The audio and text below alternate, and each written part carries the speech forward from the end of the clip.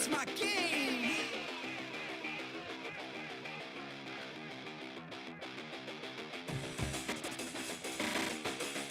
It's my world.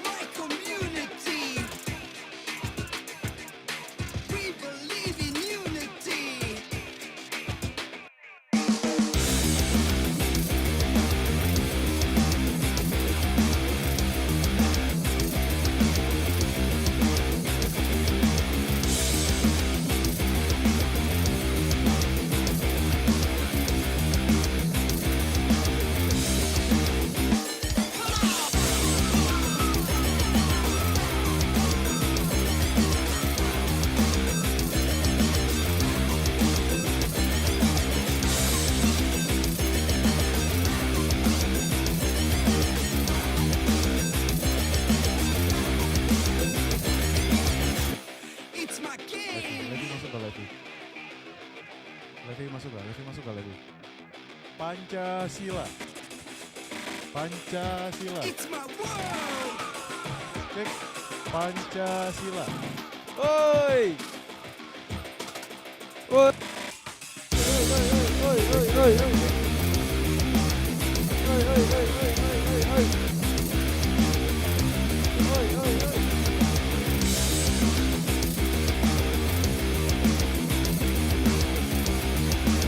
Oi.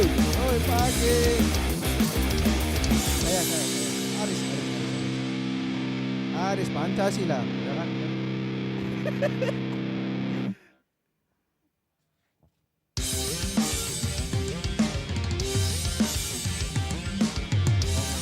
Mic 2 bunyi kau.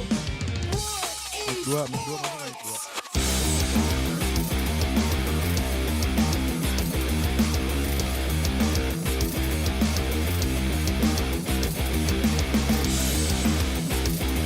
Cek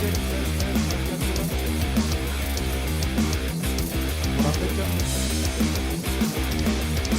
Cek. It's my game. Halo. Ya, ini mic 2. It's my Halo. world. Halo. Belum masuk, Riz. It's my community. We believe in unity.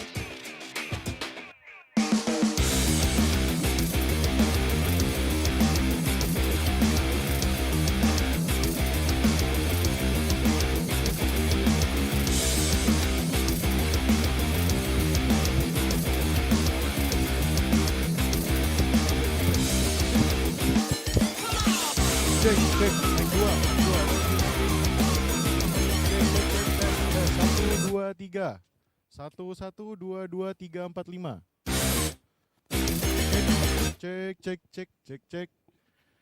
Cek. Apa? Coba apa, Om? Ini lagi cek nih dari lagi. Cek.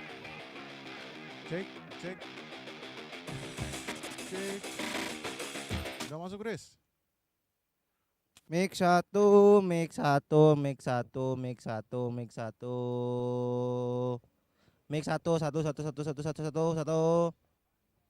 Pancasila, satu ketuhanan yang Maha Esa, dua kemanusiaan yang adil, beradab, tiga kerakyatan dipimpin oleh hikmat, kebijaksanaan dalam pimpin.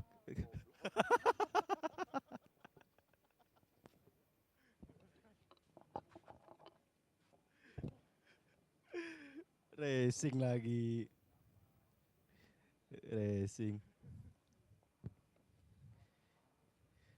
Cek. 1. Oi.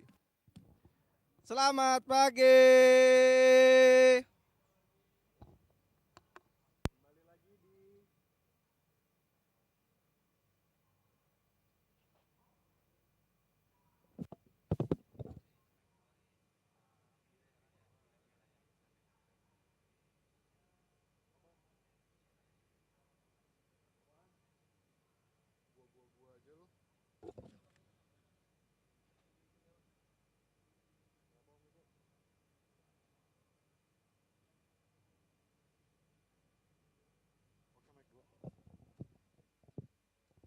Cek tes 1 2 1 2. Wah, lu gimana nih, Riz?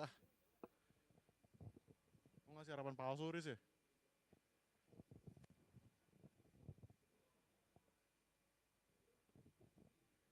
Cek. Cek. Ini 2 nih. 2. Cek. Number 2. Cek.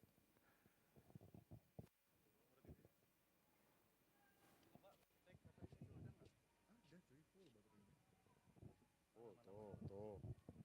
Cek. Ini mic 2. Ini live ini. Gimana sih, kurang kenceng suara lu. Dari tadi gue teriak-teriak. Cek. Ya. Tapi ada kan? Ya. Iya. 1. 1. Ya udah, nih. Ya, gimana? Selamat pagi, Levi. Apa kabarnya hari ini? Good morning. Bacot lu. Good morning. Aduh bahasa Inggris lagi. Good morning. Kagak ngerti gua bahasa My Inggris. name is Levi. Iya. I'm from Birmingham. Heeh. My name is Levi. I'm from Birmingham. Heeh. I'm here for the Mobile Legend. What's fresh and present Marusaka Uh, for you? Marusaka. You're Ah, talking about Marusaka. Oh, to me, it is very beautiful. It's quite astonishing. The gimana view Om? is very beautiful right here. Aduh masuk nggak? Dua nggak masuk ya Om? Dua gimana Om? Kok tapi Om dengar? Oh dari Aris ya, dari komnya Aris ya. Coba gua naikin juga. Halo. Eh, Cek tes 1 2 1 2 1 2 cek 1 2 cek 1 2 cek 1 2 1 2 cek 1 2 1 2 masuk tapi kecil kayak dari mixer aja coba. Nah kan, aduh Aris. Oke keluarin ke, itu kabel itu nyaris colokan auxnya ada di belakang.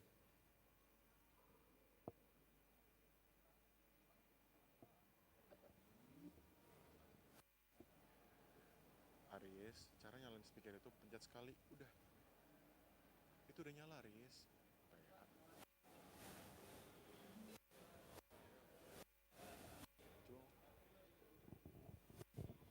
cek. Oke. Cek. Ini masuk Om. Masuk nih aman nih. Iya. Oke, kita coba tes wawancara Om. Oh, it's okay. Oke. Cek. Good morning. Morning. Apa nih apa It ya? is a very beautiful day right here. Yes, okay.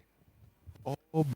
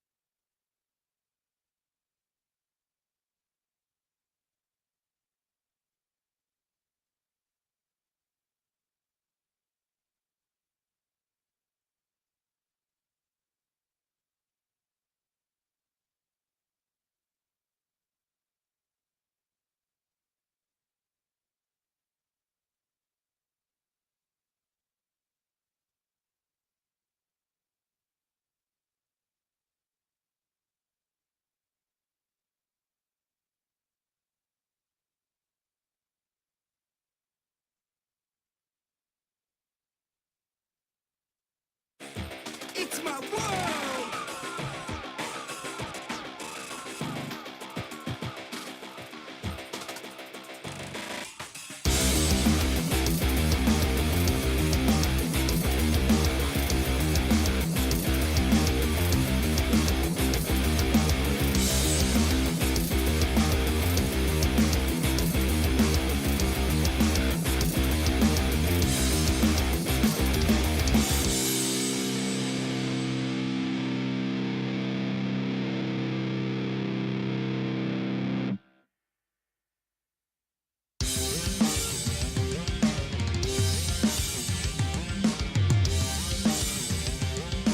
What is sports?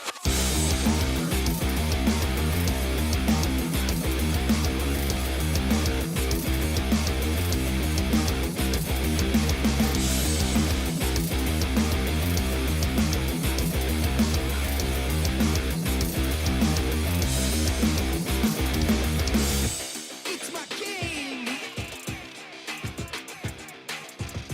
It's my world. It's my community. We believe in unity.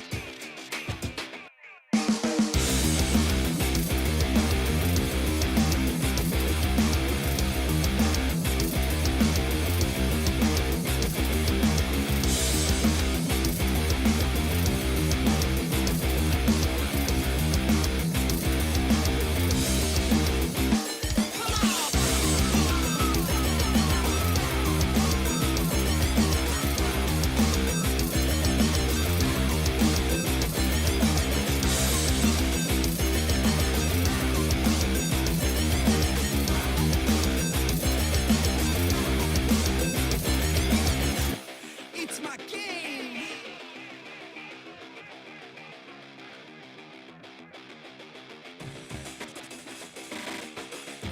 It's my world.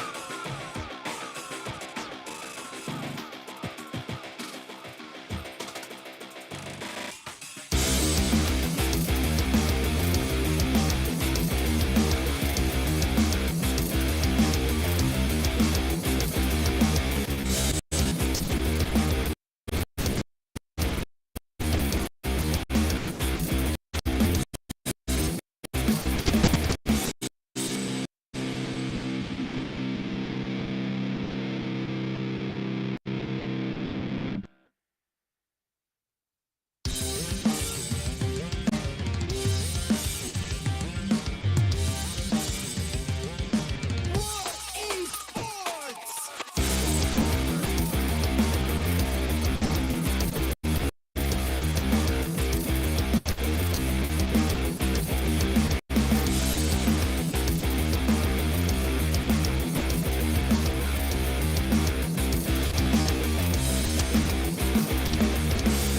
It's my game. It's my world.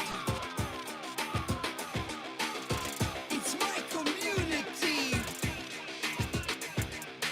We believe in unity.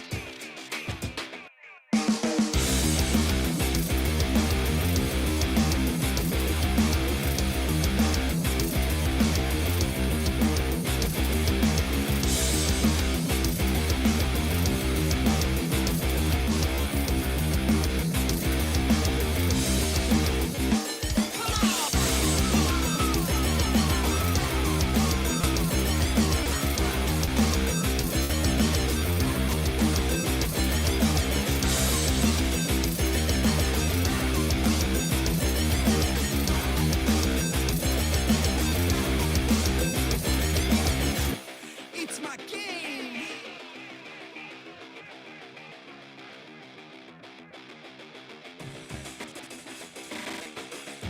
It's my world.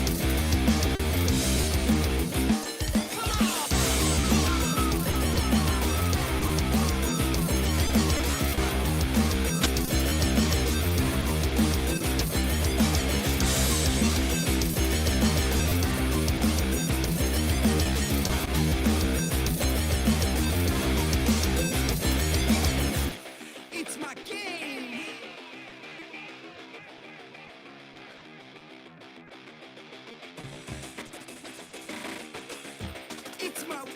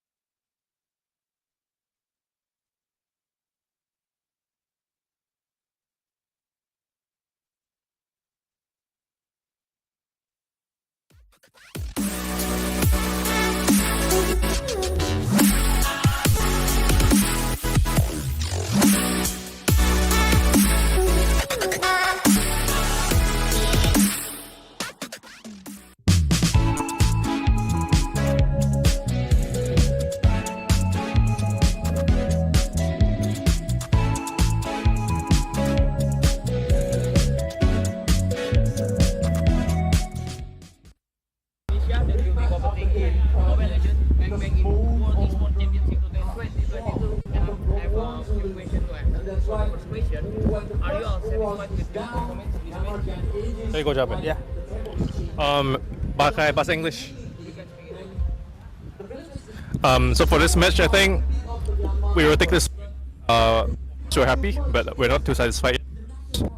Our to win the whole championship. So the next question, what is your key factor that helped you to win in this match? Key factor that was win this match is everyone's hard work. Everyone really put in the effort, the time, and mainly just trust between everyone over here and everyone doing their job. Because without everyone's contribution, we wouldn't have been able to do it.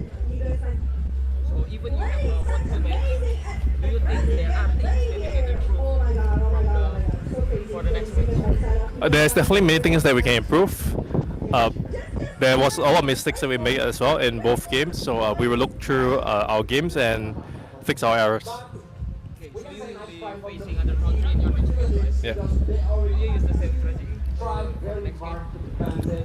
Strategy-wise, we cannot really disclose, but I can assure that we still have other strategies out there, and we will see what we want to pull out for each different team.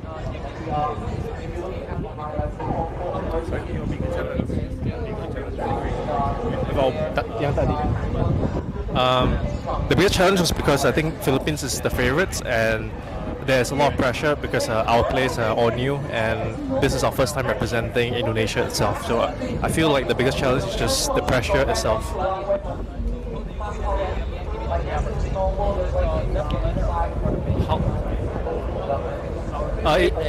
It feels really great to win the M3 champions, but we know that there's a possibility that they will make a comeback, and we will eventually might face them again. So we're happy for now, but we're not too happy yet. So for the last question, we know that the weather in Bali is hot, right? And the game is on the upper stage. So does the weather affect for the match?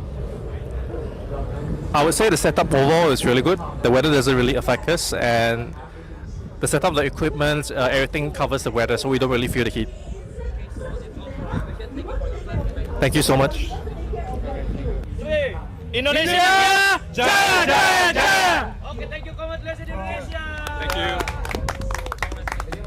Hi guys, back again with me, Putra Sutopo as your fellow host. So right now, I'm at the Earth Stage area, where this area will be used as the stage for opening ceremony of Iesf 14 World Esports Championship Bali 2022. As you can see behind me, they are all practicing for the opening ceremony at 7 o'clock GMT plus 7. To be honest, I cannot wait to see the opening ceremony because there will be an amazing performance from Alfiref and other performers. So, for those of you who want to watch it, you can watch it through the Iesf official channel on Twitch TV. To be honest, you need to watch it, okay? So right now, I want to continue to see their practicing for the opening ceremony. Bye guys.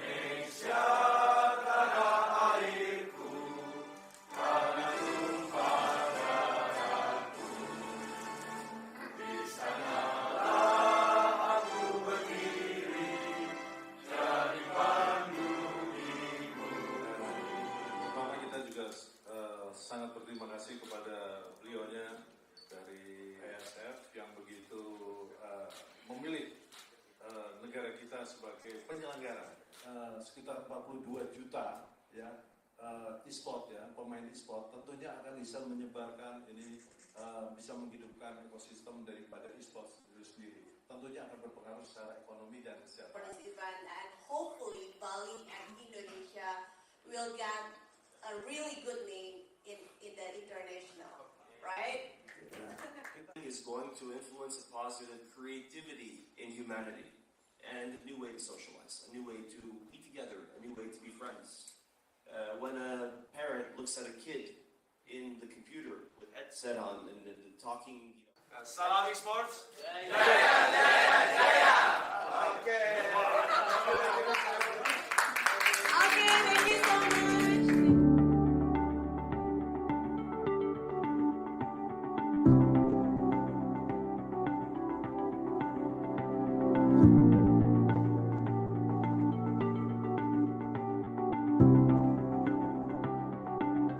Let's go Bali. Let's go Bali.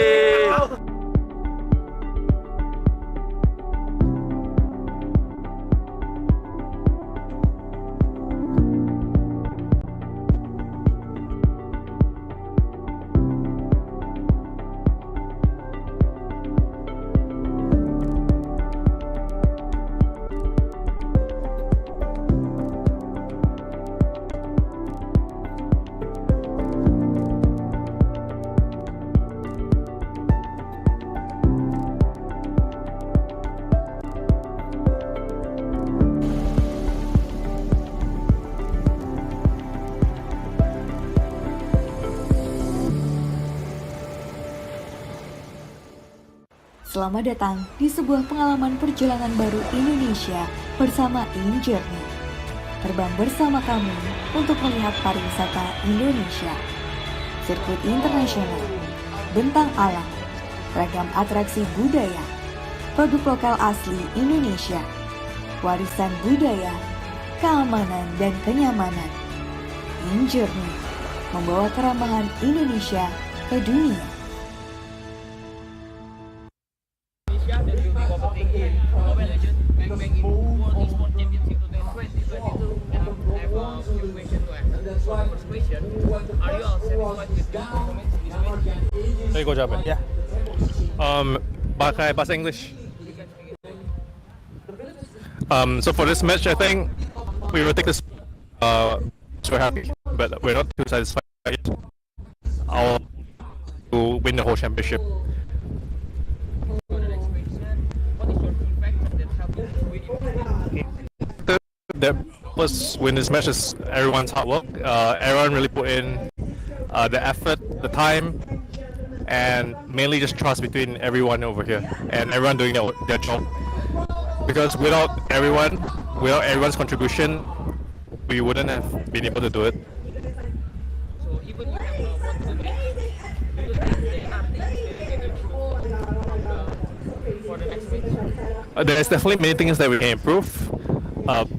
There was a lot of mistakes that we made as well in both games, so we will look through our games and fix our errors. Okay, so you will be facing other country in your next game, right? Yeah.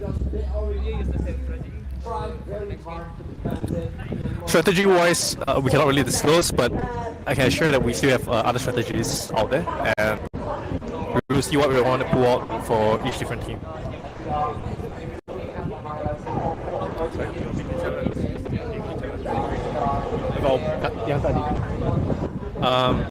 The biggest challenge was because I think Philippines is the favorites, and there's a lot of pressure because our players are all new, and this is our first time representing Indonesia itself. So I feel like the biggest challenge is just the pressure itself.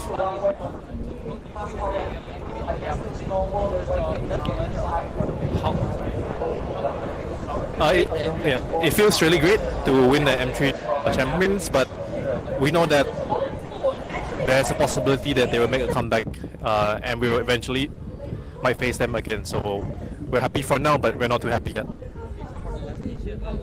know that the weather in Bali is hot, right? And when the game is on the upper stage, so does the weather affect for the match? I would say the setup overall is really good. The weather doesn't really affect us, and the setup, the equipment, everything covers the weather, so we don't really feel the heat. Thank you so much. Indonesia! Jaya, jaya, jaya! Okay, thank you, Kementerian Indonesia. Thank you. Hi, welcome back to the Iesf 14 World Esports Championship Bali 2022.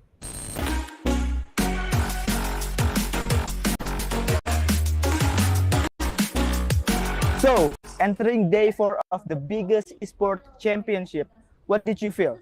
Did you have some fun? Anyway, entering the next round of this tournament, the competition is getting louder, more intense, and more entertaining. Today, there is 4 games that will be played in this tournament. CSGO on the ice stage, Dota on the earth stage, Mobile Legends on the water stage, and PUBG in fire stage. So, are you ready to watch more matches on this day? But before that, here's the joy of the day 3 of the Iesf 14 World Esports Championship Bali 2022. Enjoy!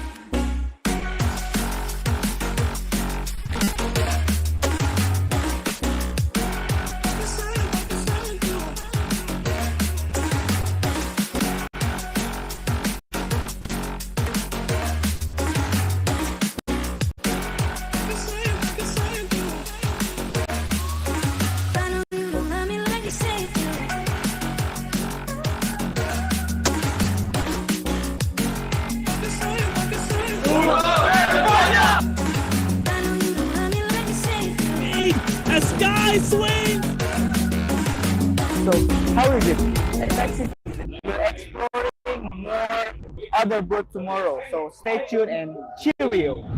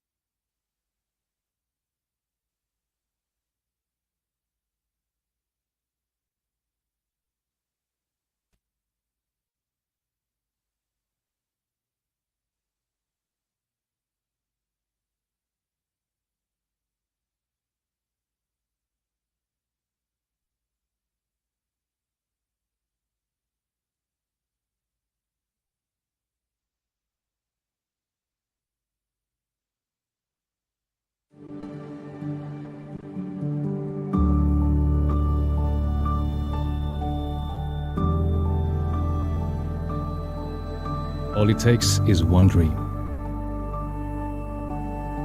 One dream that becomes a journey. To drive an ambition. Believing in yourself. Persevering challenges. Always focused on the dream. To grow aspirations. Having the will to keep going. Building a future with a legacy. Knowing dreams can come true. Over 11 years of growth. The spirit of entrepreneurship. Created possibilities.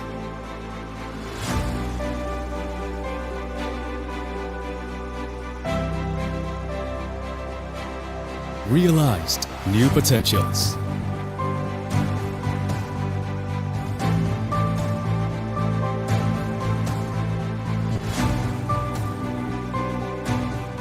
Innovate for the better.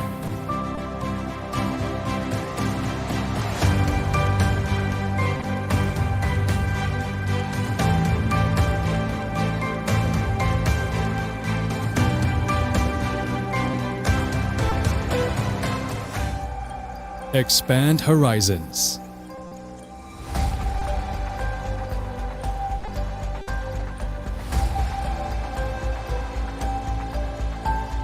To change lives.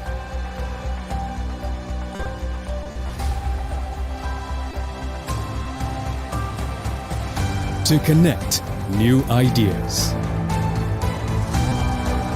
To explore new grounds.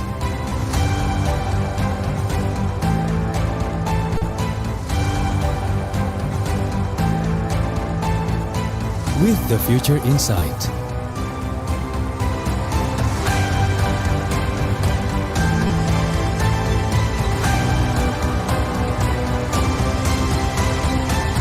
Together.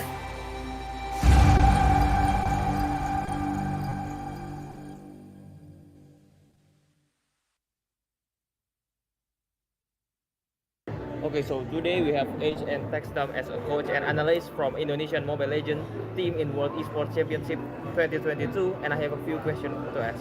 Okay, so the first question, how do you feel about this match? Are you all satisfied? Or maybe there's something that you all need to improve from this match?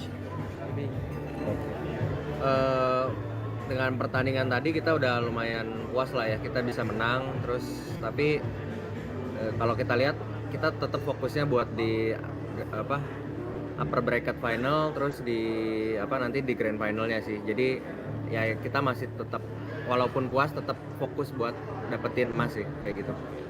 So what do you think about your enemy performance today?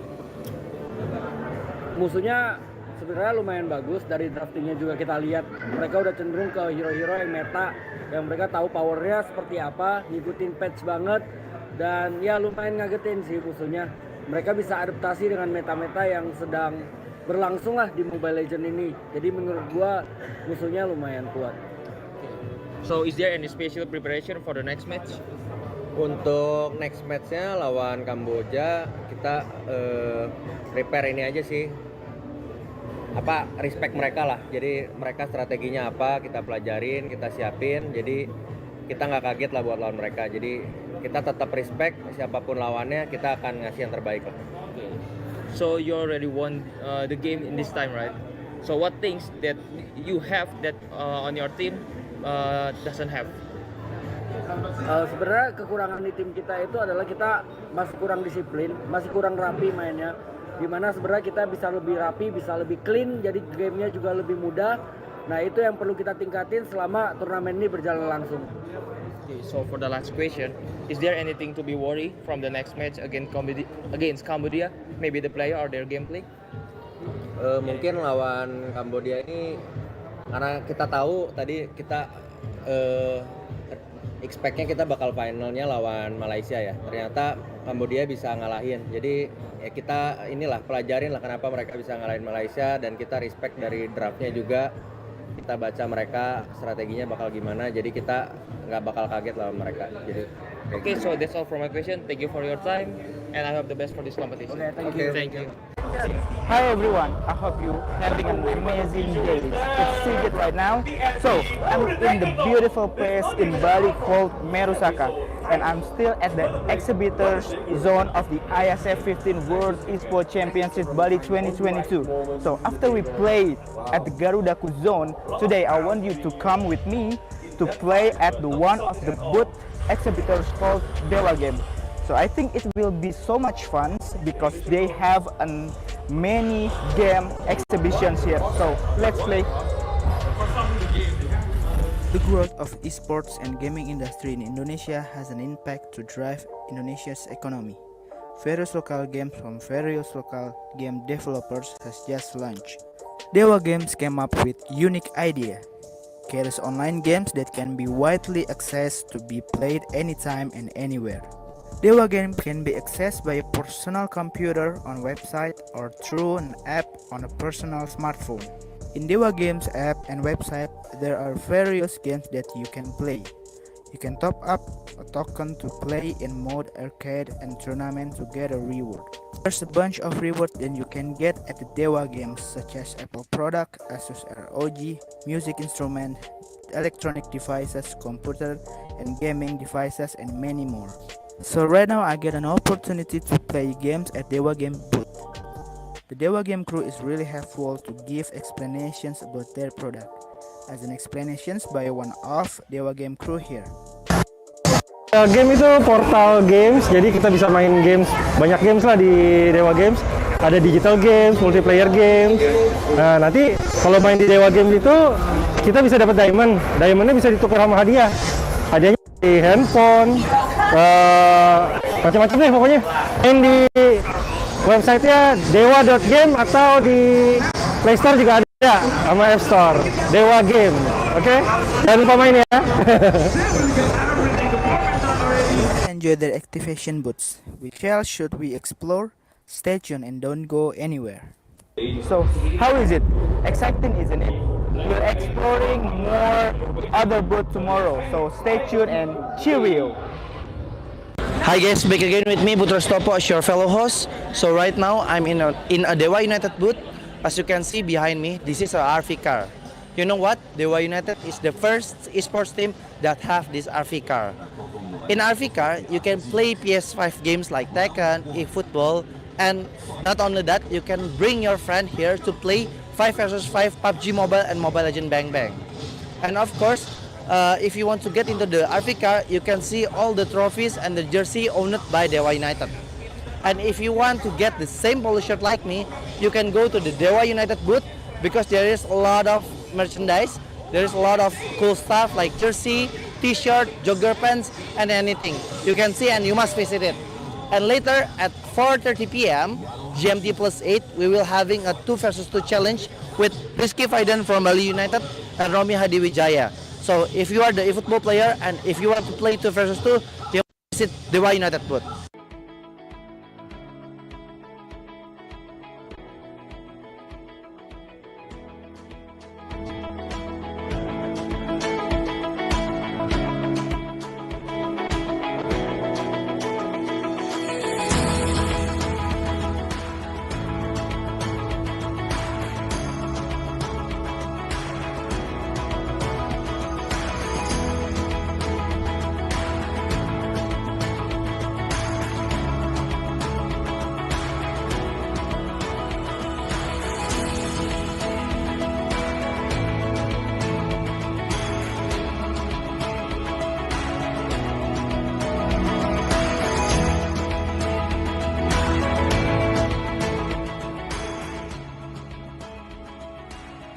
So today we have Cambodia that will be competing in Mobile Legends Bang Bang in World Esports Championship 2022, and I have a few questions to ask.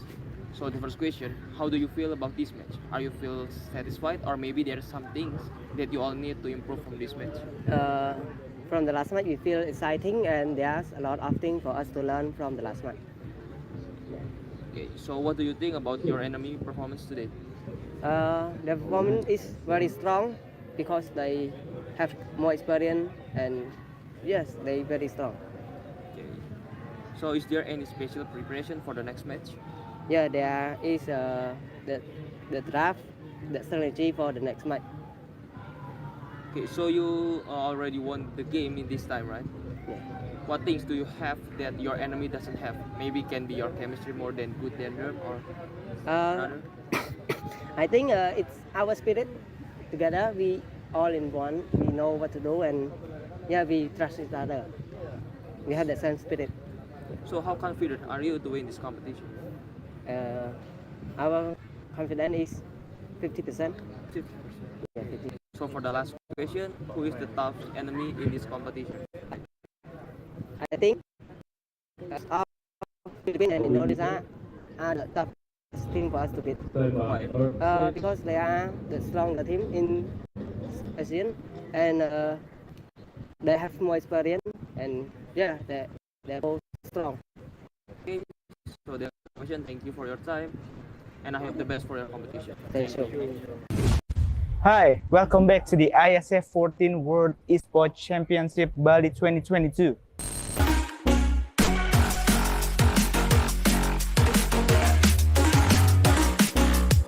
So, entering day 4 of the World Championship, what did you feel? Did you have some fun? Anyway, entering the next round of this tournament, the competition is getting louder, more intense, and more entertaining. Today, there is 4 games that will be played in this tournament. CSGO on the ice stage, Dota on the earth stage, Mobile Legends on the water stage, and PUBG in fire stage. So, are you ready to watch more matches on this day? But before that, here's the joy of the day 3 of the Iesf 14 World Esports Championship Bali 2022. Enjoy!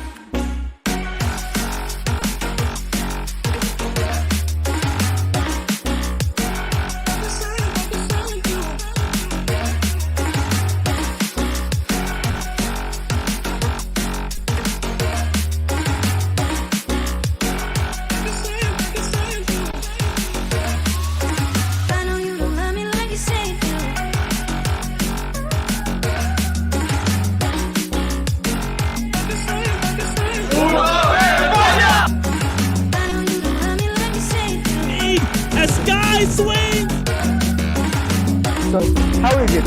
Exciting, isn't it? We're exploring more other boat tomorrow, so stay tuned and cheerio! Hello everybody, we have Kesian here as a BA from Onyx Esports. Yeah.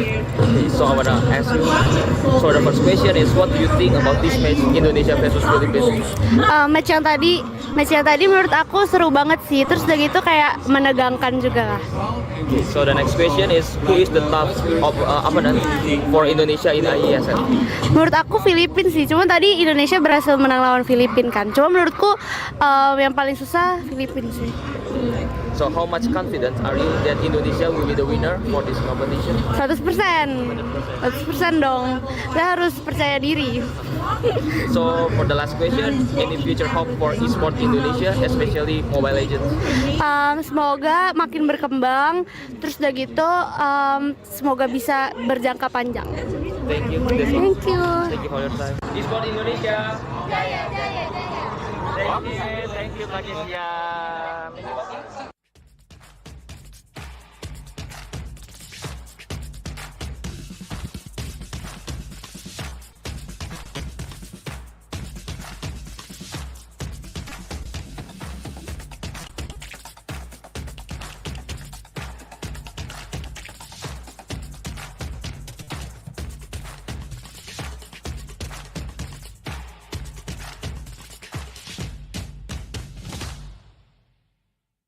Okay, so today we have Malaysia Mobile Legends teams in Esports Championship 2022, and I have a few questions to ask. So the first question, how do you feel about this match? Are you all satisfied, or maybe there are some things that you all need to improve in this match? I mean, we are okay. We are fine with it because yes, before this game we lost, but it was our mistake. I think mistakes are the best teachers, and we learn from it. Moving into this game, we were having another way of thinking, and yes, we won again. A little satisfied. So, what do you think about your enemy performance today?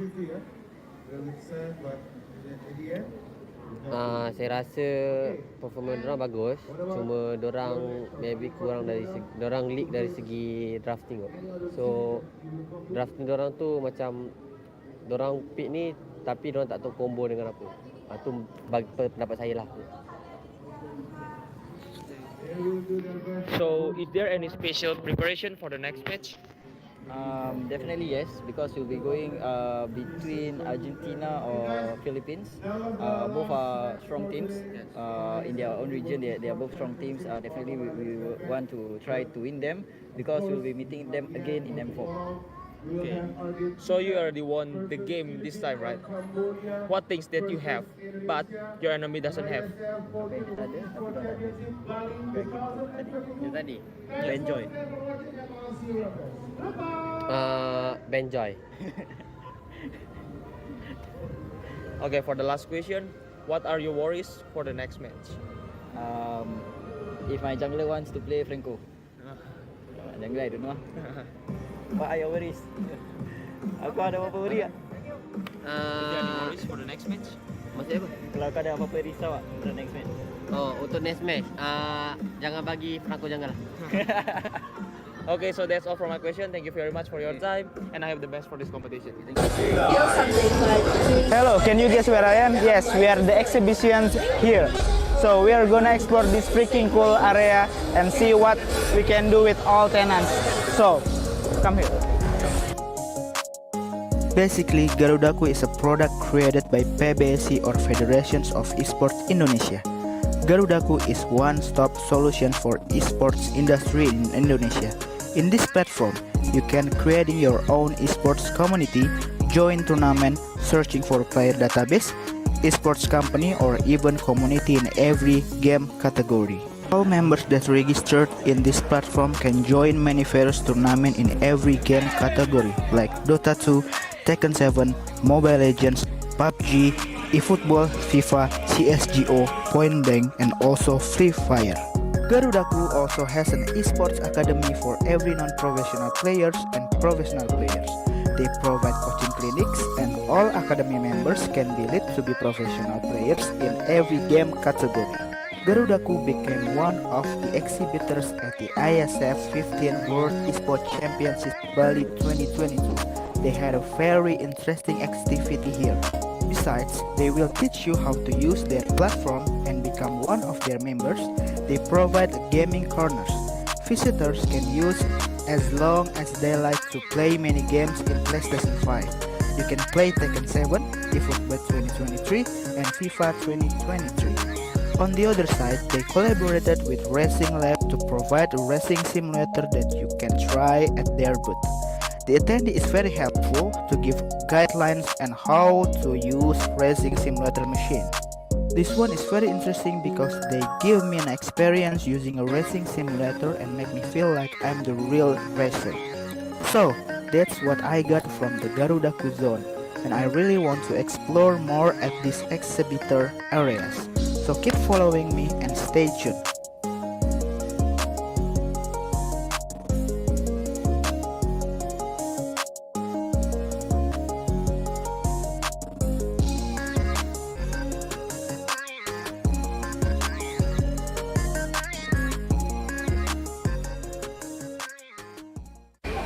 Nah, setelah hari ini kita bahas berbagai macam match, mulai dari match yang ada di Ice Stage ataupun yang ada di Fire Stage. Sekarang saya mengajak kalian untuk relax terlebih dahulu, di mana saat ini saya berada di booth area. Di sini banyak banget berbagai macam activation yang disediakan oleh booth-booth, baik itu booth dari sponsor ataupun booth-booth dari partner-partner PBSI dan Iesf. Seperti yang ada di belakang saya, ini ada Garudaku Zone, di mana seperti yang kalian lihat, di sini banyak banget area-area permainan, ada racing simulator, ada juga mesin capit yang bisa mendapatkan hadiah item-item Dota, atau di sekelilingnya banyak sekali game-game.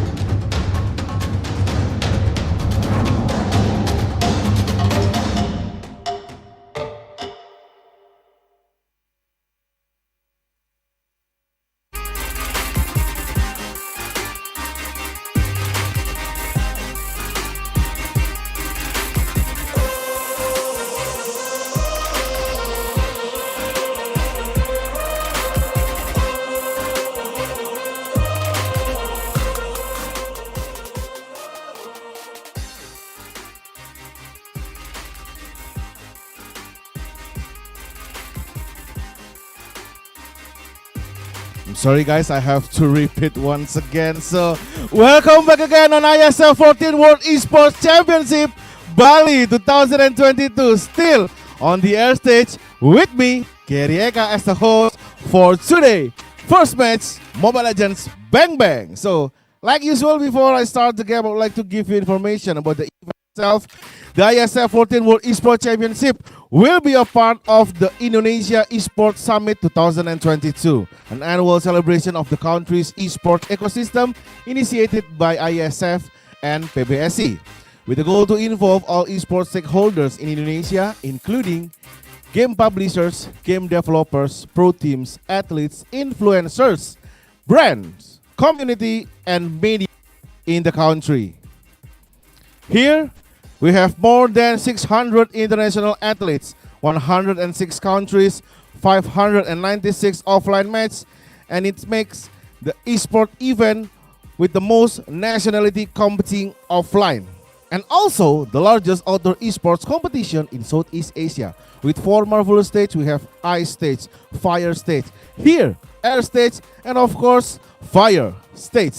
And 6 games includes CSGO, Dota 2, Mobile Legends Bang Bang, PUBG Mobile, eFootball 2023, and Tekken 7. Especially for the CSGO, there is not only a CSGO male, but also we have the first female CSGO tournament this year. Alright guys, let us invite the 2 teams, the 2 countries that will compete in the first match of Mobile Legends Bang Bang on ISF 14 World Esports Championship. Please welcome the first team, the home of Lionel Messi, of course, the boys from Buenos Aires, Argentina!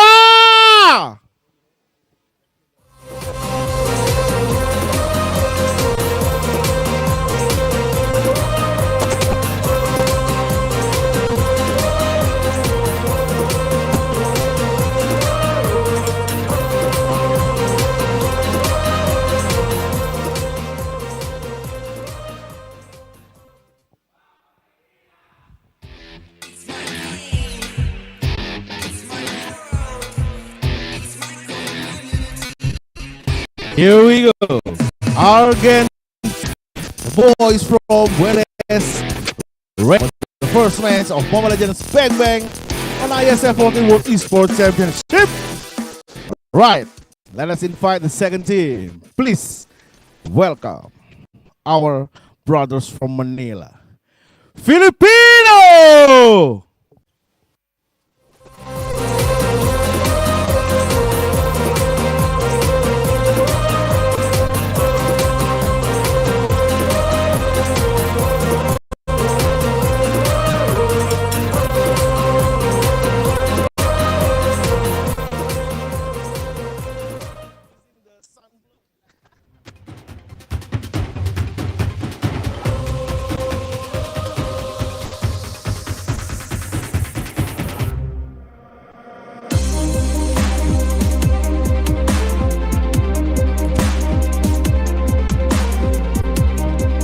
All right. Please give big applause for Filipina. Okay, let us start the first game, the first match of today on Mobile Legends Bang Bang on ISF 14 World Esports Championship. I'm sure both of them are ready, so one word for ISF 14 World Esports Championship is Argentina. All right. One word for ISF 14 World Esports Champion. Lakad matatag. Lakad matatag! Normalin! All right, guys, you can handshake each other. Words I have not. Okay. Boys already goes to their room and let us start the game for today on ISF 14 World Esports Championship Mobile Legends Bang Bang. Let us take to the caster that will lead the game for today. Duet Como, Mirko, and Momo-chan.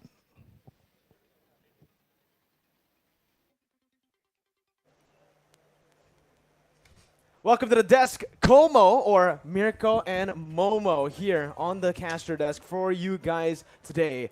And we have a stellar match, another good match. Argentina up against Philippines. Argentina and Philippines both having something in common here. Both were knocked down to the lower brackets by Indonesia. Oh, quite interesting here. So it's gonna be another lower bracket match for today. So another team will say goodbye for our first match. So I hope all the best for the team, of course. But yeah, it's gonna be hard since we know that Argentina, they almost stay in the upper bracket quite solid though from the draft here, but we know how strong the Philippines as well, even though we didn't expect as well that Philippines will go into the lower bracket on the second day. Yeah, it was definitely a shocker to a lot of people. Again, in the MLBB world, this roster that the C-ball team have for the Philippines, that's very well experienced. The roster has been very dominant in the Philippines and even internationally in the world. Yeah. But now up against a new team, Argentina, right? They're relatively new into the MLBB scene, coming into this tournament as well in Iesf, going up against a lot of different teams. They show that even though they lost against Indonesia yesterday 2-0, they were able to show a lot of good glimpses, you know, that brilliant style that gave them the victory first in the matchup against Slovenia. Yeah, I agree with that. And Philippines, they are still trying so hard to hang in this tournament major. We know how strong the Southeast Asia team here. And of course, Argentina is their next homework needs to be done. Yesterday, Philippines, they finally succeed to make Slovenia leave this tournament. Is it going to be another team, which is Argentina, or maybe Argentina will be the one who kicked them out? You know, so far we've seen crazy surprises. We've seen a lot of underdogs actually rise up to the occasion and get the dub. So it's going to be a very interesting matchup to see. Again, Philippines up against Argentina. Both the Philippines have a chance to send each other home. But we'll see how it plays out. It is a best of 3, just as a reminder to everyone back at home. And while we're on the point of that best of 3 and on ISF, I want to tell you guys that the ISF 14th World Esports Championship is supported to you by wonderful Indonesia, Kemenpora, NOC, and Connie. We also want to give a massive thanks to all of our sponsors, JHL Group, JHL Auto, NusaPay, Das, Gudang Crypto. We also have Pertamina, Taiwan Excellence, Hydro Coco, IndyHome, Telkomsel, HIN, Episode Hotel. And we also have this wonderful venue here, Merusaka Nusa Dua, with Mineski Global, Indonesia Football E-League, ESID, and Lemon ID. Yep, and thanks for our media partner as well. We have Net TV, Trans7, Detik.com, Esport ID, and also we have Video.com here, Dunia Games, Dance TV, Dance Play, Merah Putih, Bola Score, and Kami Bijak. Without you guys, maybe there's no, updated score here. There's no update bracket as well. So thanks for all of media's partner and also the sponsors. Because without you guys, maybe it won't be here. We won't be here. And ISF 14 Bali will not be held, right? Definitely not, man. Again, massive thank you to all the sponsors and everyone that supported ISF 14th World Esports Championship. Right now, we're going to get to the match in a very, very short period of time. And with Philippines and Argentina going at it, let's talk a little bit about the styles here, Momo-chan, as we jump into the prize pool. The total prize pool for the ISF World Championship is $100,000 here, with first place taking out $50,000. Then second place with $30,000, and third place going to be walking back home with $20,000. Yep, I think a lot of monies will be competing in the Bali IESF 14 World Esports Championship. And of course, the tournament format is still on the best of 3 series until the lower bracket final. Meanwhile, we already have a lot of teams that actually had to say goodbye yesterday. Slovenia, Namibia, and also so there will be more, and I think there will be 2, right? So it will be 2 teams that will be say goodbye today, because we will have 2 lower bracket matches for today. And the first one we will start with Argentina against Philippines. The second match we will have Cambodia versus Indonesia in the upper final, and we will go to the upper bracket in the lower bracket, which is Malaysia. Either it's Argentina or Philippines. We'll see what happens. Right, it's already waiting in the lower brackets there, about to go up against one of the teams, Argentina or Philippines. But if we take a look at that upper bracket final as well, we have Cambodia versus Indonesia to see who will get to that grand final position first and who will be knocked down to the lower bracket finals. Here is today's schedule, 6 December 2022 with Philippines versus Argentina starting us off on the day, then followed up by Cambodia versus Indonesia, and then Malaysia versus whoever loses, or whoever wins actually, in the first match, which is Philippines or Argentina. Yeah, so there will be two teams that will leave this ISF 14 World Esports Championship. But let's talk about our first match for today, Argentina versus Philippines, which is we know that Phil Luna and the rest of the Philippines member here, they don't want to go home for today. Same as an Argentina here, Papadoc, and as a mid laner for the Argentina. Meanwhile, Soriano and Iesf. I just feel that Soriano, if we talk about this guy in the first day, when they for the first time, right, for the IESF, I just feel that he's not that much comfortable because that, you know, sometimes he got ganking, sometimes he also had his farm as a gold laner here. But for the head-to-head, if you compare to Iesf, actually he has a good KDA. Meanwhile, Iesf always find the space to farm with the huge gold per minute here with 990 compared to Soriano 138. It means Soriano kind of struggle in his lane. Yeah, I say that, right? And I mean, because of the kill per game as well, Eric. yeah, looking at the kills, looking at the statistics, it does, you know, from just two of the stats, or just one here, GPM, Yeah, Iesf is a bit better, right? So in terms of the farming department, Iesf has been known to just be such an efficient farmer in lane. Meanwhile, Soriano, unfortunately, up against Indonesia, was actually bullied, targeted down. So that definitely impacted his GPM. Yeah. We'll see, though, because both of these teams were able to destroy Team Slow 2-0. Yeah. And we'll see right now if both of them can head up against one another. And we'll see who wins to move on over to the matchup against Malaysia. But ladies and gentlemen, without further ado, we're going to jump straight into the drafts for the first match of the day. Argentina takes on Philippines. Let's go. How about the draft ban pick? Because we know now Joy is available. So 100% must be one need to be spent for this Joy. There is Argentina, maybe Philippines. And of course, Argentina, as the first pick, they want to take the Joy as well. So there must be one hero that needs to be, you know, abandoned or maybe left out from the banning here. Well, we'll see first, right? Because yesterday we did hear from Argentina, where they missed one ban in the first phase against Indonesia. Hopefully that doesn't happen again here for Argentina. Again, up against Philippines, who will just ban out that Joy, like we mentioned.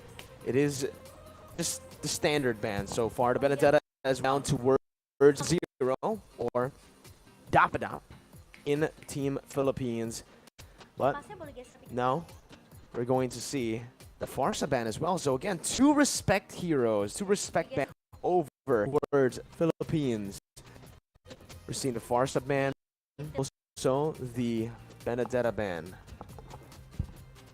And now let's take a look again at Team Philippines. What are they going to ban over towards Argentina? The Joy firstly, and the second ban to come here. It should be, again, just the Prio heroes coming in, the Wanwan, the Kaja, and it will be the Kaja for Philippines right now up against Argentina. And we're going to take a look at who is going again. It does seem like so far in this tournament for Team are they really going for these team fight compositions with a lot of AoE damage and a lot of AoE engages. We saw the Atlas was a favor for Argentina. If they do want to go for the Atlas again, they need to set it up from the drafts here by banning out a Diggy, by banning out a hero that can really stop that Atlas from doing whatever he pleases. Yes, there's no Benedetta. The Joy, of course, needs to be here from the game. And Kaja. So it will left Valentina, Leo Mortis, and also Wanwan. The Wanwan. It's been left open so far. So it will be another contest for Mortis and if I'm not mistaken, right? Because Philippines, I don't will take the risk to just let 1-1 out in the hand of Argentina. Maybe, right? Maybe they, I don't know. Looking at it again, Philippines, they really on the Matilda, a lot of the, grouping up, the heroes that group up together. So up against the 1-1, it's actually not that bad. But for Philippines, it feels like it'll be just better to ban that 1-1. A bit too much lane pressure, a bit kill pressure as well in these team fights for that one. We might just see happen here. For the respect ban towards Jotun instead on that Hayabusa. Wow. We saw the Hayabusa up against Slovenia and Indonesia. Even though they lost up against Indonesia, that Hayabusa definitely gave a few problems over to Indonesia. But now it is who's going to go for the first in series game. A la carte over by Argentina. I think it's going to happen. Usually really to prioritize the Atlas or the heroes early on. Okay, so they are more into the such as maybe a knock or maybe it's a stun, but the Alucard, I think they are still, like trying to discuss that maybe the 1-1 open, it's their option. First pick, meanwhile it's gonna be D. Which is a counter towards that 1-1, right? So basically what Argentina are saying is, we're picking up the counter towards 1-1. You're free to pick that 1-1. You're free to pick these crazy CC heroes because we've opted to go for the Diggy here that can really nullify all that. And Philippines now, they have a chance on. What are they going to go? Still going to try to force that 1-1, or will they go for the standard draft we've seen them, right? We've seen in the first phase that really like or the Beatrix. Yeah. For Zoriano, right? So is it gonna be Beatrix? But maybe the Beatrix will go in there because they will play this Fredrin and leave the high ground over Philippines. Still no when or might be just more comfortable with their Beatrix. We haven't seen him play so many time tricks, a lot of different. We haven't really seen a lot of his 1-1, right? Obviously, we see some of his 1-1 in MPL Philippines, but still just a hero that we usually see. Now Argentina still that he can play that 1-1. Pick it up here with the Diggy as well. If he's safer choice up against the Iesf, up against this Fredrin, I do use Song an option for Argentina. That 1-1 for the Fanny instead, and the 1-1 mode in. They might get that threat onto the presence from Philippines. Exactly what they are with the Fanny. Yeah, and I think next some over here, maybe it's gonna be front just in case the cable is going towards into the backline, trying to target this as the first start of Fina. And it's gonna be Mom you. I think it's interesting because I'm also waiting for it, and there you go! Oh my god! Please. Oh. It's the Estes, alright. It's the Estes for the signature for this team. How this plays out, the Estes. We haven't seen Estes at all this tournament, so this is the debut. This is the first Estes in Iesf. The first on the first shadow pick. Only the shadow pick, right? She changed it to the Matilda, not mistaken. Then the Estes comes in the of F here. But again, is it gonna be tricks or who could lean Philippines? Yuzong. The massive damage coming from Argentina towards the backline of Philippines. We're gonna be Iesf. There's no Beatrix. Oh, so respect from Argentina. Soriano. Yeah, it's very respect, man, from Argentina. So far, if you look at the bands, it does feel like every single band is respect, right? Respect bands over here. to the Beatrix. Sure, the Valentina is a prio ban, but everything's been reserved team Philippines. Also expecting Argentina to go Zong ban. We saw that Zong created problems for Philippines. The first for them, Philippines. Now this second phase, the final ban from what's it gonna? It's gonna be a lane ban, and it is. Hinting at the fact that maybe Phil want to this Fredrin or the XP lane and not put it in the jungle, or it could actually just pick something else for Edward, for Dapadap. Esmeralda is still up to Uranus as well. You haven't really seen a whole lot of Esmeralda and Uranus in now. Okay. Oh, they go for the kill. Yeah. Oh, for Dapadap. Right. I think it's not gonna be Nana, but if they want one minute can hold definition from with Fredrin and also Paquito, Lilia could be the option. Yeah, could be a sub. But honestly, I actually like the Nana pick here if they actually go for it, right? Because it provides a lot of good utility, and guess what? Want to stay clumped up against that Nana. The old repunish you. They are also hovering over Hylos, which I is going to be picked up. Because the choice up against this grouped up comp. The Hylos definitely adds more on top of the Diggy, right? So the Glorious combined with Time Journey, head out to disengage, and sometimes even to engage on the Philippines. Okay, and it's because Argentina, I just feel that they know what they have to do if coming from, right? They want to burn very fast. They is funny going into still cable the cutthroat, and also the buff wave from Carita Max. I think will be in a lot of danger, and it's gonna be either Fredrin jungle, or I think it's jungler. The Paquito into the lane, and gonna be another Irrital for Soriano. There you go, another hero that we know. It's a whole lot of comfort on with on a pick in the East. Even the here for Dow signature Fredrin for Dalras is Jungler. So because the Paquito is go into the XP lane, and it's gonna be another Irrital for Soriano. There you go, another hero that we know. Soriano finds a whole lot of comfort on that Irithel, and Imam as well on a signature pick in the Eve, the Estes. Even the Paquito here for Dapadap, all signature picks. Just a Fredrin for Del Rosario is the hero that, again, isn't really his pocket pick, but for Del Rosario, he's played so many different heroes, the Valentina jungle, the Guinevere jungle. We even saw him play the Granger jungle yesterday up against Slovenia. So we'll see if both teams can make it here, but Momo-chan, I do want to ask you for a quick prediction based on the drafts here in game number 1 for Philippines and for Argentina.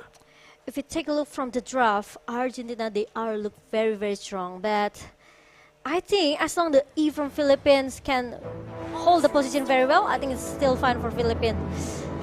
Let's see if your prediction goes the right way as Argentina and Philippines head towards the land of dawn. We shall join them early on. Again, we can already see for Philippines, they're starting on the orange buff. Meanwhile, Argentina starting on the purple buff on that Fanny. We'll see how both of these junglers choose an opposite path in this game, because with the Fanny, you want to be a bit more aggressive early on, and that's exactly what they're going for already. Meanwhile, Soriano with his Irrital needs more time to get his item. Meanwhile, Philoluna with the baby seat trying to be the first target here, and it's gonna be the first blood in the hand of Steve. Wow, first blood over already.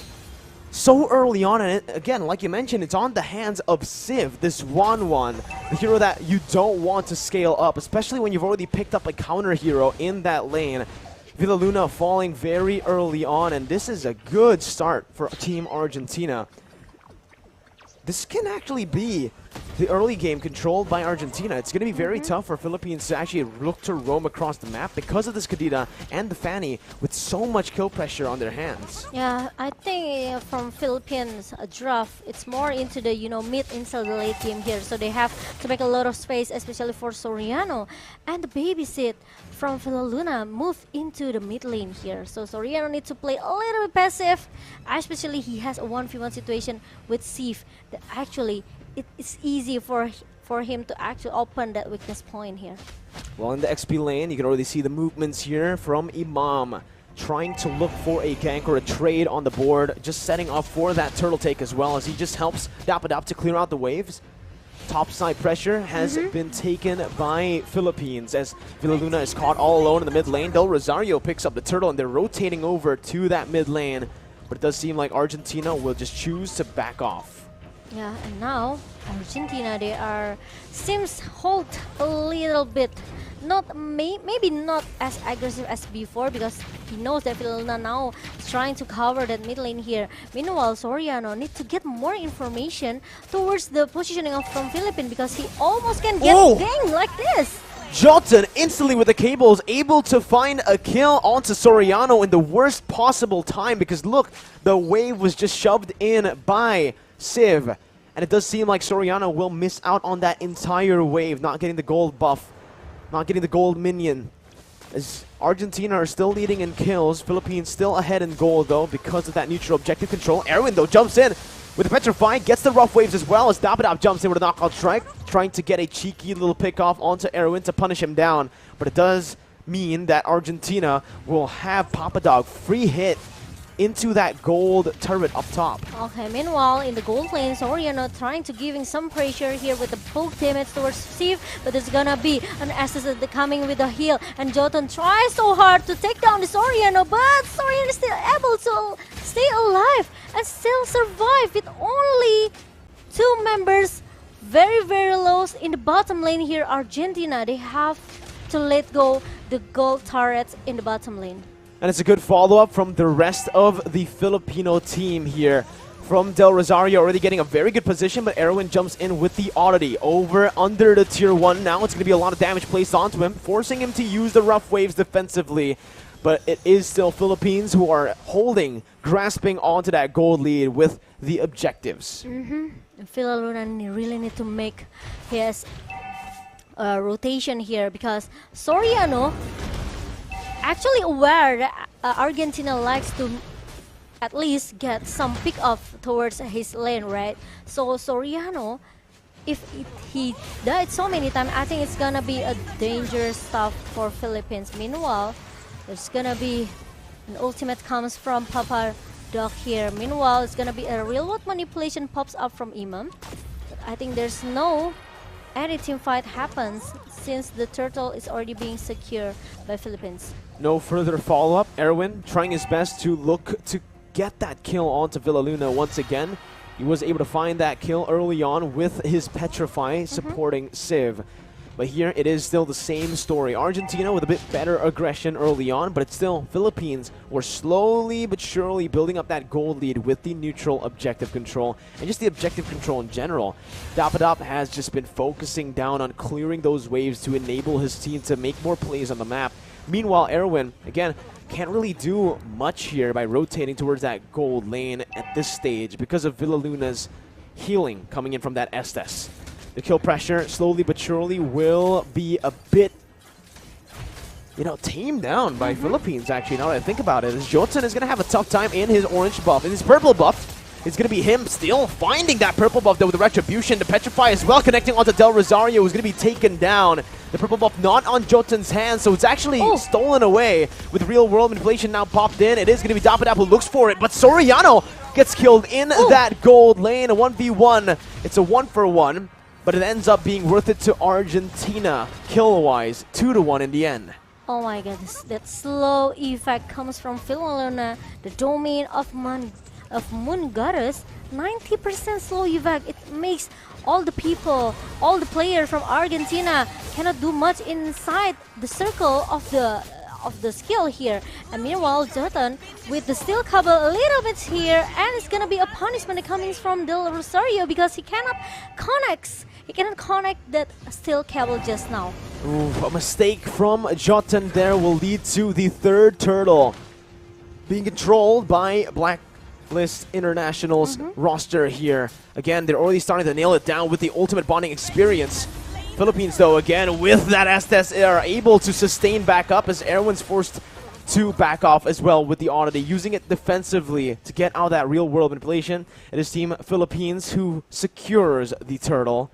3 turtles in this game so far, all towards Philippines. Yep, 2K gold lead for Philippines right now, and Rosario maybe seems need some items still for the defense item here, but meanwhile, the target from Philippines, they want to take the mid turret as soon as possible. The glorious pathway has been popped up from Papadoc, and as we can see, that actually Soriano now, they are trying, the Petrify connects to 2 member, and Papadoc really still in the good position here. Meanwhile, Soriano is still able to survive as well because there's some healing that comes from Lila Luna. Oh my god, look at the damage coming in as Jotun jumps in with the cables there, followed up. Meteoro finds the kill with the alarm bomb, and it is another worth trade for Argentina in terms of kills. Philippines so far aren't really trading these kills properly, but they are trading the kills over for objectives. That tier 1 did fall before the fight, and you can see here in the replay as to what exactly happened with Philippines clumping up together with that Estes and with the ultimate bonding experience strategy that they really like to use. It's being punished by so much AoE damage from Argentina. Yeah, and even the burst damage coming from this Kadita Erwin is gonna be a huge problem for Philippines, I think, because you know the Ocean of Oddity and another combo with the Rope Wave make at least Villa Luna almost get shut down by this guy. Almost. Almost. But again, still is able to heal back up on that Estes. It's all still chill for Villa Luna. And for Philippines, they're taking it slow. They're not really going to go for these crazy team fights again. They're just going to use their pressure and their gold lead to threaten that tier 2 take up in the top side. And now it is going to be Papa Dog who's trying his best to defend it, but it is the tier 2 taken down. Glorious Pathway defensively popped in for Papa Dog, and it's trade from Argentina over in the gold lane, picking up a tier 1. And meanwhile, Argentina finally they succeed to get the bottom turret here, and gold, I think, still leaded by Philippines here. But meanwhile, I've seen some player from Philippines quite struggle here. Yeah. We'll see here with the purple buff stolen away again by Del Rosario. Jotun's going to have a tough time. We've already seen that in this game. He's had a tough times with the cables, even with the purple buff. And now without the purple buff, this is where Philippines can really start punishing Argentina. Take a look at the items here. You can already see the DHS and the DHS and the corrosion signs built up already. Yeah. And he's already opting to go for the Wind of Nature. So that's going to be a lot of defense for the 1-1 to play with. I think for Philippines, I think it's all about the position, you know. Villa Luna need to have a good position here to keep healing all of the players from Philippines, right? Soriano cannot be caught as well. So there's no time for Philippines to give a space for Sif to open the weakness point because they don't have any counter. They don't have Lolita.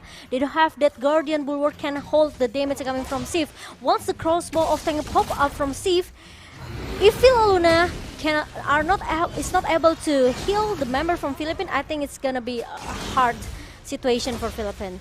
20,000 HP on that Lord. Del Rosario still playing around Lord. This Lord dance from Philippines is what we've come to know from this team. But it does seem like Argentina found the Lord now, bringing it back to reset it. But Meteoro is still holding it. Both teams still holding it on to 7,000 HP. That's going to be the engage from Erwin right now. As the Retribution battle will be won by Jotun. The crossbow tang on towards Del Rosario will be able to pick him down. Argentina backing up. Papa Dog losing a whole lot of HP. But look at Soriano, who's able to do the shot. So much damage, but will fall to the hands of Jotun in the end. Erwin caught in the midst of it all. Going to be punched to death, knocked out by Dapadop. It's a 2 for 2, but the Lord went over to Argentina. Oh my god, 2 for 3. Meanwhile, Philippines, they lost their Lord here.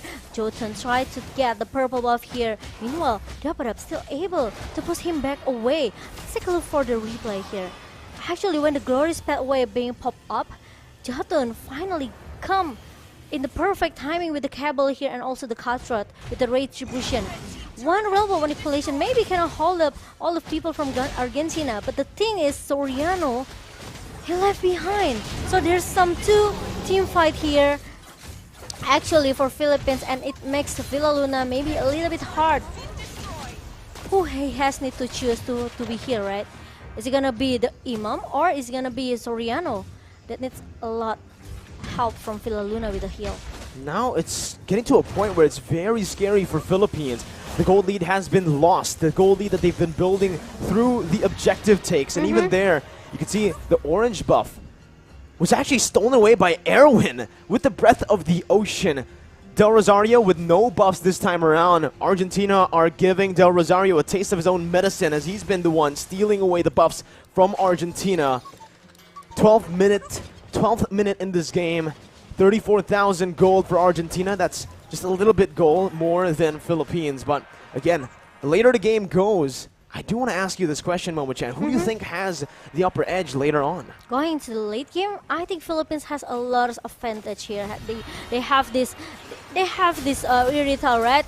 With the healing as well. Erwin, my goodness! Oh my God! The ocean finds Soriano with the flanks, and it happens again to Philippines. The flanking pressure from Argentina. It's Meteoro traded in, but it's a roamer for the gold lane, Momo-chan. This is what I talked about before. The positioning is very, very important for Philippines, right? Soriano especially, he cannot get caught. And it happened just now. Once you ask me who has the advantage into the late game, actually Philippines has it. But the problem is they have to see their positioning here. They have really in a good position, especially Villa Luna and also Soriano. The problem is they have to let Del Rosario become the front laner and Dapadab maybe. So just let Dapadab and Del Rosario tank all of the damage from Argentina, and Soriano need to be in the perfect position to just spam all the basic attack from Irithal. You can see the flanks and just these crazy engages from behind for Team Philippines have been their nightmare, right? It happened against Indonesia with Psychots. Now Jotun jumps in onto 3 members here with a glorious pathway as well. Jotun still able to get out as Papadao jumps in. Erwin not able to find anyone right now, but a crossbow Tang is going to be ready for Civ. Doesn't quite get the weakness points necessary to look for it. Dapadab now jumping forward. That's going to be Erwin once again with the damage onto Villa Luna, and Dapadab now going to be traded back in. Erwin falling in the skirmish. Meteoro pops that time journey, but it's not going to be enough. It's a 1-0 as Philippines were able to outlast Argentina. And now it's going to be 4 versus 5 situation. Meanwhile, Lord now is already popped up in the minute number 14, and Dapadab trying to get some information, trying to open all of the bush here. The slow effect coming from domain of Moongathers from Villa Luna, trying to stop that Papadok. Meanwhile, Jotun is already being shown up in the mid.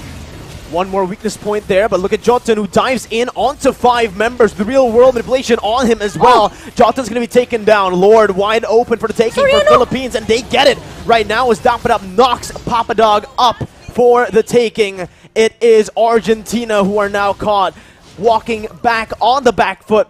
Philippines looking to use this lead, but they need to be careful of Erwin in the bush. Read out perfectly by Dapadab. And now they are focusing to get more targets objective here.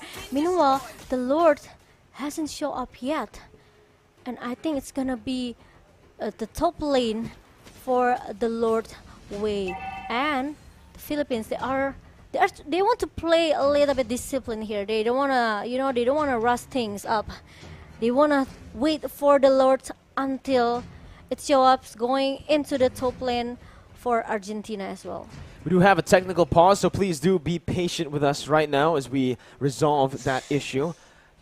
Still don't know which side it was initiated from, whether it's from the Philippines or Argentina, but we will try to resolve this as fast as possible. Again, fair play is our #1 priority here in Iesf, the 14th World Esports Championship. So please do be patient with us as we dissect the game here on the caster desk.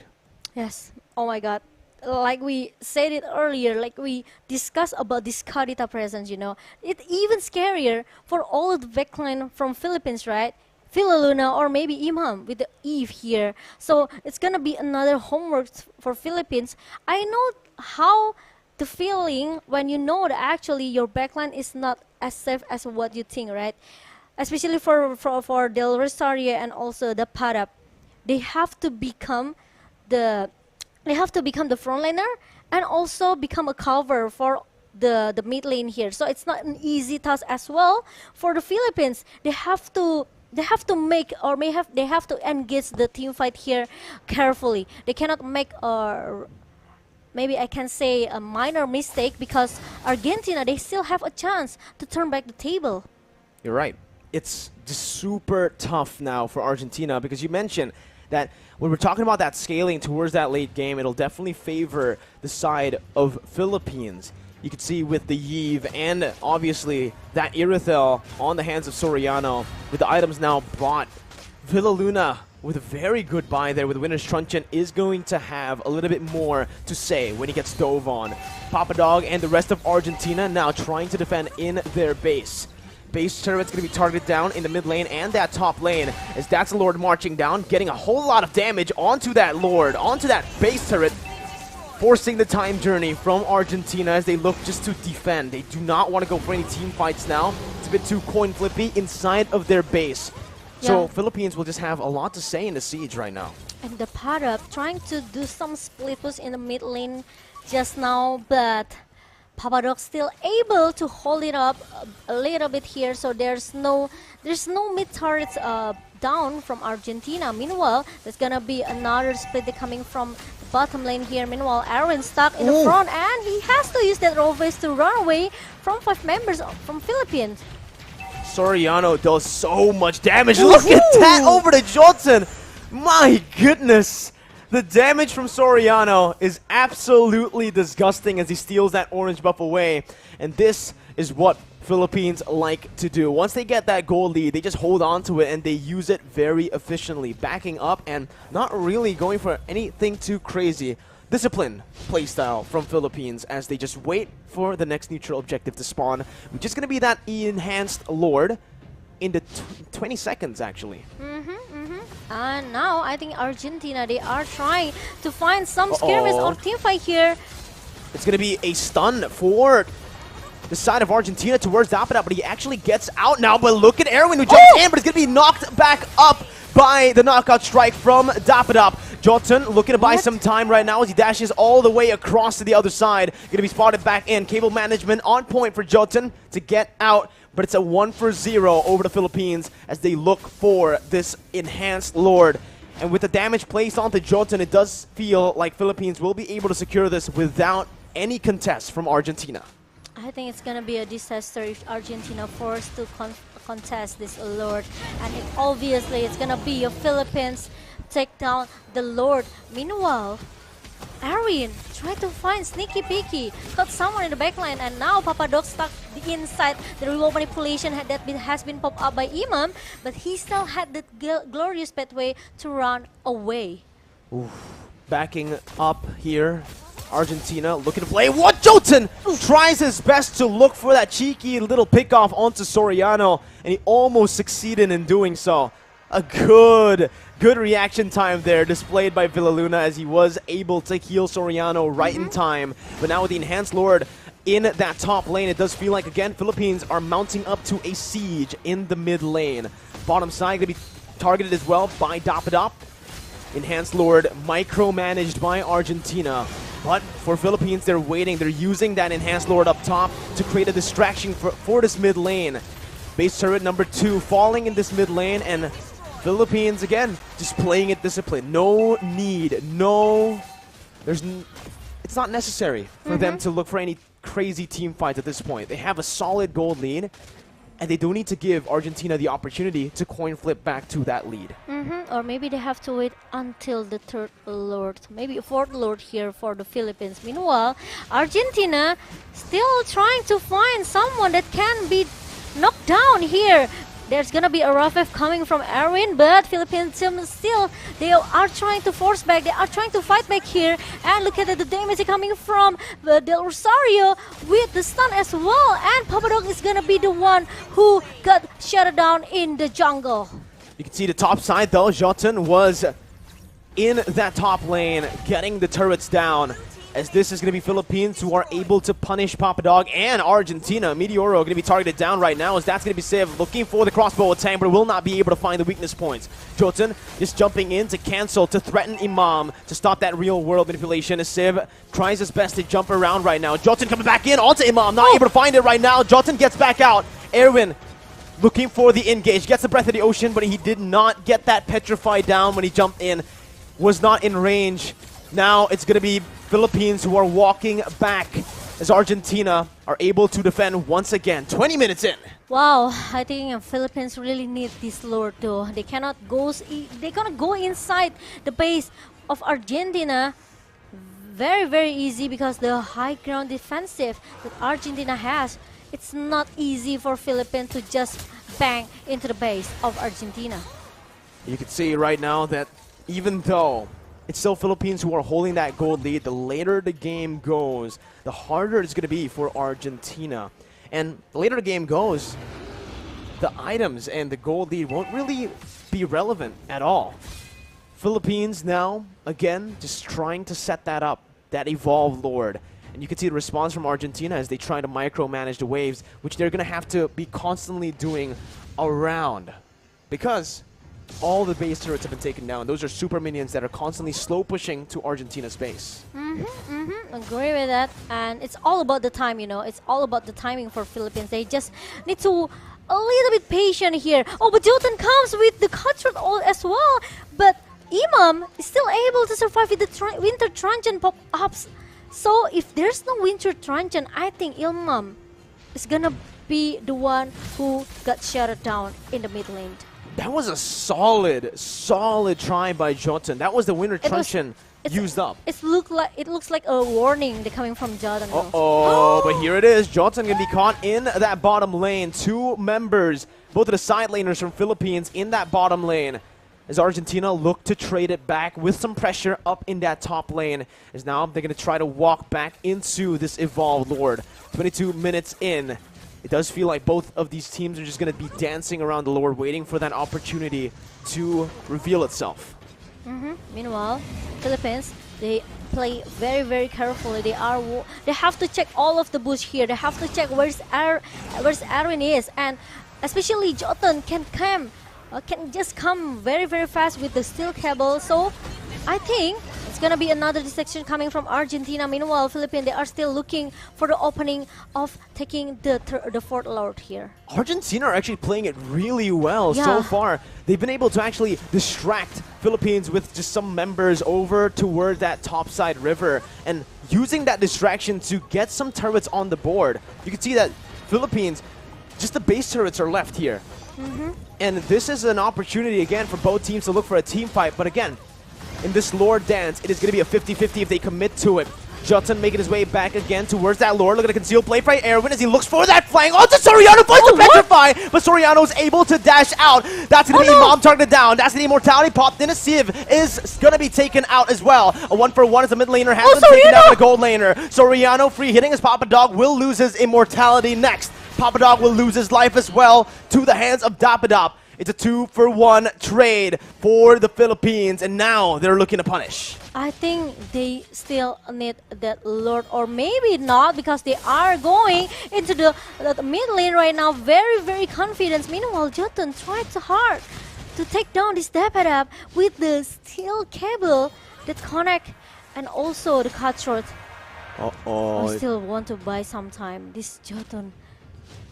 Jotun is trying his hardest to clear out the waves to cut it out. Immortality going to be popped there. Again, now with 3 members down, it's going to be the rough waves and desperation. That's a beautiful winner. Truncheon by Villaluna to bait it out. It's a 1v4 currently. Right now, it does seem like Philippines want to go for the end right now. Meteoro will not be able to defend the base all alone as a sole roamer. And it's Philippines who find the first game. 24 minutes game. We've seen a very slow pace game in the first game between Philippines and also Argentina. And I know it's not very easy as well for Philippines because of the Carita presence coming from Argentina here. So it's gonna be another homework for Philippines, as we know, they want to finish this game as soon as possible, but they also have an advantage in the late game composition here. They have this Iritel, they also have this SS, as their positioning is very, very good. I think it's still fine. The team fight will go into the hand of Philippines. It was so well played by the Philippines there, especially in that final fight. But I also realized that Argentina, they tried so hard. They know they have this, the power from the Carita, right? The burst damage that they have, actually it can turn the table for Argentina. But they also have to execute it very well. Yeah, that kill pressure, right? That was the name of the game. That was the win condition for Argentina. But unfortunately, they weren't able to utilize that kill pressure in the later stages of the game. And it went down exactly as Momochan predicted, right? That late game is going to favor Philippines much more than it favors Argentina because, again, of the heroes that are just there. The scaling from the Iesf and obviously the Iritel as well. And to add on to that, beautiful defensive items with the winner's truncheon by both Villaluna and Imam were really enough to bait out this aggression from Argentina. Yeah, I was shocked actually Villaluna become the first blood for Argentina in the early minutes here. But the problem is once Philippines drag this game into the late game as what they wishes for, it happens.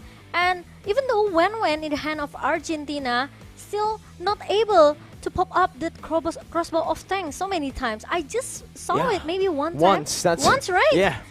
After I never seen it again because maybe because of the pressure and the damage, the scaling damage that this Iritel has, it makes all the players from Argentina, they cannot have a long-term team fight here with Philippines, or they can get wiped out very easily if they force it.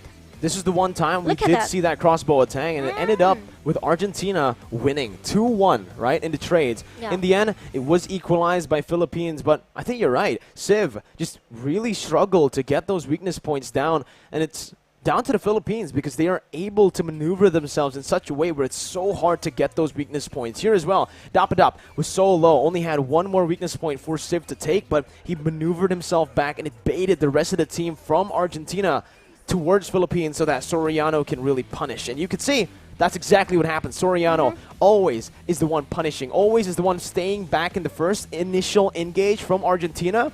And he's the one dealing the most damage in these team fights. Soriano, when he gets the free hit, Philippines just gets the dub. Yeah, agree with that. And now Argentina, even though they got this Fanny, even though they got this Wan, but the execution is not as perfect as they want because they cannot get this Villaluna. Once you drag this game into the late game, there's so many targets need to be prio in the hand of Argentina, right?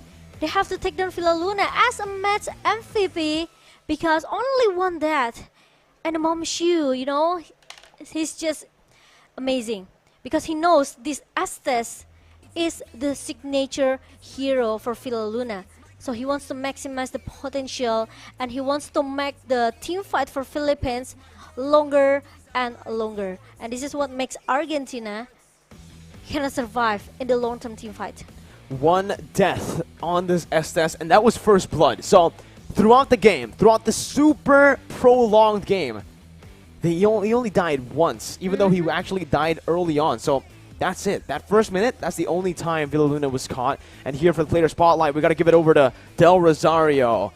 3 kills, 2 deaths, and 11 assists. In terms of GPM, if you take a look at the damage Del as well, not a lot, but he's a utility jungler on this Fredrin. He soaks in damage and he sustains back up to act as a front line. Because you can see, as a front line, 200,000 damage taken. Agree with that. Yeah, it works. And the strategy for Philippines is just they have to drag this game into the late game, make some space for Soriano to get all of his items, and let the Del Rosario and also the Dapadap tank all the damage coming from Argentina. That's it. It's a simple, actually it's a simple strategy, but the execution is not easy as what they maybe already discussed inside the game, right? Because we know that this Iritel and also this Villaluna with the assets need to be in the proper position. Well, but ladies and gentlemen, the teams will be taking a break. Us here on the capture desk will be taking a short break as well. Stay tuned and don't go anywhere because Philippines versus Argentina, Game 2, will be right back.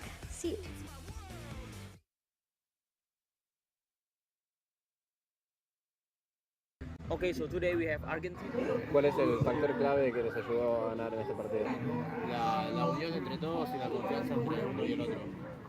The union among us and trusting each other on all the decisions we had to make. For sure. So even you have won this match, do you think there are things that you can improve to the next match? Incluso aunque no hayan perdido ningún partido, ¿creen que hayan cosas que tengan que mejorar para el próximo partido? Siempre hay cosas que mejorar y hay que ver los errores individuales también. ¿Cómo que, por ejemplo? Posicionamiento, visión, comunicación. There are always things to improve, not only in the macro game, but also in the micro game. Like we could do like some better like visualization of the map and positioning ourselves on the map. So we're going like rewatch our match and check what we did, so we don't make the same mistakes for the next match. So you will facing other country in your next match. Will you use the same strategy on the next match? ¿Vamos a la misma estrategia contra el próximo partido? Sí. Vamos a salir con todo. La idea es ganarlo todo. Somos la selección de Argentina y vamos a salir a ganar. Yeah, well, it obviously depends on the pick and like the rivals we're going to have. But yeah, we're going to give all of us to the match. We are Argentina, we're proud of it, and we're going to show what Argentina is. So this is the last question. What is your biggest challenge to beat your opponent? I'm sorry? What is your biggest challenge to beat your opponent? ¿Cuál es el principal desafío que tienen para vencer a sus rivales? Estudiarlos y entender cuál es su forma de juego para poder contrarrestarla. Yeah. So our biggest challenge is to understand our rivals, so we can think of a strategy to overcome them before they come after us. Okay, that's all for all my questions. Thank you very much for your time, and I hope the best for this competition. Thank you. Okay, so here we have Gabian for Onyx Esports, and I have a few questions to ask. Hi everyone, I hope you having an amazing day. It's Sigit right now. So I'm in the beautiful place in Bali called Merusaka, and I'm still at the exhibitors zone of the Iesf 15 World Esports Championship Bali 2022. So after we played at the Garudaku zone, today I want you to come with me to play at the one of the booth exhibitors called Dewa Game. So I think it will be so much fun because they have many game exhibitions here. So let's play. The growth of esports and gaming industry in Indonesia has an impact to drive Indonesia's economy. Various local games from various local game developers has just launched. Dewa Games came up with unique idea. Creates online games that can be widely accessed to be played anytime and anywhere. Dewa Game can be accessed by a personal computer on website or through an app on a personal smartphone. In Dewa Games app and website, there are various games that you can play. You can top up a token to play in mode arcade and tournament to get a reward. There's a bunch of rewards that you can get at the Dewa Games, such as Apple product, Asus ROG, music instrument, electronic devices, computer and gaming devices, and many more. So right now I get an opportunity to play games at Dewa Game booth. The Dewa Game crew is really helpful to give explanations about their product, as an explanations by one of Dewa Game crew here. Game itu portal games, jadi kita bisa main games, banyak games lah di Dewa Games. Ada digital games, multiplayer games. Nah nanti kalau main di Dewa Games itu kita bisa dapat diamond. Diamondnya bisa ditukar sama hadiah. Hadiahnya di handphone, macam-macam deh pokoknya. Main di websitenya dewa.game atau di Play Store juga ada, sama App Store. Dewa Game, oke? Jangan lupa main ya. Enjoy their activation booths. Which else should we?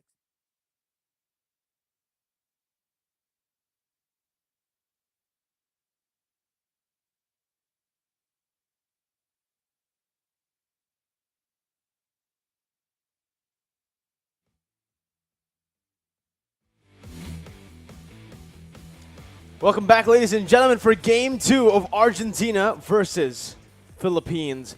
Here, we did see Philippines take game number 1, even though that was a long game, right? So again, That's the longest game. It was the longest game of ISF so far. It definitely was not a stomp from Philippines, but here in Game 2 with both teams finally already getting a read on one another, we might see a faster game. Or maybe we might see a longer game now that they have gone that data. Oh yeah, disagree with that. And even the longest game is 24 minutes for our first game just now. But Argentina, I have to say that they play really, really well. Even though like Philippines got hold until 24 minutes, it's not easy as well for Philippines. But after the long team fight, after the maybe I can say unlimited healing coming from Villa Luna, Philippines finally they made it. But the problem is the game number 2. I think it's gonna be a little bit harder for Philippines, as we seen that game number 1, Argentina, they maximize their draft, their potential, trying to drag this game. Actually, trying to get a lot of points kill from in the early game, right? Because they have this Fanny, they have also this Kadita. But the thing is, now Philippines, I think they also realize they have to be careful with the crowd control that Argentina could be picked in the game number 2. I actually think, honestly, in game number 1, it did feel like Argentina had the better drafts, right? They had an answer to all the grouped up, the Mlbb strategy that Philippines wanted to actually use. And we saw that happen. Petrifies, the combos, and the AoE damage were able to punish Philippines for a bit, but Philippines were able to outlast them in the end. So I think for Argentina right now, what they need to fix is definitely that execution, right? Because with the draft that they had in game 1, I think that could have been a winnable game for them. The 1-1, I feel like, just did not get that crossbow tank, did not get that weakness points as much as he wanted to, and it resulted in him not really being relevant at all in these team fights in the later stage. We know that in the late game, especially up against an Irithel in the hands of someone like Soriano, if you don't get to fly, you don't deal damage because you are actually going to lose out in that damage. Irithel is going to one-shot you later on, and that's what we saw. Yeah, with the basic attack coming from Soriano with this Irithel, 100% he has more advantage going into the late game here because we know how hard Wen went as well, right? Trying to break out that weakness point, try to open up the crossbow of tank. It's not an easy task as well because especially Philippine, most of the hero actually, maybe some of them are the diving heroes such as Fredrin, also the Paquito, right? But most of the hero that Philippines pick in the first game is like more for the long team fight preparation here with the Estes and also the Iesf. So there's some crowd control, the slow effect coming from Estes and also Iesf. It what makes Argentina, especially for the Wen, cannot dive in too easy here because he will get hold with the slow effect coming from Philippines.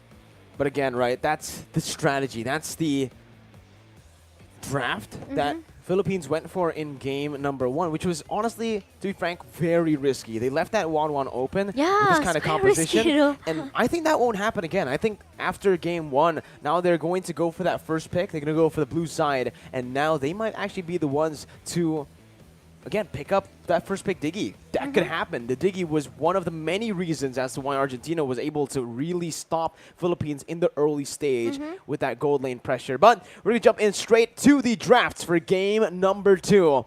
Argentina should be on the red side this time. Should be a swap. And there it is. Philippines on the blue side. And this is where we can see Philippines start to punish Argentina with the drafts. Banning out the Fanny first. So you can see the instant respect given over from Philippines to Argentina.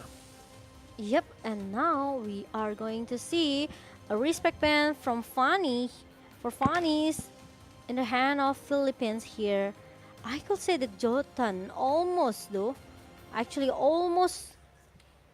can shut down all of the members from Philippines with this Fanny because of with the cutthroat and also the steel cable. But I just feel that maybe it's not because of the Hayabusa, right? Because Jordan is just more comfortable with this Hayabusa pick. But after it got banned from Philippines in the first game, he just maybe way more cautious with this Fanny. But it's still a threat for Philippines, so they just ban it out. Meanwhile, Argentina, they got no choice. They have to ban out this Joy as the Philippines gonna be the first pick for this game. The respect again given over to Argentina with that Atlas for Erwin. We saw Atlas pop off on the hands of Erwin. We saw the Kadita as well, and these might actually be the next few bans as well. Philippines are opting to go for a very full respect ban heavy banning phase. And you can see Argentina are following through again. The last game, they banned out that Benedetta, the Farsa, and the Valentina on first pick side. this time they're opting to go for the Joy first, obviously, because when Philippines have the first pick, when you're in the red side, you need to ban that Joy. The Joy has been absolutely, disgusting. Honestly, looking at that hero against Malaysia on the hands of Deja, it was lethal. And with the Faramis banned out from Philippines, we're now going to take a look at Argentina with that final ban. I do feel like this time we might just see another Farsa ban. You know, the Leomord, the Kaja could actually come through as well. That's another hero that's been super solid in the ISF meta. I think it's gonna be Kaja, or if they ban out that Valentina, I think they just contest the Kaja here with, I think it's gonna be Valentina ban out, Joy Kaja. Hayabusa could be the prior pick for Argentina if they want to. And we also have this 1-1 open. So 1-1 and also Kaja. Even Diggy. Even Diggy, but I think Diggy is not a prior pick for Valentina. Maybe for Argentina, right? So if Philippines, they want to take this Kaja, Argentina, they could get 2 OP heroes such as Kaja, and also if they want Diggy. But it's not gonna be Kaja, it's gonna be 1-1 for They're Philippines. Go for the first pick, 1-1, leaving over the Diggy a counter towards the 1-1 to the hands of Argentina. And this can be the choice now for Argentina. We did see them first pick the Diggy in game number 1. Now they can go and try to do the same thing. Honestly, the drafts were pretty solid for Argentina. And they can actually just go for this Diggy first pick. Maybe followed up with the hero that you mentioned, the Hayabusa. A comfort pick for Jotun, a pocket pick for him. We've seen him find the most success on that Hayabusa. So I think Argentina might want to pick it up for themselves here. But honestly, Argentina, knowing that that Del Rosario from Philippines hasn't really picked up any of these assassins, I think it's wiser for Argentina to just let that go first. Pick up the Kaja and the Lapu, and that's exactly what they do here. Kaja, that can be flexed all around in that Lapu. A solid presence in the XP lane. Philippines, though, early hovering over a few unique heroes from the Zilong to the Gushin. And it's... I thought it was picked. I thought they locked it in. No. Okay, but I think it's still a shadow pick for Philippines. They are able to get this Farsia as well if they want to in their hand of Imam. Or maybe another Estes here. But Diggy, I think it's gonna be the next prio for Philippines here. Iesf and Diggy. Iesf and Diggy. Even though the Divine Judgment cannot be cancelled by the time journey, but at least it can help. It could save Philippines here from the Breathers fighter coming from this Lapu-Lapu. It's also just a solid pickup, right? Because it does seem like Philippines with this composition now, they are leaning towards a front to back. Meanwhile, Argentina with the Lapu, technically, it's still a good mix for Argentina right now. It's not too one-sided in terms of that win condition. They can still dive with that Lapu. They can go for the picks with the Kaja. And obviously, they can front to back with the damage provided by the Beatrix. But now we are entering the second phase with Argentina banning out that Fredrin instantly. 200,000 damage taken, man. It's definitely a hero that's super hard to kill. Super and with this tanky. composition, it's going to be even tougher to kill, right? We'll see once again that Hayabusa is still going to be respected by Philippines, knowing that they are going to be clumping up together. A hero like Hayabusa that can threaten that side lane push, that split push, is going to be so threatening to Philippines. Okay, and now there's gonna be Akai band coming from Argentina here. Because Philippines, what hero they will pick for the jungler? It could be Gashian, it could be Amon if they want to. If they want to play some burst damage here. For Argentina? No, for Philippines. I think it could be Ling as well if they want to. Knowing Del Rosario, honestly, those three heroes don't come up to mind. I think he's just like, fighters utility, type, something tank like junglers, this, right? Yeah. The Fredrin we saw in Philippines, he really liked to play the Barats, right? Barats, We saw the Granger Oh even. yeah, it reminds me with the, maybe, like you say, the marksman. 2 marksmen. We saw the Granger a few days back up against Slovenia. Slovenia, yeah. Philippines were able to pull the Granger off, and maybe they might go for it again here up against Argentina. But first, we're going to take a look at the first pick for Argentina. Currently, it does feel like they are lacking a bit more burst damage or just some magical damage to help out, because it feels like the Kaja will go for a tank build as usual. So they pick up another solid hero, and now you could really see Argentina's composition come through. This front-to-back, pure front-to-back composition to answer to Philippines' full front-to-back as well. Oh my God. The Okay. Bane was hovered over. It was a signature pick as well for Del Rosario a year ago, It right? reminds me of MSC, is it? I think it's MSC. Yeah, MSC when the Faramis Bane combo to Yeah. end the game was Oh, just but there absolutely you go. broken. But There the you go. Barats, as I mentioned, is going to be hovered over by Philippines, and Dapadop is actually flexing a bit here with his hero pool. His Yuzong, Paquito. Paquito worked out in game 1 up against Alapu. Can certainly work out here, and they decide to lock it in.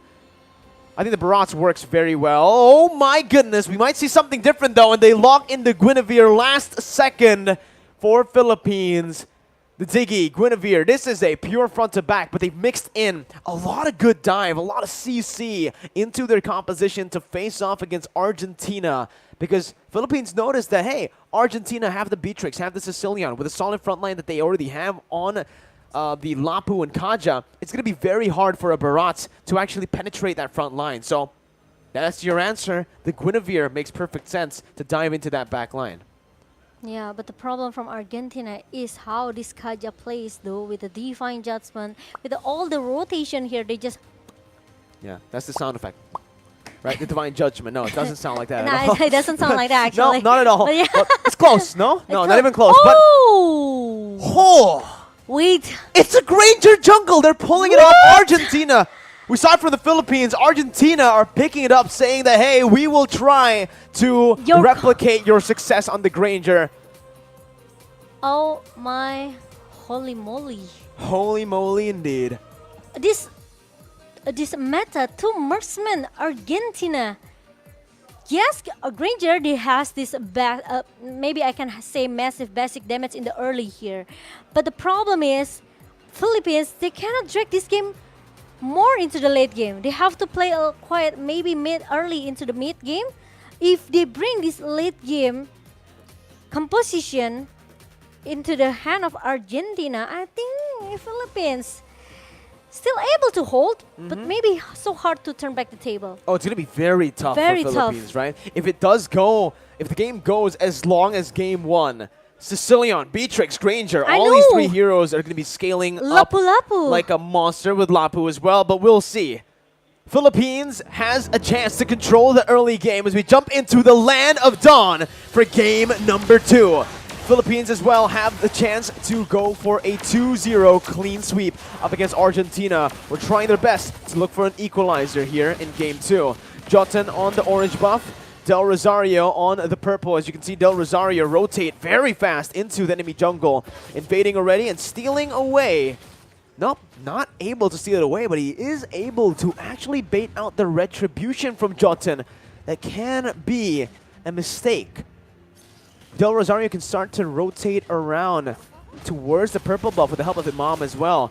They picked up the Lethal Wanderer, and Del Rosario is looking for it now, looking for the steal. But decides to back off for now. Not really going to risk it early on, and it is just both of the teams playing pretty passively.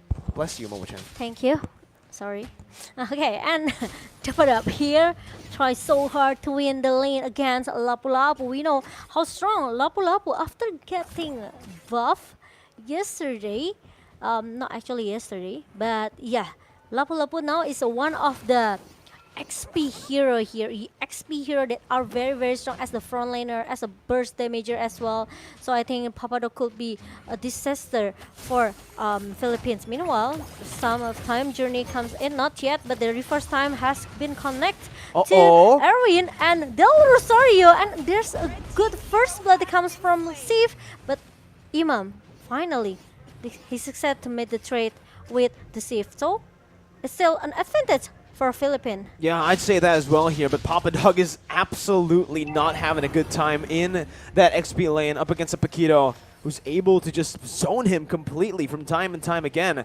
But in that gold lane, I agree with you. It was definitely worth it for Philippines. And the turtle side, though, is going to be the Retribution battle. And a very good knockout strike from Dapadap to stop this turtle take. And that's Philippines picking up the turtle. And everything in the early game is going towards Philippines. Argentina, Civ lost so much HP and a lot of gold. Meteoro going to be solo killed by just a real-world manipulation. And this is an orange buff taken by Del Rosario, stolen away from Argentina. Meanwhile, now Jotun still not trying maybe to find more items for the damage here for this Granger, but at the top lane, there's very, intense team fight between Papadok and also the Padap. I just feel somehow it's getting personal. Ooh. Is it getting personal? I don't know, man. No, I'm just joking. It feels like they're just laning, right? But maybe. We'll see. Last time I saw Dapadop take things personally, it was up against Mlbb, I believe, in M3, yeah? He just completely went for him. He just chased him down like it was nothing. Even though the whole team helped Mlbb to peel, to cover, doesn't matter. Dapadop just finds a way in. The heroes. It's very, very personal, A boxer versus a swordsman. Yeah, that's personal. Okay, and now Erwin trying to babysit the Iesf again and again. It makes Villa Luna also almost need to do the same thing over and over again. The first time jumps in with the alarm bomb, and Luciano can get that kills very easy. Erwin too, gonna be fallen here, even though he is able to survive. He used that flicker, and that's, again, that divine judgment that won't really be a threat early on without that flicker. Philippines completely controlling the game the first 4 minutes here. That's going to be Del Rosario jumping in onto Meteoro, dealing so much damage as Imam does have a solid lead.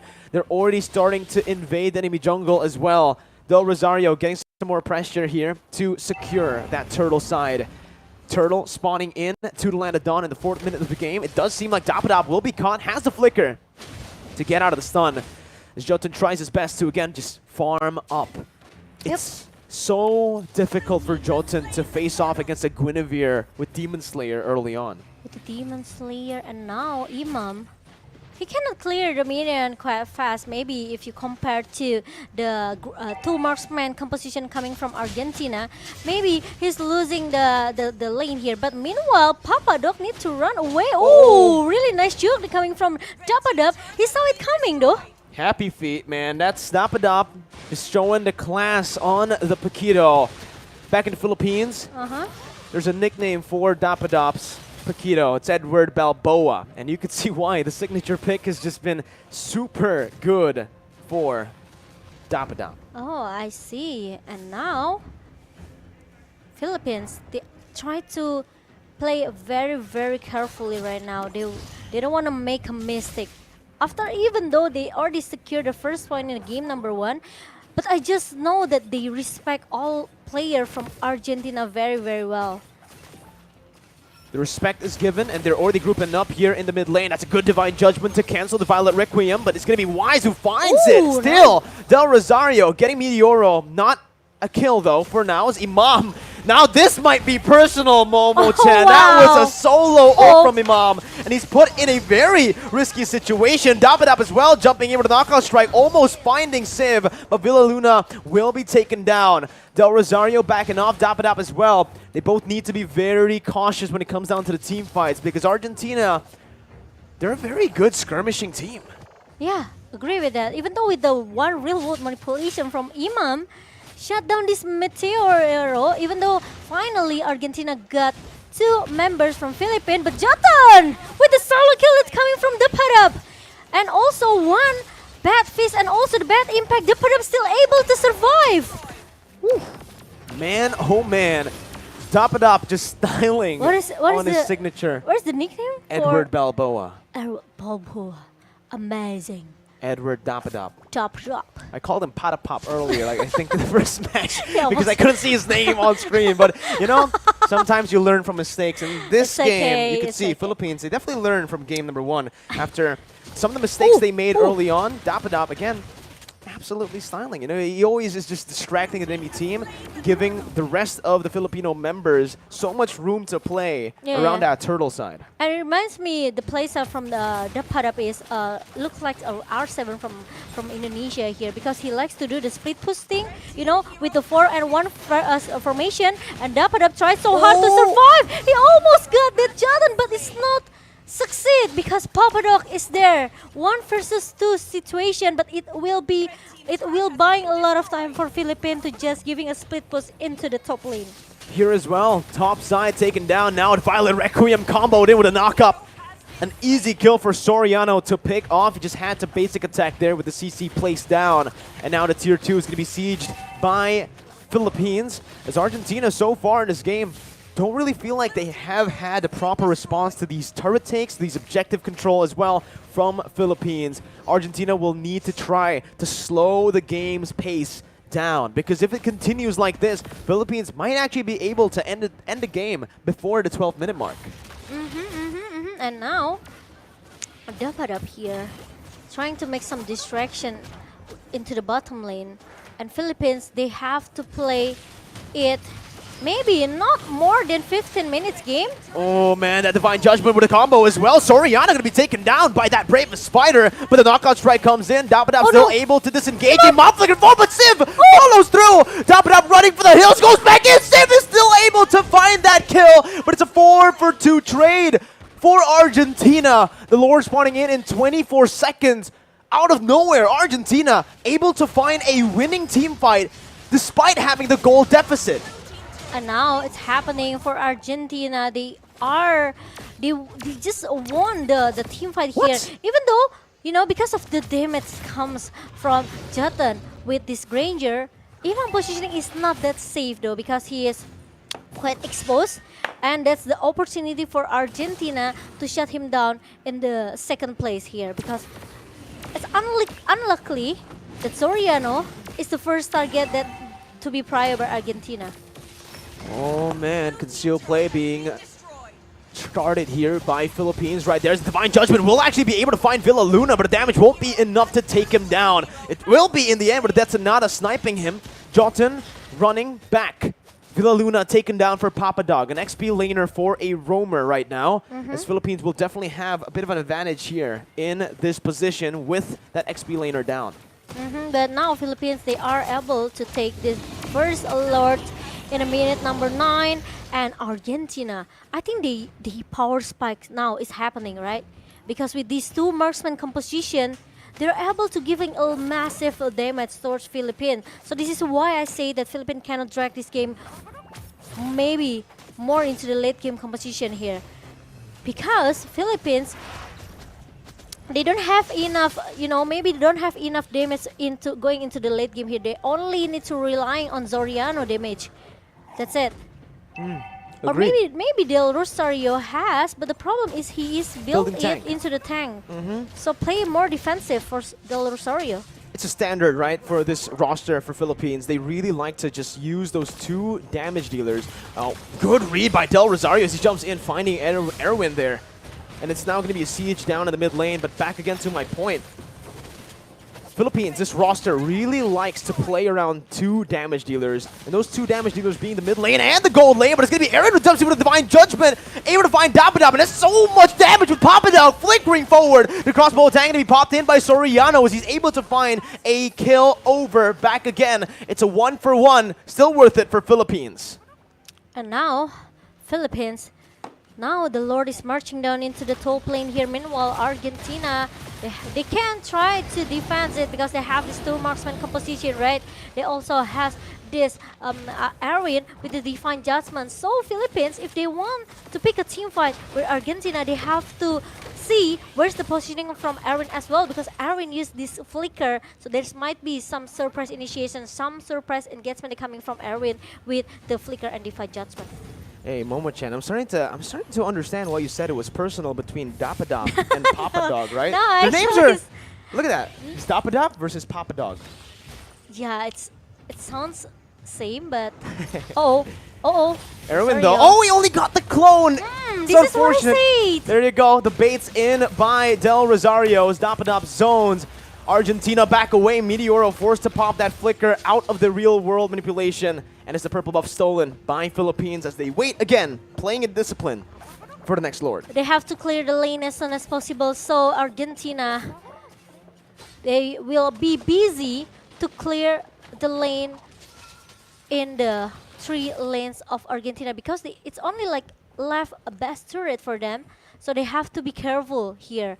Meanwhile, Philippines need some help from this Lord, from the second Lord here, because they cannot go inside the base of Argentina quite easy here because some of the Kaja presence and also Meteoro and the 2 marksman composition from Argentina, it works now. It's working now. Oh my god, man. At this point, right? It could be in anyone's game now. It could be, right? In terms of the gold lead, Philippines now are only down to a 3,000 gold lead from the initial 7,000 gold lead that they had in the mid stage. Now, we mentioned this in the draft, Momo-chan. If it does go to that late stage, it's going to be incredibly difficult for Philippines to look for an opening. As Papadao jumps in with the Bravest Fighter. Going to be CC, but his stun connects onto Imam. And just like that, Soriano's going to be taken low. Erwin finds the Divine Judgment, suppressing him. And that's the Death Sonata as well. A lot of damage being placed down. And it's a 1-for-1. The roamer for the gold lane. Argentina, again, are able to coin flip back to a lead for themselves. The Lord fight now for Argentina as they're looking to go for it. Del Rosario jumping in. Jotun can be found there. Zaxi Violent Requiem finding 2 members. Jotun brought back, taken down by Villa Luna on that alarm bomb. Lord reset, but Philippines have recovered. And now, without any retribution on Argentina, Philippines, they are able to take this Lord without any hesitation, of course. And it's gonna be into the hand of the Philippines. Meanwhile, Papadok is trying so hard to shut down 1 member, but it's gonna be a good 1 real world manipulation coming from Imam here, and the follow coming from Depadap. It makes Papadok is able to get shut down in the jungle just now. Oof, man, what an incredible series of fights there with Argentina earlier just winning it out, but then staying a bit too long. Philippines getting the better of Jotun. And I think Jotun here needs to be very careful. He's playing like an assassin in these bushes, trying to look for those ambushes as a Granger, though. Once he gets caught like that against Del Rosario, once he gets knocked up, it's almost impossible for a Granger with Retribution to get out, right? You don't really have a lot of defense. The only defensive mobility resource is your dash. Agree with that. And so this is why maybe Argentina, they are not that comfortable with these 2 marksman pick. But if we talk about the damage state here, Argentina has more advantage if you compare to Philippines draft pick here. Well, let's see. Top side with Enhanced Lord to be barged in there. As Papadog gets taken super low from Villa Luna, I guess. Those alarm bombs are doing work. Bad impacts now from Meteoro, just trying his best to play with his high ground. Del Rosario trying to zone Argentina out, but it is going to be 2 base turrets taken out. Bottom side going to be targeted now by Philippines, and that's 3 base turrets with no trades whatsoever from Argentina. An amazing siege from Philippines. And now it's gonna be another things for Argentina right now, because Philippines, they have to, they will play it more discipline here, because like I said it earlier, because they have this 2 marksman composition. It's not easy for Philippines as well. Look at the gold coming from this Jotun with the 10k gold, and also the endless battle with the Malefic Roar and the Hunter Strike. So actually he already has the attack penetration, but the problem is he needed breastplate just for the defensive, just want to make sure that he is not get shut down very easy, because he have this 1 item, right, the defensive item. But the problem is he needs Iesf, maybe he needs Iesf health here. With the 243 KDA Iesf, it's not easy for him as well, because he knows Del Rosario can just anyhow jumps in with the Violet Requiem, and there's gonna be another knock-up follow-up coming from Depadap. And Villa Luna, as the time journeys pop up from Villa Luna, Papadok is not very easy as well to pop up that Braver Fighter. So Argentina, they have to force Villa Luna to use that time journey. So after the time journey is being used by Villa Luna, Argentina can all just pop up all the CC that they have. They need to go for the prolonged fights, But right? the problem is, look at that, the poke damage for coming from Philippines towards the Papadok, it makes him need to go back now. Oh no, Dapadab though, in that top lane, gonna be caught by the Divine Judgment, is able to maneuver himself out for a bit. It's a bait over for the rest of the Filipino team to take that Enhanced Lord. They're able to secure it, but with one member down now, it does feel like, again, it's still worth it for Philippines because Dapadab's going to be respawning in a bit, right on cue with the Lord if they take it slow. Meanwhile, for Argentina, they got a kill over to Dapadab, who doesn't have a shutdown, so there's not much gold that they can actually get from that. But like you mentioned, Momo-chan, these alarm bombs placed in by Venus, by Villa Luna, has been so painful. The frontliner's been taking a whole lot of damage here. I think he's been chunked down to a quarter of his HP almost every single time he opens up the map. Look at that. Look at the high ground defense that Argentina has right now with the two marksmen. And of course, with the Meteoro as the late competition, late insurance for Argentina with the Sicilian. He already has enough damage though. So if Argentina, they want to force or maybe do some engage towards the team fight with Philippines, I think they are able to do it. But the problem is how to shut down Soriano and the backline. Well, I think right now, the main concern for Argentina is, yeah, you're right, Soriano. Right. If or maybe Erwin can find a Divine Judgment onto Soriano, that's... use the, the surprise initiation coming from Erwin with the flicker and also the Divine Judgment. Maybe it will work for Philippines. Maybe it will here. In the 18th minute of the game, it does feel like we are entering slowly but surely into that late stage with both teams only having, well, with Philippines only having a 2,000 gold lead. This would mean that Argentina will have caught up in items and even in XP with every single member at level 15. We said it in the drafts, Momo-chan. Late game, it will definitely favor Argentina with Sicilian, Granger, and Beatrix all scaling to be absolute monsters. From the side of Philippines, they do still have that late game pressure. They still have that Wan and the Iesf, but Sicilian scales forever, stacks forever. So the longer the game goes, the stronger Meteoro is going to be on the Sicilian. And both teams are just playing it safely, waiting for that Lord. No real threat right now. Erwin jumping back away. That reverse time bringing the back, forcing the flicker out, and here it is. That's going to be the fight. Imam taken low. Erwin going to be caught again. Still able to dash out. As Erwin gets out, it's going to be Jotun who tries his best to clear out that mid lane. Jotun going to be chased down. That's the alarm bombs connecting. So much HP taken out of him. Erwin still has the Divine Judgment, will opt to just back away as he's at low HP. With the impure rates from Villa Luna, one alarm boom can giving a lot of pressure for Papadok or even for Erwin here. These alarm bombs are disgusting, man. It's crazy. Absolutely painful. I think he has a Genius Wand. I really wonder what items he has here. I think it's definitely gonna be a fine Genius blade, Wand, glowing wand, or maybe a Holy Crystal. We don't know. Ooh, maybe, you know, usually. But the problem is because he used that impure rates, right? Yeah. Usually as a roamer though, we only see like a Genius Wand and a Divine Glaive. Papadog though, opening up the map, finding Imam there, but it's a solo kill! What? Dapadog finding the kill with the help of Imam right now. Popped in by Papadog, but he's all alone. He pops in a Winter's Truncheon just to buy a little bit more time, but it's all for naught as Argentina, the rest of the members are still in that purple buff. It does seem like Philippines will be able to.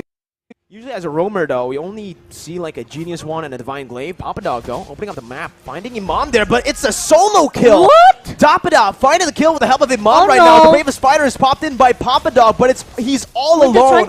He pops in a Winter's Truncheon just to buy a little bit more time, but it's all for naught as Argentina, the rest of the members are still in that purple buff. It does seem like Philippines will be able to go for this Evolved Lord for free. No contest possible for Argentina. And even though with the purple buff in the hand of Meteoro, the problem is 2 members down from Argentina, left 3 members who need to defend the base now. And Del Rosario, I think they need some help. Yeah, I think they need to get this Lord as soon as possible, even though Papadok still need like 11, 15 seconds to show up. But the problem is Dapadab with the distraction in the top lane here, trying to make some split push initiation towards the Philippine side, and now the Lord is already marching them as well. There's no time journey for Villa Luna, but it's okay as long as there's no one that Sonata as well from Jaron, because he just used it to just giving a damage towards Villa Luna. Uh-oh, Violet Requiem missing there. That's going to be Erwin finding the Divine Judgment onto the real world manipulation that's comboed in. But look at a knockout strike from Dapadop. He's taken very low. No one's able to hit onto that base. Soriano pops in the crossbow tang. Translated over towards the other members, but the winner's truncheon is there. But Soriano doesn't care. Jumps in towards the base, finishing the game and ending it 2-0, sending Argentina home. Wow, Philippines! I think today is the longest matches between Philippines versus Argentina, right? Almost 21 minutes for Argentina in our second game just now. But Argentina has to say goodbye in the fourth day of Iesf 14 World Championship Bali. It's definitely a nice try for Team Argentina. 2-0, but again, for both of these games, it was so close. 18 minutes it went for this game, all the way for the Evolved Lord, and it went the same way, a bit longer actually. 24 minutes in game number 1. It was a valiant effort by Argentina, but the Philippines will move and progress over to meet up against Malaysia in the next stage of the lower brackets. And how patient Filipinos players. So disciplined. Did you see that? I think Patient. this is the first time I saw Philippines team play very, very passive, right? Sometimes if we talk about Philippines, we know how strong and how scary they are with their playstyle, right? Because they like to play aggressive in the early. They trying to keep, snowballing and snowballing until they get their game. But the problem is when they face Argentina, it's totally a different whole playstyle coming from this team. So it's very, very new and it's very unique because I know I really like how disciplined they are. They even don't want to make a small minor mistake here. Yeah. You can see, right? Because they are in the lower brackets. Except the Imam. Yeah, the one where Imam got caught in the Divine Judgment. That was more, I don't think that was a mistake. It's more of just Argentina finding that little loophole to punish, right? Because honestly, looking at it, was a good real-world manipulation. But here, you could see just the entire replay. I do agree with you, the fact that, again, it does feel like Philippines are playing a bit more passive than they usually do, but you can't really blame them. They're playing in the lower brackets. This is it. This is an elimination match, right? Yeah. If they lose, they are out. But there was so many moments here by Argentina in the game where Philippines are always... It does feel like, even though Argentina have gone a lot of these good team fights, it's always Philippines who have the control in the game. They're the ones who can actually convert on objectives. They're the ones who are actually actively looking for these crazy pickoffs and these macro wave manipulation to get the upper edge. And we saw it here as well. The moment where Argentina had the better pickoffs, got the better trades, they weren't really able to convert, and they were instead setting up for another fight instead of going for the objective. And I really like how the Padap is here with the split push composition, the split push strategy coming from the Padap. He knows that he can make some distraction towards Argentina, so it makes he wants to make sure that Argentina cannot contest the objective lord, right? Once the lord is already being secured by Philippines, Argentina, they don't have much choices here. They only has to kill this Dapadap who's being alone in the top lane just now. But it works very well for Philippines as Imam as the MVP for our second game with this Iesf. Again and again, he used the real-world manipulation very, very well. But the problem is, even though we know now you have to use the suppress ability to cancel the real-world manipulation, he doesn't care at all because he knows that actually there's no suppress ability coming from Argentina. So anytime he wants to use the real-world manipulation, it means Argentina has to dive in inside his position, and that makes actually Villa Luna as our player spotlight here able to just, support him and even try to cover him up. Oh, man. Imam and Villa Luna with the MVP and the player spotlight. Honestly, Villa Luna, I want to take a look at the items. We didn't get to see it at all, and you were right. He went for full damage. Talisman.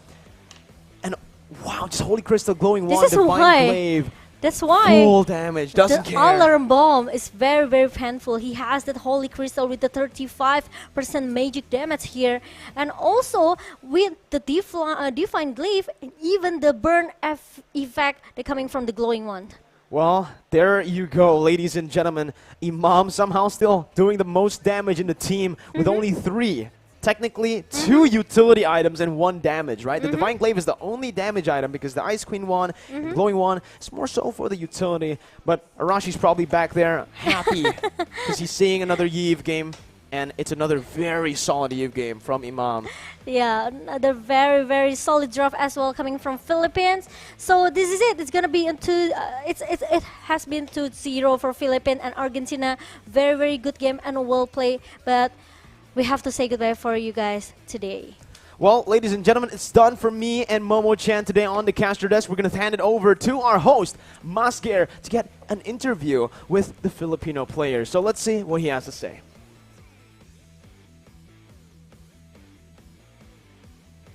Thank you once again, Mirko and Momo-chan, Como duet. So congratulations once again to Philippines, and they will go to the next round versus Malaysia. But before, I will ask to the players of the Philippines. So what do you think about Argentina on this game? They are so good and their mechanical skills is good. They're so good and the mechanical is also good. And for you, what is your strategy, your plan versus Malaysia? First of all, you need to take a bath. They have to take a because it's very hot in here. Yeah, that's a good strategy, I think. Yeah. Okay. You guys have a special message for Malaysia, right? We will count together like 3, 2, 1. Lakat Matatak Malaysia. Are you ready? So guys, we will have a commercial break because after this we will watch Cambodia versus Indonesia still on Mobile Legends Bang Bang Iesf 14 World Esports Championship. Just take it away.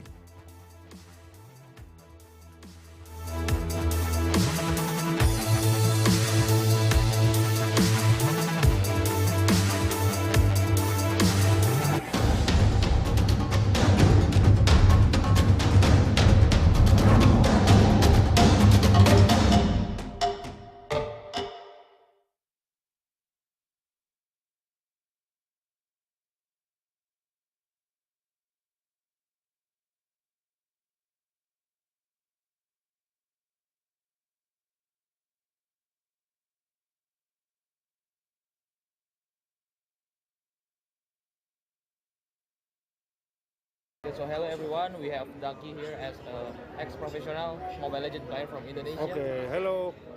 So the first question is, what do you think about this match, Indonesia versus Philippines? Match ya, pakai bahasa Indonesia aja ya. Jadi menurutku matchnya itu bagus banget, tapi menurutku Indonesia masih punya PR karena secara early Filipina lebih bagus, masih lebih bagus, tapi secara mid game mungkin tadi Filipina over PD, ada yang game 1 over PD akhirnya Indonesia bisa balikin. Tapi maksudnya menurutku kemenangannya belum clean aja. So who is the top opponent for Indonesia in ISF? Filipina. How much confidence are you that Indonesia will be the winner for this competition? 70% ya. So for the last question, any future hope for esports Indonesia? For esports in Indonesia is semoga banyak tim baru bisa masuk MPL termasuk GPX. Okay, thank you. That's all. Thank you.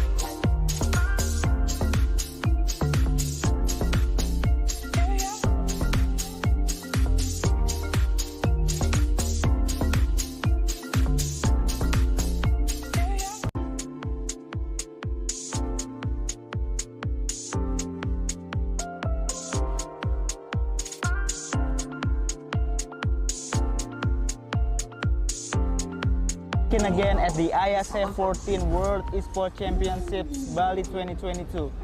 This is the day of the Iesf in Bali. So, we've been through a lot of excitement in day 1 and day 2. The competitions between countries around the world is increasingly becoming more competitive and a lot of action here. So today we have 5 different games category that will be played, like eFootball 2023, CSGO, Mobile Legends, Dota 2, and also Tekken 7. So before that, I remind you to follow our social media so you can see live updates, see match schedule and result on the Iesf Instagram, Iesf_officials, and also garudaku.ac. Before we go watch today's match, here's the some recap day 1 of the Iesf 14 World Esports Championship Bali 2022.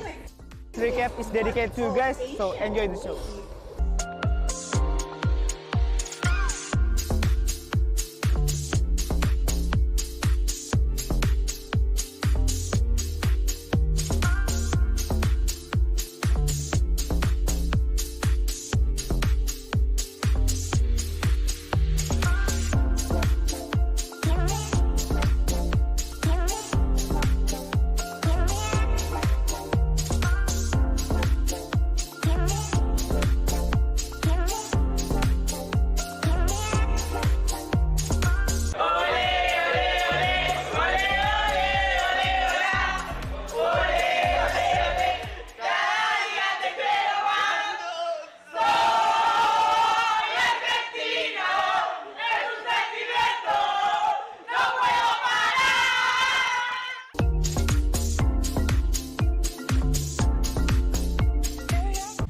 Energi selalu ada dimanapun itu, membawa yang baik menjadi hebat.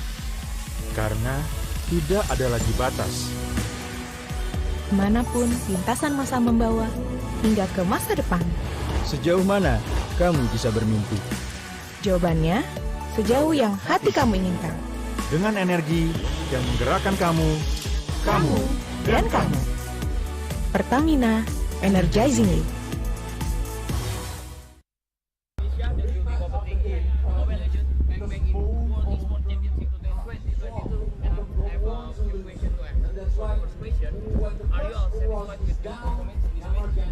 Saya go jawab ya.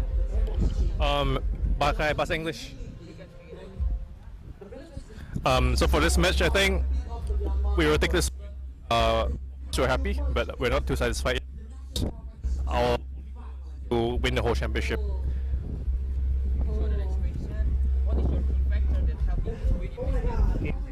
Key factor that was win this match is everyone's hard work. Everyone really put in the effort, the time, and mainly just trust between everyone over here and everyone doing their job.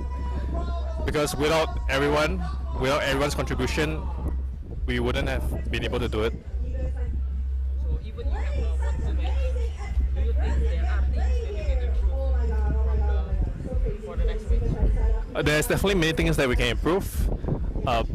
There was a lot of mistakes that we made as well in both games, so we will look through our games and fix our errors. Okay, so you will be facing other country in your next game, right? Yeah. Will you use the same strategy for the next game?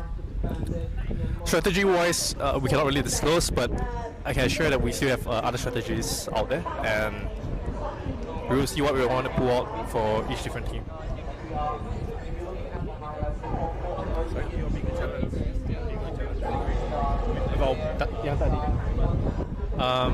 The biggest challenge was because I think Philippines is the favorites, and there's a lot of pressure because our players are all new, and this is our first time representing Indonesia itself. So I feel like the biggest challenge is just the pressure itself.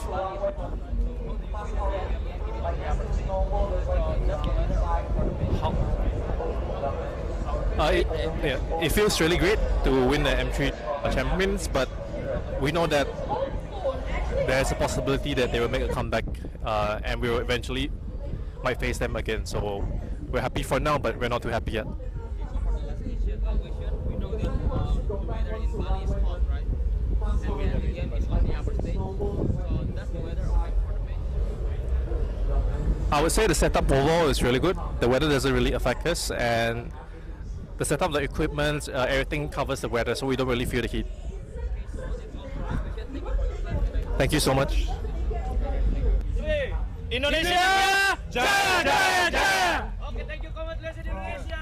Thank you.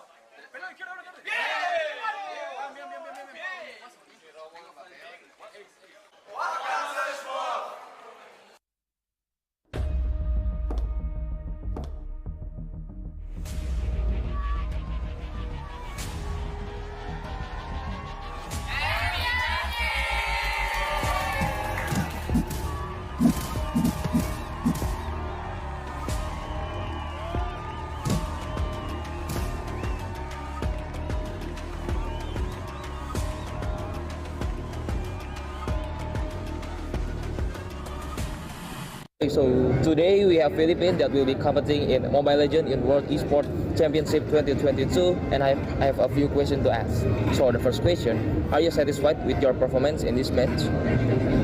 In this match against Slovenia? Yes. Yeah, I think we're very satisfied with our very satisfied in this match versus Slovenia. But in EVOS, I think we still have some things to work out.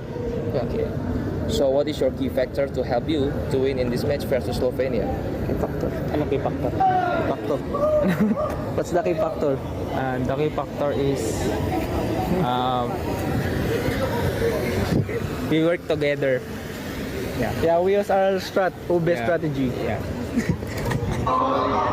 Do you think there are things that you can make improvement for the better match? More practice. Yeah, and adjust on cell phone use. So you will facing other country in your next match, Vietnam, right? So will you use the same strategy? Yeah, we still have more strategies we're not showing yet. We're gonna show it in our next match. Yeah. So what is your biggest challenge to beat your opponent? Biggest challenge? I think our biggest challenge is adjusting to the phones and the comms, because the comms is delay and the sound is very weak, and I think the biggest adjustment is the phone, because we use iPhone in our country. Yeah. So how confident are you to win this competition? How confident are you in this competition? 100%. Confident. Yeah, 100%. So this is the last question. Who is the tough enemy in this competition? We think I think Indonesia and Cambodia, Malaysia. Yeah. Cambodia and Malaysia. They are competitive. So okay, that's all for my question. Thank you for your time, and I hope the best for you all this competition. Thank you. Pilipinas! Lakad matatag! Okay, thank you. Congratulations, Philippines! Thank you. Support Philippines. Thank you. Thank you. Thank you. So, welcome to the Iesf 15 World Esports Championships Bali 2022 with me Sigit as your field host. So, this is the second day of the Iesf 15 World Esports Championship Bali 2022 and we still have a lot of interesting match and games in the game category of eFootball, Tekken 7, CSGO, Dota 2 and also Mobile Legends Bang Bang. You can see full match schedule on our Instagram at the ISF_official and also garudaku.se.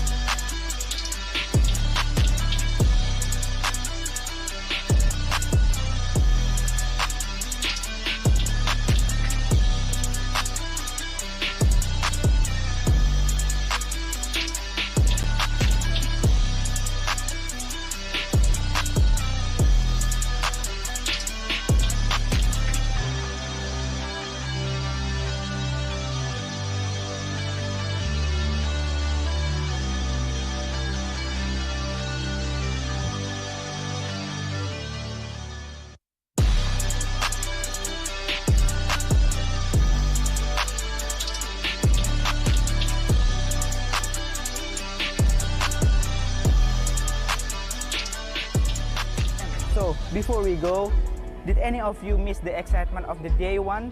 Don't worry, here's the recap day one of the ISF 15 World Esports Championship Bali 2022. Enjoy!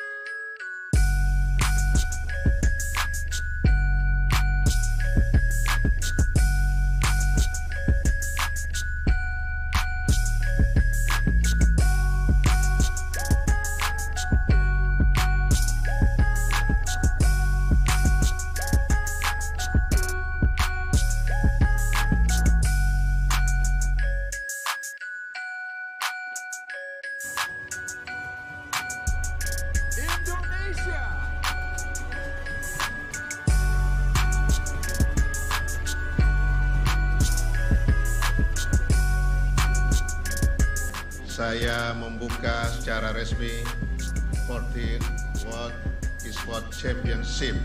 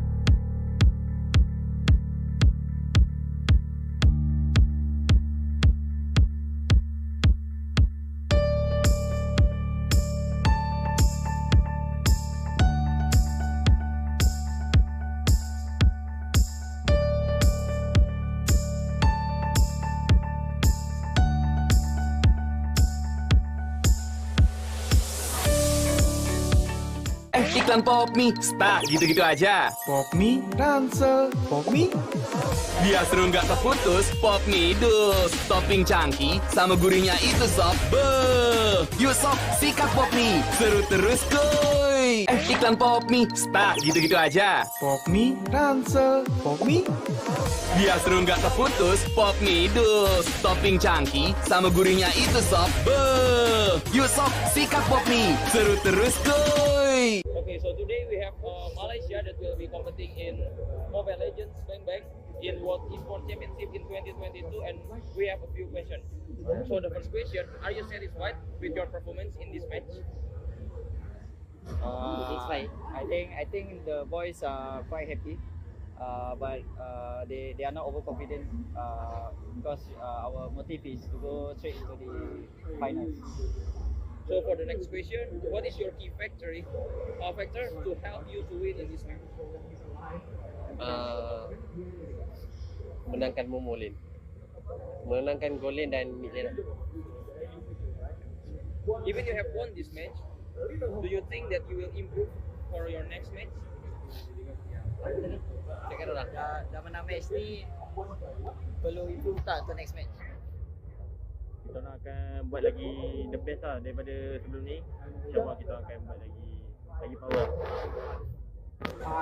So you will face other country in your next match, right? Will you use the same strategy on the next game? Maybe tidak. Kita akan gunakan strategi lain. Sebab setiap tim ada strategi orang, so kita orang ada strategi untuk counter orang. So for the last question, what is your biggest challenge to beat your opponent? What the biggest challenge to beat an opponent? Tim mana yang bagi dia? What will be? The biggest opponent to beat the opponent is about we studied them. I mean, we need to Melayu je. Kita orang nak kena beat orang daripada segi strategi dengan drafting itu je lah kot. Tadi macam panjang. Okay, that's all for my question. Thank you for your time and I hope the best for your competition. Thank you so much. Thank you. Hi guys, back again with me, Putra Stopo, as your fellow host. So right now, I'm in a Dewa United booth. As you can see behind me, this is a RV car. You know what? Dewa United is the first esports team that have this RV car. In RV car, you can play PS5 games like Tekken, eFootball, and not only that, you can bring your friend here to play 5 vs 5 PUBG Mobile and Mobile Legends Bang Bang.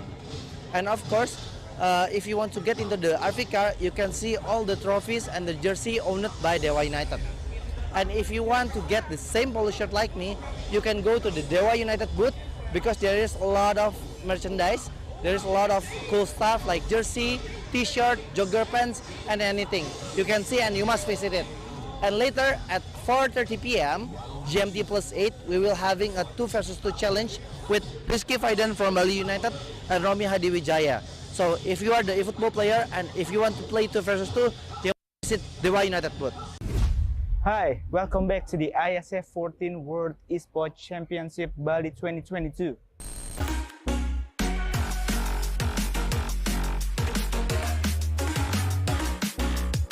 So, entering day 4 of the biggest esports championship, what did you feel?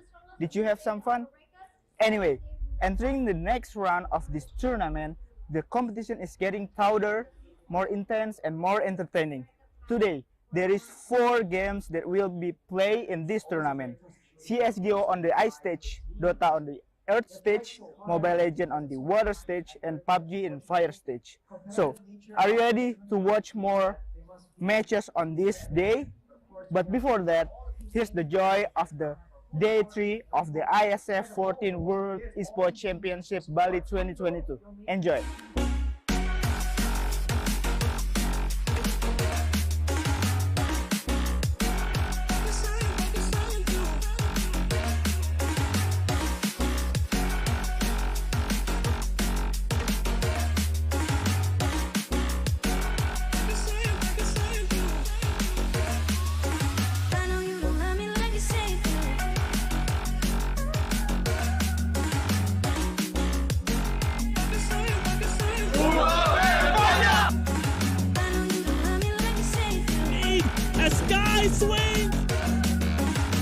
So, how is it? Exciting, isn't it? We're exploring more other boat tomorrow. So stay tuned and cheerio. Hydro Coco. Why choose Hydro Coco? Healthy. Tastes good. Rasakan manfaat air kelapa asli untuk bantu jaga imun tubuh. We choose Hydro Coco. Real coconut water. Hydro Coco. Why choose Hydro Coco? Healthy. Tastes good. Rasakan manfaat air kelapa asli untuk bantu jaga imun tubuh. We choose Hydro Coco. Real coconut water. Hi everyone, I hope you having an amazing day. It's Sigit right now. So I'm in the beautiful place in Bali called Merusaka, and I'm still at the exhibitors zone of the Iesf 15 World Esports Championship Bali 2022. So after we played at the Garudaku zone, today I want you to come with me to play at the one of the booth exhibitors called Dewa Game. So I think it will be so much fun because they have many game exhibitions here. So let's play. The growth of esports and gaming industry in Indonesia has an impact to drive Indonesia's economy. Various local games from various local game developers has just launched. Dewa Games came up with unique idea. Carries online games that can be widely accessed to be played anytime and anywhere. Dewa Game can be accessed by a personal computer on website or through an app on a personal smartphone. In Dewa Games app and website, there are various games that you can play. You can top up a token to play in mode arcade and tournament to get a reward. There's a bunch of rewards that you can get at the Dewa Games, such as Apple product, Asus ROG, music instrument, electronic devices, computer and gaming devices, and many more. So right now I get an opportunity to play games at Dewa Game booth. The Dewa Game crew is really helpful to give explanations about their product, as an explanations by one of Dewa Game crew here. Game itu portal games, jadi kita bisa main games, banyak games lah di Dewa Games. Ada digital games, multiplayer games. Nah nanti kalau main di Dewa Games itu kita bisa dapat diamond. Diamondnya bisa ditukar sama hadiah. Hadiahnya di handphone, macam-macam deh pokoknya. Main di websitenya dewa.game atau di Play Store juga ada sama App Store. Dewa Game, oke? Jangan lupa main ya. Enjoy their activation booths. Which else should we explore? Stay tuned and don't go anywhere. So how is it? Exciting, isn't it? We're exploring more other booths tomorrow. So stay tuned and cheerio.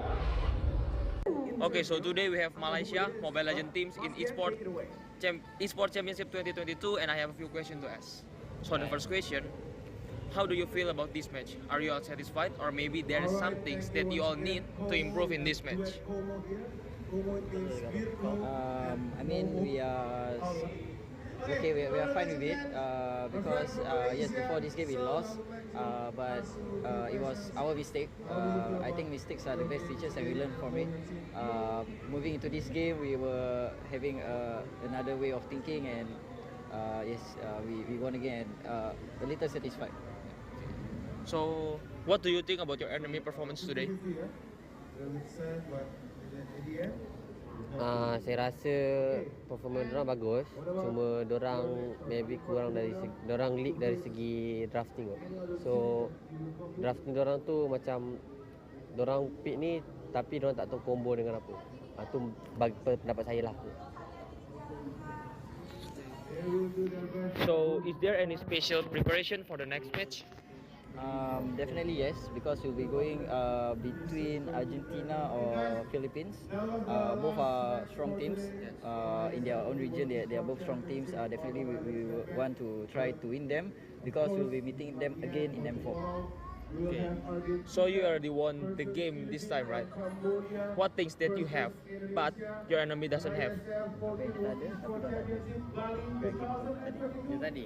Enjoy. Benjoy. Okay, for the last question, what are your worries for the next match? If my jungler wants to play Franco.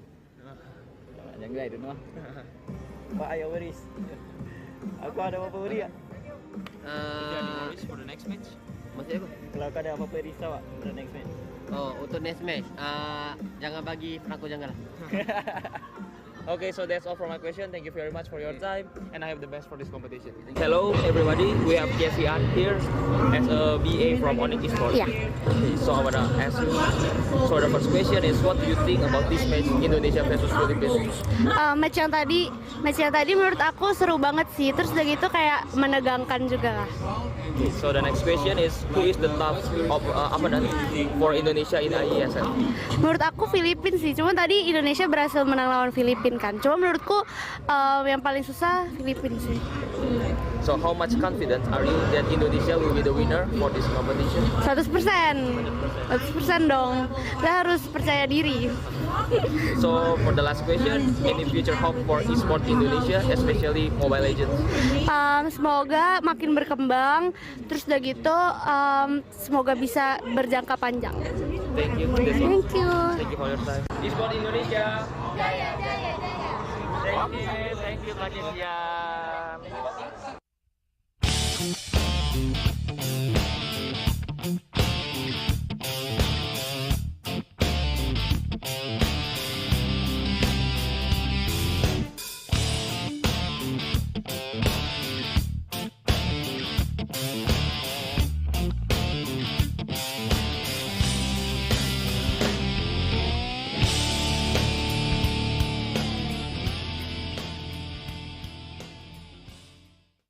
Okay, so today we have Age and Textam as a coach and analyst from Indonesian Mobile Legends team in World Esports Championship 2022, and I have a few questions to ask. Okay. So the first question, how do you feel about this match?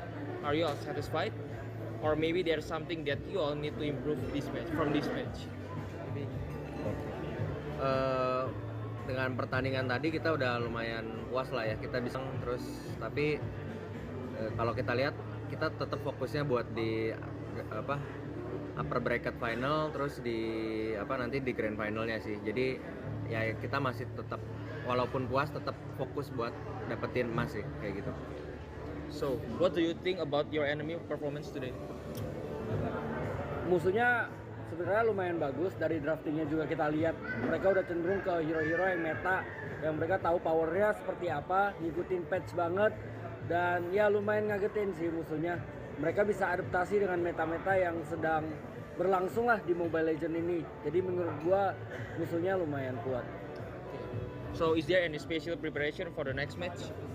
Untuk next matchnya lawan Kamboja, kita prepare ini aja sih, respect mereka lah. Jadi mereka strateginya apa, kita pelajarin, kita siapin. Jadi kita nggak kaget lah buat lawan mereka. Jadi kita tetap respect, siapapun lawannya kita akan ngasih yang terbaik lah. So you already won the game in this time, right? So what things that you have that on your team doesn't have? Sebenarnya kekurangan di tim kita itu adalah kita masih kurang disiplin, masih kurang rapi mainnya. Dimana sebenarnya kita bisa lebih rapi, bisa lebih clean, jadi gamenya juga lebih mudah. Nah itu yang perlu kita tingkatin selama turnamen ini berjalan langsung. Okay, so for the last question, is there anything to be worried from the next match against Cambodia? Maybe the player or their gameplay? Mungkin lawan Kambodia ini, karena kita tahu tadi kita expect-nya kita bakal finalnya lawan Malaysia ya. Ternyata Kambodia bisa ngalahin. Jadi ya kita pelajarin lah kenapa mereka bisa ngalahin Malaysia, dan kita respect dari draftnya juga. Kita baca mereka strateginya bakal gimana, jadi kita nggak bakal kaget lawan mereka. Jadi okay, so that's all from my question. Thank you for your time, and I hope the best for this competition. Okay, thank you. Thank you. Hello, can you guess where I am? Yes, we are the exhibitions here. So we are gonna explore this freaking cool area and see what we can do with all tenants. So, come here.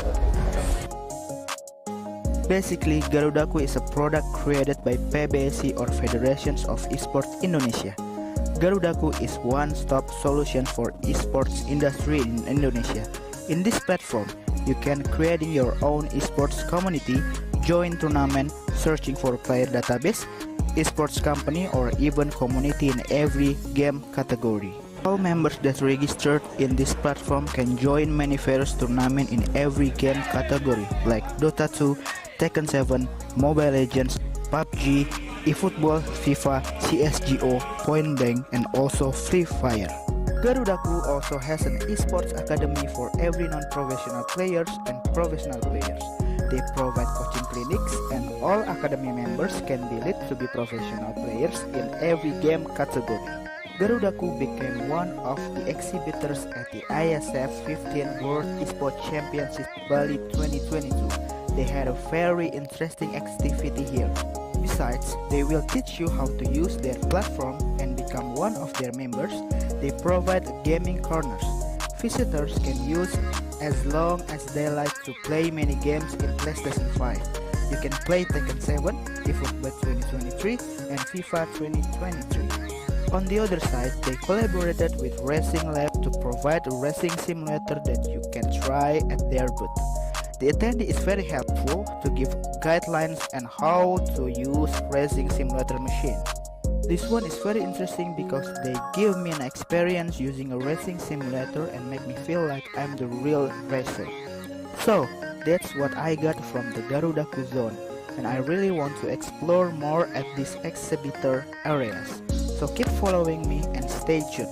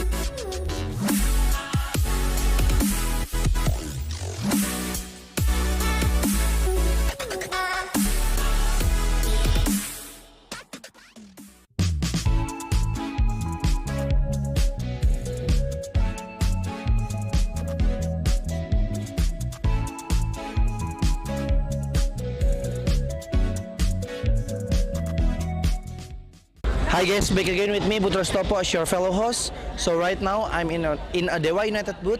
As you can see behind me, this is a RV car. You know what? Dewa United is the first esports team that have this RV car. In RV car, you can play PS5 games like Tekken, eFootball, and not only that, you can bring your friend here to play 5 vs 5 PUBG Mobile and Mobile Legends Bang Bang. And of course, if you want to get into the RV car, you can see all the trophies and the jersey owned by Dewa United. And if you want to get the same polo shirt like me, you can go to the Dewa United booth because there is a lot of merchandise. There is a lot of cool stuff like jersey, t-shirt, jogger pants, and anything. You can see and you must visit it. And later at 4:30 p.m. GMT +8, we will having a 2 vs 2 challenge with Rizky Faidan from Bali United and Romi Hadiwijaya. So if you are the eFootball player and if you want to play 2 vs 2, you visit Dewa United booth. Hi, welcome back to the Iesf 14 World Esports Championship Bali 2022.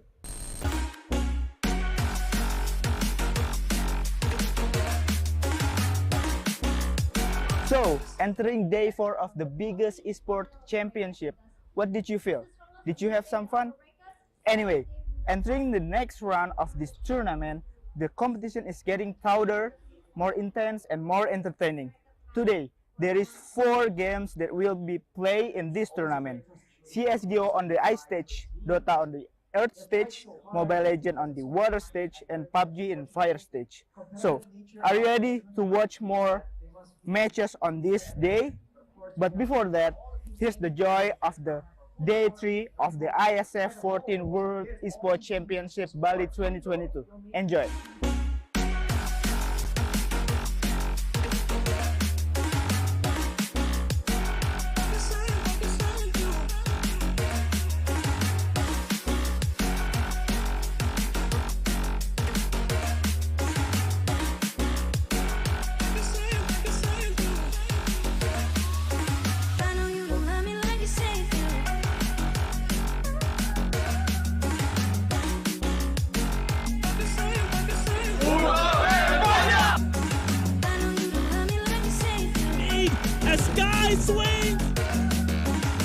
So, how is it? Exciting, isn't it? We're exploring more other boats tomorrow, so stay tuned and cheerio! Today we have Cambodia that will be competing in Mobile Legends Bang Bang in World Esports Championship 2022, and I have a few questions to ask. So the first question, how do you feel about this match? Are you feel satisfied, or maybe there are some things that you all need to improve from this match?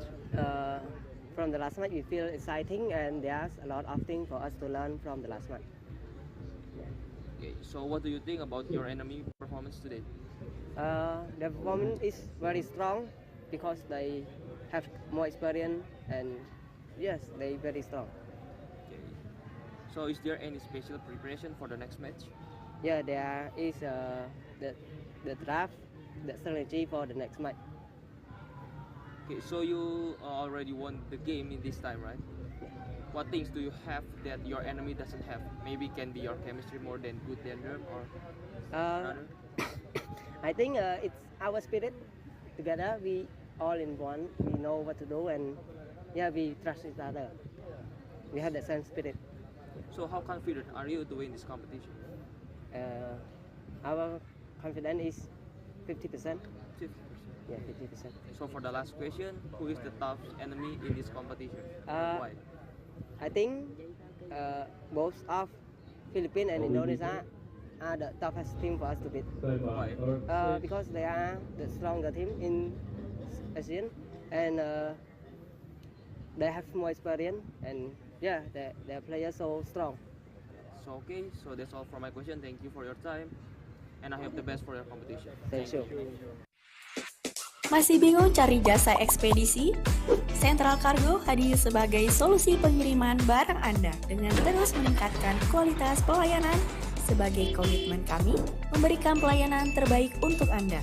Kini kami telah dipercaya oleh ribuan customer. Di balik pertumbuhan Central Cargo yang pesat, kami memiliki ratusan drop point yang tersebar di seluruh Indonesia. Dalam membangun kepercayaan, kita tumbuh bersama. So hello everyone, we have Daki here as an ex-professional Mobile Legends player from Indonesia. Okay, hello. So the first question is, what do you think about this match, Indonesia versus Philippines? Kalau match ya, pakai bahasa Indonesia aja ya. Jadi menurutku matchnya itu bagus banget, tapi menurutku Indonesia masih punya PR karena secara early Filipina lebih bagus, masih lebih bagus, tapi secara mid game mungkin tadi Filipina over PD, ada yang game 1 over PD, akhirnya Indonesia bisa balikin. Tapi maksudnya menurutku kemenangannya belum clean aja. So who is the top opponent for Indonesia in ISF? Filipina. How much confidence are you that Indonesia will be the winner for this competition? 70% ya. So for the last question, any future hope for esports Indonesia? For esport in Indonesia is semoga banyak tim baru bisa masuk MPL, termasuk GPX. Okay, thank you. That's all. Thank you.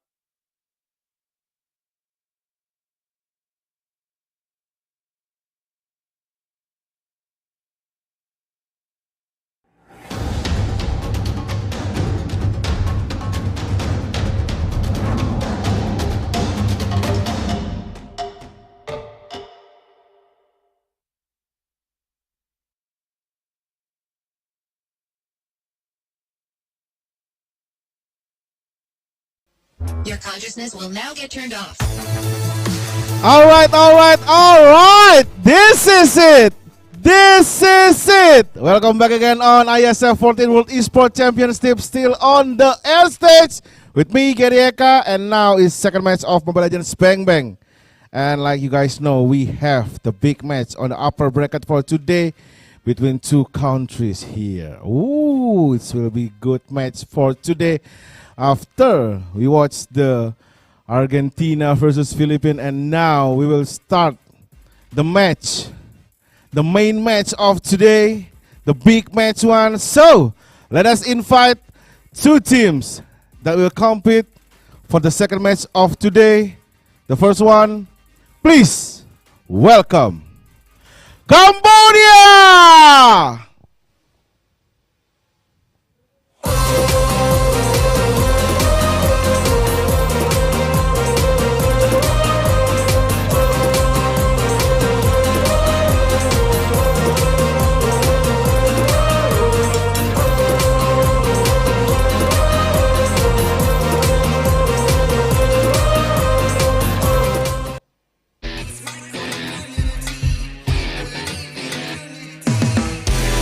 Alright guys, we already hear the war cry from the Cambodian team. Please give big applause for Cambodia! Alright. And now, for the second team, tuan rumah, tim kebanggaan kita semua. Kita sambut dengan tepuk tangan yang paling meriah. Inilah dia, Indonesia!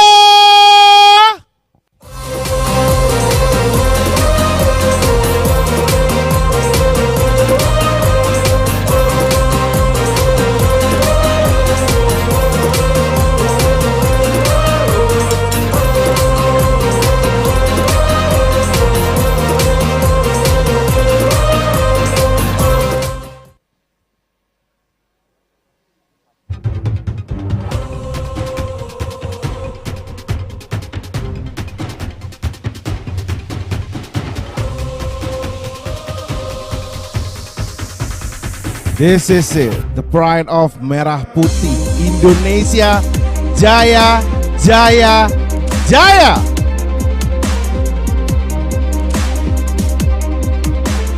Right guys, like usual, we're gonna ask them one simple question. One word about Iesf 14 World Esports Championship is? One word again. Jaya, Jaya, Jaya. Oke. Satu kata untuk event ini. Keren. Alright guys.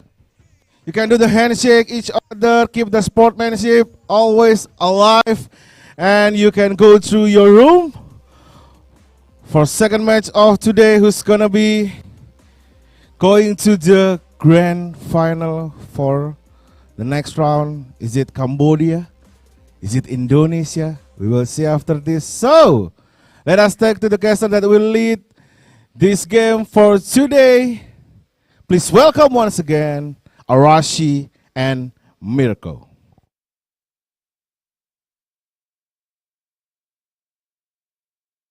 Welcome back to the caster desk with Mirashi. Mirko, Arashi, and we're here to bring you guys Indonesia versus Cambodia in the upper bracket finale. It's a Southeast Asian showdown yet again. It's a very, very strong region, and today we have two very, very strong teams as well. We have seen that Indonesia is exceeding a lot of expectations, but it can say the same thing about Cambodia as well. Two very young rosters, right? Two revamped rosters, actually. The revamped roster for Impunity representing Cambodia, and the revamped roster of EVOS representing Indonesia. A lot of doubts for both of these teams, both of these rosters from their respective countries, but I think for now, those doubts have been absolutely deleted from everybody's minds, as both of these teams have managed to get into the upper bracket finals with somewhat ease, right? Well, for Cambodia, they were actually taken to the first ever full game series against Malaysia. 2-1 though, they were able to get that win with one particular pick, Arashi. It was the joy on the hands of Deja. It's a joyful pick for Cambodia, but that's not the case for the Malaysians, and I think we're going to see that hero absolutely removed from the game for now because it's just yeah. way too strong. And with both teams being so aggressive, they will absolutely abuse the heck out of that pick. So I think both teams know better than to let it go. The question is, what will they pick instead? We've seen a lot of variety from Malaysia as well as Indonesia and Cambodia. They can both go for the dive-in composition, or they can go for a front-to-back poke kind of composition, and they both don't really operate the same way. So I think the drafts will really be telling on what we can expect from the early game to the mid game. Well, we've seen that the drafts have played a massive role in the game and has had a massive impact as well. But what else has a massive impact in the game? If you guys are playing with lag on your phones, maybe it's time for an upgrade for you gamers out there. If you guys have speed problems on your smartphone, let me tell you, there's a really good phone that you can see on both sides of the caster desk right here. And let's tell them a little bit about this awesome phone, Arashi. It's the Galaxy A series 5G from Samsung. There's the A33 5G, there's the A53 5G, and also there's the A73 5G. Arashi right here on my right, your left. He has the details on the specifications. What makes this phone so awesome, Arashi?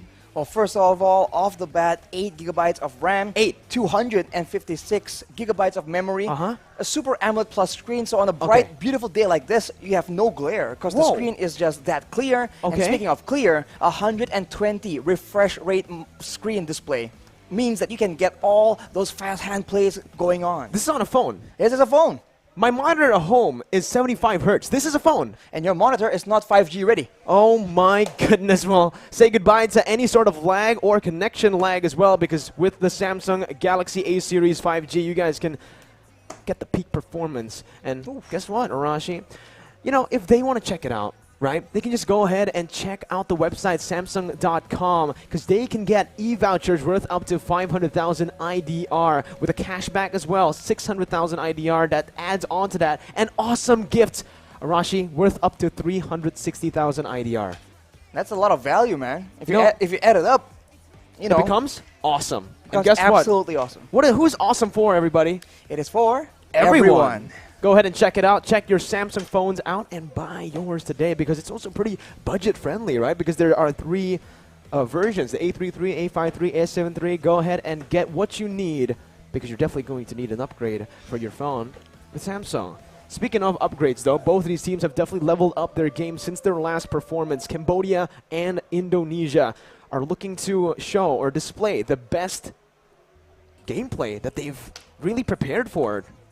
The best version for sure, because if you look at the playoff brackets here, they've gone through a lot of very tough matches, and You're tough. Okay, thanks, Mirko. But the tougher your opponents are, the tougher you become as well. You know, steel can forge steel, but men can forge men as well. Okay, that's a quote. Men can forge men. I like that, Arashi. Cambodia, Indonesia, though. If you're talking about the route to the upper bracket finals, who's had it tougher? It's definitely Cambodia with a 2-1 victory against Malaysia. So is that what you're trying to say? Are you saying that this matchup favors Cambodia? I'm just saying, man, the tougher the opposition, the more you need to step up to actually prevail on top, and Cambodia has absolutely done that.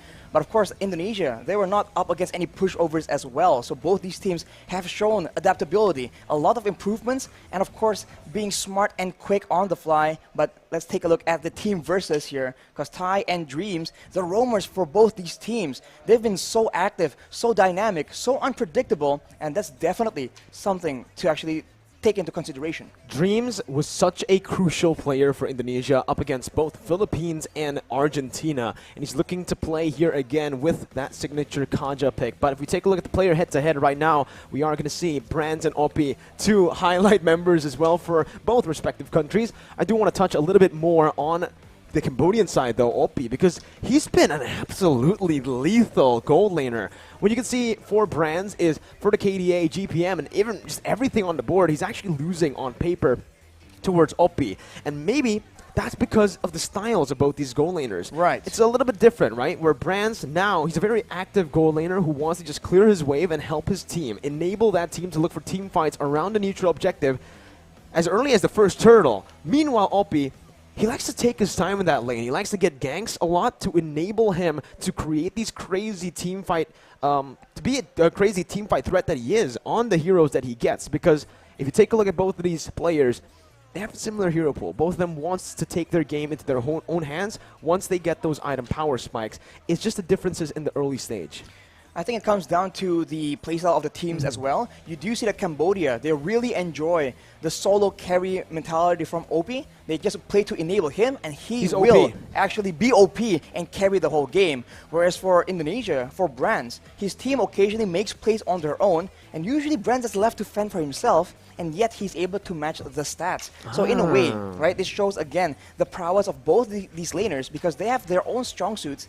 And that is the main question. With that in mind, what will be that winning strategy coming in from both these coaches, because they have a bit of an idea on how their opponents want to play. Brands playing the weak side in the gold lane very well. Meanwhile, OP playing that strong side with a lot of ganks to enable him in that gold lane. So again, it really comes down to how both of these teams strategize against each other with the style, because it's another stylistic battle, another clash in styles. We saw this kind of play from Philippines, Indonesia. I think we're going to see it here again for Cambodia and Indonesia as we jump into the draft for game number 1. Arashi, quick-fire predictions, Indonesia, Cambodia, based on the stats, before we get into the bans. Based on the stats, who's going to come out on top? Ooh, that's a tough question. I mean, the stats were very, very close, but I think off the bat, of the surprise factor and how impressive the teams have been, I think Indonesia for sure is a favorite. But of course, we all like a comeback story, an underdog story, and Cambodia can serve as that dark horse of the tournament as we go straight into that banning phase. Joy for sure won't be making an appearance, but what else we ban away? We see that both teams have a lot of flexibility, so usually we see some Kajas getting banned out. We see now several mages as well. Very dynamic. You can see here, Cambodia with the second pick with the red side. They are going to try their best to, I think, ban that Joy out. But Indonesia, knowing that Cambodia has played this Leomord yesterday and was absolutely lethal on it, they decide to ban the Leomord, take it out of Cambodia's hands. But Cambodia is already going for a very interesting strat. Since that game where Deja absolutely popped off, we've always seen that the red side has banned the Joy instantly. Cambodia's left that open for now. Is this hinting at a fact that maybe Cambodia, they were able to utilize it really well. Maybe they're able to counter it as well. Perhaps. I mean, for now, we don't really have a solid, a very effective counter. So we'll have to see. They have banned away that Fanny because it's a signature pick for Taz on the side of Indonesia. But for the Indonesians, they have banned away that Diggy as well. This is a very common strategy these days. Pick or ban it. And for Indonesia, the fact that they have banned away is very secure. There's very good utility to fight against crowd control. You can expect some aggression, some engages, some pickoffs from the side of Indonesia, as Cambodia will deny that Valentina pick. Still, that thought is lingering over. Joy, who is it going to be let go here by Cambodia? Again, the team that utilized the Joy really well. So they should understand how much of a threat the Joy is, especially on the hands of these mechanical players from Indonesia, right? But that's the question I actually just want to ask for Cambodia right now. Is it because they know how to counter it? Because we've been, talking a lot about this. We've been having discussions about how to counter the Joy lockdown heroes, but Todak tried that. They tried the Franco with the Mincetar, 2 lockdown heroes, and it did something, but it did not do enough to shut the Joy down. Nowhere near enough, and I think that's the main problem. You may be able to counter it, but at what cost? If it's too difficult, if it's too costly for your team, you might as well don't do it. It doesn't really make sense. It's not a value kind of decision. So we'll have to see. This is the final ban, and this will tell. Will the Joy make an appearance? And if it's up there, will Indonesia insta-pick it? Or will they actually brave the odds and go for something more of their comfort? It all lingers in the decision of Cambodia.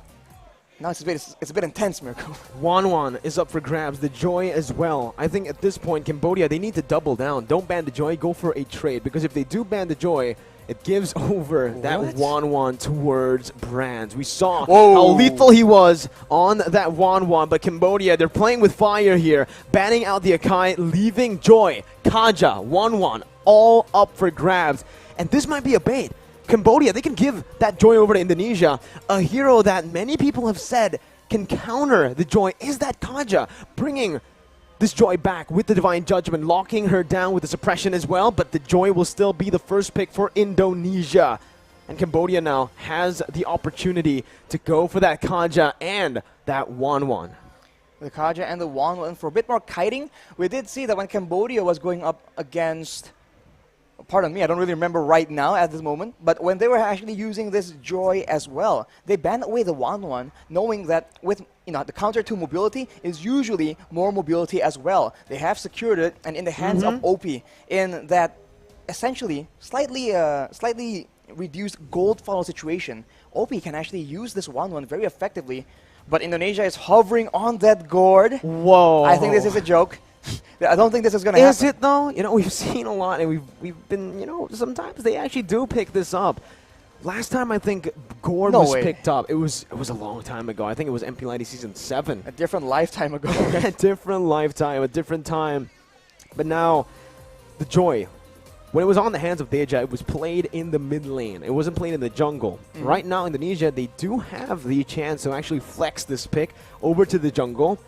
I've seen some of my friends try it out. They will go and opt for the Iesf and the Lolita instead of the gourd. Pretty wise choice in the first game up against Cambodia in a best of 3. This Lolita provides such good cover for the other members against the 1-1, whether it's from the crossbow tang or just from preventing the weakness points from the get-go. And obviously the Iesf becomes a solid hero to face off up against the 1-1. That matchup is pretty beneficial for the Iesf, but Cambodia has that Kaja, right? So Indonesia needs to be very careful. Especially with their backline members, unless it's a Joy, of course, because that kit has a lot of safety and security.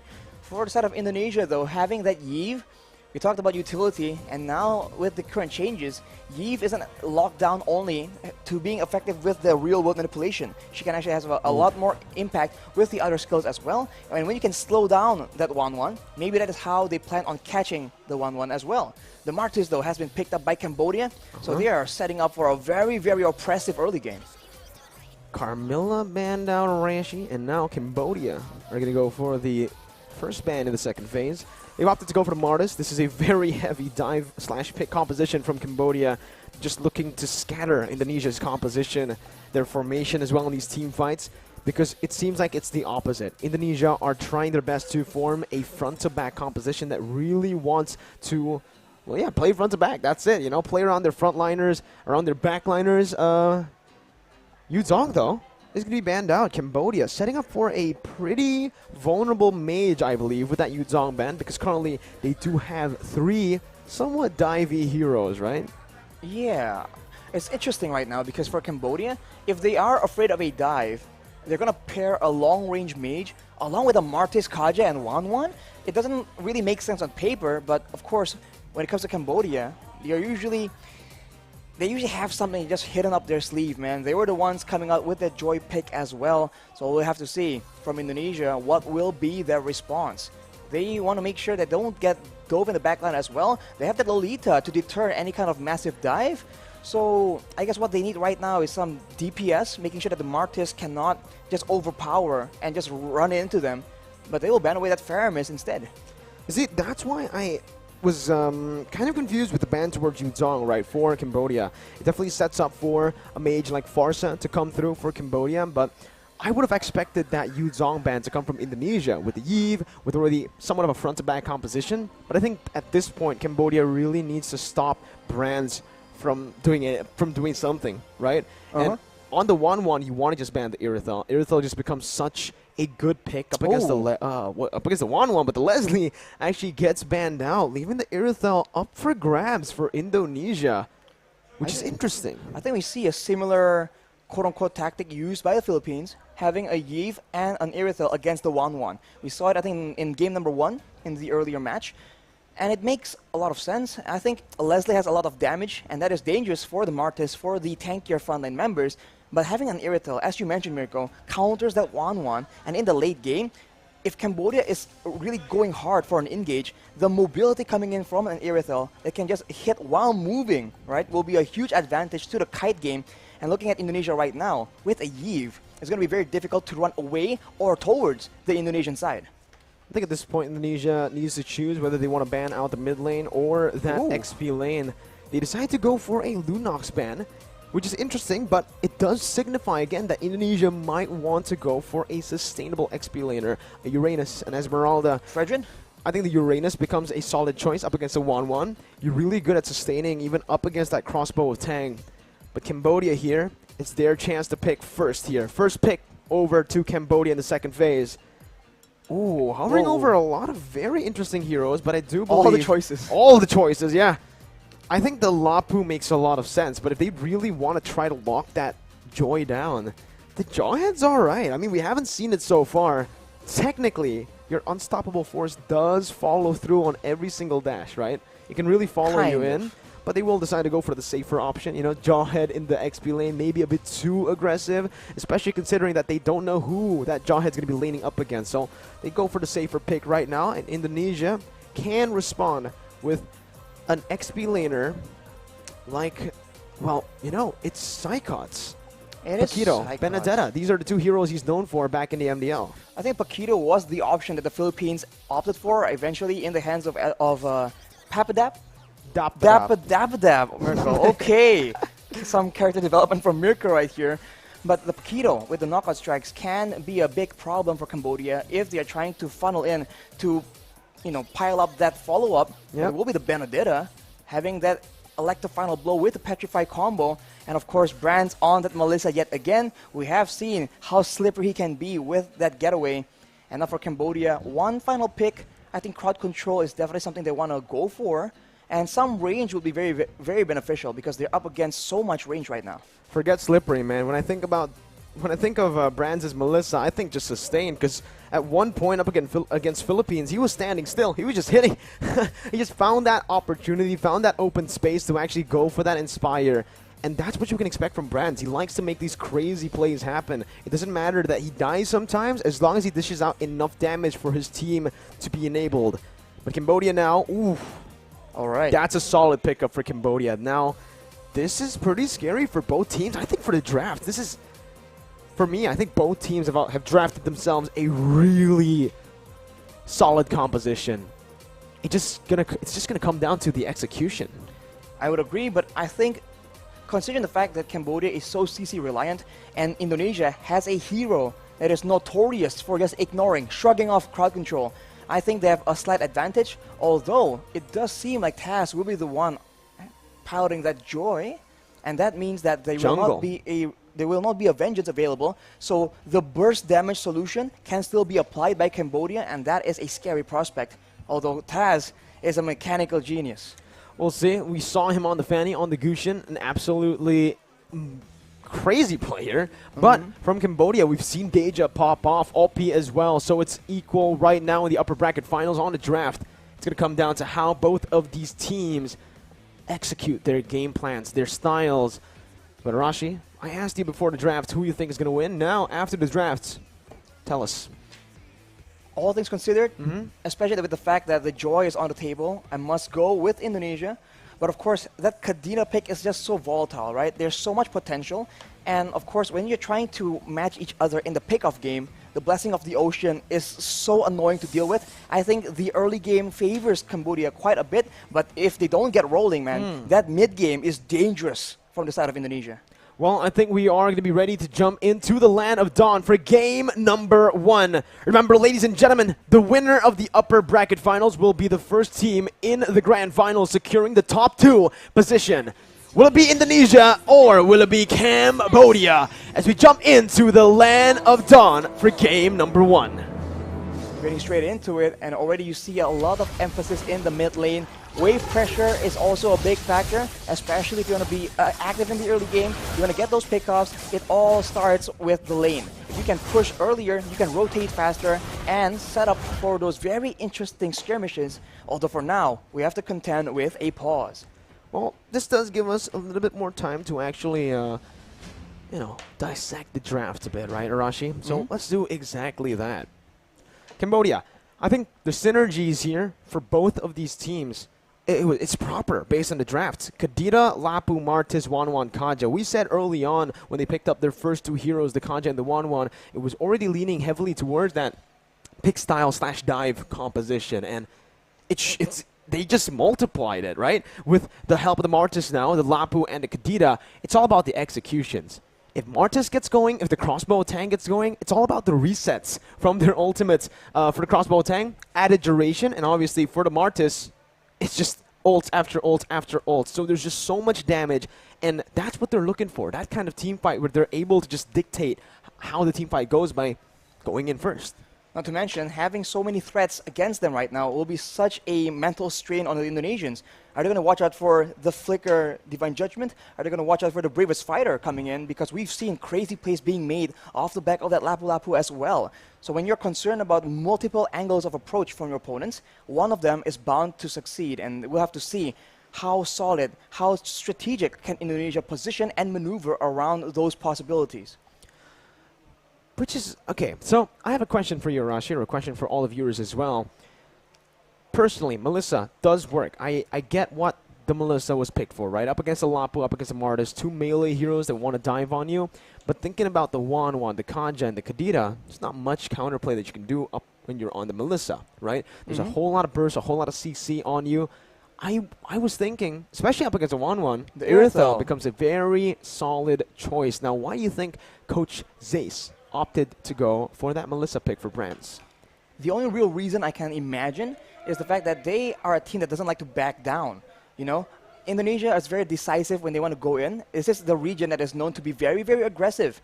So maybe they don't like that approach the Philippines took to kite back, right, and maneuver around. They like bringing the fight towards the Cambodians instead, and maybe they feel that with a Melissa, a hero, they can just do a lot of DPS to multiple members at the same time.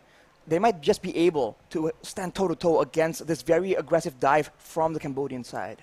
Unfortunately, ladies and gentlemen, we're hearing right now that the technical issue will take a bit of time to resolve, so we are going to head into a break. A very short one. Please do stay tuned. Mirashi, the Miracle Arashi combo, will be back very soon to bring you game number 1 of this upper bracket finals.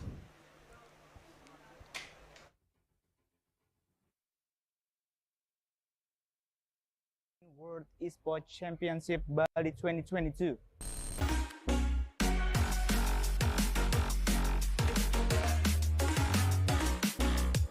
So, entering day 4 of the biggest esports championship, what did you feel? Did you have some fun? Anyway, entering the next round of this tournament, the competition is getting tougher, more intense, and more entertaining. Today, there is 4 games that will be played in this tournament. CSGO on the ice stage, Dota on the earth stage, Mobile Legends on the water stage, and PUBG in fire stage. So, are you ready to watch more matches on this day? But before that, here's the joy of the day 3 of the Iesf 14 World Esports Championship Bali 2022. Enjoy!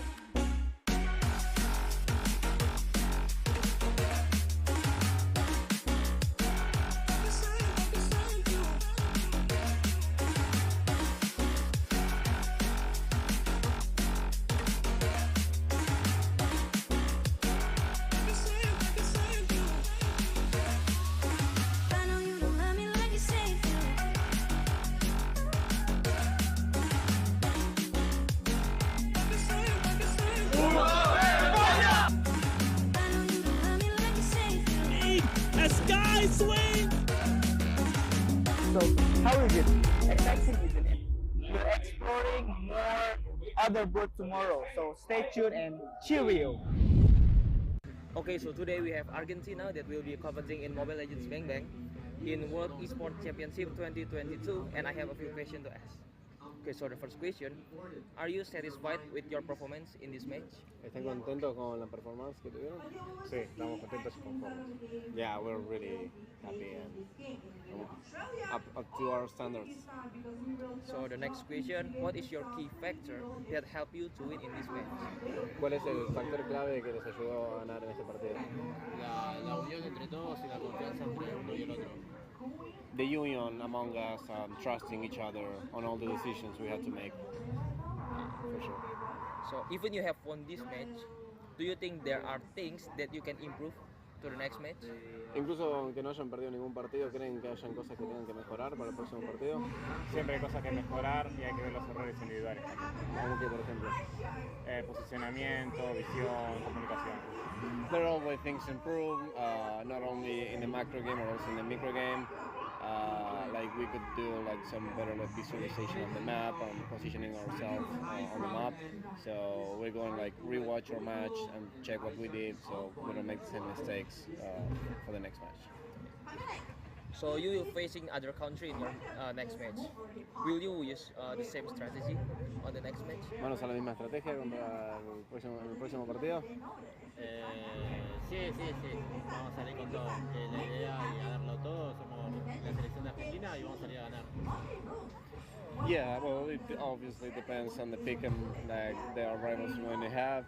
But yeah, we're going to give all of us to the match. We are Argentina, we're proud of it, and we're going to show what Argentina is. So this is the last question. What is your biggest challenge to beat your opponent? I'm sorry? What is your biggest challenge to beat your opponent? ¿Cuál es el principal desafío que tienen para vencer a sus rivales? Estudiarlos y entender cuál es su forma de juego para poder contrarrestarlo. Yeah. So our biggest challenge is to understand our rivals, so we can think of a strategy to overcome them before they come after us. Okay, that's all for all my questions. Thank you very much for your time, and I hope the best for this competition. Thank you. Okay, so here we have Gabian for Honest Sport, and I have a few questions to ask. So the first question, how confident are you for the Indonesian Mobile Legends national team to win in this competition? Yang pastinya yakin banget, soalnya kayak aku juga sering lihat kayak beberapa turnamen kayak mereka mainnya gimana dan yang gak kalah jagonya sama tim-tim negara lain, jadi harus menang. So what do you expect for e-sport Indonesia? E-sport Indonesia sekarang kan udah dibilang lumayan maju juga ya di maksudnya dibanding negara-negara lain selain Filipina. Jadi ya semoga bisa lebih berkembang lagi, bisa lebih maju lagi, bisa banyak event gede lebih Iesf. Amin. So okay, for the last question, what is your opinion for Iesf? Opinion ya, udah oke banget sih. Apalagi tadi aku lihat kayak dari tahun ya, dari 2009 sampai sekarang itu kayak udah hebat banget, tetap pertahanin, dibikin jauh lebih baik lagi. Okay, so today we have Malaysia that will be competing in Mobile Legends Bang in World Esports Championship in 2022, and we have a few questions. So the first question, are you satisfied with your performance in this match? I think the boys are quite happy, but they are not overconfident because our motive is to go straight into the finals. So for the next question, what is your key factor to help you to win in this match? Menangkan Momolin, menangkan Golin dan Midlane. Even you have won this match, do you think that you will improve for your next match? Dah menang match ni, perlu improve tak untuk next match? Kita nak akan buat lagi the best lah daripada sebelum ni. InsyaAllah kita akan buat lagi power. So you will face other country in your next match, right? Will you use the same strategy on the next game? Maybe tidak. Kita akan gunakan strategi lain. Sebab setiap tim ada strategi orang, so kita orang ada strategi untuk counter mereka. So for the last question, what is your biggest challenge to beat your opponent? What is the biggest challenge to beat an opponent? Di mana yang bagi dia? What will be? The biggest opponent to beat the opponent is about we studied them. I mean, we need to Melayu je. Kita nak kena beat diorang daripada segi strategi dengan drafting itu je lah kot. Tadi macam panjang. Okay, that's all for my question. Thank you for your time and I hope the best for your competition. Thank you so much. Thank you. So today we have Philippines that will be competing in Mobile Legends in World Esports Championship 2022, and I have a few questions to ask. So the first question, are you satisfied with your performance in this match? In this match against Slovenia? Yes. Yeah, I think we're very satisfied with our I'm very satisfied in this match versus Slovenia, but in EVOS I think we still have some things to work out. Okay. So what is your key factor to help you to win in this match versus Slovenia? Key factor. Ano key factor? Key factor. What's the key factor? The key factor is we work together. Yeah, we use our Ube strategy. Yeah. Do you think there are things that you can make improvement for the better match? More practice. Yeah, and adjust on cell phone use. So you will facing other country in your next match, like Vietnam, right? So will you use the same strategy? Yeah, we still have more strategies we're not showing yet. We're gonna show it to in our next match. Yeah. So what is your biggest challenge to beat your opponent? Biggest challenge. I think our biggest challenge is adjusting to the phones and the comms. Because the comms is delay and the sound is very weak. And I think the biggest adjustment is the phone because we use iPhone in our country. Yeah. So how confident are you to win this competition? How confident are you in this? 100% confident. Yeah, 100%. So this is the last question. Who is the tough enemy in this competition? I think Indonesia and Cambodia, Malaysia. Yeah. Cambodia and Malaysia. They are competitive. Yeah. So okay, that's all for my question. Thank you for your time and I hope the best for you all this competition. Thank you. Pilipinas! Lahat matatag! Okay, thank you. Congratulations, Philippines! Thank you. Support Philippines. Thank you. Thank you. Thank you very much. Indonesia that will be competing in Mobile Legends Bang Bang in World Esports Championship 2022. And I have a few questions to ask. So the first question, are you all satisfied with your performance in this match? Hey, go Japan. Yeah. Bakai bahasa English. So for this match, I think we will take this. So happy, but we're not too satisfied. Our to win the whole championship.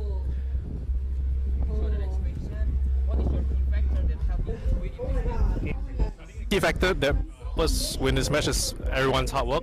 Everyone really put in the effort, the time, and mainly just trust between everyone over here and everyone doing their job. Because without everyone's contribution, we wouldn't have been able to do it. So even you have won the match, do you think there are things that you can improve for the next match? There's definitely many things that we can improve. There was a lot of mistakes that we made as well in both games, so we will look through our games and fix our errors. Okay, so you will be facing other country in your next match, right? Yeah. Will you use the same strategy for the next game? Strategy-wise, we cannot really disclose, but I can assure that we still have other strategies out there, and we will see what we want to pull out for each different team.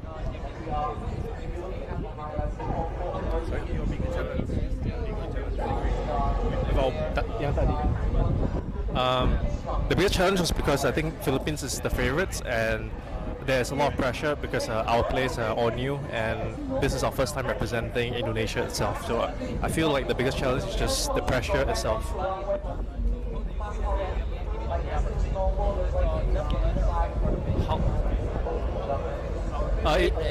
It feels really great to win the M3 Champions, but we know that there's a possibility that they will make a comeback, and we will eventually might face them again. So we're happy for now, but we're not too happy yet. We know that the weather in Bali is hot, right? And we have the game is on the upper stage. So does the weather affect for the match? I would say the setup overall is really good. The weather doesn't really affect us, and the setup, the equipment, everything covers the weather, so we don't really feel the heat. Thank you so much. Indonesia! Jaya, jaya, jaya! Okay, thank you. Congratulations, Indonesia! Okay, so hello everyone. We have Daki here as an ex-professional Mobile Legends player from Indonesia. Okay, hello. So the first question is, what do you think about this match, Indonesia versus Philippines? Sebelum match ya, pakai bahasa Indonesia aja ya. Jadi menurutku matchnya itu bagus banget, tapi menurutku Indonesia masih punya PR karena secara early Filipina lebih bagus, masih lebih bagus, tapi secara mid game mungkin tadi Filipina over PD, ada yang game 1 over PD, akhirnya Indonesia bisa balikin. Tapi maksudnya menurutku kemenangannya belum clean aja. So who is the top opponent for Indonesia in ISF? Filipina. How much confidence are you that Indonesia will be the winner for this competition? 70% ya. So for the last question, any future hope for esport Indonesia? For esport in Indonesia is semoga banyak tim baru bisa masuk MPL termasuk GPX.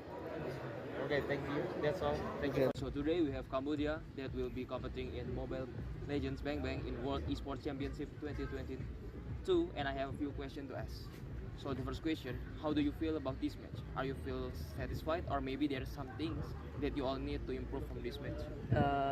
From the last match, we feel exciting, and there's a lot of things for us to learn from the last match. Okay, so what do you think about your enemy performance today? The performance is very strong because they have more experience, and yes, they very strong. Okay. So is there any special preparation for the next match? Yeah, there is the draft, the strategy for the next match. Okay, so you already won the game in this time, right? Yeah. What things do you have that your enemy doesn't have? Maybe can be your chemistry more than good than them, or rather? I think it's our spirit. Together, we all in one. We know what to do, and yeah, we trust each other. We have the same spirit. So how confident are you to win this competition? Our confidence is 50%. 50%. Yeah, 50%. So for the last question, who is the tough enemy in this competition? Why? I think both of Philippines and Indonesia are the toughest team for us to beat. Why? Because they are the stronger team in ASEAN, and they have more experience, and yeah, their players so strong. So okay, so that's all for my question. Thank you for your time, and I hope the best for your competition. Thank you. Okay, so today we have Age and Textam as a coach and analyst from Indonesian Mobile Legends team in World Esports Championship 2022, and I have a few questions to ask. Okay. So the first question, how do you feel about this match? Are you all satisfied, or maybe there's something that you all need to improve from this match?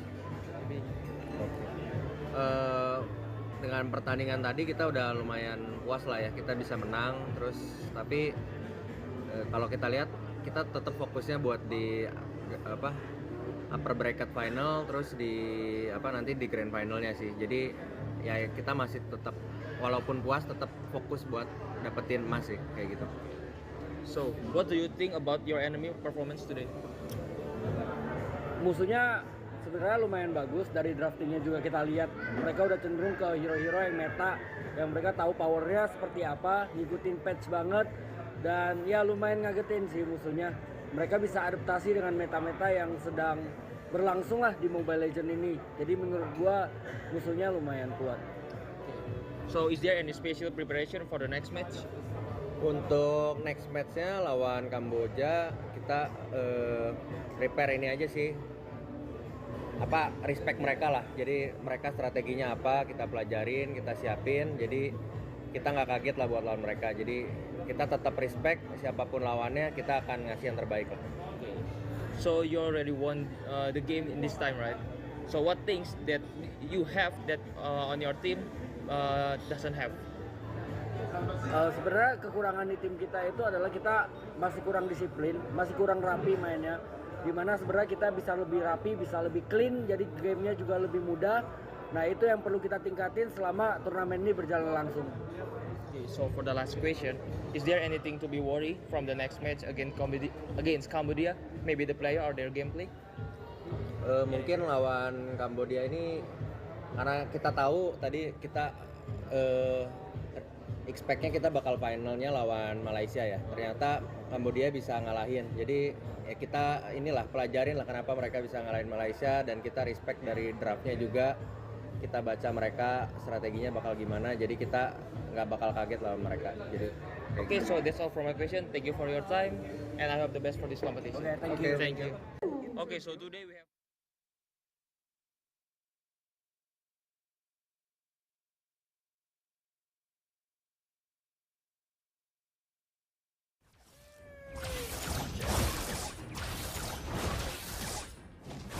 Here, welcome back, ladies and gentlemen, to the first game of the upper bracket finals.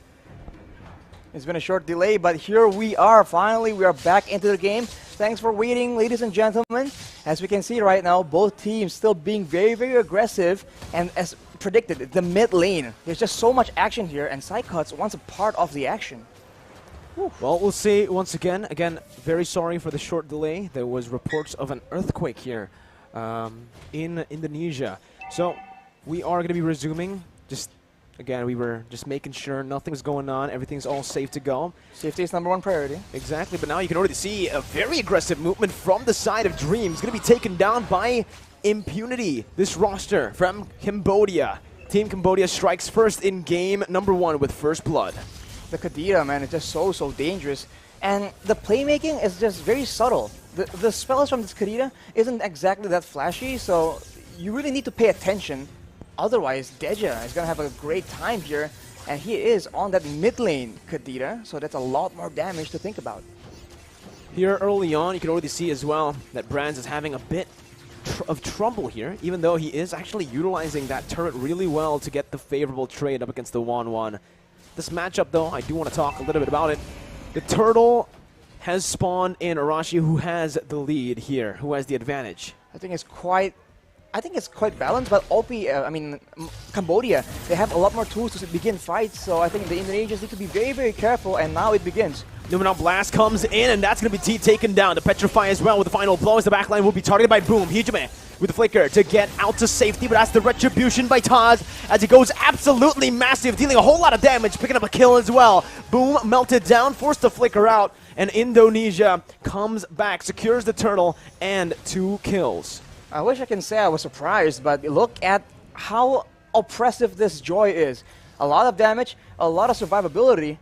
At the end of the fight, Taz had almost half his HP bar worth of shields, and that is something that in this early game Cambodia cannot deal with. They simply just don't have the items, the damage to deal with it, and this is why it's so annoying to have this Joy on the opposing side, and they need to be more proactive here, because if Indonesia are the ones engaging the fight, like now you can see, it's just very, very dangerous, and they are risking getting picked off. The rhythm of Joy and the electrifying beats, it does so much damage. It's nasty combo. Nasty combo, and on top of that, nasty mobility. He is untargetable practically when she is using that rhythm of Joy. But 5 jumps essentially, I think. Yeah, 4 or 5 jumps. If you keep on resetting it, if you play with the rhythm as well, you deal more damage with the passive. But there is another pause, it seems, that is going to be initiated from Cambodia right now, as we'll see what is wrong. Again, please be patient with us, ladies and gentlemen. There is, I think, a technical issue again. We want to make sure that the game runs as intended. Nothing just sways the balance in anyone's favor. But for now, very, very interestingly enough, it's the matchup here between the Joy and the Martis. It's just very interesting because it's the same idea. A lot of dashes, tankiness as well, and a lot of damage. So now it becomes a showdown almost between the Martis and the Joy, especially in this early game where you can just abuse that immunity and just take control. But now it's a bit of a mechanical showdown. We'll see, right? Early game, it does feel like even though Cambodia were able to find that first blood, punishing Dreams, it is Indonesia that still has more control from the neutral objective take to the team fight that happened around the Turtle.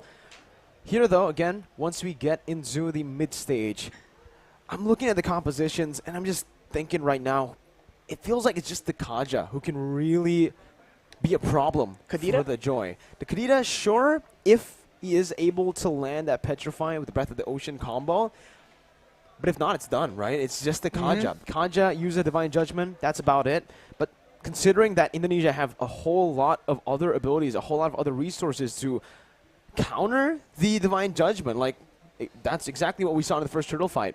The Divine Judgment was popped into the Joy, but then there was a Numenon Blast that was channeled in. There was a Electro Final Blow as well, I believe. And the AoE from Indonesia is very solid, and that is why it's very dangerous if the Cambodians do not get the momentum, the initiative, because if they are the ones starting off things, then the Indonesians are forced to use their spells defensively to try and stave off that damage. But now, as you can see, they have no doubt at all. There's no hesitation in using the Numeran Blast, the electrifying blow, to just go aggressive. And this is what we've been talking about from Indonesia. They have a front-to-back team composition against a dive composition, and yet they don't care. They're going to go and bring the fight to you instead. Well, we're going to jump in back to the game as the game has been resumed by Cambodia and Indonesia. Again, 3 minutes in, there is a 1,000 gold lead currently for Indonesia. Both teams are playing it relatively passive here as Taz jumps in once again with the Rhythm of Joy. Jumps in as well using the electrifying beats. Doesn't get the gold buff though. That's a fancy beat actually that comes up when you use that ultimate. But Taz is just all across the map trying to get the ganks up, getting that farm as well.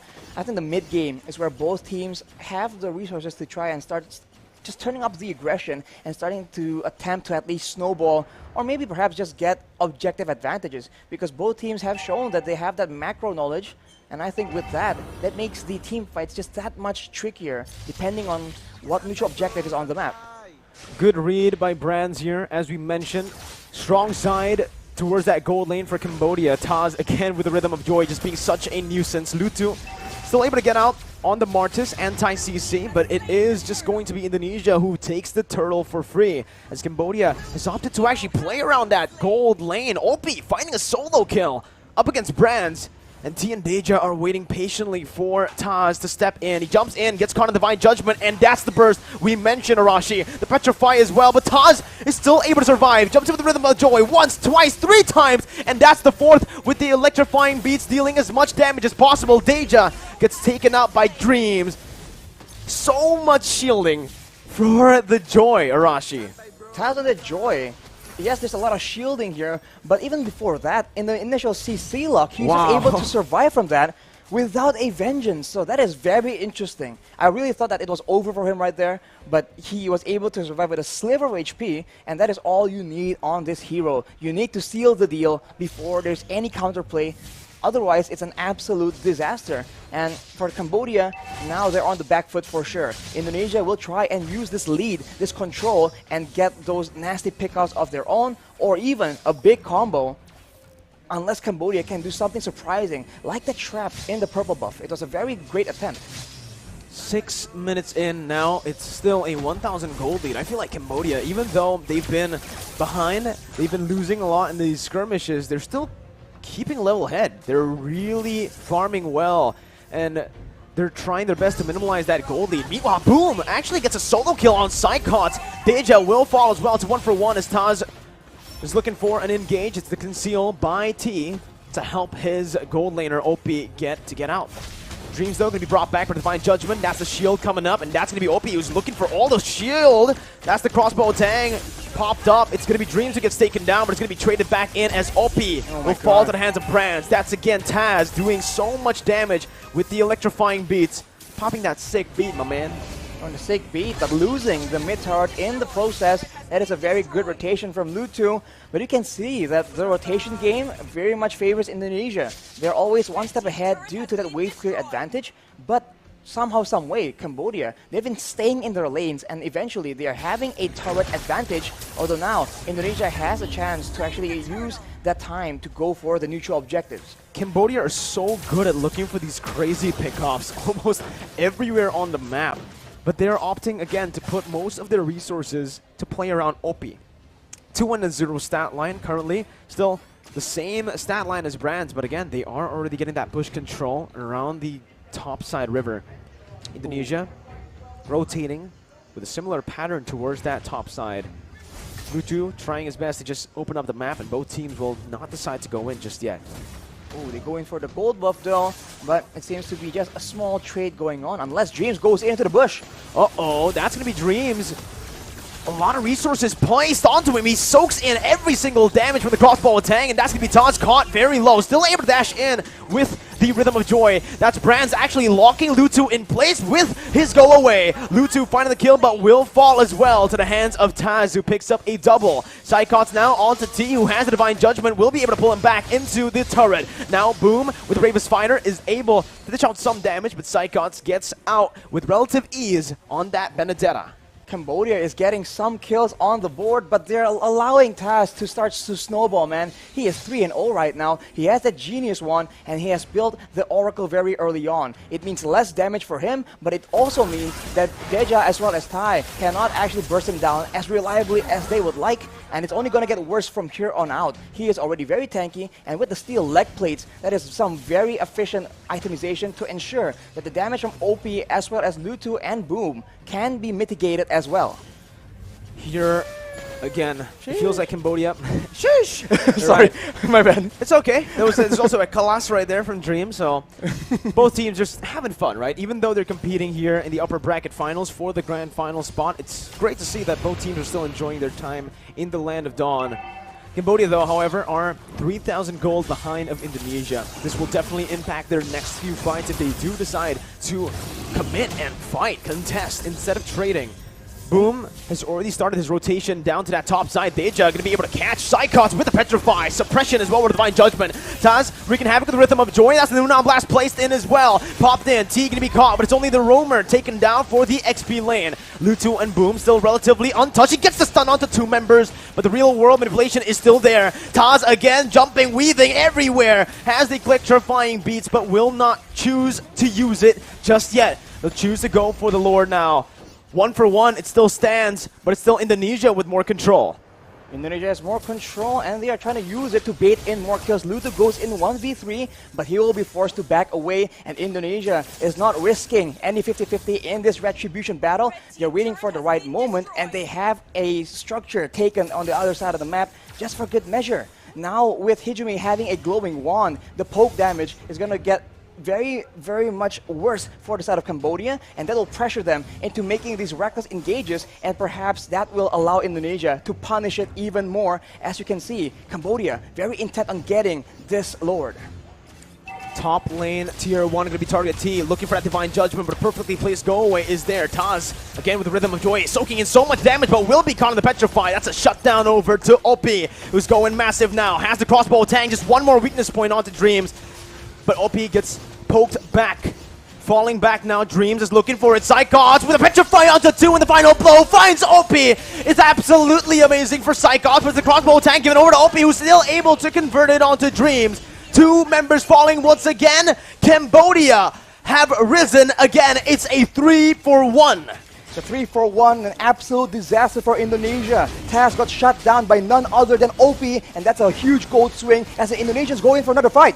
Brands trying to do what he can here. He's going for the steal, but will not be able to find it. The go away and the Wind of Nature popped in, but he's going to be petrified. And you can't Wind of Nature. The damage from that Kadita magic penetrating through, and Brands taken off the board. That's a 2v5 essentially for the Indonesians. Very reckless. And it seems like they're losing control in this game right now. They certainly are not expecting the difficulty for Taz to actually take control of that game. We questioned if Cambodia has a solution, has something in the pocket. That is what they're showing right now. With the Lord pushing in, Cambodia goes for the jungle control as well, and the Indonesians are struggling to keep up. Taz, he needs to be a bit more disciplined with that Rhythm of Joy. Last time he jumped in and got caught in the Divine Judgment. That led to Cambodia getting a good fight. Concealed play. T flickering forward. Not getting anyone, but that's going to be the Joy. Targeted down. Taz out instantly now as Lutu is able to disengage. A good stun from Boom to once again help the rest of the members to back off. It's another 1-0, Rashi. And Cambodia, it feels like they're one step ahead. It seems like now that Joy pick is actually harming the chances of Indonesia because Taz keeps going in and overestimating the flexibility, the power of this Joy, and Cambodia is absolutely punishing it. If they take it slow, Brands as well as Hijumi has enough damage to start poking around to pressure the members of Cambodia. There's a lot of physical defense being built, but Hijumi with the glowing wands ready right now can actually poke them down before Taz goes in to secure those kills. So I think they have to be more synergized in how they want to approach these fights, because right now, it seems like it's very disconnected. We're seeing a lot of fights from Indonesia without the whole team, the 5 members at the same time. Ooh. Cambodia. We questioned their decision not to ban the Joy, but right now it's working to their favor as T opens up the map, forcing Dreams to back off. Indonesia zoned away from their own jungle as the orange buff will be claimed by Cambodia. Again, it feels so tough for Indonesia currently because Cambodia have such a good kite back composition. They can kite back, they can even engage now. And that's what we mentioned earlier, right? This pick style of composition that Cambodia opted to go for and kept on building towards. It really is looking super strong right now. Especially because early on, Indonesia has their own pressure, so Cambodia cannot synergize, cannot set up for these big ambushes. But now with the tides turned, with the gold lead in the hands of the Cambodians, they are all over the jungle of the Indonesians. The Magic Sentry will expose them for now, as Brands has picked up this Demon Hunter sword, allowing him to maybe be a bigger threat towards the tankier members. Ooh, that was such a risky move by Taz. Man, he dashed towards T on the Kaja. But he knows exactly what's going to happen there. He knows that T won't be in range after he uses the Rhythm of Joy. But it's just pretty stressful for me to watch. Again, very aggressive moves. That's not quite necessary for Taz, so maybe this is just his character, his killer instinct, his mechanical skill wanting to be used, but now Psychos is being targeted. Uh-oh, Psychos gonna be caught, doesn't get the eye for an eye, but he gets the Petrify. Now the final blow as well, caught! No crossbow tang used just yet. Indonesia decided to look for the trade here on the Lord. Look for Retribution. Taz gets it, but he's going to be caught in there. Brands with a brilliant disengage. Crossbow tang still ready. Opie pops it in. Winner truncheon by Taz now. Caught in the midst of it all. Jumps in. Back and forth once again. Taz gets out. It's a good trade. Psychots traded in for the Lord for Indonesia to stay in this game. Wow, that mobility, man, is just so tough to deal with. Cambodia, with 4 members, were unable to get that pickup onto Taz, and now Hejume has built a Winter Truncheon as well, so the dive is just less effective. Uh-oh, Dreams caught Taz doing so much damage. Taz is absolutely a monster here. He's still able to survive, buying so much time, and it's a 1-for-0, 1-for-1 here. Everybody's low, 2-for-1, as that's a kill taken by Brands. 2 members low from Cambodia. The Enhanced Lord marching top. And it does seem like we're going to get a replay here, Hirashi. What happened in this team fight? Cambodia going for the aggression, crowded around together, and the AoE coming in from Hejume is something that they are not taking into consideration. What? They get very, very low, but now another fight is breaking up in the bottom, in the actual real game time. Hejume, apparently, a bit too aggressive, overstepping his boundaries there in the enemy jungle. But it's all good for Indonesia still. Even though they lost Hejume, they were able to find a few trades on the board. Tier 2 in the top lane, mid lane, and even in the bottom lane, equalizing the turrets here for themselves. But the Tier 2 hasn't fallen in that bottom lane just yet. I'm questioning a bit how the Winter Truncheon is the option that Hejume is building for, because I think even if he does survive with the Winter Truncheon, that means that the whole roster of Cambodia will be on him when he gets out of it.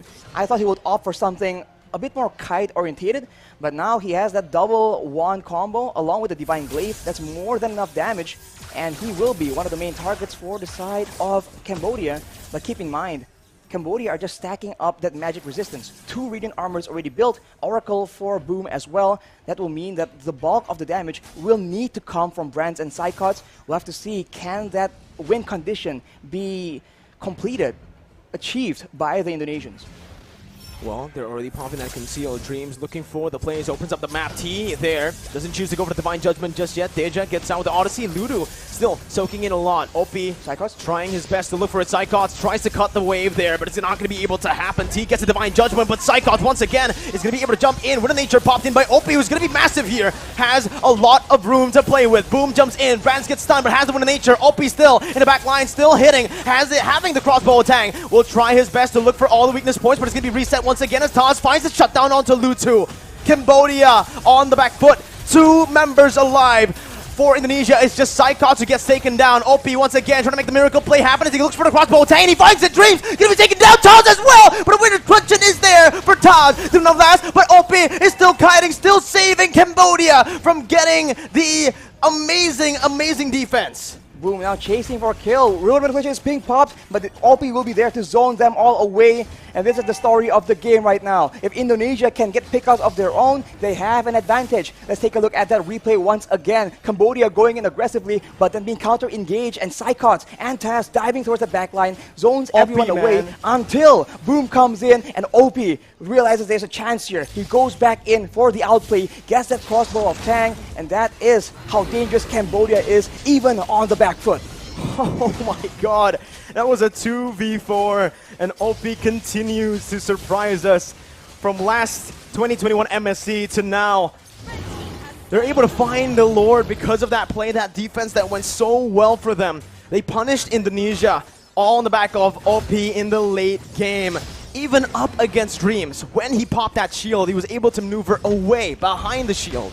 This is why this composition is so dangerous. Every single member, every single hero on the side of Cambodia can make the plays happen. Whereas for Indonesia, it's about unity. It's about synergy, playing as 5, because otherwise, alone, the Iesf, the Lolita, the Melissa, they cannot make these plays happen alone. Even Taz right now is being completely countered. They need to play around each other and get that united team fight to get that victory. 18 minutes in, this is still an enhanced Lord though that Cambodia took. They couldn't risk waiting for that 18-minute mark for the evolved Lord to spawn. It's them now trying their best to micromanage the waves. Taz, very risky play again, walking in front of that Kaja. T's been absolutely solid with his Divine Judgments. Both teams are opting to play it still very slow, building those waves up for Cambodia to crash and siege. Not to mention, T has the flicker, so beware of that flicker Divine Judgment combo. But here we go, Cambodia sieging away, and look at T. T looking for it now, gonna get stunned up.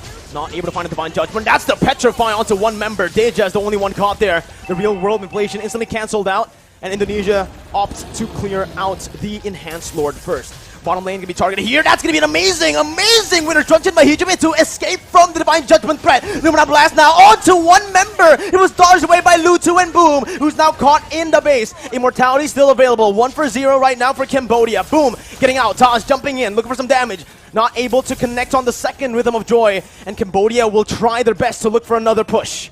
Hijime has the Holy Crystal, so that's a lot of damage. He is the main wave tier 2 right now, but Psychos goes in. Final blow used up. Deja gonna be caught there, but still is able to run away with the oddity. Psychos gonna be taken down. The crossbow tang, massive. OP is absolutely overpowered. The real world manipulation and desperation. Boom gonna be caught. Immortality's popped in. Lutu looks for the base, and Cambodia gets the first game in the series.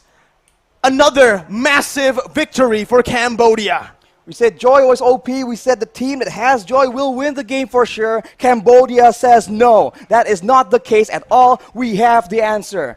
They just completely shut Taz down. The mechanical genius cannot show his skill. That is props to Cambodia, man. We all thought Joy was unbeatable. Cambodia definitely showed that Joy was unbeatable in their game against Malaysia.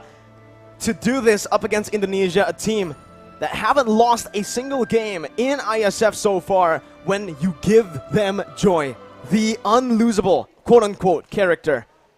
Cambodia right now are on a different level, and this just spices up the tournament even more. The tournament favorites all might be going down to the lower brackets. That is insane, man. You have to question right now, is the Joy pick something that the Indonesians were not ready to utilize, right? Because it does seem like Taz occasionally, as you mentioned, Mirko, misses some of the rhythms, some of the hops as well, comes in at real unfortunate moments. So we'll have to see if the same strategy gets applied. But looking at the highlights, the early game is just absolutely chaotic, and that's just how we like it. Both teams wanting to be aggressive. Indonesia, even though they don't have a lot of pickoffs, they are willing to take the fight to Cambodia, and Cambodia are just so happy to oblige. They go in with those pickoffs. They make so many good setups, hiding in the bushes, hiding in plain sight even, and they are able to get a lot of moments catching Indonesia off guard.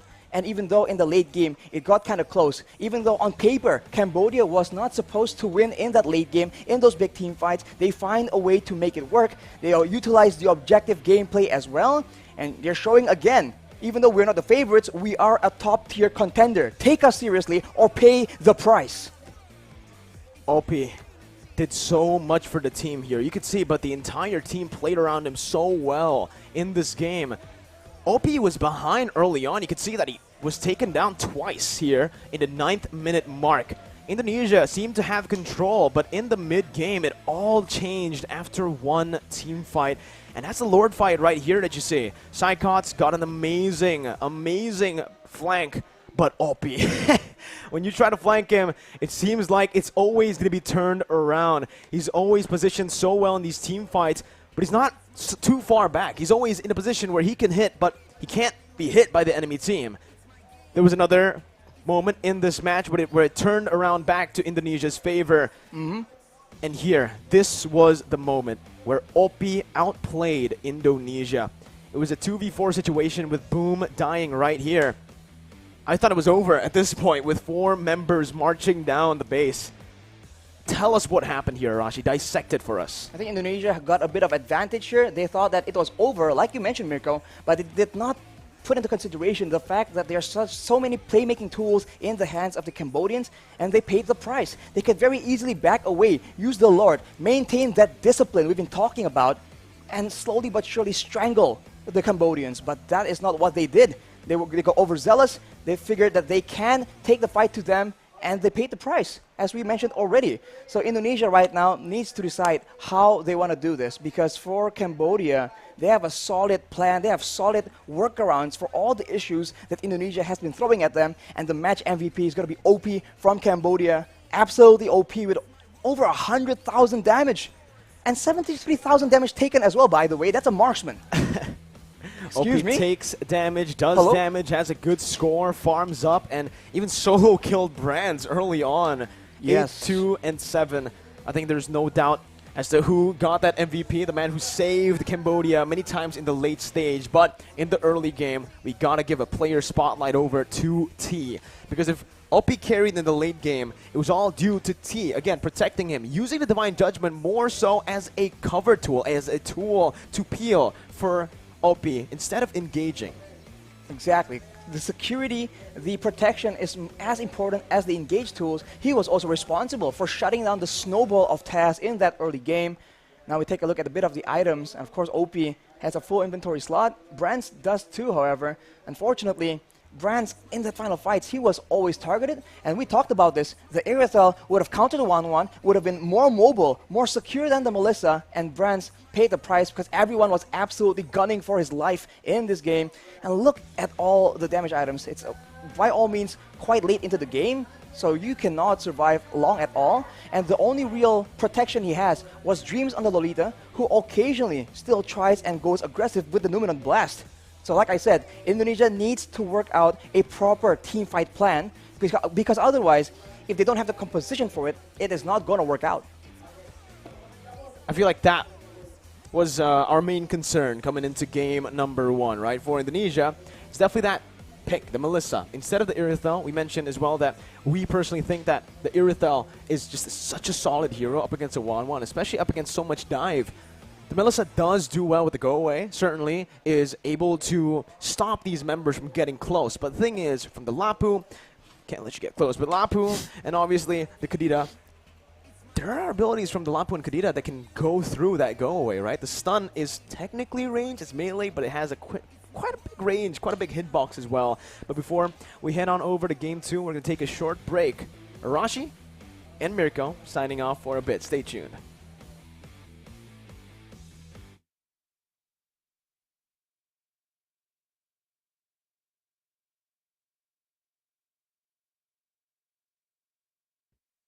And I have a few questions to ask.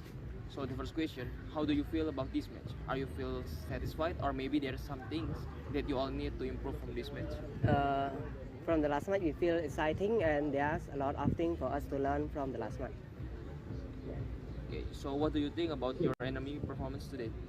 The performance is very strong because they have more experience, and yes, they very strong. So is there any special preparation for the next match? Yeah, there is the draft, the strategy for the next match. Okay, so you already won the game in this time, right? Yeah. what things do you have that your enemy doesn't have? Maybe can be your chemistry more than good than them, or rather? I think it's our spirit. Together, we all in one. We know what to do, and yeah, we trust each other. We have the same spirit. So how confident are you to win this competition?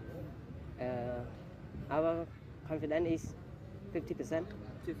Yeah, 50%. So for the last question, who is the tough enemy in this competition? Why? I think both of Philippines and Indonesia are the toughest team for us to beat. Why? Because they are the stronger team in ASEAN, and they have more experience, and yeah, their players so strong. So okay, so that's all for my question. Thank you for your time, and I hope the best for your competition. Thank you. Okay, so today we have Age and Textam as a coach and analyst from Indonesian Mobile Legends team in World Esports Championship 2022, and I have a few questions to ask. Okay, so the first question, how do you feel about this match? Are you all satisfied? Or maybe there's something that you all need to improve from this match? Dengan pertandingan tadi kita udah lumayan puas lah ya, kita bisa menang terus, tapi kalau kita lihat kita tetap fokusnya buat di upper bracket final, terus di nanti di grand finalnya sih. Jadi ya kita masih tetap walaupun puas tetap fokus buat dapetin emas sih kayak gitu. So what do you think about your enemy performance today? Musuhnya sebenarnya lumayan bagus, dari draftingnya juga kita lihat mereka udah cenderung ke hero-hero yang meta, yang mereka tahu powernya seperti apa, ngikutin patch banget, dan ya lumayan ngagetin sih musuhnya. Mereka bisa adaptasi dengan meta-meta yang sedang berlangsung lah di Mobile Legends ini. Jadi menurut gua musuhnya lumayan kuat. So is there any special preparation for the next match? Untuk next matchnya lawan Kamboja kita prepare ini aja sih, respect mereka lah. Jadi mereka strateginya apa kita pelajarin, kita siapin, jadi kita nggak kaget lah buat lawan mereka. Jadi kita tetap respect siapapun lawannya, kita akan ngasih yang terbaik lah. So you already won the game in this time, right? So what things that you have that on your team doesn't have? Sebenarnya kekurangan di tim kita itu adalah kita masih kurang disiplin, masih kurang rapi mainnya. Dimana sebenarnya kita bisa lebih rapi, bisa lebih clean, jadi gamenya juga lebih mudah. Nah itu yang perlu kita tingkatin selama turnamen ini berjalan langsung. Okay, so for the last question, is there anything to be worried from the next match against Cambodia? Maybe the player or their gameplay? Mungkin lawan Kambodia ini karena kita tahu tadi kita expect-nya kita bakal finalnya lawan Malaysia ya. Ternyata Kambodia bisa ngalahin. Jadi ya kita inilah pelajarin lah kenapa mereka bisa ngalahin Malaysia, dan kita respect dari draftnya juga. Kita baca mereka strateginya bakal gimana, jadi kita nggak bakal kaget lawan mereka. Jadi okay, so that's all for my question. Thank you for your time, and I hope the best for this competition. Okay, thank you. Okay, so today we have Malaysia Mobile Legends teams in Esports Championship 2022, and I have a few questions to ask. So the first question, how do you feel about this match? Are you all satisfied, or maybe there are some things that you all need to improve in this match? I mean, we are okay. We are fine with it because yes, before this game we lost, but it was our mistake. I think mistakes are the best teachers, and we learn from it. Moving into this game, we were having another way of thinking, and yes, we won again. A little satisfied. So, what do you think about your enemy performance today? Saya rasa performance dorang bagus, cuma dorang maybe kurang dari dorang leak dari segi drafting. So drafting dorang tu macam dorang pick ni tapi dorang tak tahu combo dengan apa. Tu bagi pendapat saya lah. So, is there any special preparation for the next match? Definitely yes, because we'll be going between Argentina or Philippines. Both are strong teams in their own region. They are both strong teams. Definitely we want to try to win them because we'll be meeting them again in M4. Okay. So you already won the game this time, right? What things that you have, but your enemy doesn't have? Apa yang kita ada tapi dia tak ada. Kayak game tu tadi. Yang tadi. Enjoy. Benjoy. Okay, for the last question, what are your worries for the next match? If my jungler wants to play Franco.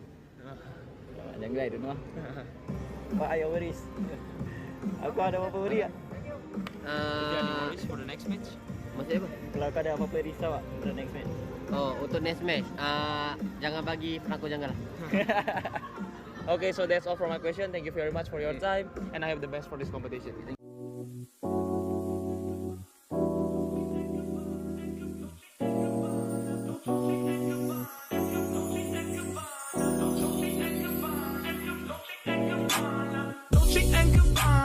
Fendi and Adana, Karen, they be sharing all their money, got me wearing fly. Girl, but I ain't asking. They say they love my ass and 7 G's to religion. I say no, but they keep giving, so I keep on taking. And no, I ain't taking. We can keep on taking. I keep on demonstrating my love, my love, my love, my love. You love my lady lumps, my hump, my hump, my hump. My humps, they got you. Got you, they got you. They got you. They got you.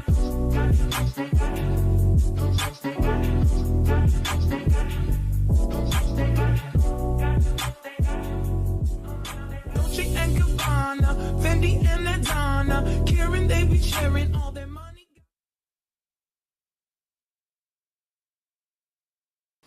We're back, ladies and gentlemen. We're ready. The players are ready as well. There's a big question over to you guys. I'm going to throw it. Are you guys ready for game number 2? Indonesia versus Cambodia.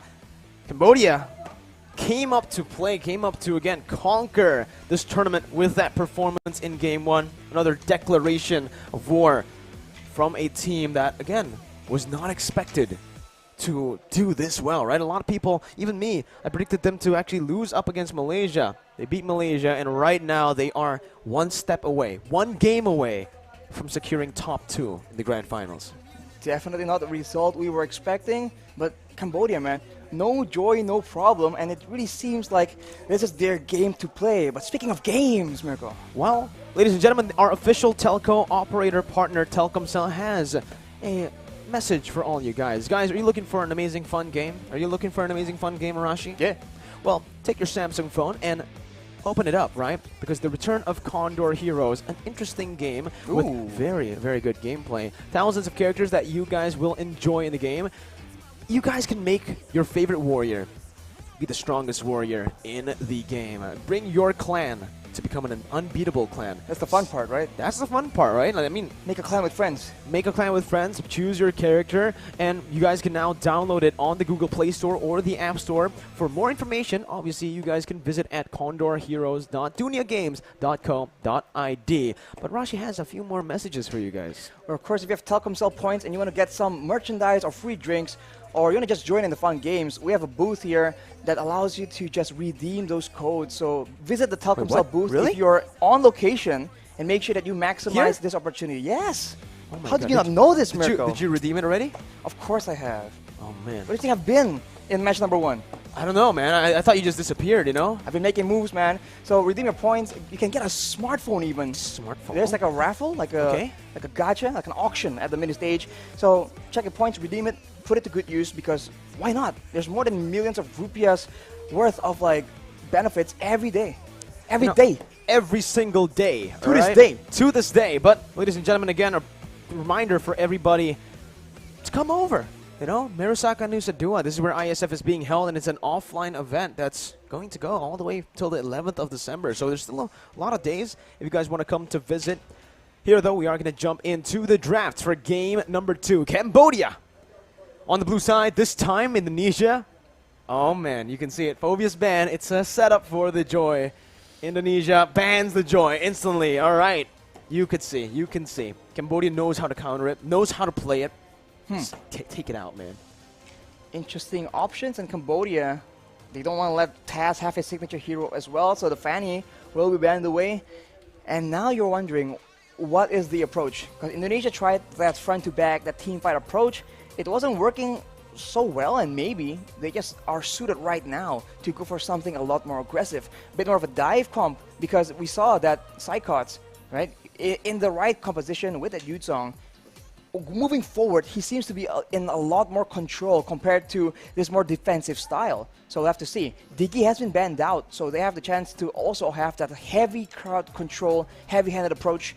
But for Cambodia right now, I think they might be looking towards that Kaja once again. Very flexible with the wave clear, with the pickoff potential as well. Fanny ban coming in from Cambodia. Still though, even after winning game 1, they are respecting Indonesia's prio picks, comfort picks. The Diggy will be banned out. Similarly to game number 1 by Indonesia. Leomord is still up for grabs, but the 1-1 now is actually going to be banned out by Cambodia, who has the first pick on the blue side. Technically forcing Indonesia to choose between the the Kaja, or the Valentina. Or the Martis, or Leomord. all the heroes available right now. But It's I think all for so first pick situational. prio, it's mostly still just Valentina Kaja.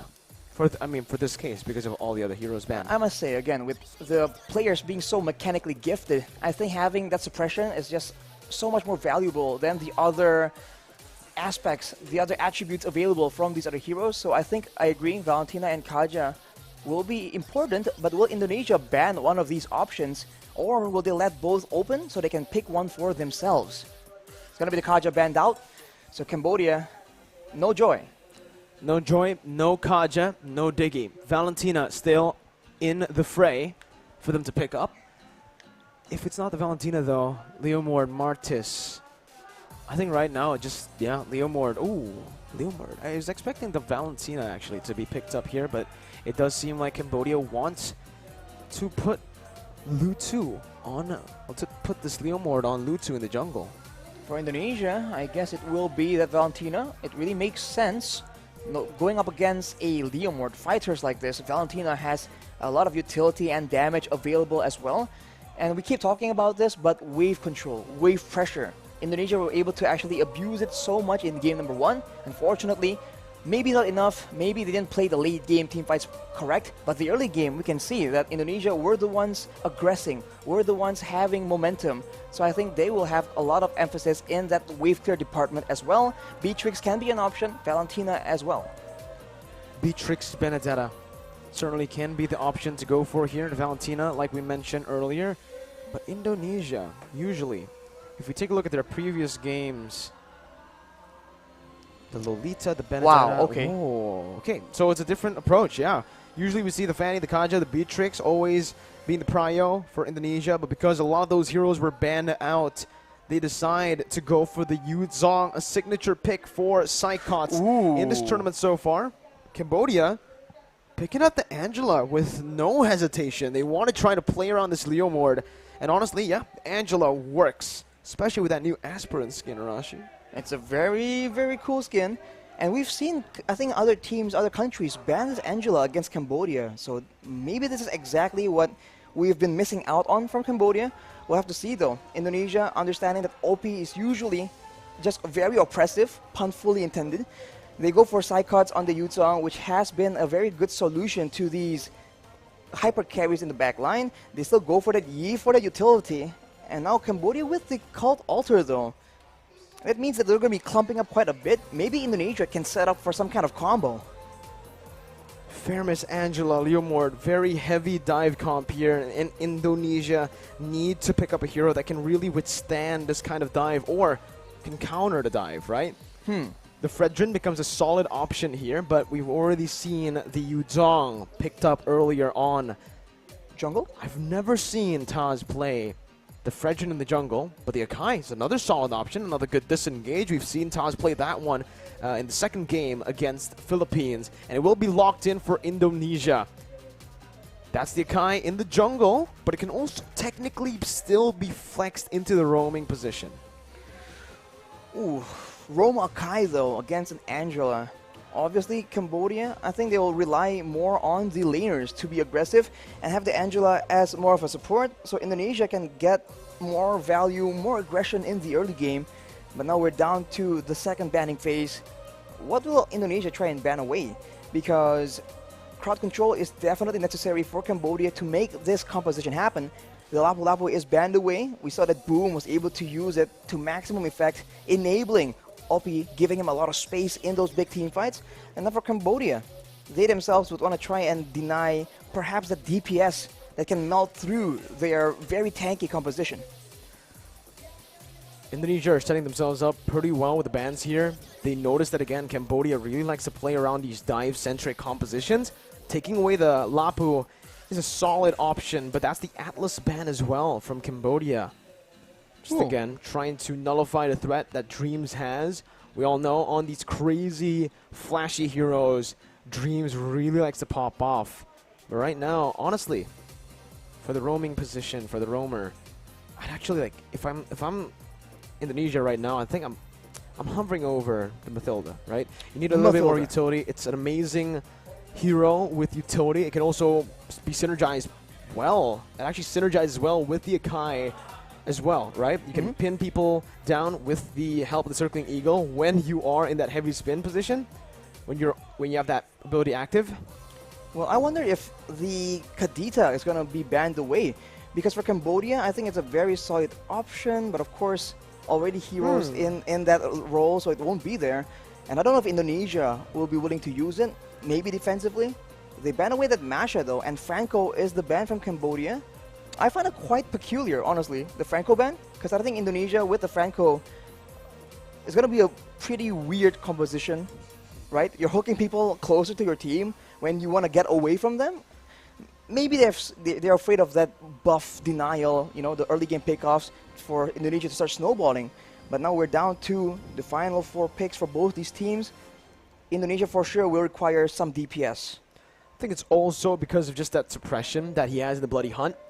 Becomes such a good cover peel utility tool for Indonesia. But now with the banning session done, both the first phase and the second phase, Indonesia will look to go for the first pick, which is still going to be that Melissa. This time, I actually like this pick a bit better than last time, right? You're up against a Leo Moore. The go away can have a little bit more use here, especially with the peel already there, ready with the Kai.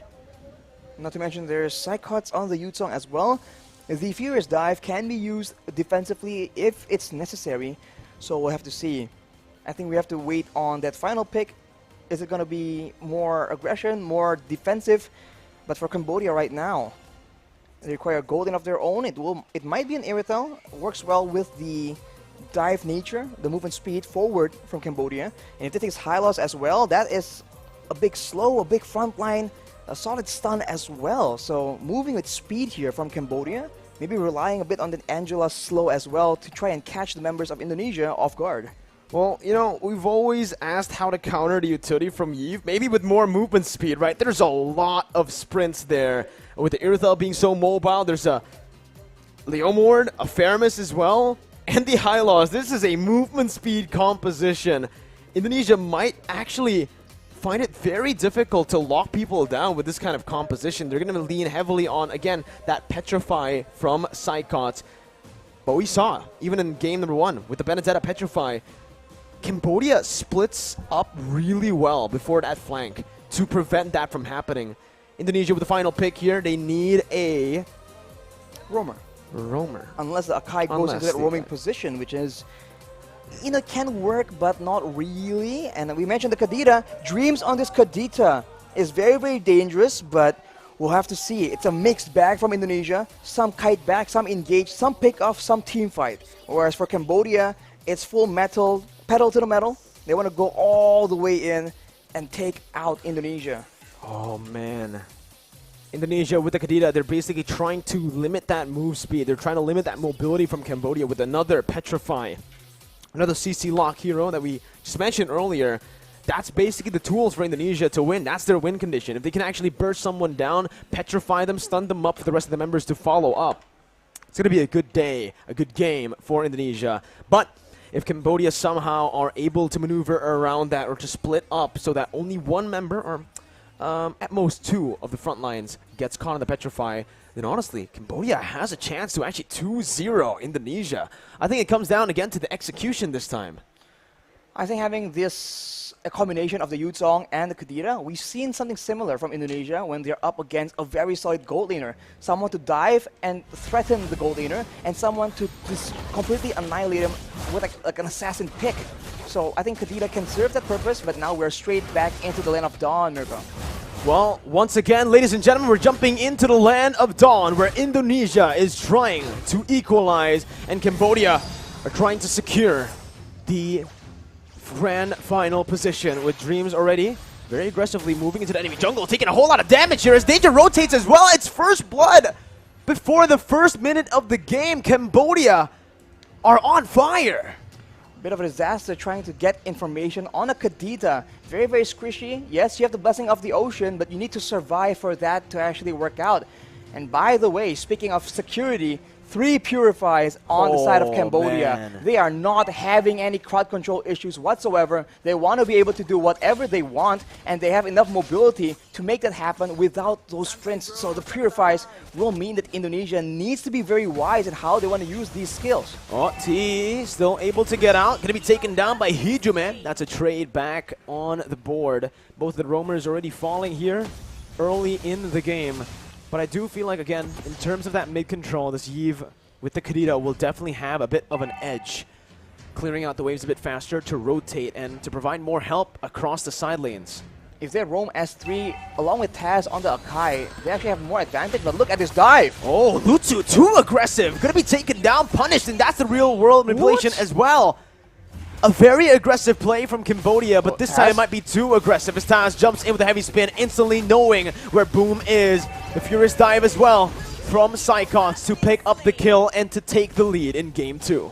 They have the pressure, and now they can go for the turtle, because for Cambodia, this Faramis can save some of their members from the big burst damage, but hang on, as we say that though, that is Deja picking up a kill onto Psychox. Definitely not what Indonesia wants, but there we go. Turtle secured for Indonesia in minute number 2. It's still just a very slow game now that the action has happened early on, Arashi. Both teams will be waiting for the neutral objectives. They don't really want to go for anything too crazy, but just as I say it, Lutsu will be caught for the second time in this game. And this time it's by Dreams, who's taking it a bit personally, that first kill. And you can see as well, Brand's just having a good time on that Melissa against the Irith though. Breath of Ocean popped in, OP going to be sandwiched by Indonesia. The real world manipulation as well, forcing OP to use that ultimate to get out of the range. It's still OP who can survive, who can still get out, but look at the waves. Very disadvantageous for Cambodia. It's pushing in towards Indonesia, and Brands is just letting it push. Wave clear advantage for Indonesia and fight skirmish advantage for Cambodia, unless, as we talked about, Dreams can actually start having that pick-off gameplay. He was able to delete Lutsu, who is a fighter in the early game, so that definitely is not what Cambodia wants. They are grouping at the bottom side though. There might be a big fight building up here, as they're just waiting there, trying to counter-engage on the possible dive towards OP. This is what you come to expect. They want to make sure that OP does not get shut down. He is the main win condition. But here, so far, Brands has been able to find a whole lot of success in the lane, getting a whole lot of gold. And with the help of Hijume right here, with that real-world manipulation constantly, it's just so difficult. And you can see as well the rotations from the XP laner, opting to actually leave that XP lane. Dream spotted out by T, and Psychots even cancelled that recall. Got cancelled by T. Hylos having a better time in that XP lane again, just soaking in as much gold as possible, while Taz is actually going to be the one gifted the job to handle or to match up against that Hylos. Brands now has secured the bulk of that, well, almost the whole thing, the whole turret gold, and with that momentum, Indonesia rotates their top side at the opportune moment, going for the turtle, but there might be a fight here because they are backing away. Oh, that's a very good engage again by Dreams. Lutu taken off, and that's Taz who secures the turtle. Deja all alone pops the cold altar to survive, but a pin down from Taz is there. Deja with the Purify still able to get out with the real world inflation, will be able to lock him down for the kill to be handed over to Hijume. The pick-off game from Dreams, man, this is what we've come to expect. It's dangerous and it needs to be respected, but Brands will be taken out. OP is actually getting a bit more momentum back here, and Indonesia might want to just try and funnel a bit more attention because it's going well so far. Why stop here? Yeah, 3,000 gold lead already. Taz also was able to steal away the purple buff. Now, Lutu is 2 levels behind of Taz on a hero that you would really optimally want to go to snowball early on, right? You want to get as much as possible on this Leomord. And if you get to that later stage, you are going to fall off pretty badly, actually. Well, Dreams right now, though, already having the Clock of Destiny scaling towards that late game. Hejume with the Ice Queen's Wand will mean that for Cambodia, escape is going to be a very difficult situation as Oppie again is the target. So much damage to the pin as well. The Purify comes in to save Oppie for a bit with a hard guard, but he is going to be taken down by Brands with the dolls. Deja with the Cult Altar getting out. Brands just securing that tier 1 down below and moving back. Indonesia now invading the enemy jungle, and Lutu has no say whatsoever to what's happening in his jungle. Taz is now 3 levels ahead. Psychots is zoning Lutu away, has a Black Dragon form to get out as Taz jumps in, gets the damage down as Dreams, looks for the follow-up now. Tier 1 going to be taken down in mid lane. Boom, still having the glorious pathway, can get out. And Indonesia decides to play the disciplined game this time, backing off, not overextending as they did in game 1. If Indonesia maintains this discipline and plays with that vision, they have so many tools to start off that pick-off gameplay. And for now, at least until later on in the game, the members from Cambodia are going to be way too squishy to push into a Iesf, a Kadita, as well as a Yu Zhong. This early game is very strong from Indonesia, and they are completely abusing it to go for the purple buff, it seems, right now, because Boom is taken very low with the real manipulation, almost taken out, flickers away, and I think Indonesia will be able to secure this purple buff. That's a sad day for Lutu on the Cambodian side. The gold lead is just building again, slowly but surely, towards Indonesia as they are suffocating Lutu, especially in this jungle. But the entire Cambodian team is just not having a good time here in the first 7 minutes. You know, Indonesia came back from a similar kind of position here. You can already see again that ambush over Lutu, trying to find some compensation. Dreams with the conceal, still able to jump away. Dreams finally taken down with the Phantom Steed by Lutu. Psychots might be next, brought back to the team. Has the Furious Dive, now going to be caught still. Serve staining for a bit, but Lutu finds that double kill, putting them on the board. And finally Lutu has found 2 kills here. Finally found some compensation, a way to turn the tides back around. Gold difference just swinging back here. It was up to 6.5k, I believe. Now down to 5k, more or less. But this is what we talked about for Indonesia. They have the chance to make the plays happen, but the longer it goes, the more it goes towards the mid-game. They need to understand that Cambodia will start grouping up with each other, and they need to make plays as 5 as a top side, though. Brands make a play. Wow, Brands instantly just jumps in. 2v1, doesn't even need the help of Taz. A good read by Brands, and a very good, just honestly, instinct by him, knowing exactly the limits of Melissa and how much he can take. Pops that go away perfectly as Lutu jumps in to knock him back, and Deja's gonna be caught as well here. Pops the Cult Altar for safety, but will just lose that HP bar instantly. With the rough waves popped in and the purple buff targeted, Indonesia have taken the lead back into their hands. That grasp is as strong as ever.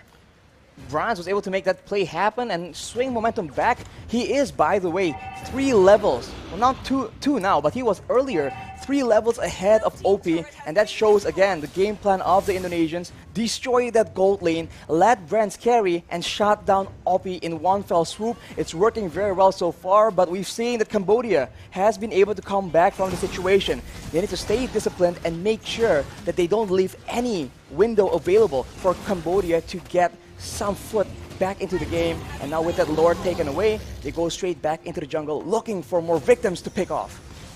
Here, Indonesia again opening up the side of the map here. Boom, going to be caught, but Furious Dive has the glorious pathway to escape. That real world manipulation almost took him down, but Indonesia will just pull back. Again, they got the lord, they don't need to go for anything too aggressive. Given the orange buff over to Brands and securing just that lead, backing off, playing it disciplined. We talked about having different tools of engaging, by the way. Furious Dive Petrify, Breath of the Ocean Petrify, and the Heavy Spin. So many things for the members of Cambodia to watch out for, especially if you're OP. You know that the Indonesians has their eyes on you, and at every moment, someone might come up from the sides. It could be the Kadita, it could be the Akai, the Yu Zhong, or even that real-world manipulation to just screw over your chances of having that impact in those team fight, and Indonesia is absolutely abusing it. Taz finding a good pin down onto Boom with the help of the real-world manipulation, but the Call Altar is placed down there, only for him to get silenced, as that's Oppi again in the back line. It's taken so low, but a passive from Psychots. Brands picks up a mega kill, and it's a 2-4-0. Indonesia in that skirmish finding everything they need to look for the end right now. Deja looking for it. Oppi gonna be taken very low, taken down by Taz as he jumps forward with Retribution as well. T bursted down, and the base is wide open in 10 minutes. Indonesia equalize. Wow. All the fighters, all the skirmish capabilities from Cambodia doesn't even matter because Indonesia will outmaneuver them, and in that mid-game, just outpick them in that skirmish gameplay. Even the tankiest of members, even the Leomord gets completely destroyed, and Cambodia, they just lost control of that game, and they lost control of that gold lane as well. That is the main idea, the main strategy that the Indonesians were able to apply and shut down Cambodia's chances of success. Brands on the Melissa, man. Usually we say, if it ain't broke, don't fix it. It broke in the first game, and they didn't fix it. We're going to see a bit of the highlights. In the early game, as you can see, there's a lot of burst damage for the side of Cambodia, but after the initial few moments, it seems like Indonesians found their grip, and especially this early game dive from Cambodia, a bit too aggressive, but that's how they need to be playing it. If they just get complacent and they think that everything's gonna go the same way, Indonesia in that mid-game, they have a bit of a steeper power spike, and you can see that even with the Cult Altar, even with the tanks available, even with the Angela, the pick-off gameplay was just way too difficult to deal with, and especially OP on that gold lane without a lot of crowd control to use to protect him. He just gets taken out again and again. And of course, later on, we're going to see that 1v2 where Bronze just out of nowhere goes for the play solo and somehow, some way makes it work. But the crowd control difference, I think, is just the key to victory here. Because in game number 1, it seems like with the Divine Judgment, with all the suppressions available from the Cambodian side, they were able to shut down Taz and Brands and take out Indonesia. But now in game number 2, the shoe is on the other foot. With 2 petrifies, 2 knockups, and even the heavy spin, Cambodia are just caught bewildered. They have no idea which one is going to come first. And before you know it, they have lost all control, and Indonesia pushed towards the base. Here as well, man, that final fight where Cambodia tried their best to actually play front to back. But where is the front? Decimated by Indonesia. That's how much of a goal lead they got, 10,000 in the end. And you could see, the frontliners were just not able to soak in any damage. They got melted down by not just Brands, but Hijume as well, who's opted to go for the utility build. Keep in mind, usually after, struggling in that fight, Oppi is there to save the day. Hold up. Like the hero that comes in when things are dire. But now, being 3 levels below, how is he supposed to save his team? It just isn't available, and they did not play accordingly. So they need to adjust and find something different, man. But the match MVP is going to be Taz from Indonesia, 1-0-6. It seems like he wasn't doing a lot of killing, a lot of pickoffs per se in the early game, but the objective gameplay is absolutely solid. And later on, the threat of that heavy spin is just so good. Oof, you're right. This guy started it off in the early game, right? The first few kills were from Taz. The turtle takes. Again, I don't think this man has lost a retribution battle. I think so. Even He earlier, was a mid laner, on the Joy. He was a mid laner. He was a mid laner. Not anymore. So, explain to me how. He's so good at retributions? Yeah, I mean, he was a jungler back in MDL, but he's had so much time and experience playing as a mid laner. You think with the role swap again, the layoff, it would actually impact his performance. But right now, it's so solid. Psychots as well, though. Yeah, you gotta give him props, man. On the Yuzong, a lot of people say no Yuzong, no win, but hey, that's a feat. If you can auto-win your games on the Yuzong, why not? Why not? I mean, there's no reason not to. And for Hijume, by the way, he did not go for the Enchanted Talisman because he needs maximum damage. He is not there just to spam out skills and be annoying. He is there to output that damage because they are trying to shut down, to pick off Cambodia. He opts for the Ice Queen's wand directly and then straight for the glowing wand. It's a combination of slow and also every single instance of damage buffed up by the glowing wand, and with so many fighters. Essentially, even the Faramis and then the Hylos as well as the Leomord, when you have a glowing wand, it just does so much more damage against these beefier, higher max HP heroes, and Hijime with this very smart atomization goes all the way. And for Dreams, no Lightning Truncheon, but with the Genius Wand, it just has so much synergy with Hijime, and this mix of damage coming in, right? It's so balanced. One tank, 2 physical damage dealers, 2 magical damage dealers. There is no easy solution, and especially if you're on the back foot, especially when there's a 10k gold difference, you have no idea how you want to itemize and deal with this pressure. It's a bit too much pressure to handle. I was just looking at the replay here because right after the game, Psychots actually did this. To the enemies. So it's just something I just want to check again. Yeah, he actually did it. I saw it at a glimpse right here, but I wasn't sure. Yeah, he was doing this, and his chair fell down. So it's unfortunate, Psychots, you know, a bit too heated maybe again, but that's just the nature of competition. When you win a game, especially after losing game 1, you get hyped up. Yeah, again, Cambodia was also very hyped up, 100% after game number 1. We'll see again as it is 1-1. The second full game series in Iesf after, what, 8 matches, 9 matches? We've had 9 or 8 matches so far, and we've only had 1 game or 1 series go the distance. This is the second time, and it's both Cambodia, Malaysia, and now Cambodia, Indonesia. And then they are desperate, they're struggling for it, they really want this victory, but now they also have a bit of an advantage. In game number 1, Cambodia got the better of Indonesia, surprising them with how they were able to counter that joy. Indonesia were able to completely adjust and have a dominant win in game number 2. Now, can Cambodia also make these adjustments and have a dominant win in game number 3?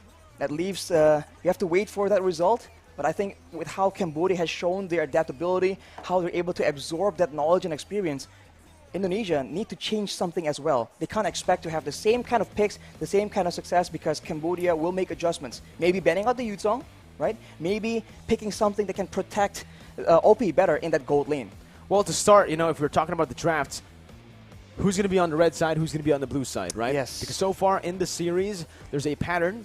The red side has a 100% win rate. When you're on that second pick, getting those 2 heroes in the start, it's kind of an advantage so far, right? If you do ban out the heroes that obviously are pretty broken. But even when Cambodia let that joy go, they were able to find a few counters here. Arashi wants to get into close-up shot. There you go, Arashi. Sorry, did I break your train of thought? No, I just want to highlight that. I was wondering how it would look on camera. It's pretty funny. But of course, we have to go back and focus on this match. It's very intense, very serious. And I think the coaches here, we talk a lot about Coach Bjorn, right? Coach Zace from the side of Indonesia, and he's very smart and cerebral with his approaches. And I think in a way, the Cambodians have a bit of a opposite approach. It's always very instinctive, right? Everything doesn't really seem to make sense on paper, but then you see it just come together in the game, and you're like, okay, this is what they're trying to do. Oh, you know? Oh. Okay. Getting pretty cool in this game. But Iesf 14th World Esports Championships is obviously, ladies and gentlemen, supported by wonderful Indonesia, Kemenpora, NOC, and also Connie. We would also love to thank all of our sponsors: JHL Group, JHL Auto, Nusapay. We also have DAS with Gudang Crypto, Pertamina, also Taiwan Excellence, Hydro Coco, which is amazing, by the way, Merusaka Nusa Dua, the official venue of the event. We also have Indie Home, Telkomsel, HIN, Episode Hotel, Mineski Global, Indonesia Football E-League, and ESID with Lemon ID. And the media partners, which has cooperated so well with our event right here, we cannot have done it without you. We have to thank them as well. Net TV, Trans7, Detikcom, Esport ID, Video.com, Dunia Games, Dance TV, Dance Play, Merah Putih, Bola Score, and Kami Bijak. Thank you very much for helping us out with this event. It's very much appreciated. Well, that will be our benefactors for this event. Absolutely. But Arashi, it does seem like the players are going to be taking a break. Us on the caster desk as well. Mirashi will be back in a bit with Indonesia versus Cambodia, game number 3, to decide who gets to go to the grand finals first. Ciao.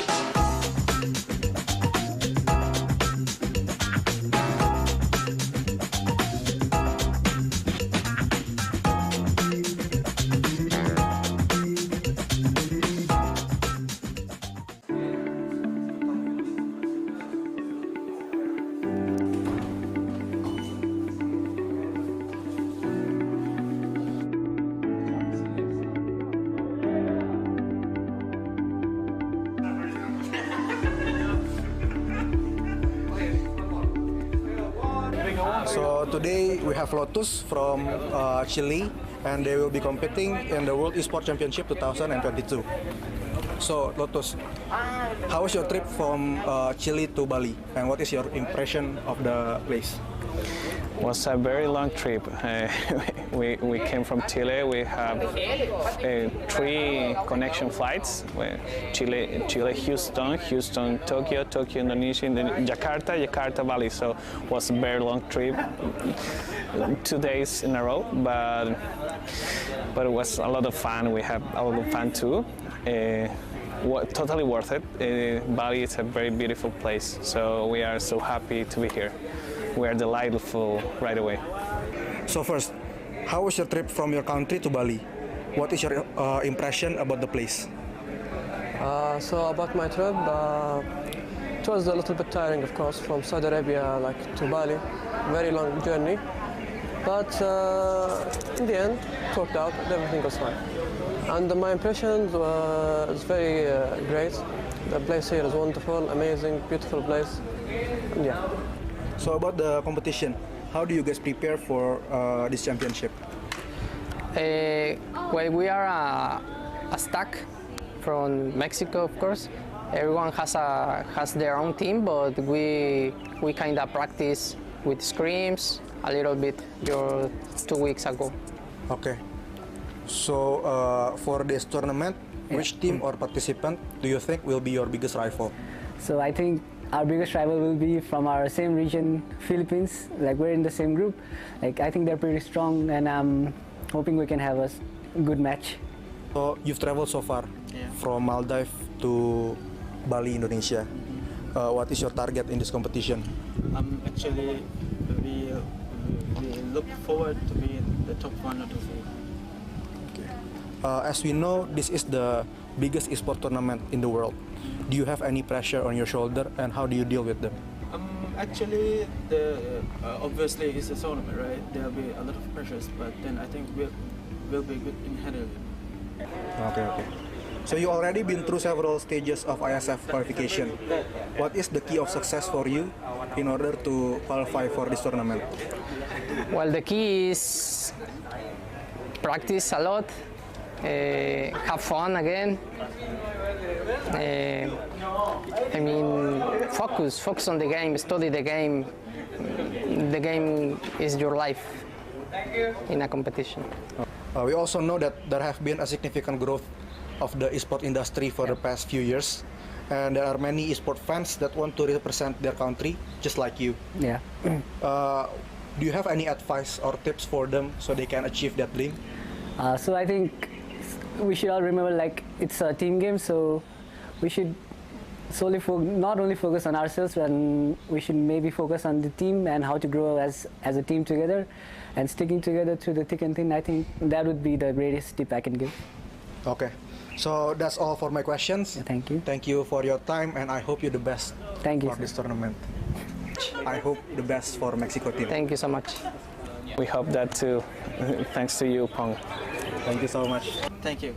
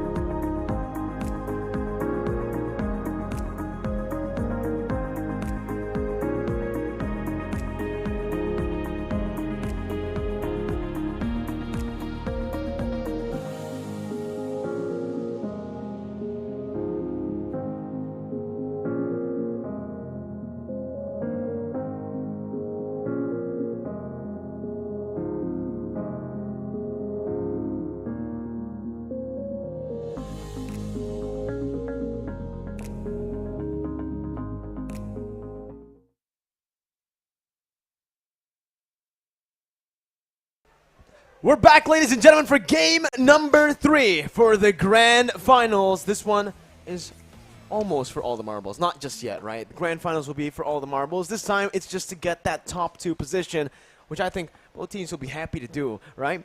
Back again with Mirko Arashi, here on the English caster desk in the live venue in Bali, Indonesia. Mirusaka Nusadua. Arashi, how you doing, man? I'm doing good. Well, this match is not for all the marbles just yet, but it sure sets the tone for the end of the tournament. Games are getting more competitive, more flexible, and a lot more strategic, and that is a very exciting thing. Because right now, if you think this game is intense, it's going to get even more intense. It's a hard prospect to imagine. How do you know? How do you know it's going to get even more Because I came from the intense? future, Mirko. Arashi came from the future. Arashi, let's jump into the present as we see Zace and the Indonesian team draft for their side. Indonesia on the blue side, Cambodia on the red side. Remember, the pattern so far in the series is red side 100% win rate. And I think Cambodia, being from the future here, they're going to have a lot of bans towards, planning to get that joy in their hands for sure. They have banned that Fanny away. And for Indonesia, I think for Cambodia, actually, they might actually have a lot more priority for that Kadita as well. That was definitely a big tool for Indonesia to gain steam in that early game. Indonesia will ban away that Digi for now. That is something that we've seen again and again. So far, nothing too crazy. Just the Digi, again, is a standard draft so far, but Indonesia, they're basically taking their game 1 draft and they're swapping it a bit, right? They're already going for the Digi ban and the Wan ban. The Digi was banned out by Indonesia in game 1. What's different is that Wan, they're finally respecting it here, not giving it over to Cambodia for free. And Cambodia goes for Fanny. Still, very similar to game 1. And the Akai, still the same, right? In game 1, they banned Fanny, Valentina, Akai. So if they go for the Valentina as the last ban, we will have the exact same bans for Cambodia as game numero 1. Despite being from the future here, I am really very unsure. Will Indonesia pick up that joy? Right? It did not work out in game number 1, Kaja, but will maybe? they be willing to let it go? Thinking that, okay, we've seen how Cambodia does it. We can do that too. It's not that difficult. Or is it? I think it's about the setup already for Indonesia, right? The reason the Joy did not work out in game number 1 was, again, because Cambodia were able to find 2 counters to it, the Kaja and the Wan. Indonesia have banned out the Wan this time around and the Kaja, so they're basically saying, Cambodia, now we're forcing you to ban the Joy. If you don't ban the Joy, we can pick the Joy, and you can no longer choose to go for those counters, the Kaja and the Wan. And that's exactly what Cambodia do. They read out the situation, but now it does give over to Valentina, or the choice for Indonesia to go for that first pick. Leomord still up for grabs with, again, Martis as well. The Martis, so many heroes, the Valentina. Or the Iesf even, or the Beatrix. There's a lot of options available here. But that was a solid prediction, Mirko. Are you from the future as well? Maybe. Perhaps. Ladies and gentlemen, you never know. But what you do know is that Indonesia will have a lot of tell. They're going to be showing a bit of their strategy with this first pick. Is it going to be aggressive? Is it going to be flexed, actually? If they can make it a bit more elusive, I think Cambodia will be a bit, a bit stressed out figuring out what to do here. It will be the Iesf, so that is something that they really, really want. I think they have picked it up for all 3 games. They have, right? Man, the Iesf on the hands of Hijue has been solid, always, right? We saw it almost, again, like you said, every game. Last game, we saw it as well. Hijue just really likes this hero, but Cambodia already instantly picking up that Yuzong, taking it away from Psychot, and picking up the Valentina so that they can actually match that real-world manipulation with their own real-world manipulation with that IMU. Indonesia now back to the drawing board for the drafts. Melissa is a solid choice now up against the Yuzong, right? If you're up against the Yuzong, you can always just use that go away to stop that Furious Dive. Well, what other hero comes into mind here up against this comp? I'm not quite sure, honestly. I mean, if you talk about having impact, the Kadita is still available, and it's a hero that is somewhat signature to Dreams. I mean, he's only been able to use it a few select times because they've been banning or picking it away from him, as far as we've seen. So I'm not sure if he wants to pick it up that early in the game though, but Leo Mort and a Masha perhaps. It is locked in as well. That is a lot of slow compared with two very scary fighters just bolting at you. Indonesia, they're trying to go aggressive here, but of course Cambodia has a chance to counter it. This is why it's so difficult. Both teams, they know how to play around each other, but I think Cambodia needs to be very, very concerned about that dive potential onto OP. That is one of the main strategies that allowed Indonesia to get that solid second game. So maybe crowd control, maybe security, safety, peel, whatever you want to call it. They need something to help OP out. Last pick for Cambodia in the first phase. They need a hero that can be very independent here in these team fights as well, knowing that there's so much dive. Self-peel hero, but they will just go for the Martis first. This will give the, again, chance for both of these countries to start narrowing down that gold lane. With the Melissa banned out, knowing that, again, they already have a Yuzong and now a Martis, two heroes that wants to get close. The Melissa is a solid option for the ban. Now Indonesia, honestly looking at it, they might want to get Irithel out of the fray. Irithel? Or maybe a Claude even? It depends. I mean, if they want to just dive in like that, you look at the composition so far, it's two fighters that are diving towards you and one mage that potentially, right, with the IMU from Deja, can use that long-range artillery. So it's a very similar composition. Now, the final two bans might show. Is it going to be the same comp head-to-head, or is it going to be slight differences adjusting, allowing the early game to be different? Indonesia has banned away the Claude, so it's not Cambodia banning it away. So I guess, again, with two fighters, with the dive composition looking, I think Claude was a solid option for both these teams. Yeah, and the Claude also has a blink compared to just the dash, right? So getting out of the real world manipulation is a bit easier with that Claude. The Leslie becomes the ban here, becomes the ban that Cambodia look for. Again, respecting brands, knowing that Leslie was just such a problem for the Philippines last time up against Indonesia when they did get that hero onto their hands. Melissa, Leslie, Claude, and the Wan. There's a lot of gold lane bans, and Indonesia can look to go for another gold lane ban, or they can actually stop there and go for, right now, Roamer, right? They can actually just ban out a Roamer. The Atlas is still up for grabs. Again, they already got rid of the Diggy. With this melee style of composition that they have, the Atlas is pretty dangerous to let go. Well, Indonesia has the first pick, and they have the Diggy banned out as well. Hang on. Cambodia actually has the first pick, right? So they can get the Atlas here. Or the Ruby. And for Indonesia, I wonder if they're going to look for a gold laner instead, right? Gold laners are being banned left and right. So I think who gets a solid gold laner, they can melt through the majority of these heroes, has a bit of an edge. The Beatrix, as I was about to say, is open. It is in a dangerous spot though, but Cambodia thinks it might just work.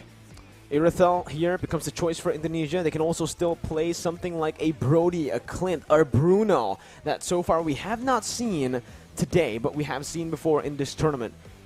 And also, we are still waiting on a hero for the roamer position.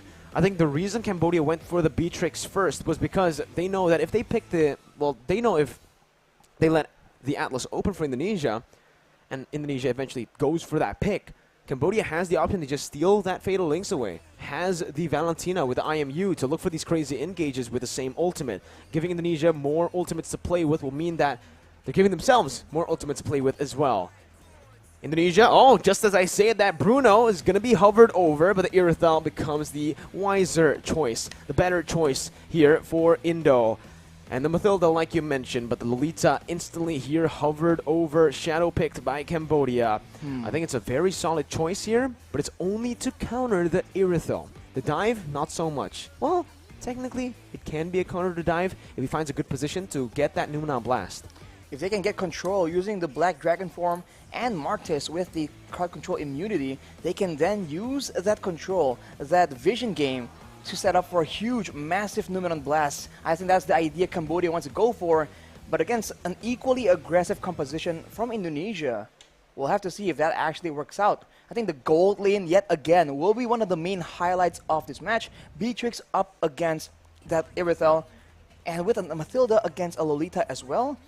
In that 2v2, Mirko, who do you think comes out on top? Mid lane? No, the gold lane. The gold lane duo. Let's say the duo, duo showdown actually comes through. Well, for the Irithel in this matchup up against the Beatrix, honestly, it comes down to, again, I do feel like it's a bit equal here in the gold lane, even in the duo gold lane here. But the Mathilda does have a bit more of an edge early on with the blooms, so that she can actually, help his gold laner win the trades. But ladies and gentlemen, we're going to see if that actually happens here in game number 3. 1-1, the decider is here. Indonesia versus Cambodia for the grand finals of Iesf. My side cuts on the Masha though. This is quite interesting. We have to see how oppressive exactly can he get with it.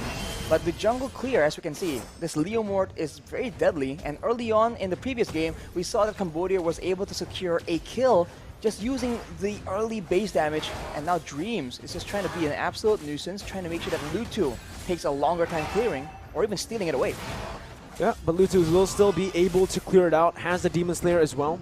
You can see that the Leomord Taz is already invading the enemy jungle quite early on, trying to steal away some of the creeps here as Lutu has actually opted to go for the Lethal Wanderer. No mid control for Indonesia. This might be risky, but Taz gets out in time, getting a level lead on Lutu right now, and proceeds to go over to his own jungle to full clear. In the early game, it's never big moments for the most part, right? I think it comes down to the smaller exchanges, the small goal differences, and now they're just going aggressively, but ooh, very scary because Dreams was in the wings. And again, it's just a very balanced contest of wave clear and ganking potential, and neither team has had a lead just yet. Both teams are still playing it a bit passively, right? Both roamers are rotating across the map as well. Not much action on the map in the first minute. Very different from the last game where we saw action instantly, almost right as the game started for both Cambodia and Indonesia. But knowing the stakes right now for game 3, knowing that one of them are going to lower brackets later on to face either Philippines or Malaysia, they're going to have to play a little bit safer here. Turtle going to be started up. T looking for that opening right now as Lutu is there. That's going to be the Shadow Steed, Phantom Steed. He brings him back. Lutu losing out of the Retribution battle will still be able to survive. That's a Petrify onto Dreams with a Furious Dive as well to pick up first blood. The Turtle for the kill traded in. And this is where I have to ask you, Arashi, who takes that? Who got the better trade?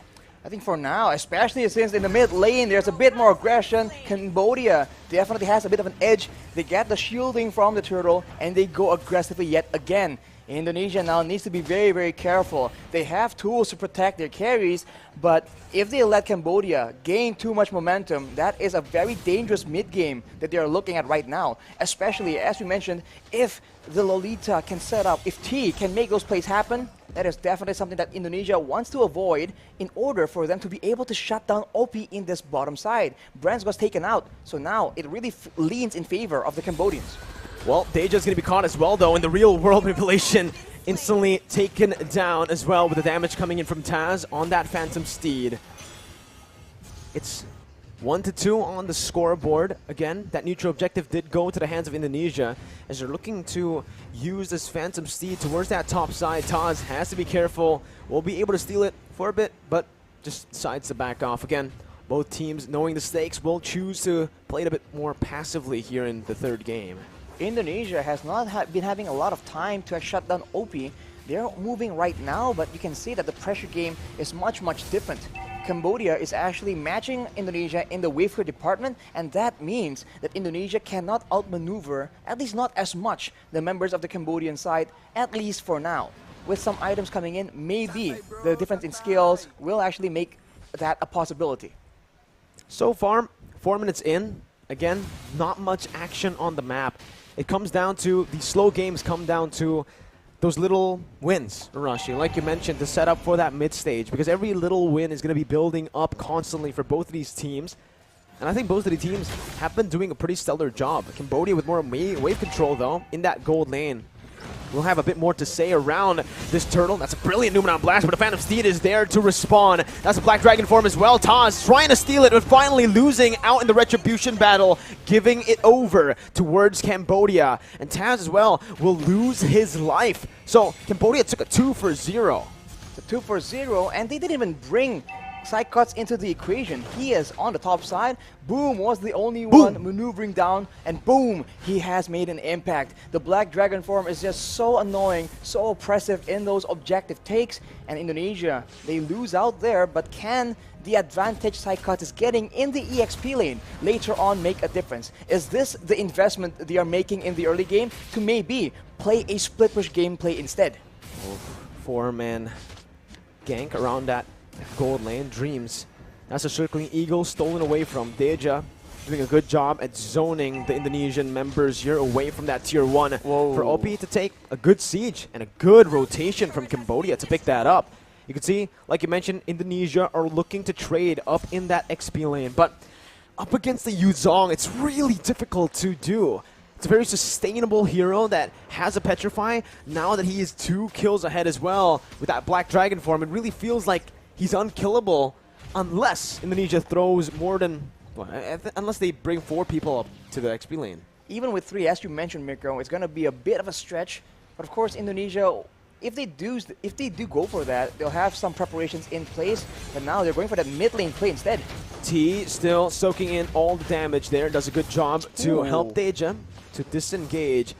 And Indonesia so far, every little rotation that they've been trying to do, every single catch they've been trying to look for, hasn't really worked out in favor for them. It's been Cambodia with the more efficient roams, more efficient rotations across the map. It seems like Indonesia wants to be as aggressive, but without the Kadita they had in game number 2, without 2 Petrifies, because Psychots is not on that Yuzong. They just are struggling to find the right pickoffs, and they need to rely on these mutual objective fights. But even there, it seems like Cambodia is one step ahead. They will take a free turtle yet again. Perhaps Indonesia is waiting for more items, more of a power spike. They are a team with experience, and they have shown to actually be prioritizing that EXP lane yet again. Psychots able to take out that turret, but will that be enough? Will that be worth it? We'll see here as Cambodia are trying their best to siege down that mid lane. Good rotations from Taz, moving over from his orange buff right to that mid lane to help out the other members on the team. But right now, like you mentioned, that's the wise choice by Indonesia, looking to trade instead of contesting for the neutral objectives, which is definitely going to be favoring Cambodia here in the mid stage of the game. For Indonesia, again, they need to wait for Brands and Hijume to get those item power spikes, and unfortunately for Indonesia, it does take a bit longer for them to get those power spikes. And you can see, with Windtalker built up by the Iritha, working on that Berserker's Fury next. Meanwhile, for the Beatrix, just that BODs, technically enough. He can go for something like a Haas Claws now, or even a Wind of Nature, and he does a lot of damage already. I think later on, OP is going to go for more of a burst damage build instead of a DPS build. But as we talk about that, that's an engage by Taz. Phantom Steed by Taz right now as that's a circling eagle onto T. No one targeting the back line right now as OP is still able to kite back. OP taken very low. Brand's looking for the play, but it's going to be OP who hits him back. Lutu caught in the real world manipulation as Dreams falls to the hands of Deja. Cambodia here still. It's a 1-for-1 trade, and it's both of the roamers, so it's still a stalemate for both of these teams in the trades even. But we talk about the power spikes, and before that, let's talk about that fight initially, because Taz goes for the engage, and you can see that the members of Cambodia spent a lot of time in that real-world manipulation, but they are not clumping up together. So Indonesia failed to get the quote-unquote combo and get massive value from that team fight. Oh, now we have a bit of a technical pause, though. So we have a bit of a moment to talk about what's going to happen, because for Indonesia, we've seen that they have a great grasp of their power spikes, and Hijume, he is rushing for that glowing wand. Knowing Chara Talisman, he wants to be able to dish out the damage to be a real deterrent, to ensure that the tankier members, the Yuzong from the side of Cambodia, will not be able to just shrug off that damage because it will be percentage HP. Agreed. You know, if you take a look at Cambodia again, how they're able to play in these skirmishes, even though Indonesia were the ones to start it, right? The front line for Cambodia is just so visible, and so far it's been so impactful for them. As you can see, again, I'll re-mention again the compositions for Indonesia, where they are actually looking to dive, right? The Masha, the Leomord, with the Irithon, the Mathilda. It can kite back, but it's centered mostly on just diving and breaking that front line, that front to back that Cambodia have really built for themselves here with their composition. Now the thing is, with the Yuzong and obviously with the Lolita, it's so hard to penetrate towards that back line. When Brands did that, when Brands was able to jump in with Dreams, he had to sacrifice Dreams for what? Just the Lolita, right? Soaks in so much damage, and in the end, even though OP was low, the help of Deja on that Valentina, it was enough of a threat to push Brands back away. Later on, though, I do feel like Irithel and Beatrix in the ultra late game, I think Irithel has a bit of an advantage, and with the range difference, right? Of course, Deja can match it with the IMU, but for the most part, Hijume will also be able to actually do a lot more poke damage and pressure Cambodia into unfavorable exchanges. The Masha as well later on will be much tankier, much more so compared to Boom, and maybe excel in the 1v1 as well. So I think the later the game goes, the more options Indonesia have to actually play around with, provided that they don't let Cambodia just pull away from them as far as gold difference is concerned. The gold difference is sitting at a 1,000. It's a 1,000 gold lead for Cambodia currently. It's not that big of a difference, but exactly. I think it's the XP, right? That's right now dictating the match. OP is one level ahead of Brands, therefore dealing a bit more damage than him. And again, it comes down to those power spikes, which OP is able to reach a bit faster than Brands. Level 11. Level 11 also has that BOD. I think he was building towards something else there, either the Wind of Nature or the Haas Claws. But now it's, again, just both of the teams dancing around the neutral objectives. Meanwhile, though, Psychots really with a very aggressive movement to cut the wave under the base turret over there.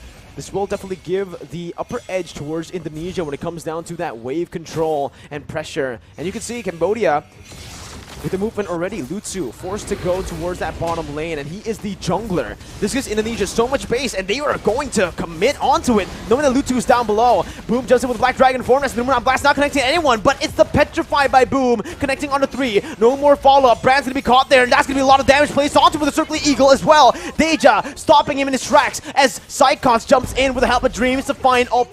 Both of the gold laners, both of the marksmen taken down. Hijume looking for that kite back with his items and with the utility he has. Good slowdown. And again, it's just a 1-for-1, an incredibly close game for both Cambodia and Indonesia. They trade gold leaders right now, but without that gold lane, we talked about Cambodia's reliance on having OP as the hero of the game right now. That means Indonesia has a lot more of an advantage. They are going for the Lord again, and they're going for a fight where their AoE can actually swing tides in their favor. Brands is going to reach this Lord pit a bit faster. Real world inflation locking Boom down for the Phantom Steed to deal as much damage as possible. Brands finally rejoining the team. That's another Phantom Steed over by Lutsu, by Deja, who's able to jump in. Lutsu coming in, enabling the rest of the team to deal out that damage. A 1-for-2 now. It's still favoring Indonesia. Lutsu and Boom taken down for Taz. The Lord is not going to be committed on right now. Indonesia decided to just go for that mid lane. T trying his best to defend this, but it won't work out for him in the long run. The Circling Eagle might actually be able to take him down here with the help of the other members, but T will be able to get out. The Indonesian members opted to just go for the turret. And all that was just for a turret. This game is getting, like you mentioned, intense from the future, man. It's going to be very much intense, even more so later on, especially for Cambodia. They are starting to lose their grasp on the game, especially with Indonesia's control over the neutral objectives. With that Masha split pushing as well, we've talked about this. Cambodia have a bit more of a combo situation. Indonesia have a lot more options to play around with. They can use the Leomord and the Masha defensively, and they have security. They have the Matilda's Guiding Wind to try and save their main carries as well. Cambodia does not have the same kind of luxury. No, they don't, right? I think now they need to start prioritizing OP again, because in the last few fights they have been able to find Brands, but without the help of OP, it does feel like they will lack more, well, they will lack that sustainable damage. Boom with the Black Dragon form, Circling Eagle by Dreams, a bit too aggressive there, but the Numeron Blast now is going to be chained in, channeled in. Deja jumping on Hijume, who's still able to kite away, but not for long as he gets taken down by Boom. Brands with the Wind of Nature dealing a lot of damage and sustaining back up again, as that's so much on that back line. Taz is hunting, sniffing out, and he gets it onto OP. A brilliant read by Taz to find that double and to get Indonesia a 3-for-2 trade. It's a very close game, man. Indonesia are winning these skirmishes, but only by about 1 kill each fight. But they keep repeating the same thing again and again. They have no urgency to take this Lord. They keep using it to bait the members of Cambodia into fights that they don't really want, that they can't really take. And it has been working so far, and eventually now they can get a free Lord, completely uncontested. And this is the beginning of the comeback for Indonesia, if they are able to maintain that discipline. Discipline is the name of the game, and on that note, we will take a bit of a break because there is a technical pause. I think it comes down to the team fight execution, Arashi, there. You could see that for Indonesia, like we mentioned earlier on, the problem that they had to face was that front line not breaking. Yep. The Martis, the Valentina even acting as a frontliner with the help of, obviously, the Yuzong. But in that fight there, they were able to split these members across different positions, and with their composition, it works. You know, this is what their composition was made for, to dive and to isolate the members, taking them down one by one simultaneously. I think that is where Iesf excels as well, because you can be a lot more mobile and you're not really as vulnerable as all the other gold laners. In that fight though, Hijumi was dangerously close to getting picked off. He was using his real world manipulation right on the tip of the Numenon blast range. He flickered out of danger there, but that could have easily gone south for the Indonesians. And this just shows again how close the games need to be. All these players, they're not making mistakes. They are forced into those tough choices because the game is that close. Despite the best efforts and the tools available for both teams, any kind of win per se is only by such a slight margin. We have still no idea where this game is going to go. It's crazy to see how both teams are playing right now, out of their minds. And after every skirmish, it's usually just either equal trades or one advantage in the trades for one of the teams, right? We saw a 2-for-1 for Indonesia. We also saw a 2-for-1 for Cambodia. Then, obviously, a lot of 2-for-2s, 1-for-1s here and there, back and forth with the trades for the turtle to the turrets. In the end, we are looking at Indonesia now with a pretty significant trade. They were able to get a 3-for-2. On top of that, the Lord as well. So, makes it a 4-for-2, as they are going to be able to finally push their lead, right? Because both teams so far, I think, have been just going back and forth with that gold lead. 1,000 over to Cambodia, 1,000 over Indonesia. Not really a sustainable gold lead for such a long time in this game. I think of 13 minutes of gameplay, and it's been back and forth completely up until this moment. And now it comes down to how Cambodia fights from behind. Keep in mind though, now Psychots has been such a nuisance, cutting in the waves, being that uncatchable, that very elusive EXP laner in not the same way, in a way that Broom cannot replicate, right? So Indonesia is having so much more macro pressure, and Cambodia, remember, when both teams trade in their gold laners, OP is the main hero for the side of Cambodia. That is not the same case for Indonesia. Anyone has shown, well, not anyone, but a lot of the other members has shown that they can completely step it up. And we've mentioned it again and again. There have been plenty of games for Indonesia where they let brands take that weak side and take the bulk of the pressure, and somehow, some way, he still stays relevant. So if this continues, I do think that it benefits the Indonesian team a lot more. I think it comes down to, again, Arashi, that wave control, right? The side lane control in the later stage of the game. Cambodia have been... The division of labor within Cambodia is a bit questionable in my opinion, right? Lutu has been the one sent down to the gold lane to actually clear that minion wave where, again, he's the jungler. He needs to be there. That was the reason Indonesia were able to commit onto Lord and to force Cambodia in a position where they weren't ready to look for a fight. But here it is once again. Nibiru's passion there by OP, but it's going to be cancelled out. That's still the mid lane tier 2 taken down. They have a lot more siege potential here with that Iesf, and now look at that flank though from T. Oh, he's going to be spotted out here. It was initially such a good flank, but it's going to be spotted out, and that's the flicker out. The threat of that Numenal Blast flicker is no longer present for Cambodia. That is completely unfortunate. And as you mentioned, Mirko, setting Luto is difficult, but they require Boom to have that kind of backline pressure in those team fights. Indonesia is making Cambodia have the hardest of decisions, and now with that superior siege, with that poke damage, with the counter engage available, they're slowly but surely working up their way, taking control over the jungle, and now Cambodia is in trouble. Can they even send anyone out to try and scout in these bushes? Because T has no flash, no flicker available. Yeah, let's take a look at the items here. That's the Berserker's Fury, the DHS already completed as well.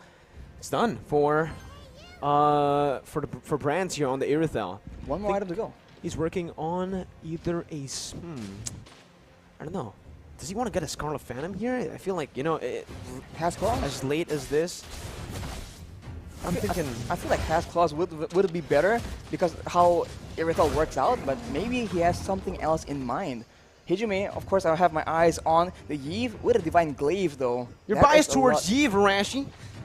I mean, it is what it is. He has penetration now, and that is a lot of AoE, especially if Indonesia is using these lords to actually bait Cambodia into a fight. Psychots. Oh, Psychots losing a whole lot of HP. OP with a brilliant Wind of Nature there.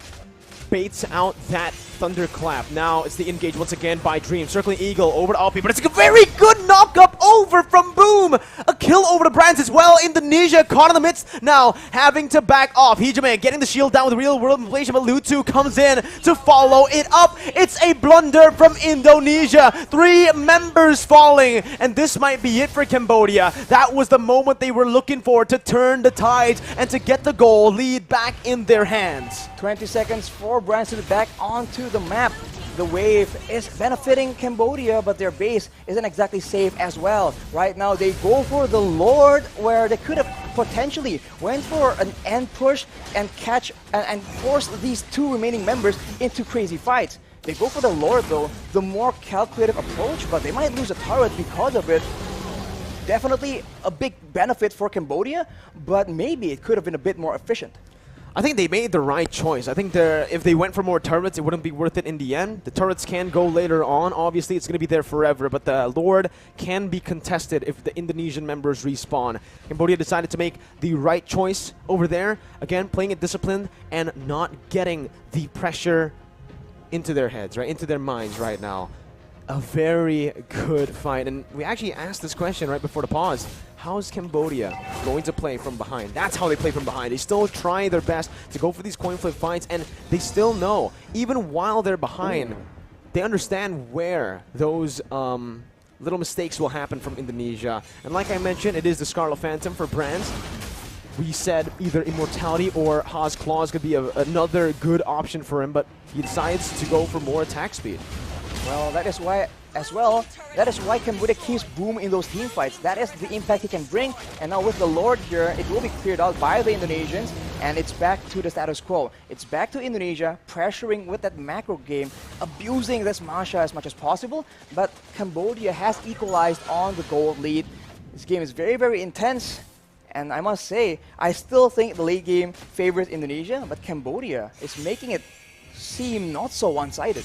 It comes down to OP, right? In the later stage of the game, and Deja, honestly. Yes. Honestly, it feels like it's every single member, because Boom was the key member to getting that fight over to the side of Cambodia. Now, OP and the rest of the members now looking for that bottom tier 2. Psychos looking for the flanks right now, but he's all alone. Caught in the midst of it all right now. As that's the advantage. Rage popped in. Psychos still going onto OP, who's still able to kite away. Real world inflation onto Deja, but he flickers out. Boom as well here, getting out to safety with a Furious Dive. Both teams disengaging.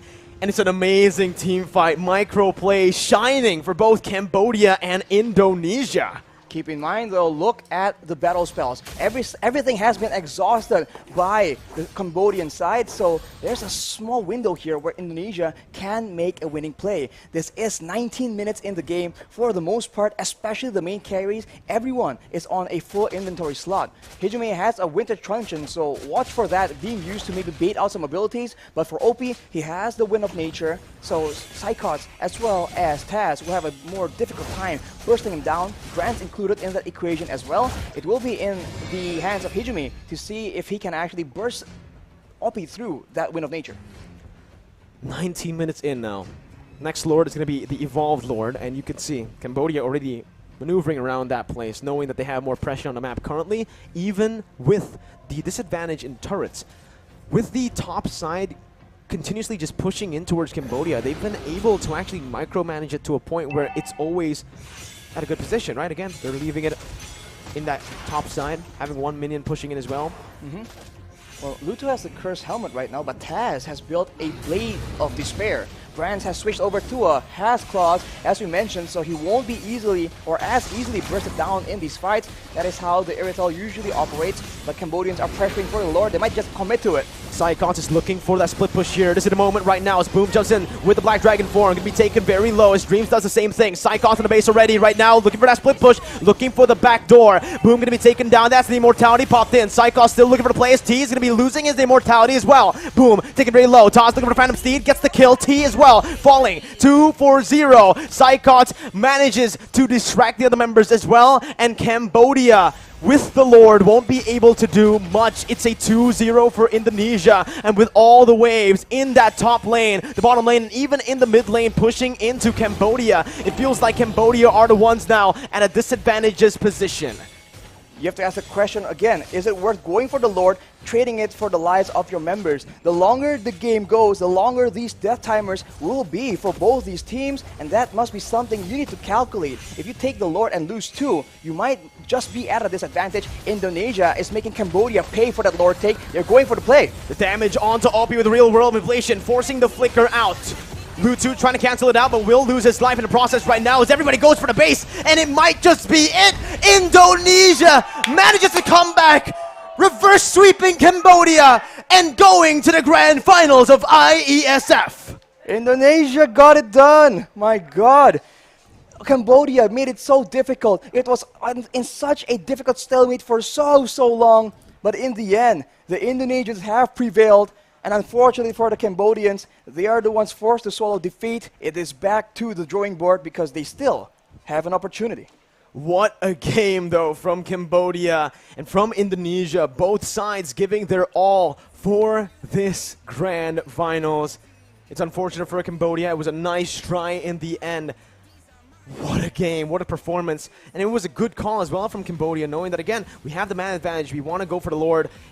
Psychots and Indonesia, though, they won a 4v5 while simultaneously pushing in that split, using the Masha to split push in that bottom lane, and it feels like just such a solid call.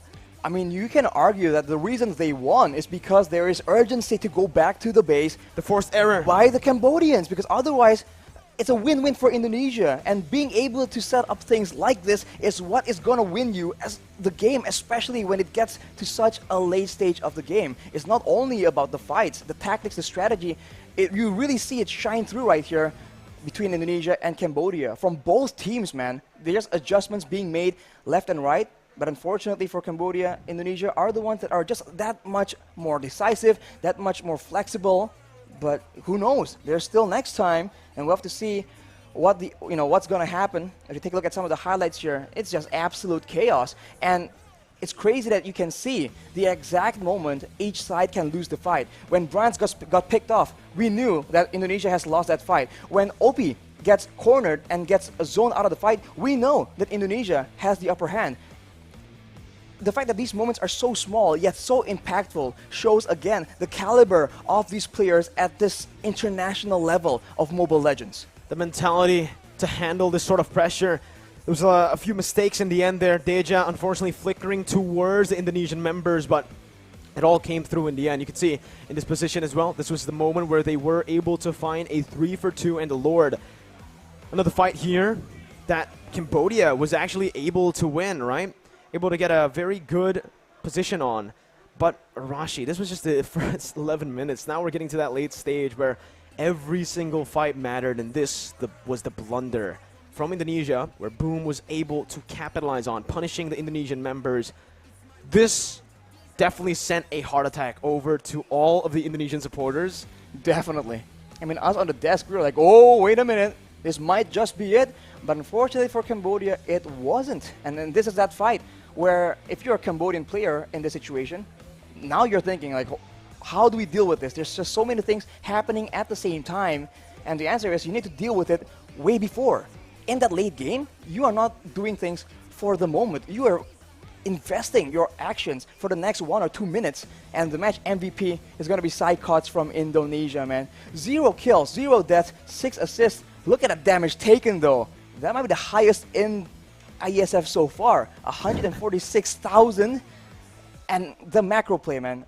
It's, again, going back to that macro play. When everyone is equally skilled, and they all just flex their mechanics at each other. That macro gameplay is what makes a difference. Psychons has progressed so much, has improved so much since we last saw him, right?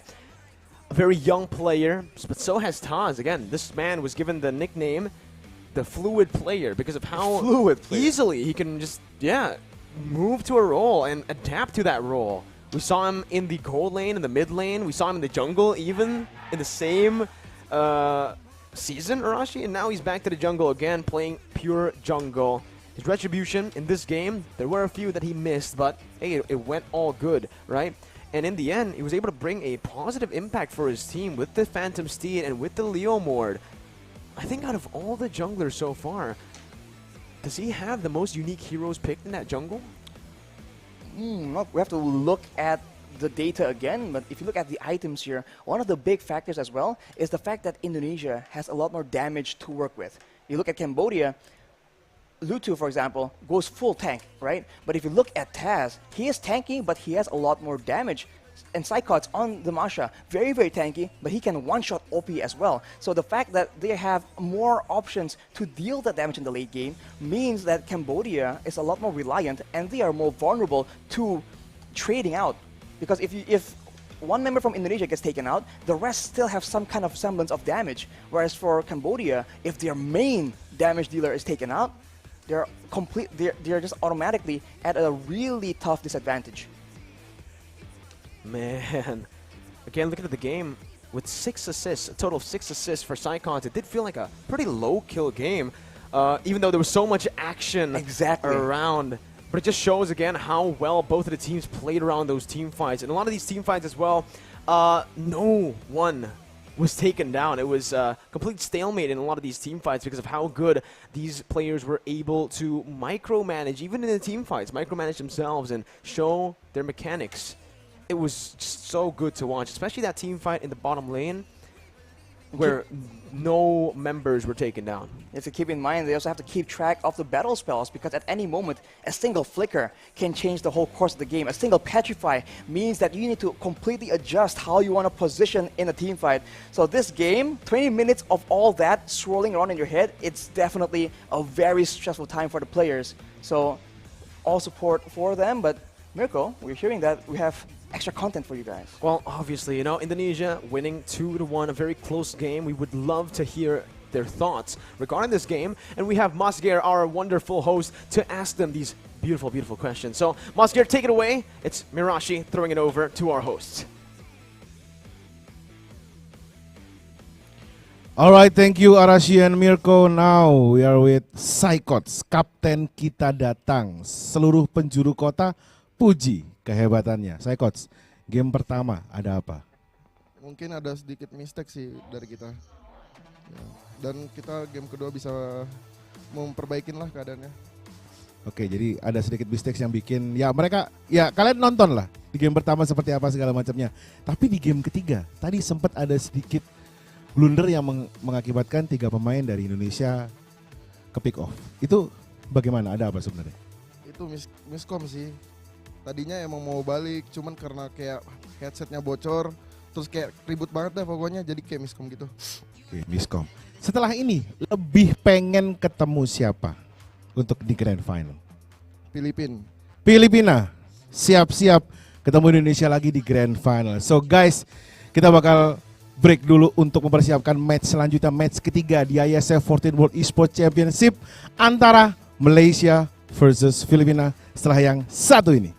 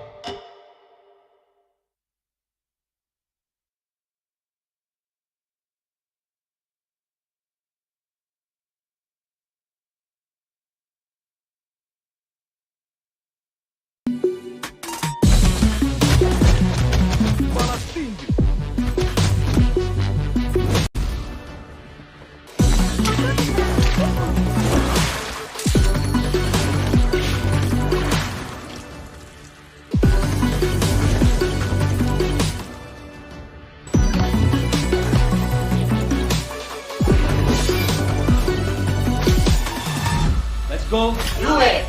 Welcome to Mobile Legends!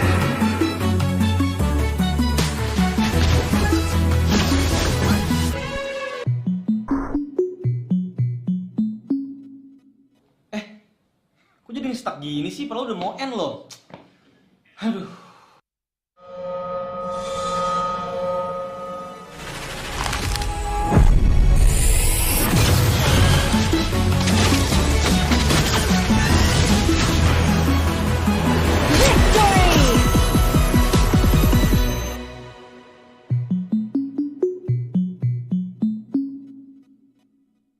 Okay, so today we have Age and Textam as a coach and analyst from Indonesian Mobile Legends team in World Esports Championship 2022, and I have a few questions to ask. Okay. So the first question, how do you feel about this match? Are you all satisfied, or maybe there's something that you all need to improve from this match? Dengan pertandingan tadi kita udah lumayan puas lah ya, kita bisa menang terus, tapi kalau kita lihat kita tetap fokusnya buat di upper bracket final, terus di nanti di grand finalnya sih. Jadi ya kita masih tetap, walaupun puas, tetap fokus buat dapetin emas sih, kayak gitu. So what do you think about your enemy performance today? Musuhnya sebenarnya lumayan bagus, dari draftingnya juga kita lihat mereka udah cenderung ke hero-hero yang meta, yang mereka tahu powernya seperti apa, ngikutin patch banget. Dan ya lumayan ngagetin sih musuhnya. Mereka bisa adaptasi dengan meta-meta yang sedang berlangsung lah di Mobile Legends ini. Jadi menurut gua musuhnya lumayan kuat. So is there any special preparation for the next match? Untuk next matchnya lawan Kamboja, kita prepare ini aja sih, respect mereka lah. Jadi mereka strateginya apa, kita pelajarin, kita siapin. Jadi kita nggak kaget lah buat lawan mereka. Jadi kita tetap respect, siapapun lawannya kita akan ngasih yang terbaik lah. So you already won the game in this time, right? So what things that you have that on your team doesn't have? Sebenarnya kekurangan di tim kita itu adalah kita masih kurang disiplin, masih kurang rapi mainnya. Dimana sebenarnya kita bisa lebih rapi, bisa lebih clean, jadi gamenya juga lebih mudah. Nah itu yang perlu kita tingkatin selama turnamen ini berjalan langsung. Okay, so for the last question, is there anything to be worried from the next match against Cambodia? Maybe the player or their gameplay? Mungkin lawan Kambodia ini, karena kita tahu tadi kita expect-nya kita bakal finalnya lawan Malaysia ya. Ternyata Kambodia bisa ngalahin. Jadi ya kita inilah pelajarin lah kenapa mereka bisa ngalahin Malaysia, dan kita respect dari draftnya juga. Kita baca mereka strateginya bakal gimana, jadi kita nggak bakal kaget lawan mereka. Jadi okay, so that's all for my question. Thank you for your time, and I hope the best for this competition. Okay, thank you. Thank you. Hi everyone, I hope you having an amazing day. It's Sigit right now. So I'm in the beautiful place in Bali called Merusaka, and I'm still at the exhibitors zone of the Iesf 15 World Esports Championship Bali 2022. So after we played at the Garudaku zone, today I want you to come with me to play at the one of the booth exhibitors called Dewa Game. So I think it will be so much fun because they have many game exhibitions here. So let's play. The growth of esports and gaming industry in Indonesia has an impact to drive Indonesia's economy. Various local games from various local game developers has just launched. Dewa Games came up with unique idea. Creates online games that can be widely accessed to be played anytime and anywhere. Dewa Game can be accessed by a personal computer on website or through an app on a personal smartphone. In Dewa Games app and website, there are various games that you can play. You can top up a token to play in mode arcade and tournament to get a reward. There's a bunch of rewards that you can get at the Dewa Games, such as Apple product, Asus ROG, music instrument, electronic devices, computer and gaming devices, and many more. So right now I get an opportunity to play games at Dewa Game booth. The Dewa Game crew is really helpful to give explanations about their product, as an explanations by one of Dewa Game crew here. Game itu portal games, jadi kita bisa main games, banyak games lah di Dewa Games. Ada digital games, multiplayer games. Nah, nanti kalau main di Dewa Games itu kita bisa dapat diamond. Diamondnya bisa ditukar sama hadiah. Hadiahnya di handphone, macam-macam deh pokoknya. Main di websitenya dewa.game atau di Play Store juga ada, sama App Store. Dewa Game, oke? Jangan lupa main ya. Enjoy the activation booths. Which else should we explore?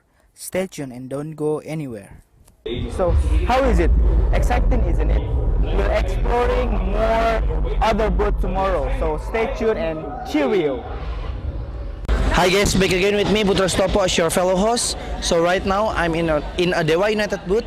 As you can see behind me, this is a RV car. You know what? Dewa United is the first esports team that have this RV car.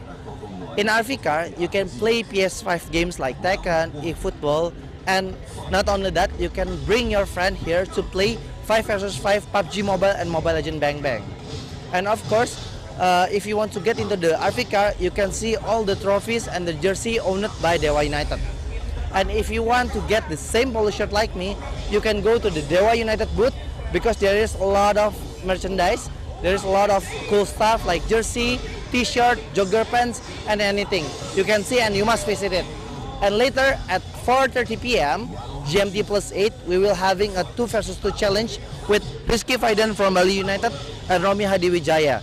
So if you are the eFootball player and if you want to play 2 vs 2, you visit Dewa United booth. Ada sebuah cerita tentang mereka yang bangkit dari keterpurukan, melawan keterbatasan, merajut karya untuk berdaya bersama, membuka jalan kemudahan dan rasa percaya akan masa depan.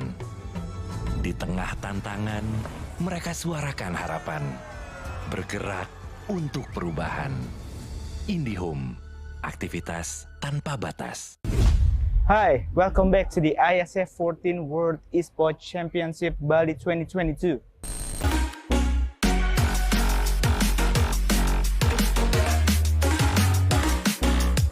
So, entering day 4 of the biggest esports championship, what did you feel? Did you have some fun? Anyway, entering the next round of this tournament, the competition is getting tougher, more intense, and more entertaining. Today, there is 4 games that will be played in this tournament. CSGO on the ice stage, Dota on the earth stage, Mobile Legends on the water stage, and PUBG in fire stage. So, are you ready to watch more matches on this day? But before that, here's the joy of the day 3 of the Iesf 14 World Esports Championship Bali 2022. Enjoy!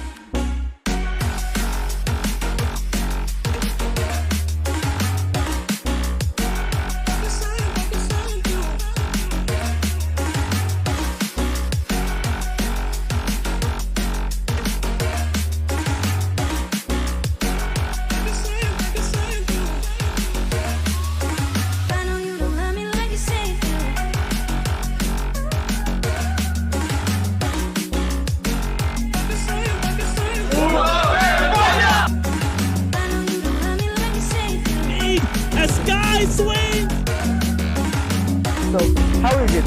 Exciting, isn't it? We're exploring more other booths tomorrow, so stay tuned and cheerio! So today we have Cambodia that will be competing in Mobile Legends Bang Bang in World Esports Championship 2022, and I have a few questions to ask. So the first question, how do you feel about this match? Are you feel satisfied, or maybe there are some things that you all need to improve from this match? From the last match, we feel exciting, and there's a lot of things for us to learn from the last match. Okay, so what do you think about your enemy performance today? The performance is very strong because they have more experience, and yes, they very strong. Okay. So is there any special preparation for the next match? Yeah, there is the draft, the strategy for the next match. Okay, so you already won the game in this time, right? Yeah. What things do you have that your enemy doesn't have? Maybe can be your chemistry more than good than them, or I think it's our spirit. Together we all in one. We know what to do, and yeah, we trust each other. We have that same spirit. So how confident are you to win this competition? Our confidence is 50%. 50%. Yeah, 50%. So for the last question, who is the tough enemy in this competition? Why? I think both of Philippines and Indonesia are the toughest team for us to beat. Why? Because they are the stronger team in ASEAN, and they have more experience, and yeah, their players so strong. So okay, so that's all for my question. Thank you for your time, and I hope the best for your competition. Thank you. Hello everybody, we have Iesf here as a BA from Onyx Esports. Yeah. So I wanna ask you, so the first question is, what do you think about this match Indonesia versus Philippines? Match yang tadi menurut aku seru banget sih. Terus udah gitu kayak menegangkan juga lah. Okay, so the next question is, who is the top opponent for Indonesia in Iesf? Menurut aku Filipina sih. Cuma tadi Indonesia berhasil menang lawan Filipina kan. Cuma menurutku yang paling susah Filipina sih. So how much confident are you that Indonesia will be the winner for this competition? 100% dong. Kita harus percaya diri. So for the last question, any future hope for esports Indonesia, especially Mobile Legends? Semoga makin berkembang. Terus udah gitu, semoga bisa berjangka panjang. Thank you. Thank you. Thank you for your time. Esports Indonesia. Thank you Kak Jessia. Selamat datang di sebuah pengalaman perjalanan baru Indonesia bersama Journey. Terbang bersama kami untuk melihat pariwisata Indonesia.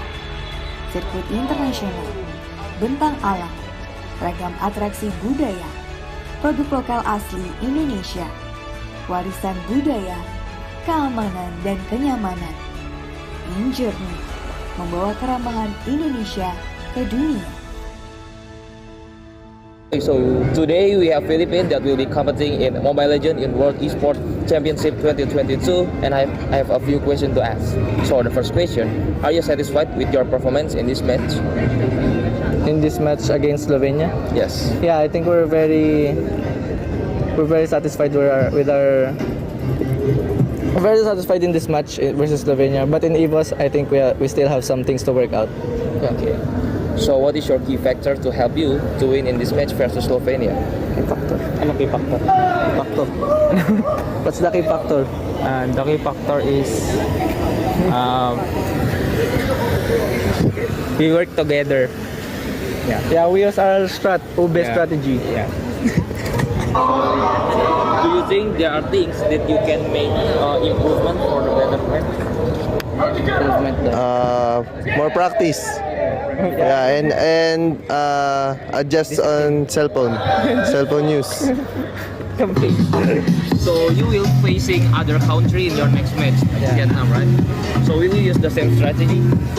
Yeah, we still have more strategies we're not showing yet. We're gonna show it in our next match. Yeah. So what is your biggest challenge to beat your opponent? Biggest challenge. I think our biggest challenge is adjusting to the phones and the comms. Because the comms is delay and the sound is very weak. And I think the biggest adjustment is the phone because we use iPhone in our country. So how confident are you to win this competition? How confident are you in this competition? 100%. So this is the last question. Who is the tough enemy in this competition? I think Indonesia and Cambodia, Malaysia. Yeah. Cambodia and Malaysia. They are competitive. Yeah. So okay, that's all for my question. Thank you for your time, and I hope the best for you all. Thank you. Thank you. Pilipinas, lakad matatag. Okay, thank you. Congratulations, Philippines. Thank you. Support Philippines. Thank you. Thank you. Thank you very much. Hello, can you guess where I am? Yes, we are the exhibition here. So we are gonna explore this freaking cool area and see what we can do with all tenants. So, come here. Basically, Garudaku is a product created by PBSI or Federations of Esports Indonesia. Garudaku is one-stop solution for esports industry in Indonesia. In this platform, You can creating your own esports community, join tournament, searching for player database, esports company, or even community in every game category. All members that registered in this platform can join many various tournaments in every game category like Dota 2, Tekken 7, Mobile Legends, PUBG, eFootball, FIFA, CSGO, Point Blank, and also Free Fire. Garudaku also has an esports academy for every non-professional players and professional players. They provide coaching clinics and all academy members can be lead to be professional players in every game category. Garudaku became one of the exhibitors at the Iesf 15th World Esports Championship Bali 2022. They had a very interesting activity here. Besides, they will teach you how to use their platform and become one of their members. They provide gaming corners. Visitors can use as long as they like to play many games in PlayStation 5. You can play Tekken 7, eFootball 2023, and FIFA 2023. On the other side, they collaborated with Racing Lab to provide a racing simulator that you can try at their booth. The attendee is very helpful to give guidelines on how to use racing simulator machine. This one is very interesting because they give me an experience using a racing simulator and make me feel like I'm the real racer. So, that's what I got from the Garudaku zone, and I really want to explore more at these exhibitor areas. So keep following me and stay tuned.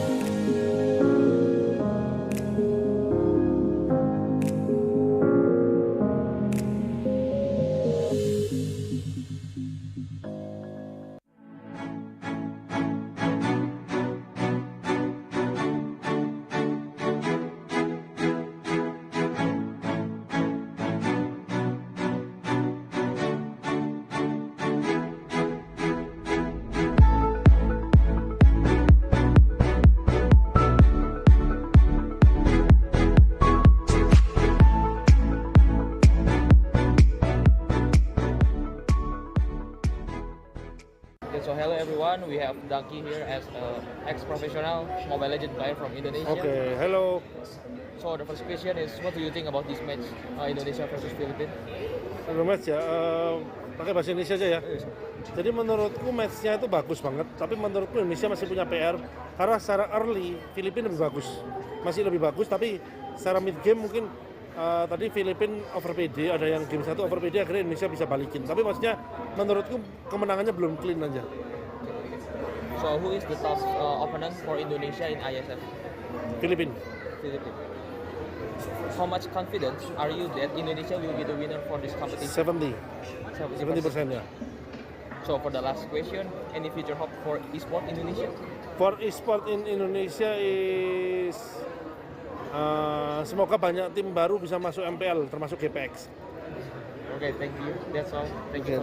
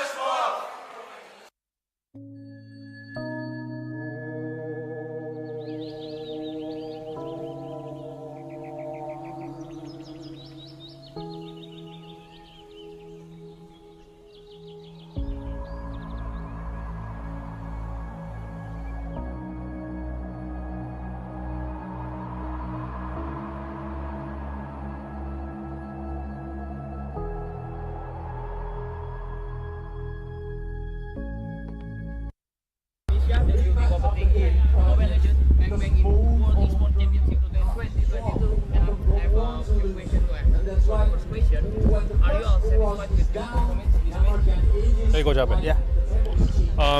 Pakai bahasa English. So for this match, I think we will take this. So happy, but we're not too satisfied. I'll to win the whole championship.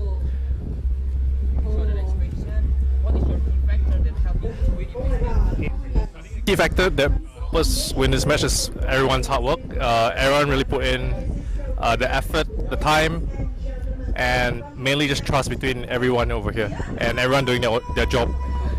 Because without everyone's contribution, we wouldn't have been able to do it. So even you have won the match, do you think there are things that you can improve for the next match? There's definitely many things that we can improve. there was a lot of mistakes that we made as well in both games. So we will look through our games and fix our errors. Yeah. Strategy-wise, we cannot really disclose, but I can assure that we still have other strategies out there, and we will see what we want to pull out for each different team.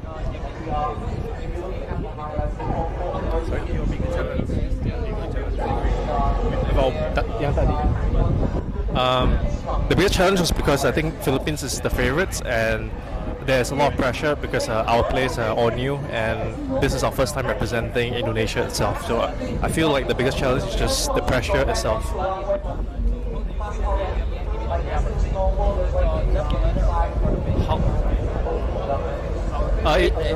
It feels really great to win the M3 Champions, but we know that there's a possibility that they will make a comeback, and we will eventually might face them again. So we're happy for now, but we're not too happy yet.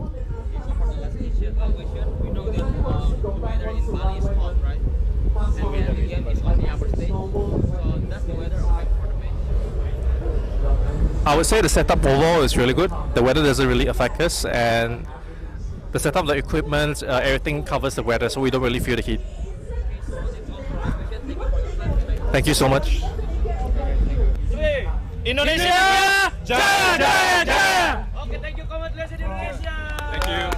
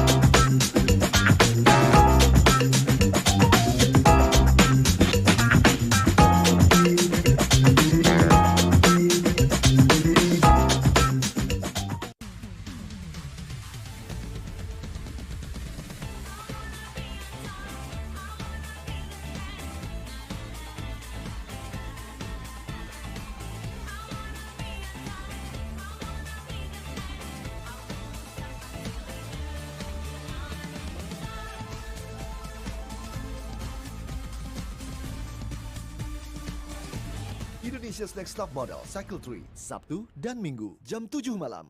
Okay, so today we have Malaysia that will be competing in Mobile Legends Bang Bang in World Esports Championship in 2022, and we have a few questions. So the first question, are you satisfied with your performance in this match?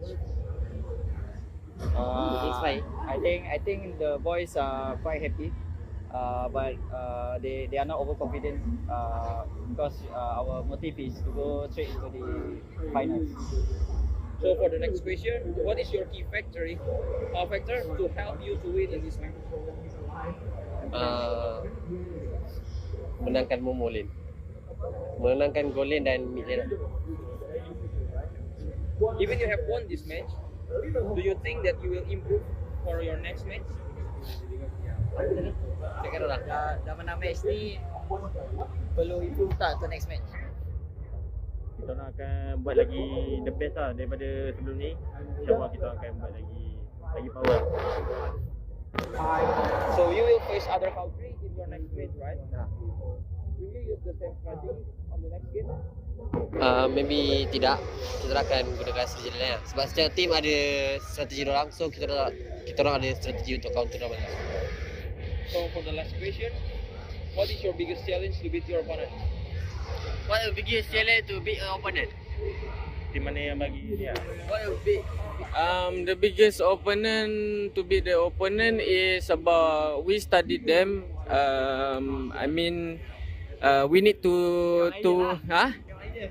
Melayu je. Kita orang nak kena beat diorang daripada segi strategi dengan drafting itu je lah kot. Tadi macam mana? Okay, that's all for my question. Thank you for your time and I hope the best for your competition. Thank you so much. Thank you.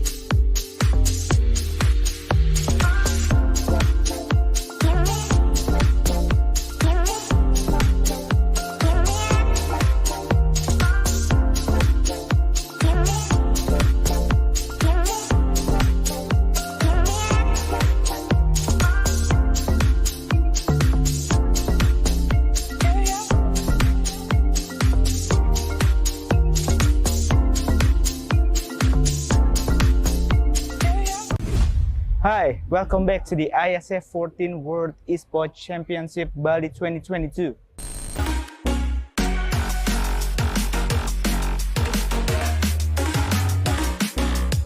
So, entering day 4 of the biggest esports championship, what did you feel?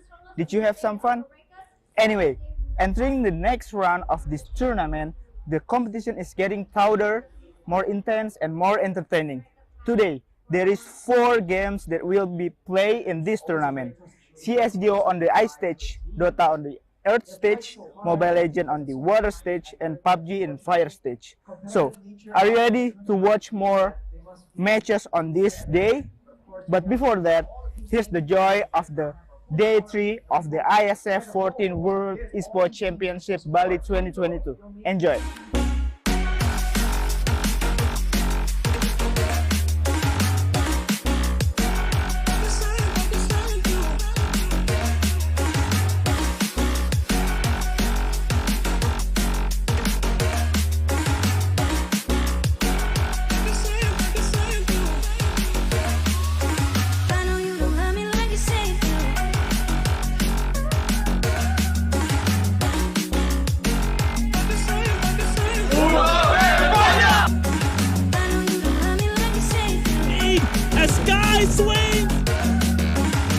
So, how is it?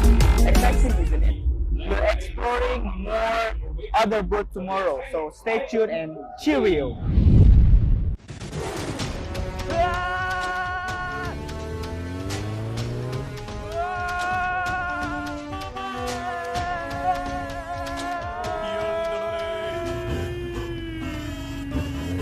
Aduh, drama terus. Nonton nih komedi yang nyegerin. Lucunya gak habis-habis. Ngelospol. Capek hati drama mulu. Mending dibawa happy. Hi guys, back again with me Putra Stopo as your fellow host. So right now I'm in a Dewa United booth. As you can see behind me, this is a RV car. You know what? Dewa United is the first esports team that have this RV car. In RV car, you can play PS5 games like Tekken, eFootball, and not only that, you can bring your friend here to play 5 vs 5 PUBG Mobile and Mobile Legends Bang Bang. And of course, if you want to get into the RV car, you can see all the trophies and the jersey owned by Dewa United.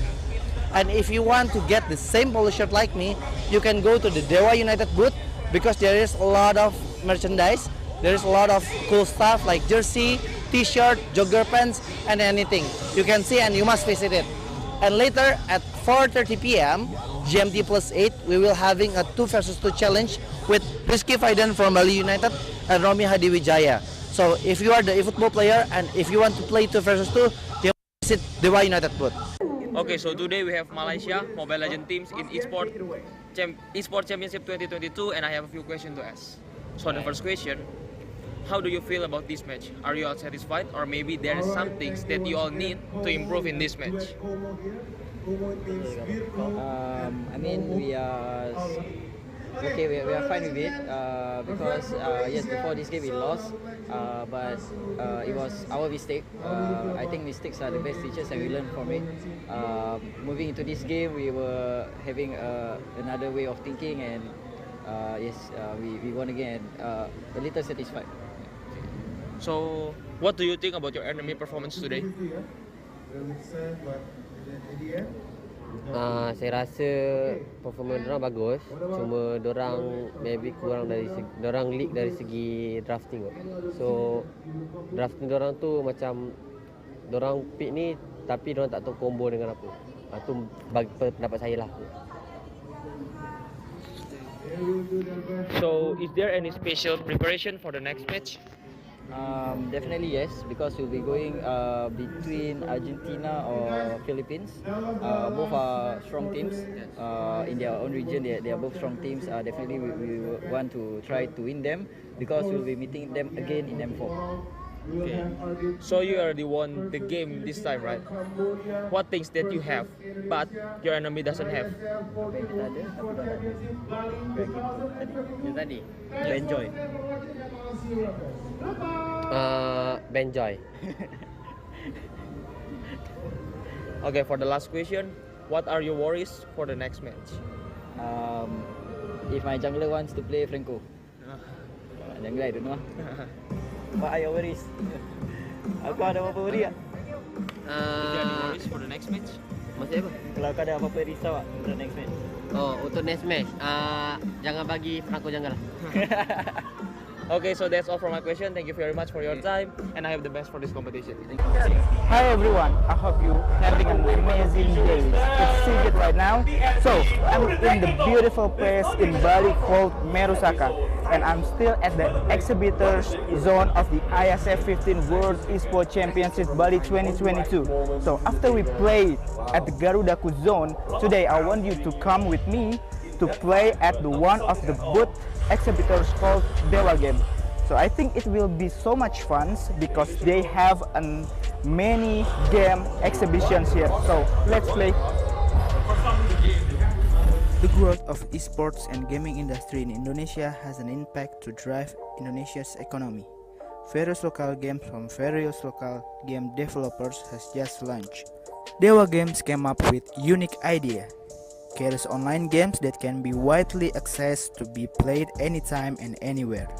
Dewa Game can be accessed by a personal computer on website or through an app on a personal smartphone. In Dewa Games app and website, there are various games that you can play. You can top up a token to play in mode arcade and tournament to get a reward. There's a bunch of rewards that you can get at the Dewa Games, such as Apple product, Asus ROG, music instrument, electronic devices, computer and gaming devices, and many more. So right now I get an opportunity to play games at Dewa Game booth. The Dewa Game crew is really helpful to give explanations about their product. as an explanations by one of Dewa Game crew here. Game itu portal games, jadi kita bisa main games, banyak games lah di Dewa Games.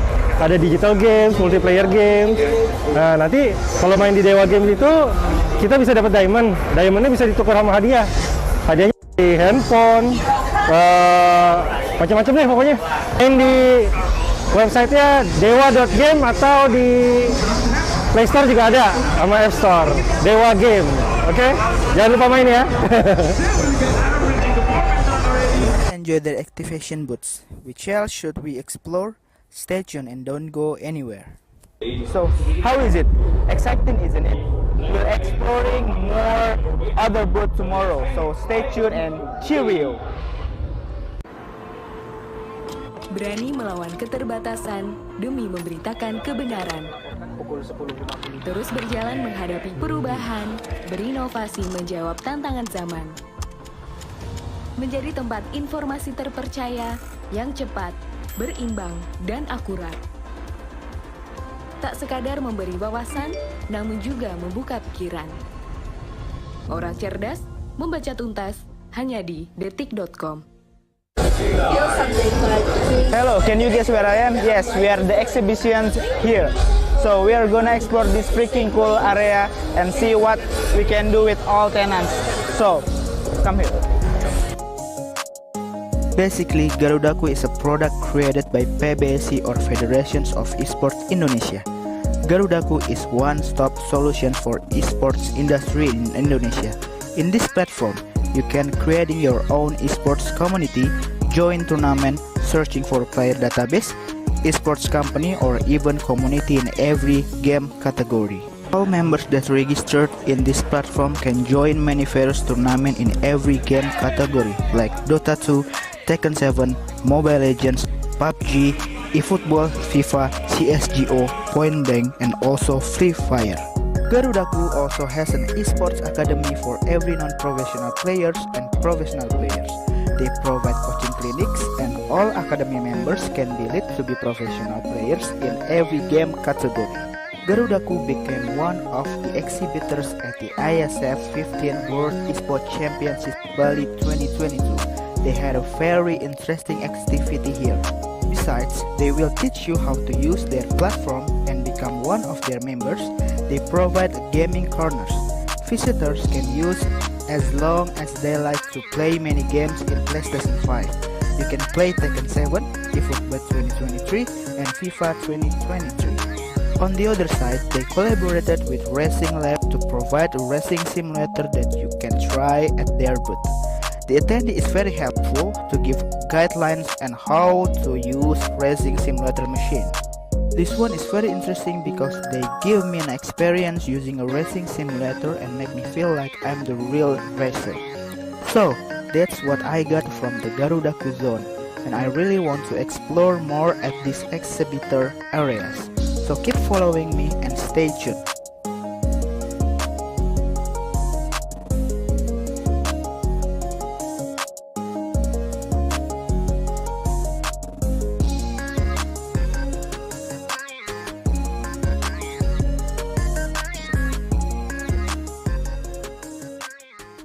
Hello everybody, we have Iesf here as a BA from Onyx Esports. Yeah.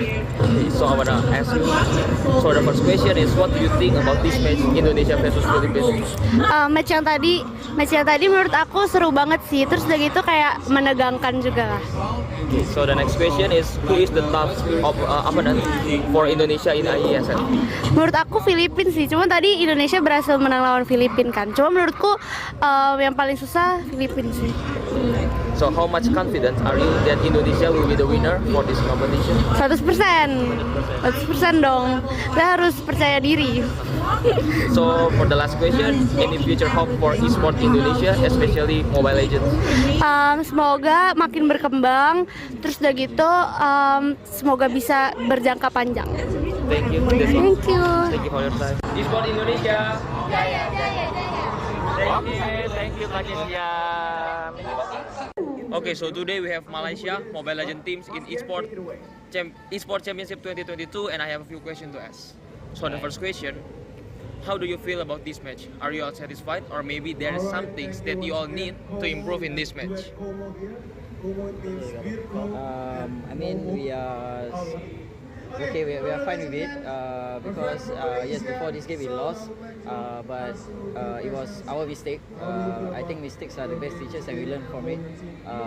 Moving into this game, we were having another way of thinking, and yes, we won again. A little satisfied.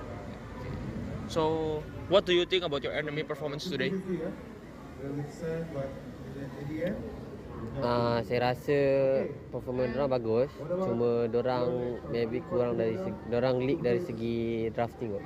So drafting dorang tu macam dorang pick ni tapi dorang tak tahu combo dengan apa. Tu bagi pendapat saya lah. So, is there any special preparation for the next match? Definitely yes, because we'll be going between Argentina or Philippines. Both are strong teams in their own region. They are both strong teams. Definitely we want to try to win them because we'll be meeting them again in M4. Okay. So you already won the game this time, right? What things that you have, but your enemy doesn't have? Apa yang kita ada, tapi dorang tak ada. Tadi. Enjoy. Benjoy.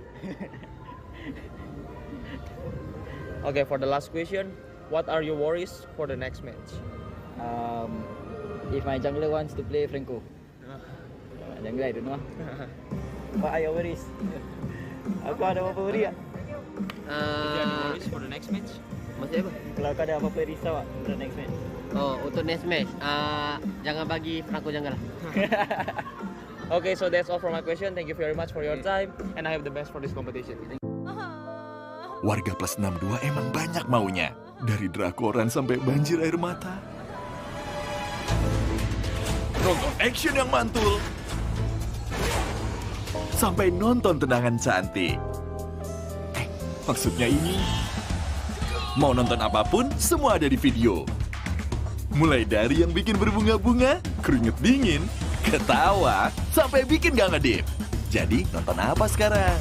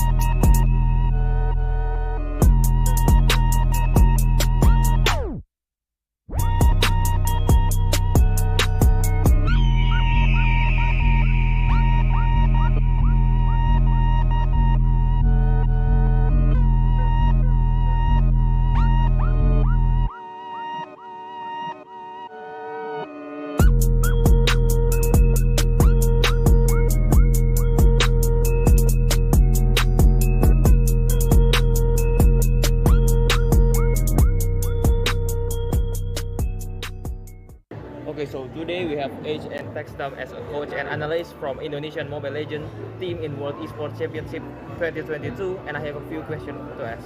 Okay, so the first question, how do you feel about this match? Are you all satisfied? Or maybe there's something that you all need to improve from this match? Dengan pertandingan tadi kita udah lumayan puas lah ya, kita bisa menang terus, tapi kalau kita lihat kita tetap fokusnya buat di upper bracket final, terus di nanti di grand finalnya sih. Jadi ya kita masih tetap walaupun puas tetap fokus buat dapetin emas sih kayak gitu. So, what do you think about your enemy performance today? Musuhnya sebenarnya lumayan bagus, dari draftingnya juga kita lihat mereka udah cenderung ke hero-hero yang meta, yang mereka tahu powernya seperti apa, ngikutin patch banget, dan ya lumayan ngagetin sih musuhnya. Mereka bisa adaptasi dengan meta-meta yang sedang berlangsung lah di Mobile Legends ini. Jadi menurut gua musuhnya lumayan kuat. So, is there any special preparation for the next match? Untuk next match-nya lawan Kamboja kita prepare ini aja sih, apa, respect mereka lah. Jadi mereka strateginya apa kita pelajarin, kita siapin, jadi kita nggak kaget lah buat lawan mereka. Jadi kita tetap respect siapapun lawannya, kita akan ngasih yang terbaik lah. So you already won the game in this time, right? So what things that you have that on your team doesn't have? Sebenarnya kekurangan di tim kita itu adalah kita masih kurang disiplin, masih kurang rapi mainnya. Dimana sebenarnya kita bisa lebih rapi.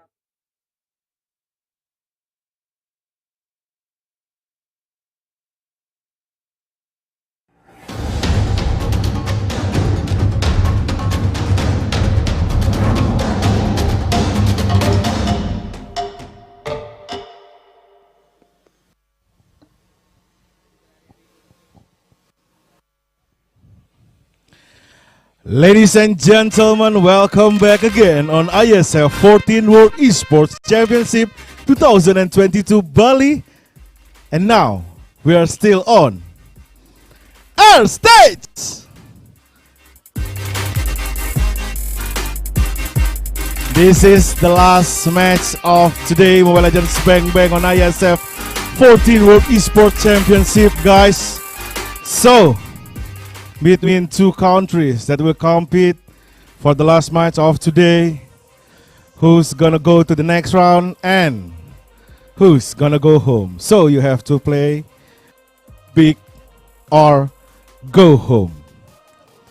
I would like to give you the event. So the Iesf 14 World Esports Championships will be a part of the Indonesia Esports Summit 2022, an annual celebration of the country's esport ecosystem initiated by Iesf and PBSC, with the goal to involve all esports stakeholders in Indonesia, including game publishers, game developers, pro teams, athletes, influencers, brands, community, and media in the country.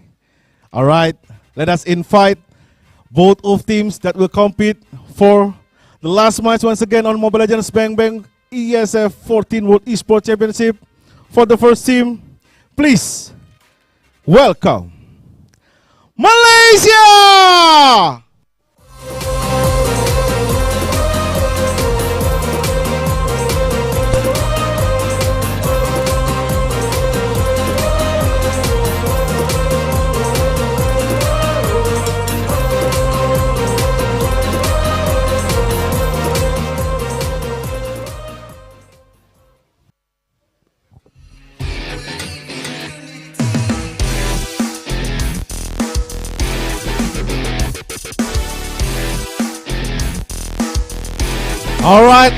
Alright.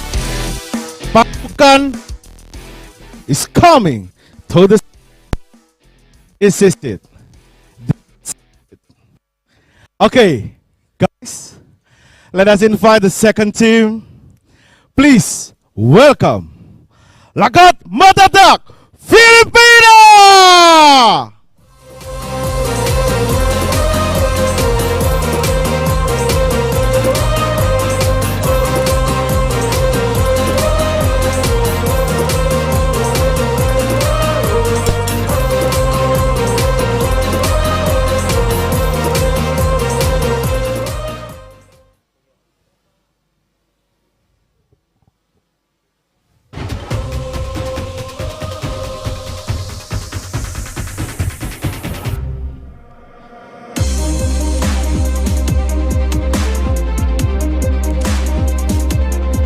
Here we go.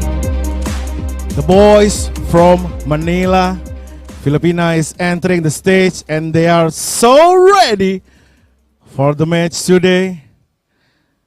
Okay. Oh, already calm. Yeah, you guys media can come first. All right. Are you ready for today? Ready. Ready? Why you so like? Please, I repeat it. Are you ready for today? Ready. Still so soft, yeah?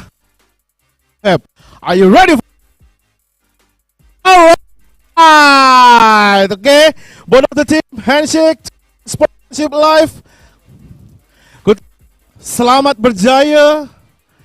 Do your best for your last game of the day. Mobile Legends Bang Bang on Iesf 14 World Esports Championship that will lead by our beloved caster Moshi Duet, Momo and Arashi.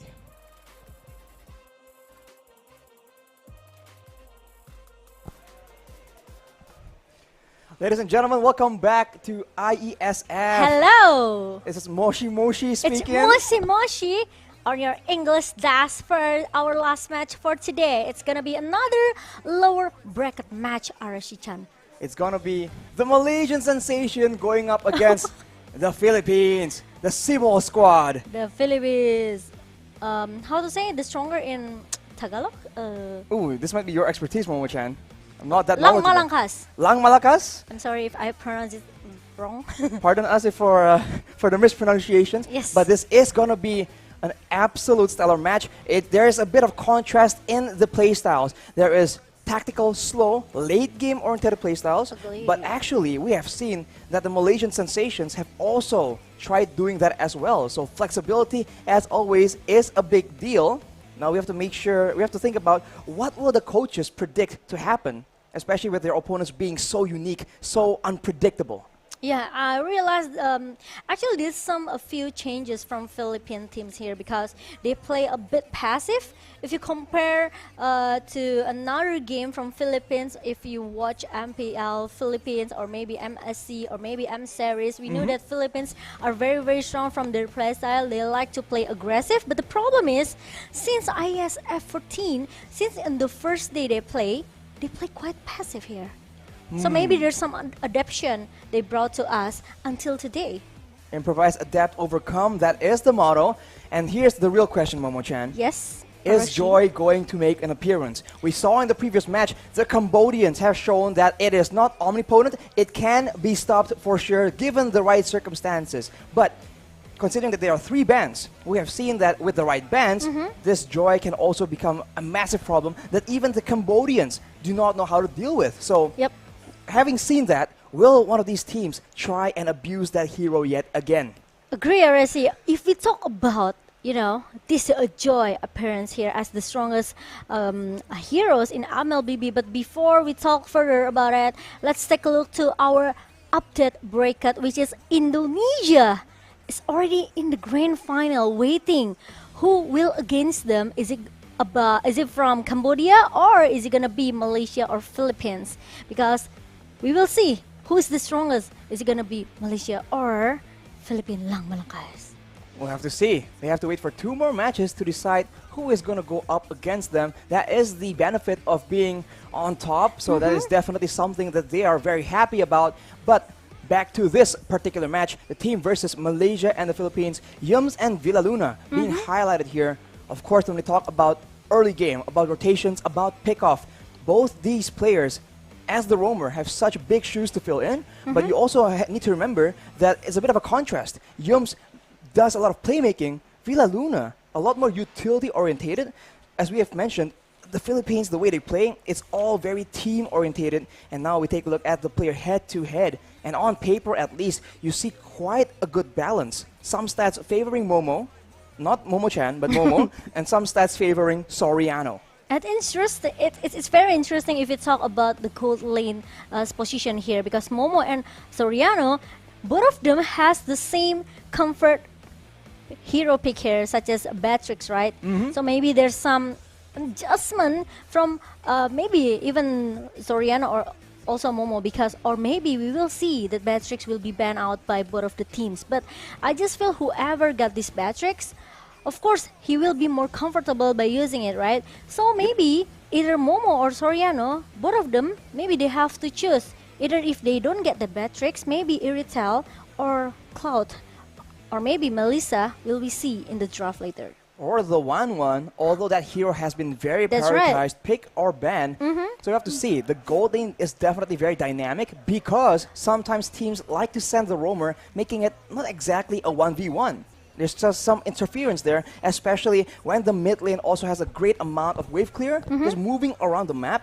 And we saw, especially against Cambodia, if you rely too hard on the gold lane, you can get absolutely shut down by strategy, by tactics in that early game. So, both these teams, we have seen that their gold laners are very, very strong. So, are they going to try and duke it out in the top side, in the gold lane, or are they going to try and maybe play for the EXP lane? Because Formaze, for example, going up against Dappadap, both are absolutely solid XP laners, and if you let them get an advantage, they will take over that game. Yeah, we talk about the EXP laner. They could be become the front laner for the team itself. So we would like to see how about the draft ban epic here from both of the teams as our lower bracket match started now.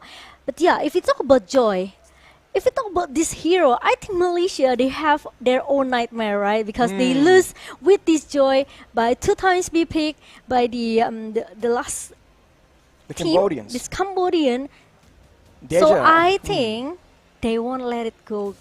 They don't want to let it happen again, right? So Malaysia, even though we know that they got their first pick right now, it's gonna be the Philippines who ban out that hero.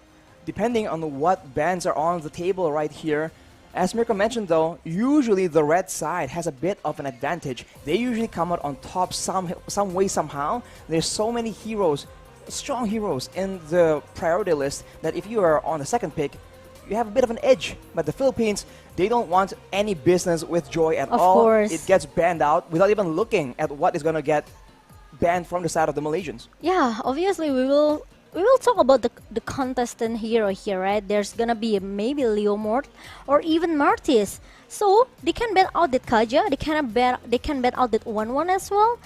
So let the gold lane choose which hero they want to play, right? Is it gonna be Beatrix or is it gonna be another a gold lane such as Irital or Right. maybe even I don't know, Melissa or even Cloud, because we never seen Cloud actually been played by Philippines. Not just yet, actually. And You're right. Malaysia either, right?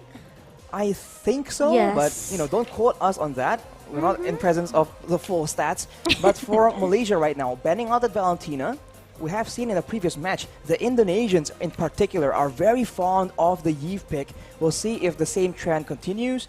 But aside from that mid lane, we'll have to see in the jungle as well. Will we see utility? Are we going to see assassins? Or are we going to see the 2 marksman strategies, the Granger in the jungle, which the Philippines actually pulled out the other day? So for now, it's still 1 more ban for each team. And with the 1-1 out of the picture here, Malaysia, will they want to deal with the strong side laners as well? There's some prior heroes they can ban out here. The Fredin, for example, has been flexed around Or by the maybe Philippines. Kaja as well. You are absolutely right, Momo-chan. A very devastating, very flexible hero that can be played in different roles as well. Ooh, but it's gonna be Eve because I think Malaysia, they are targeting this Kaja as the first pick for Malaysia. Will Philippines let it go? Or maybe it's gonna be a ban, Kaja ban coming from Philippines. Oof, the Iesf pick is just absolutely annoying. So, if the Philippines get ahead of that, we've seen that they like that long-range playstyle. Having a Beatrix, having a Iesf, and using it to actually poke around, and then that way they can just maintain their position in the center of the objectives, right? Near the Lord, near the turrets, and they're going to force Malaysia to jump into them. And of course, with the right tools, it's going to be very difficult for the Malaysians to get a successful dive in. Or maybe they can, oh, there you go. I would like to say if they don't want to ban out this Kaja, they can ban out this Matilda for Yams.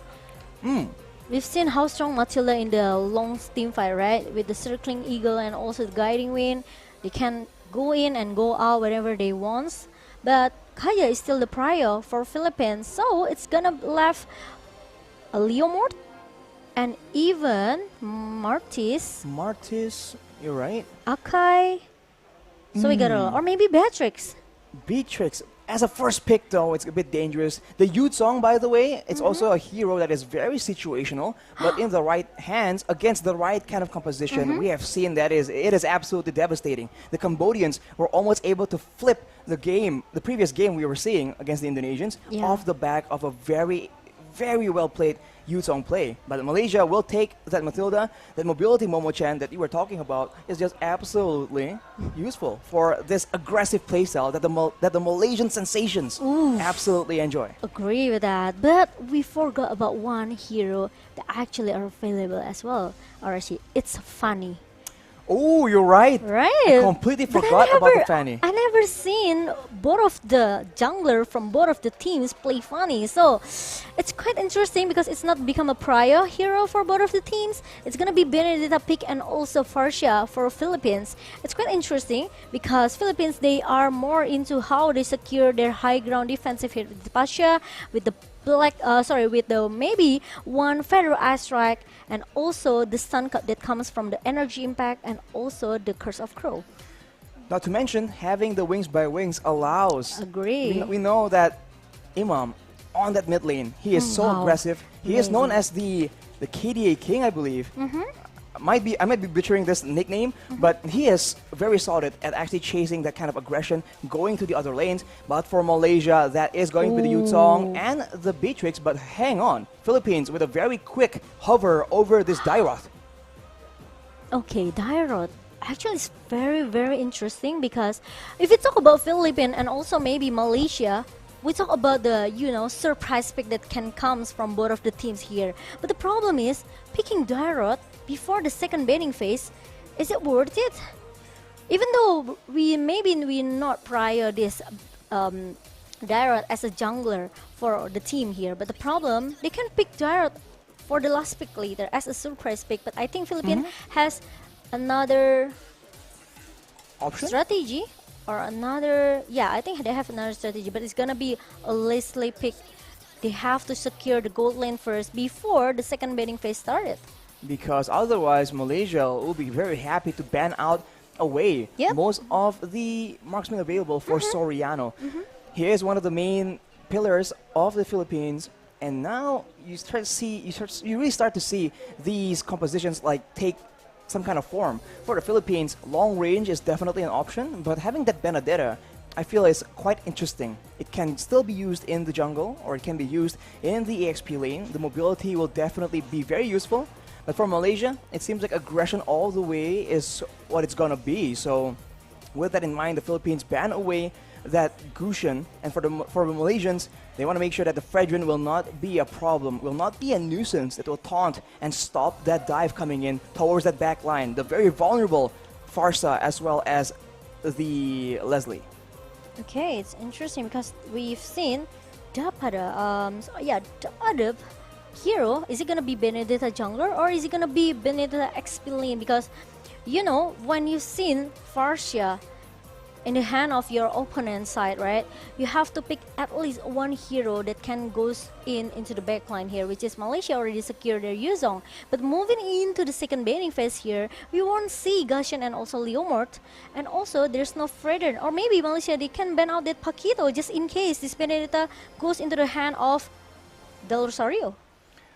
Banning away some crowd control, but whoa, that is the option they go for. Banning away the Estes, that is some respect going in from Malaysia so far. There is a lot of damage, but maybe not quite enough to burst through the blessing of the Moon Goddess. So, with Estes out of the picture, the Philippines will need to secure something else to guarantee the safety of their back line. It will be the Lolita, it seems. Numenon Blast can be used as a deterrent, except if Malaysia can stop the channel, and that can spell doom for the Philippines roster. Yeah, it can be a counter for Batrix Nibiru's patient as well, right? So the Guardian Bulwark from Lolita is very, very useful and effective to counter all of the range damage that Malaysia has right now. But Akai as the jungler for Malaysia in the hand of Chiku, guys. All of the objective can be completed cut by Chiku guys here. Meanwhile, there's gonna be the last pick comes from Malaysia, which is we need one more tanky hero or maybe another support here just in case this Matilda goes into the roamer position, right?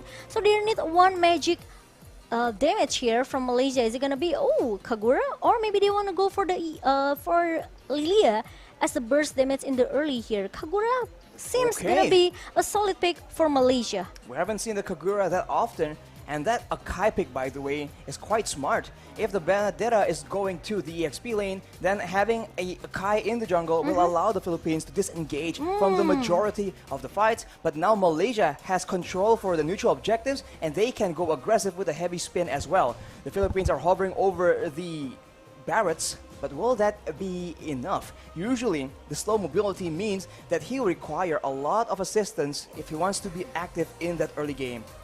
Yeah, I think for the crowd control, Philippines has it enough though. They have enough for the crowd control here. They have the petrified coming from Benedetta. They have the stun coming from the stun coming from this Farsia, and also the stopper that come from the Nomian Blast of Lolita, right? So Barrett could be the option, and there you go. It's gonna be a solid draft ban and pick from both of the teams, looking very strong.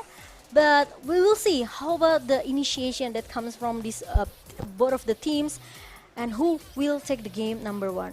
But how about you, RSC? You seems that you have some vision about the draft pick. Because I heard that from the second match just now you came from the future. I came from the future, and Future Man here thinks that the Malaysians, they have a lot more options to play around with. We saw what that means when we saw the Indonesians go to a very close game with the Cambodians, right? The longer the game goes, the more options you have, it's just better because now you can feint around and just confuse your opponents. I feel like the Philippines, it's a solid composition, but it's not nearly as flexible. Whereas for Malaysia, right now, they have a lot of tools and they have a lot of ways to just confuse you, right? Are they going to engage with the Yin Yang Overturn? Are they going to go with the Circling Eagle? Are they going to go with the Black Dragon Form, the Petrify Furious Dive? Or are they going to go with everything else that they have? Yep. Heavy spin as well. But now we go straight into the Land of Dawn for the match between the Philippines and the Malaysians. Let's get straight into it, Momo-chan, as the junglers are just clearing as fast as possible, setting the tone for what is possibly a very intense early game. Okay, but Yam's trying to invade the jungle. Both of the teams, actually, both of the jungler, they succeed to get their own buff without any aggressive invasion coming from both of the roamer here. Meanwhile, Imam knows that actually Yam's waiting there, and there's no engagement coming from Philippines towards that, the Little Wanderer here. Meanwhile, Chico guys prepare for that. One more level to get the level 4 from both of the jungler, and Moon tries so hard to clear the minion as soon as possible.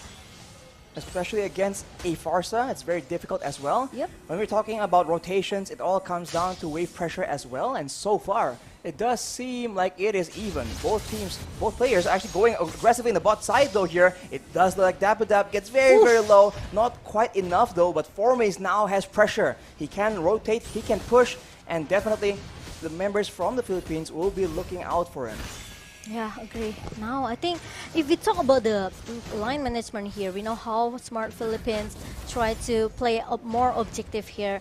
With the passive play style coming from Philippines, I think it's going to be an advantage as well for Malaysia if they want try to force the team fight, because Chiku, guys, he already has that heavy spin. He can go for the initiation anytime that he wants, and Momo maybe, or even Moon can try to follow up the heavy spin. Ooh, trading here coming in from Soriano though. Very aggressive, and Momo is out-traded, but in the bottom side, Del gets secured by Del Rosario, and that will be a small victory for the Philippines. No kills just yet, but the Feather Airstrike is being used in the bottom side. Formace is safe from all that pressure, but the Philippines showing some aggression right here, wanting to take control and take the initiative in the early game. It's interesting because Chiku, he didn't use that retribution on the turtle, so it will let the Philippines can secure the turtle objective right now. And let's see, Formace trying to chase Dappadap away. Meanwhile, it's not gonna be a solid, or maybe they don't want to force the skirmish at the bottom lane.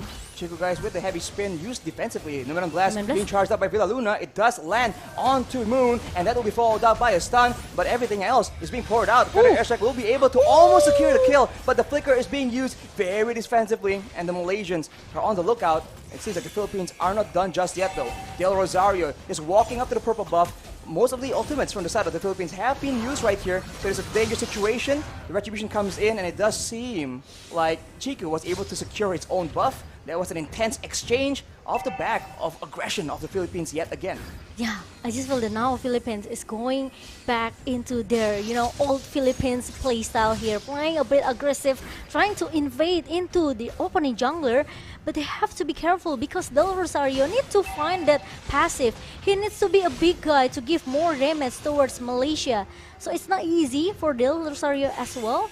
If he wants to really to make some initiation, all the Philippines really need to follow up very fast. For sure. I mean, right now, it does seem like the Philippines are aggressing, and that is not what the Malaysians want. Right here in the late game with a Leslie, with a Farsa, that's a lot of damage they're facing. So the early game is where they're supposed to get a bit of an advantage. Maybe in the mid game, they're going to ramp it up. In the bottom side, though, it's non-stop action between Formaze and Dapadap, just trading it out. The Turtle is being contested, though, in the mid side. Moon and Iman just trading out skills. Yin Yang Overturn is being used, and Iman is taken very low. It won't be enough, though, as Dapadap and Villa Luna makes a play. That will be the stun located onto Moon, and that is first blood taken by Dapadap coming in from the XP lane. It's totally a benefit for Philippines because they get the turtle, they also got Moon in the mid lane, which is a bit questionable here for Malaysia because Chiku are not able to get the turtle objective here. Meanwhile, Del Rosario and also Villa Luna keep disturbing Malaysia, trying to invade the jungle as fast as possible because we know actually Chiku, he has to play a little bit brave. I think he has to, do an aggressive movement here since he has that heavy spin, and I just feel that Yams sometimes he's ready for the big team fight here. But the problem is we didn't see it coming from Malaysia. Formaze outside the map, trying to buy some time. He gets taken out by Del Rosario though, and that will be a turret taken by Dapadap as well. The Malaysians, they're not getting enough steam in the early game.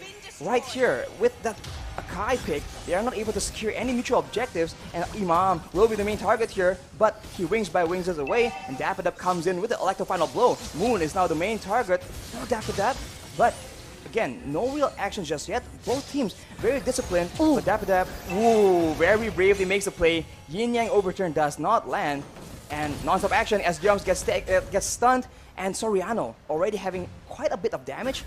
It's gonna be even worse once the game gets longer into the late game. Yeah, but now Dapadap still looking for more and trying to do some Phantom Slash towards a Malaysian team here. Meanwhile, this is what makes maybe all of the EXP laner very comfortable with this Benedetta because even though the heavy spin connect just not like Chico did, Dapadap still able to run away with the eye for an eye. So there's no CC can connect to Dapadap really easily. He just can easily avoid it. It seems like Imam, he is not using the Feather Airstrike to, he's not saving it as much as possible for the fights. He has no problems using it to clear waves to get that pressure. Moon here will be late to the party as he gets zoned away by Dapadap, but the Black Dragon form from Formaze is used to contest. Del Rosario will secure the turtle, and now a full fight breaks open as everyone is mixed out apart with each other. Formaze will be taken very low, but he's still sustaining. The heavy spin has been already used though. Villa Luna in the front, taking some damage, getting taken out, but Soriano takes a kill, and Imam gets one as well. That is a 2-for-1 so far, and the fight is not over yet. Snipes from Soriano take some HP bars away from the side of the Malaysians, and the 3 men available, they are gonna go straight for the top turret. It's 2-for-1 trade coming from Philippines, and now they even got more turrets objective in the top lane. Meanwhile, the ultimate snipe from Soriano is not enough to take down Moon, but almost. Dapadap cancel that recall from Moon. Dapadap is so aggressive right now. Goes in no hesitation. Imam uses the Feather Airstrike, takes Momo very low. Villa Luna though is alone right here as a 1v1 is happening. in the orange buff area, Del Rosario uses the Daytona's welcome. He will be able to secure the orange buff, and Chico is not having a good time at all. Only a Sky Guardian helmet so far. Yes, with the three turtle objective for Philippines, they have a lead from the gold right now. It's 4K gold lead by Philippines, and it's very a good start for Philippines in the early game until at least maybe if they keep snowballing until the mid game here, let Zoriano got the item, I think it will be a game for Philippines. Ooh, Feather Airstrike though chunks Moon down very low, half HP with 1 or 2 bolts only. Chico also down to half HP before anything even happens. This kind of poke damage allows the Philippines to actually have a bit more control before the fight even breaks out. Maybe Malaysia, they are waiting for something to happen, you know. Maybe they are trying to give some space for Momo to just keep farming until they are ready for the big team fight here. But until when? Because now Imam. That's a combo. Feather Airstrike with the snipes. Young will block the bulk of the damage, but Villa Luna looks for an opportunity. No Man on Blast is being charged up. He goes in, he stuns Momo, but there's no follow-up. Chico, guys, in the back, denying a lot of follow-up. Yin Yang Overturn is being used, but that will be Villa Luna caught, pushed away back down under the turret of the Malaysians. Yums spots Dap, but Moon will be targeted with the Daytona's welcome. Del Rosario lands it. He gets stunned. He gets jumped on. That is Del Rosario setting up for Dap, and the Philippines once again comes out on top as the Lord is actually spawning. That's really a good follow. They're coming from Dap, and now Philippines, they are seems want to end this game as soon as possible. They are trying to get all of the objectives they can, and the Lord has spawned in the minute number 9, and Forme is trying so hard to defend. But look at the Rose Soriano with the ultimate snipe, and Forme is gonna be the last bullet for Soriano. Imam picks up yet another kill, and Chiku gets chunked low again and again.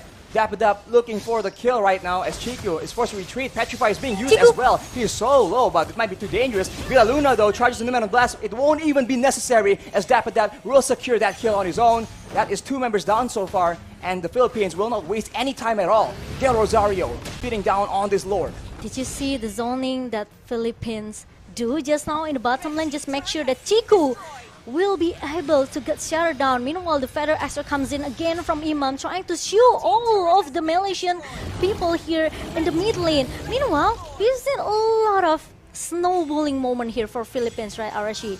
This is gonna be a dangerous situation for Malaysia if they are still being driven away by Philippines.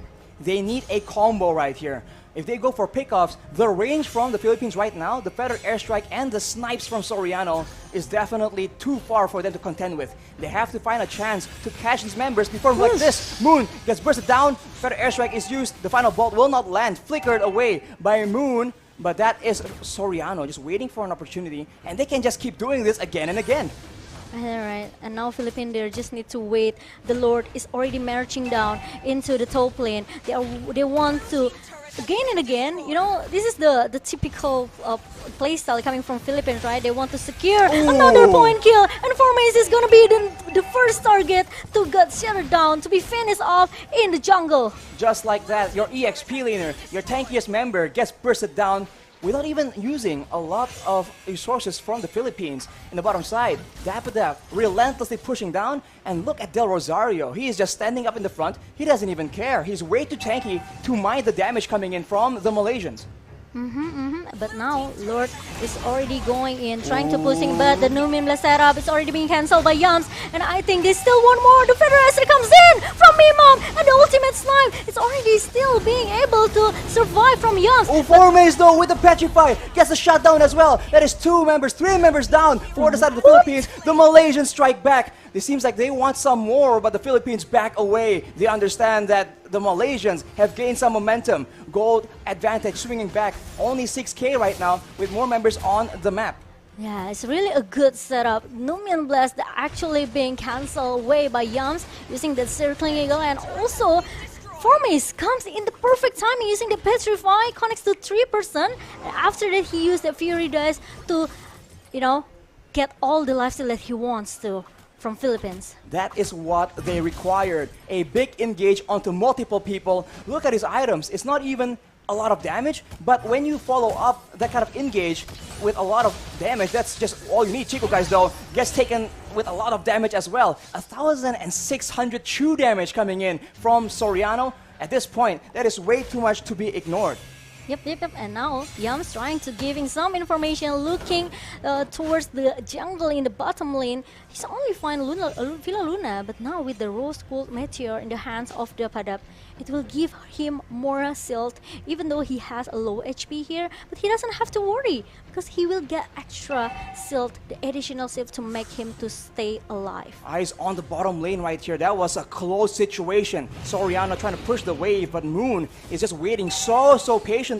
He knows that eventually the Lord will be the target for the Philippines. He is waiting for a great flank opportunity. If he can take Imam or Soriano out, that might just spell doom for the Filipinos.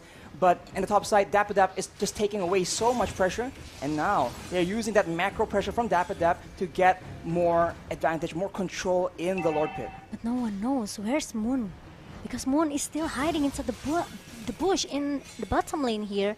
And Philippines, they want to try to bait Malaysia. They want to try to bait in the lower pit right now. They want to force the team fight with Malaysia, as Dapadap trying to make some distraction in the top lane. Moon is spending so much time in the bush here. If this pays off, this is some big brain 5,000 IQ play. Chico, guys, though, very tentatively moving around the Lord Pit. He knows their members. The conceal play is being used, though. Feather airstrike is being used. The stun from Villa Luna. The snipe coming in from Soriano. But that will be it. And look at Moon. He is on a mission. He is undercover. And the Malaysians know they have an opportunity here. They are moving in. Dapadap, I think he used the electric final blow. But look at Formace coming in. Oh, there's an overturn being used by Moon, but it does not land. Soriano, he's alive, but he's jumped on by Formace. It won't be enough, though. Everyone else, it's Formace against the world. But Soriano is just sniping him down. That's a mega kill picked up as Del Rosario bullies away the Malaysians, and they are forced to back away.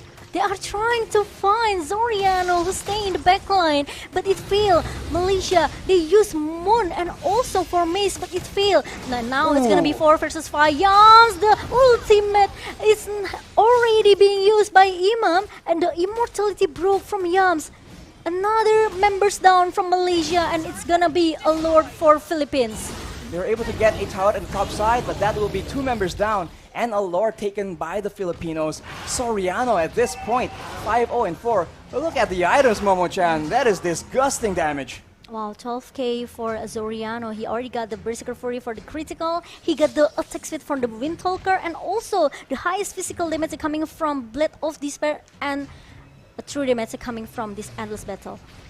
That is just so much trading. He does not have to sit still and dish out that kind of damage. He can just occasionally poke down with the 1,500 true damage. And now with the Lord coming in, the Filipinos, they have arranged for the waves to come in at the right time. Formace, as you mentioned, Momo-chan, looking for an opportunity. But for now, the Filipinos are gathering with the Lord, trying to get some advantage. They are still worried about the engaged potential for sure. But now, look at Dapadap, just pushing everyone back in. Feather airstrike has been used to zone away, push back the Malaysians from their own tower. And will the Filipinos actually go for the end right here, as the bottom final base turret gets taken out as well? From the looks of it, the Lord is still very much healthy. They can make a play, but they need to be very careful unless they get comboed like the last time. Formace still on the side, pressuring, threatening to flank, and that will ensure that the Filipinos will need to back away. How disciplined Philippines, their playstyle, they don't want to force the team fight, they don't want to force a skirmish inside the base of Malaysia. As long as they can secure the 3 best turrets, they let the super minion goes in. Another Feather Aster comes in from Imam, trying to give a lot of poke damage towards Chiku, and now Chiku needs to go get out from that jungle. Now with the wave in the bottom side, the Filipinos, they are just still very patient, very disciplined. They understand that they excel when they can control the tempo, when they can just poke around and deal damage from a very safe distance. So now knowing that the Malaysians, with their back to the base, they're just waiting and farming up a storm. Blade of Despair and the Holy Crystal computed at the same time. That long range burst damage is just gonna get worse and worse for the Malaysians. Oh my god, the life the Philippines life, I think, is relying on this Farsha and also Leslie, right? So with the item that they have, actually, it's enough for them to giving a lot of damage here towards Malaysia. So Malaysia, they have to be careful, especially they don't have. They don't have any answer how to go jumps into the backline, trying to shut out Ima in the first place. But Chiku trying to play with the 5 members of Philippines. They are chasing him away. The flicker is being used by Filaluna, and another 100 IQ play from Chiku. He's still able to survive, but immortality. He goes with the petrify. He goes in for the engage, but it won't work. Look at Moon trying to get the burst damage down. It lands on 2 people, but it's not enough as Soriano takes out Moon. The Filipinos are on the hunt right now. Yums and Formis running away. Look at the HP bars drop. That will be Formis taken out. Yums is forced to back away and leave his Cormet behind. Chiku tries to make a play happen, but he won't be allowed to. Dappadap sends them home. Wow, wow, wow. 2 members down from Malaysia, and now the Lord is free for Philippines. This is what I said before. They don't have any answer how to shut down Imam. Even though Chiku trying to buy a lot of time, but Numen, the setup is open again by Filaluna, and look at the snipe damage coming from Zoriano. It just melted Chiku guys away. 2,300 true damage, and now Momo takes a lot of damage as Daffodaf shoos him away. Yums now is the main target. Daytona's welcome, does take him out. He is going to be very low as the Immortal actually is popped up. Momo trying to do damage, but it's been blocked by the Bullrock from Filaluna as Daffodaf goes in with the Petrify. He is 1v2 right now, trying to make the plays happen. That's one Immortal popped, but that's the rest of the Philippines committing too hard actually as Formis comes in and punishes. The Winter Trudge is being used by Imam, but he will eventually get taken out. Soriano is still alive though. He's still doing a lot of damage, but barely enough. The Philippines survive with all 5 members and end the game. That is going to be game number 1 going into the hands of the Philippines. Wow, 1-0. The first game secure by Philippines. And I can say it's quite a dominating game for Philippines, since we know maybe a lot of team fights happened inside the game just now. But I also saw how hard actually Formay tried to defend the base in the last team fight, right? It was so close. They were all so low. I know, right? But the Lord is already marching down into the mid lane, and they don't have any base turret anymore. It means the Super Minion will just goes in and just anyhow end the game as soon as possible. Exactly. That's why the lane management, the fact that the Philippines were able to actually manage the waves so that it crashes at the same time, and from then on, all they have to do is keep the Malaysians occupied trying to fend them off, and if they go for the Lord, they get killed in the team fight. If they go for the Philippines, as you can see, the Lord and the minions will take out the base. This is why that the Lord is such an important tool to ending the game, and the Filipinos absolutely take advantage of that. And yes, Soriano become the MVP for our first game. A lot of free space, a lot of free time for Soriano to get what item that he wants, you know. Wherever that he wants, he can get it. Because no one can shut him down. And Imam with the Pharaoh Astrike again and again. The Curse of Crow, the energy impact from Imam, the stun connects to all of the members from Malaysia. It seems that Malaysia, they are very, very confused how to go into the backline here. Especially to put up with this Benedetta using that Petrify, right? So it can smell down everyone who is very, very low, and it's easy for Dapadap to chase him away. I must say though that Moon on the Kagura, he was very crafty with his positioning. He was looking for opportunities to flank, but the Yin Yang overturn takes so much time to activate that Soriano can actually play around it, can flicker out from that threat.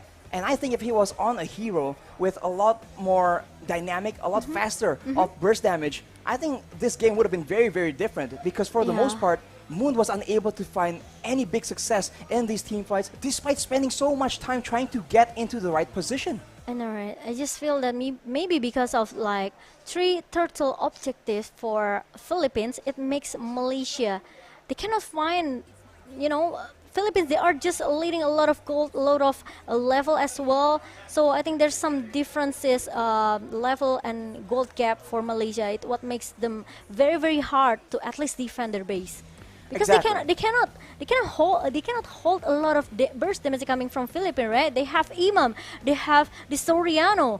So I think it's quite hard for Malaysia, because like maybe like you said, Arashi, Moon using this Kagura, he needs some item. He can burst all of the members from Philippines Meltdown with the Yin Yang overturn, but the problem is he needs one maybe lightning transient on also the Clock of Destiny to get all of the passive here, so he can get the massive damage that bird. But the match MVP goes into the hand of Soriano here with the 9 kill without no death at all. No death at all, and look at the damage dealt to the damage taken ratio. That is 100,000 damage dealt and 25,000 damage taken. So this man is just not touched during the course of the game. He is just so solid, and he is just so aware, especially because he knows that he is one of the main threats for the side of the Malaysians, and in a way that shows that he's the team is one-dimensional in how they want to approach the fight, but that also means they understand what the Malaysians are going to try and do. So he just outplays all the pick attempts, and the player spotlight is going to be on Imam for sure. Almost 70,000 damage dealt, 43,000 damage taken, only 1 death, despite the fact that he is also targeted. And there should be 1 more death, by the way, Momo-chan. But in that last fight, he uses the Winter Truncheon, and he instantly sells it and buys an Immortal.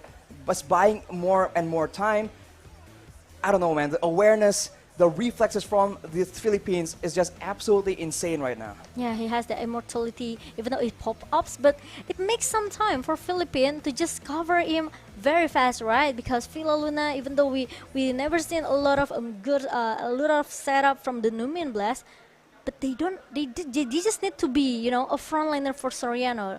They just are relying on this guy because he know without that at all, no one can touch Soriano at the backline here, because every time Forma is trying to open that Black Dragon form and trying to dive into the backline of Philippines, all of the damage from Philippines will melt him down. That's the big problem.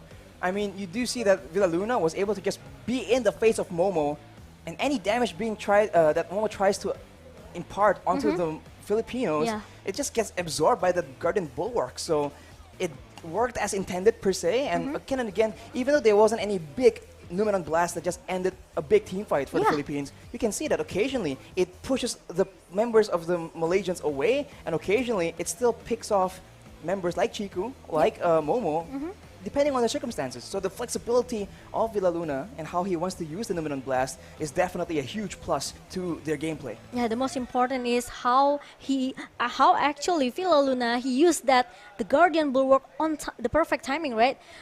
Trying to hold a lot of damage coming from the Nibir's patient from this Momo, it makes all of the Philippines damage dealer very, very safe in the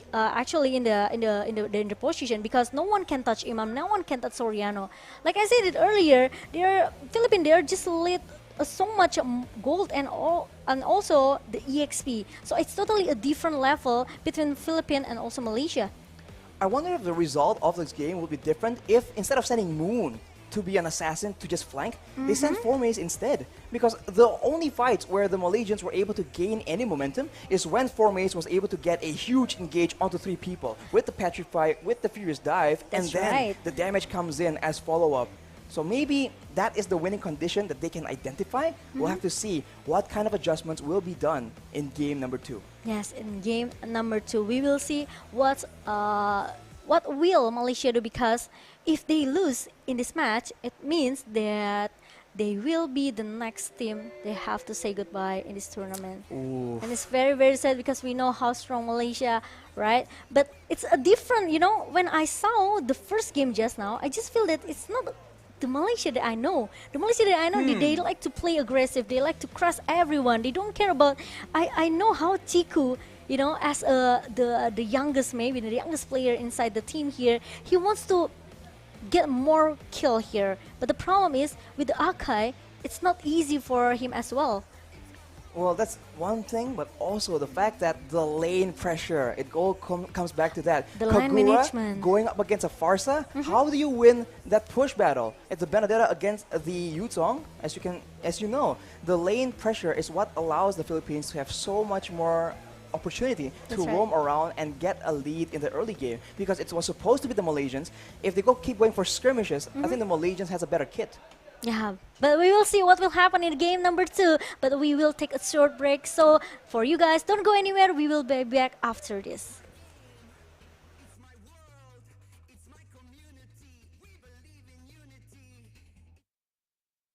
Welcome to the Iesf 15 World Esports Championships Bali 2022 with me Sigit as your field host. So this is the second day of the Iesf 15 World Esports Championship Bali 2022, and we still have a lot of interesting match and games in the game category of eFootball, Tekken 7, CSGO, Dota 2, and also Mobile Legends Bang Bang. You can see full match schedule on our Instagram at the ISF_official and also garudaku.se.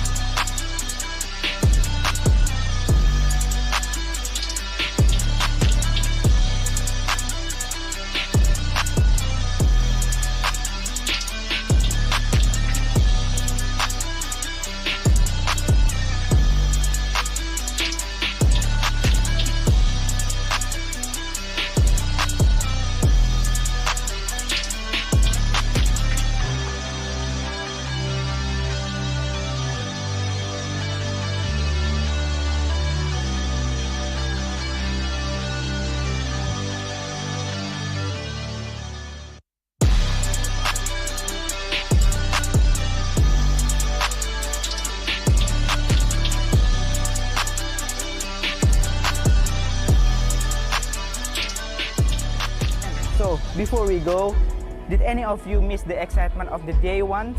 Don't worry, here's the recap day one of the Iesf 15 World Esports Championship Bali 2022. Enjoy!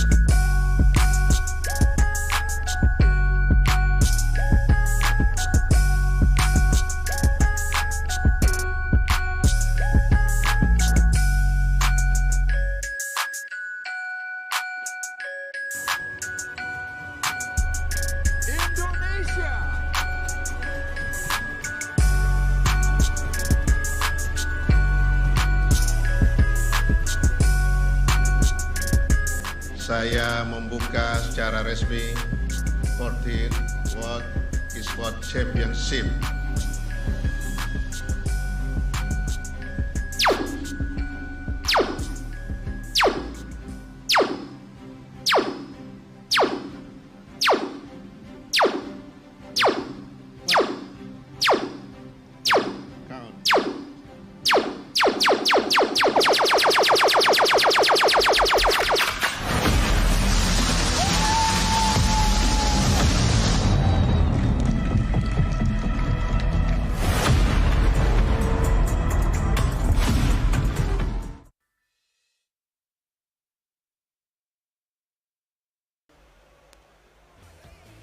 Ladies and gentlemen, welcome back to match number 3 of the day. The Malaysian Sensations taking on the Philippines. Still with me, Arashi and Momo-chan. This is Moshi Moshi speaking. Moshi Moshi. And you say, Moshi Moshi means that hello, right?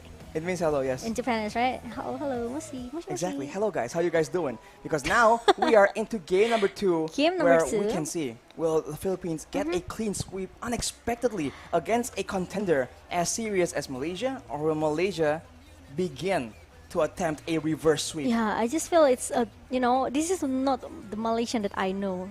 The Malaysian that I know is very, very aggressive. Barbaric? Sorry? Barbaric? Yeah. Langgar.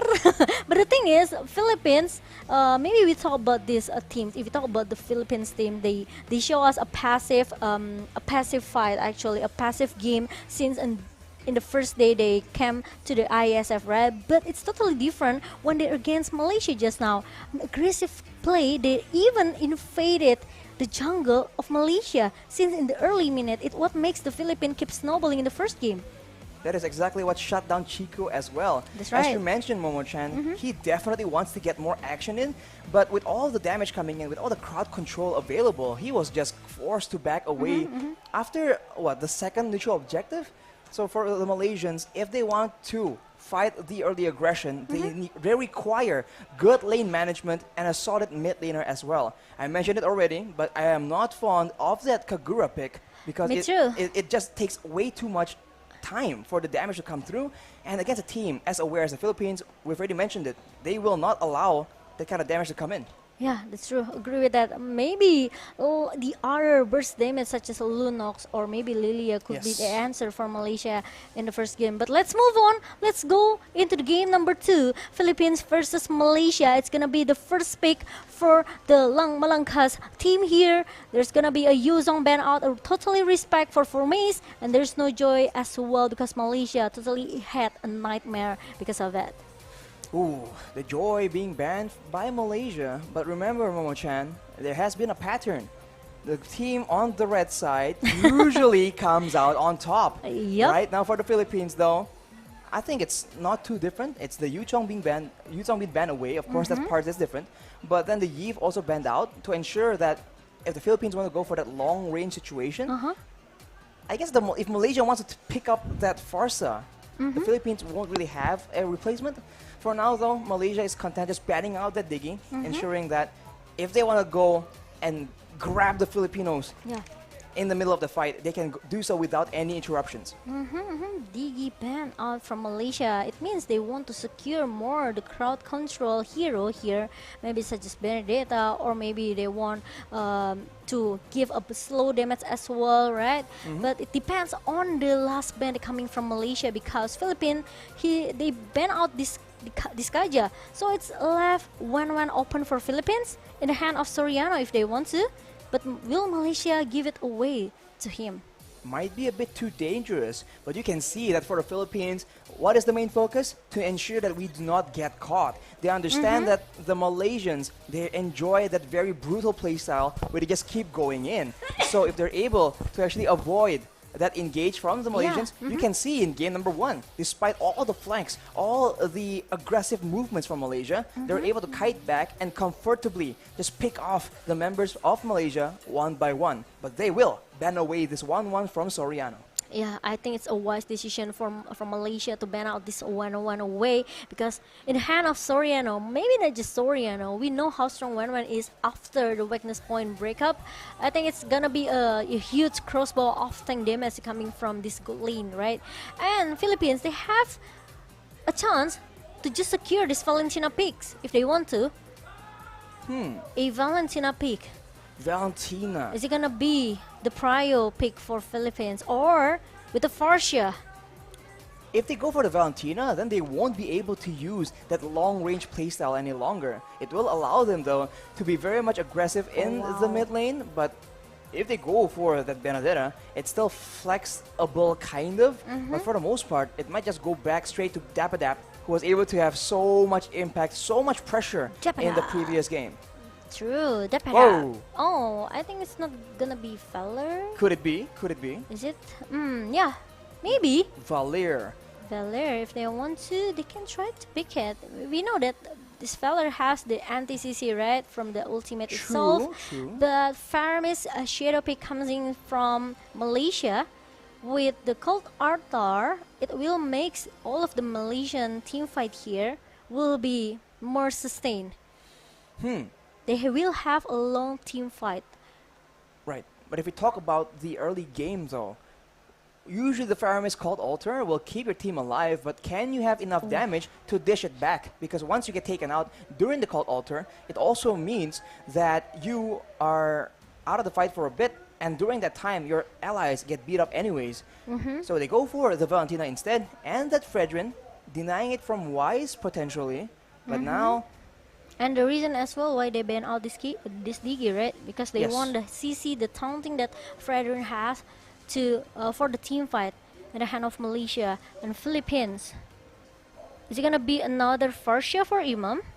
Maybe the marksman first, as I was about to say. Okay. Beatrix or the Leslie. I mean, the Leslie performed really well in the previous game. Yeah. But as you mentioned, Momo-chan, this crowd control game is important. And for Formace, being on a Fredrin means that he can deal with Dapadap just that much better. Although it's still very much a skill matchup. And now for the Philippines, they will opt to go for that Lolita yet again. probably providing protection and early game utility, especially in that gold lane. Yeah, even though Malaysia they picked this Batrix, or maybe even though they picked this Irital, Philippines they already has the counter here with the Guardian Bulwark coming from Lolita, right? So Malaysia, what will they pick as a third pick comes in right now?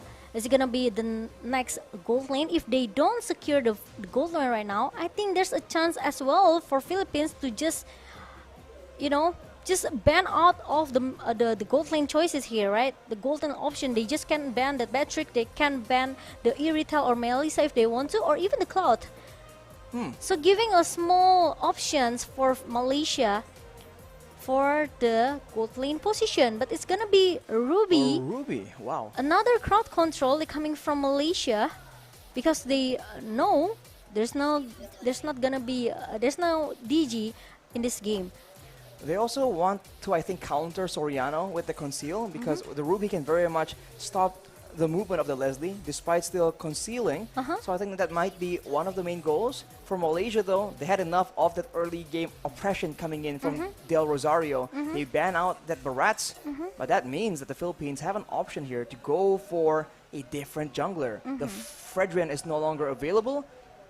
The Granger comes to mind, but let's be real here. That is a very situational pick, so I don't think that will be the case. Yep, okay, they're still thinking about the next banning phase for both of the teams. Philippines, they just ban out. Okay, that Leomord is a good choices as well, because Malaysia, I think for sure this Fredrin will goes into the hand of Formace, right? I never seen Chico play this Fredrin jungler, or maybe it's gonna be a Valentina jungler for Chico. Well, you never know. But for the Philippines, banning with the Leomord means that the Malaysian is down. The Malaysian team members are down one engaged tool yet again. Final bans right here, and if the Philippines want to keep applying this kite back strategy, denying more engages will be important.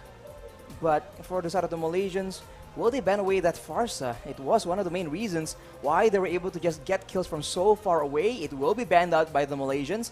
So, what will Imam be playing? Will it be more aggressive picks, or is it someone with equally long range? Because usually when Iesf and Farsa are both down, Sicilian comes to mind, but in the current meta, man, it's going to be very difficult for you to survive in that laning phase. Okay, we'll see. We'll see. There's no high ground for Philippines because Malaysia, they respect ban this Farsa, and there's no Gushing as well because they know with the burst damage that can mold down all of the heroes from Philippines here, there's no sword pike, there's no Incendence as well from discussion, so they want to ban it away. They know how dangerous this hero, so we won't see it in the game number 2 here. Meanwhile, it's gonna be Irital Shadow pick coming from Malaysia. Irital here makes a bit of sense. It's a lane bully trying to shut down the Leslie from the early game. It will be locked in for Momo. But as you mentioned, Momo-chan, if they can get an assassin here, it's probably very beneficial. They have a chance to save that last pick to see if the Philippines do have a juicy, squishy backline that Chico can take advantage of with an assassin. But of course, we'll have to wait and see. Because for the Philippines, if they don't want to go for that, they still have the option of going aggressively with something like a Lilia, as we mentioned earlier. Oh, hang on. Ooh. Is this a statement by Imam? Ooh. It is. It's a Kagura, and it's gonna be. It's not locked in just yet, but the tank Guinevere coming in from Del Rosario, it is so annoying. It is so oppressive. It will be the duo, essentially Villaluna and Del Rosario, just two-man tanking it for the team. Will that be enough damage, though? We'll have to see. I was thinking another question though, actually, RC. Is it gonna be enough tanky for Philippines, right? With just only Lolita in the hands of Villaluna, it means that Philippines, they have to play more aggressive with this kind of draft. They have this Guinevere, they have the potential with the crowd control from the violet requirement, and also I just feel that Imo want to show to Malaysia like, hey, this is how you play Kagura. You know, I'll show you in the game number 2. And now the last pick for Malaysia, it will goes into the other jungler, which is it's gonna be other Akai, another Akai pick from Malaysia. Oof, if it's another Akai pick, then the backline will be still very much invulnerable. But it is going to be a Dairoth in the jungle. All right, it's Chico on the Dairoth jungle, so expect a lot of action in the early game for sure.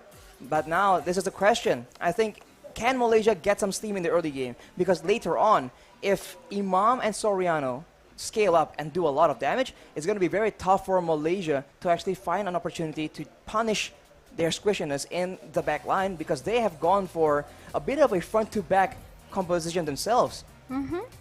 Interesting to see, but Malaysia looking very strong from the draft since in the game number 1 actually. But the problem is, how do they initiate it inside the game later? How the execution will works for Malaysia?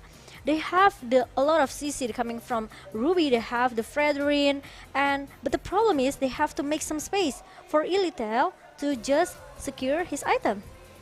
Now that it's a front-to-back from both these teams, I do feel that the gold lane that gets ahead first will be able to melt on the frontliners faster. That usually is how it goes when a mirror front-to-back composition game comes along. But ladies and gentlemen, we are into game number 2 between the Philippines and the Malaysians. We'll see, can the Malaysians equalize or can the Filipinos claim the victory? Let's see, is it gonna be 2-0 for Philippine Langs Malangkas, or is gonna be Malaysia Langgar for his game? Malaysia Langgar will be fun to see for sure, but before doing that, they need to have that lane control, and so far, with the different picks in the lanes, it is a lot better. Agree with that, but I think Philippines, they still need to see how these Chiku guys play with this Daira, right? Because this is the first time that I see Chiku with this Daira as a jungler position. Exactly, it's not exactly an orthodox pick, but look at the mid side. Imam trading out against Moon, already getting a bit of an advantage, and Soriano on this Leslie. You would think that he is going to be losing, right? He's going to actually have a tough time in the lane, but he's actually holding his own against Momo. And that is a bit concerning for the Malaysians for sure, but we need to wait and see, can Chiku start getting the ball rolling? Obviously, at level 4, that Abyssum Strike will be one of the main key factors, key tools in the big team fight.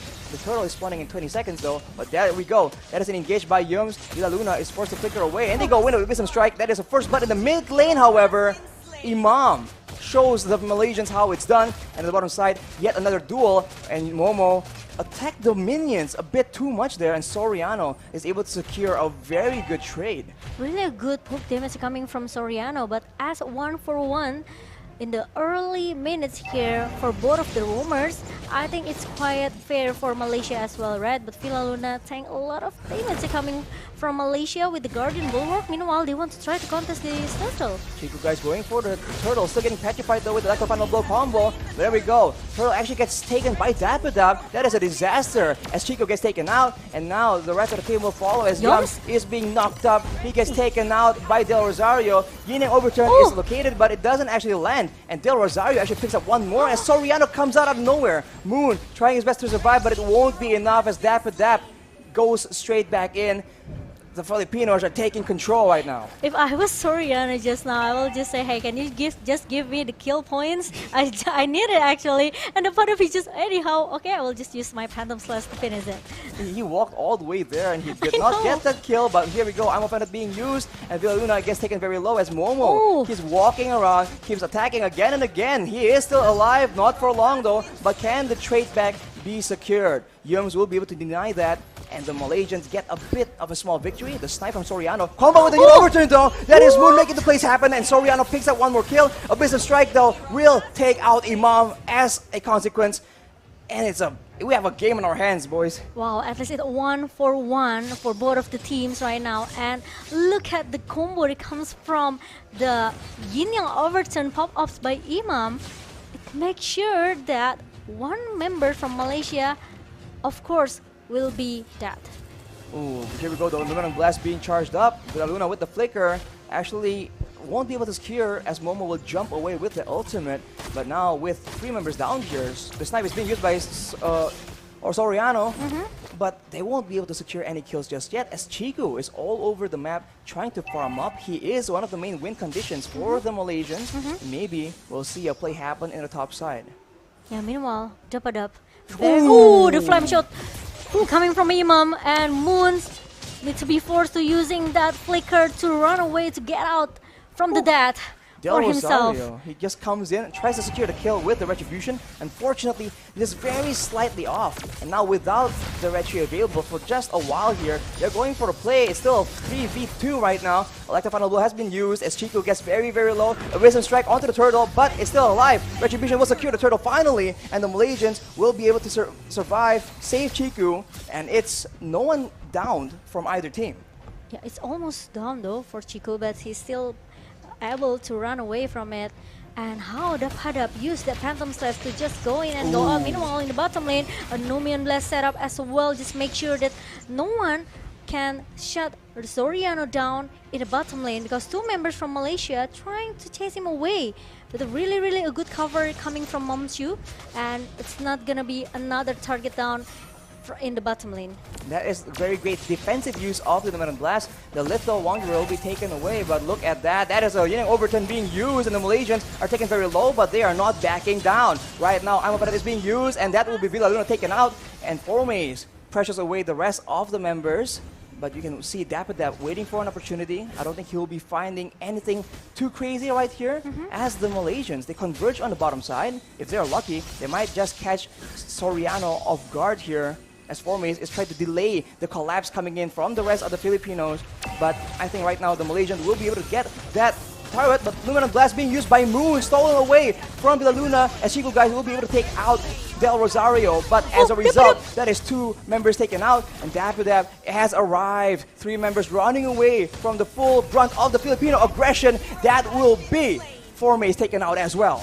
It's 3-4-1, an advantage and a lot of benefits from Malaysia, even though they have to lose the bottom lane here. But three members down, and it's gonna be the fourth one, which is it's Chico guys, who will be punished in the middle lane, Arashi. Just constant back and forth here. Chico guys, after the initial fight, he gets caught out yet again, and the Filipinos are able to equalize the trade in the bottom side, taking out that turret as well.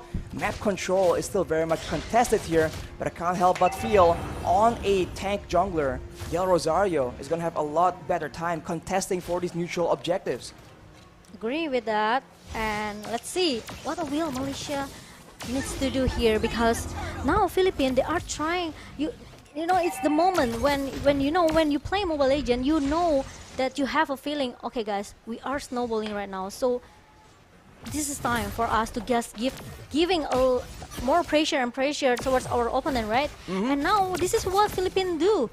They are trying to giving a lot of pressure to Malaysia, and they want to play and to get more objective turrets even in the top lane. As we say that the Yums gets bursted down, he will be able to survive as the Numinant Blast has been used. The Malaysians are coming in to try and back up their top side. Momo and Yums though, Amaparat being used, Villa Luna gets taken under the turret, but he will still be able to survive as Chico guys comes in. He gets bursted down though, Yin Yang Overturn along with everything else. He gets taken out as Yums will be forced to back away. Soriano with the snipe will not be able to secure the kill, but look at the flame shot! Actually lands onto Yums, and Formaze will be forced to back away. He is stuck under the turret though, as Moon will try to recall, but they might spot him as well. Formaze gets taken out. Moon will survive with his life. The turret will be the next victim for the Filipinos though. Did you see the zoning again and again coming from Philippines? It makes Malaysia, they are so much in the hard situation right now. They cannot force themselves to go back with the recall. They have to let Philippines to do their things in the top lane just now. No one realized actually the Yin Yang Overturn comes out from Imam, and also the flame shot that really on point from Imam. It makes Malaysia, they have to, you know, sometimes you have to prepare for this kind of stuff, right? Here we go though, more stuns being used as Villa Luna is just relentlessly treating the Malaysians with a lot of pressure. But still, for now, both teams are just waiting for the next objective. They don't want to risk losing members before the objectives start spawning out. We talked about the Kagura not being so good, but Imam is proving me wrong right now. Oh! As right here, look at that, engaged on the turret though, like the final bull being used with the Petrify as well. That is the Malaysians falling apart, double kill for Imam yet again. But look at Momo, dealing the damage, dealing the DPS, Formaze trying to help him out, but that's 5 members against 2. The Rosario comes back in, threatens away pushes the Malaysians away from the rest of the roster, and they will still be sieging with full roster. 5 members in the stun though, being used by Formers with that flicker. Soriano very low, taken out with the Prince's Wrath, and now Momo is a free hitting as Formers is stopping all the momentum. But look at that knockup, won't be enough as the members of Malaysia spawn back, and now they can go for the Lord without Soriano on the field. Oh my god, now Malaysia, they want to force the Lord fight here in the lower pit, and it's gonna be a disaster if Philippines, they cannot counter it back. Now 5 members from Malaysia, they are chasing Villa Luna away with the Guardian Bulwark up, but the town connects to Villa Luna, and it's gonna be another target that's coming in from Malaysia, which is Villa Luna. There's not gonna be another, no Million Blast setup from Philippines. No frontline for the Philippines right now as Formaze deals a lot of damage to Dapper, but he is alone right now. The follow-up comes in from Del Rosario, but the rest of the Malaysians zone away Soriano and Imam. The Lord is still doing a lot of damage to the Malaysians though. This is a dangerous situation as you see Del Rosario flanking around, having his eyes on Chiku as Yums gets very, very low. And now it is just back down to the setup as Formaze actually walks right in front of him. Is there going to be a big play though? Dash does not land, and the Lord is started by the Filipinos. And in the top side, they see Momo on the field. So this might just be a free Lord taken by the Philippines. They're trying to rush it down as Formaze tries to do something, and Chiku goes for the steal, but he gets knocked up. Not just stunned right here though, but the flicker from Luna. The fallout from Dapper as well. That is 2 members down from the Malaysian squad, and the rest will follow through. Shotgun for Formaze, but actually Momo picks up a shotgun as well. He's kiting so well right here, and Dapper cannot find the kill as Yums is still in the front, but he's alone. He's left by the rest of the members, and you can see that they do not want to let him escape. Villa Luna still beating down on him, but they decide to go for the Lord, and on the top side, Momo is forced to deal with the waves. The K-thing, how long the fight? It was amazing. No Million Blast setup. 3 members got stunned, and the Pada followed it very, very fast. And the Lord is going into the hand of Philippines right now. That is the Lord secured. Yums tries to do a lot of damage as Momo is still free hitting again and again. He is not under control right here as Villa Luna gets taken out. He's unstoppable, but for how long? He gets bursted down by Soriano with the snipes.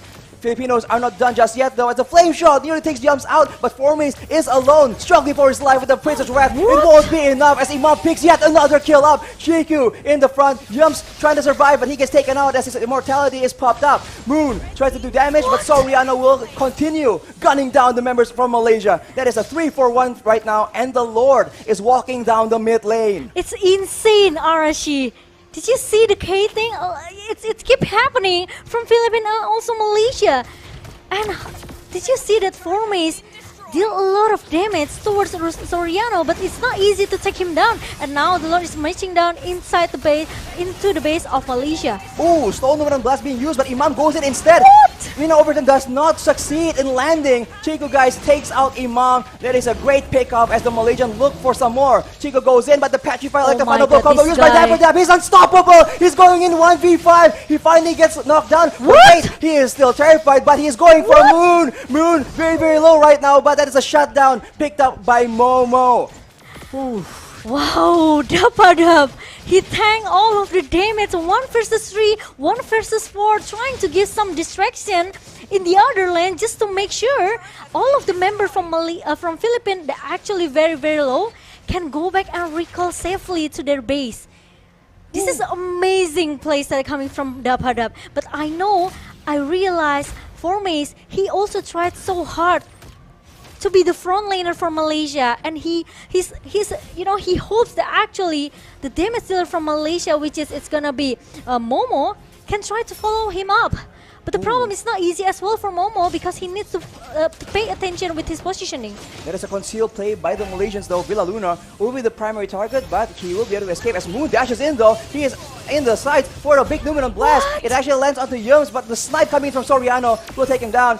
Dap gets very, very low. The Yin Yang Overturn is used onto Formaze. That's a double kill for Soriano. The rest of the roster from Malaysia, 3 members running away, and the Filipinos have a 1-4-2 trade. Oh, I'm so confused already because it's very, very it's very long team fight, yes, and it's very chaos here. Malaysia, they seems refuse to surrender. This seems refuse to give up, and they still want more. I mean, that's Blast lands! Oh my god, that is Yum's getting taken out. Unstoppable. And Momo, very, very low, but he'll be able to survive. The snipe lands on the Chico instead, and the Malaysians are on the back foot. It's a 4v3, but Formace is up right now. He is relatively squishy, but he has enough crowd control to spell disaster for the Philippines. They're clearing the waves, and the Philippines recognize the threat. Formace leading the charge, looking for something more, but it does seem like the Philippines will be able to back away, as Dapidap already proactively pushing on the other side of the map. Did you see the damage from Imam towards Momo? With the Yin Yang overturn connects with the umbrella?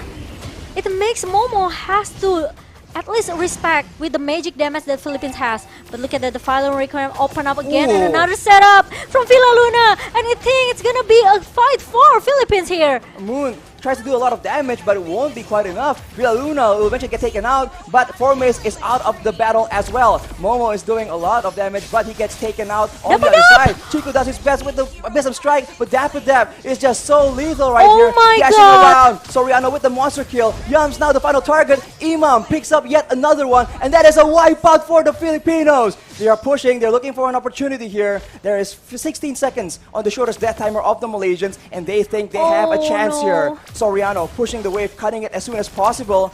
8 seconds for Formace, the tankiest member. Will the Filipinos be able to take him out before he stops the minion waves? Here we go, the base very low. Formace spawns, but it won't be enough. Look at Matatak, the Filipinos have done it! 2-0 for Philippines without any sweet refrains that coming from Malaysia. What a clean sweep for Philippines, and good game, well played, Malaysia. You guys did your best, but you guys have to say another goodbye in Iesf 14 World Esports Championship. What a fight, what a game. I just saw, there's so many things happen inside the game just now, Arashi. We see a lot of kiting by both of the teams. We've seen forward and back team fight from Philippines and also the Malaysia. How hard for Mace and the others from Malaysia try to defend and turn back the table, but it's just not happening for Malaysia.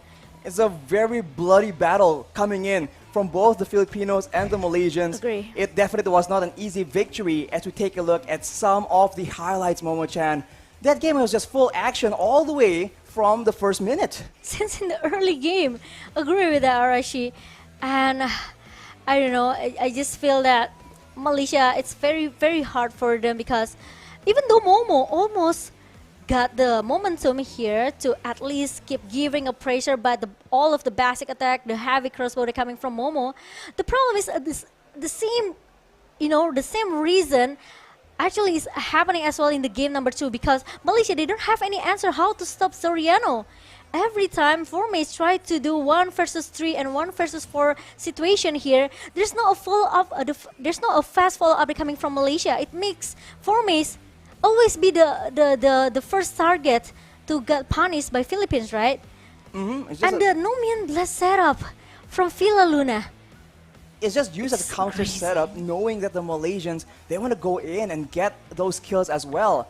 They keep trying to get Soriano and Imam, but at the same time, everyone else is just so lethal here. Del Rosario with the utility, Dapidap just going in and out. You barely see it, and we talked about, again, I'll admit full defeat here, okay? I said Kagura was questionable. Imam says, really? Let me show you how it's done. Yeah. This man was absolutely crazy in this game. From utility, from the pickoffs, I think Momo was solo killed again and again, especially in that late game. Yeah. And overall, having access to so many burst damage abilities, like the Electro Final Blow, like the knockup coming in from the Rosario, the Numenon Blast, the snipes, the true damage of Soriano, and the Yin Yang Overturn. The Filipinos were just so much better at finding opportunities to just burst down the backline from the Malaysians. And I have to give a big applause for Dapidap. He made this happen, in the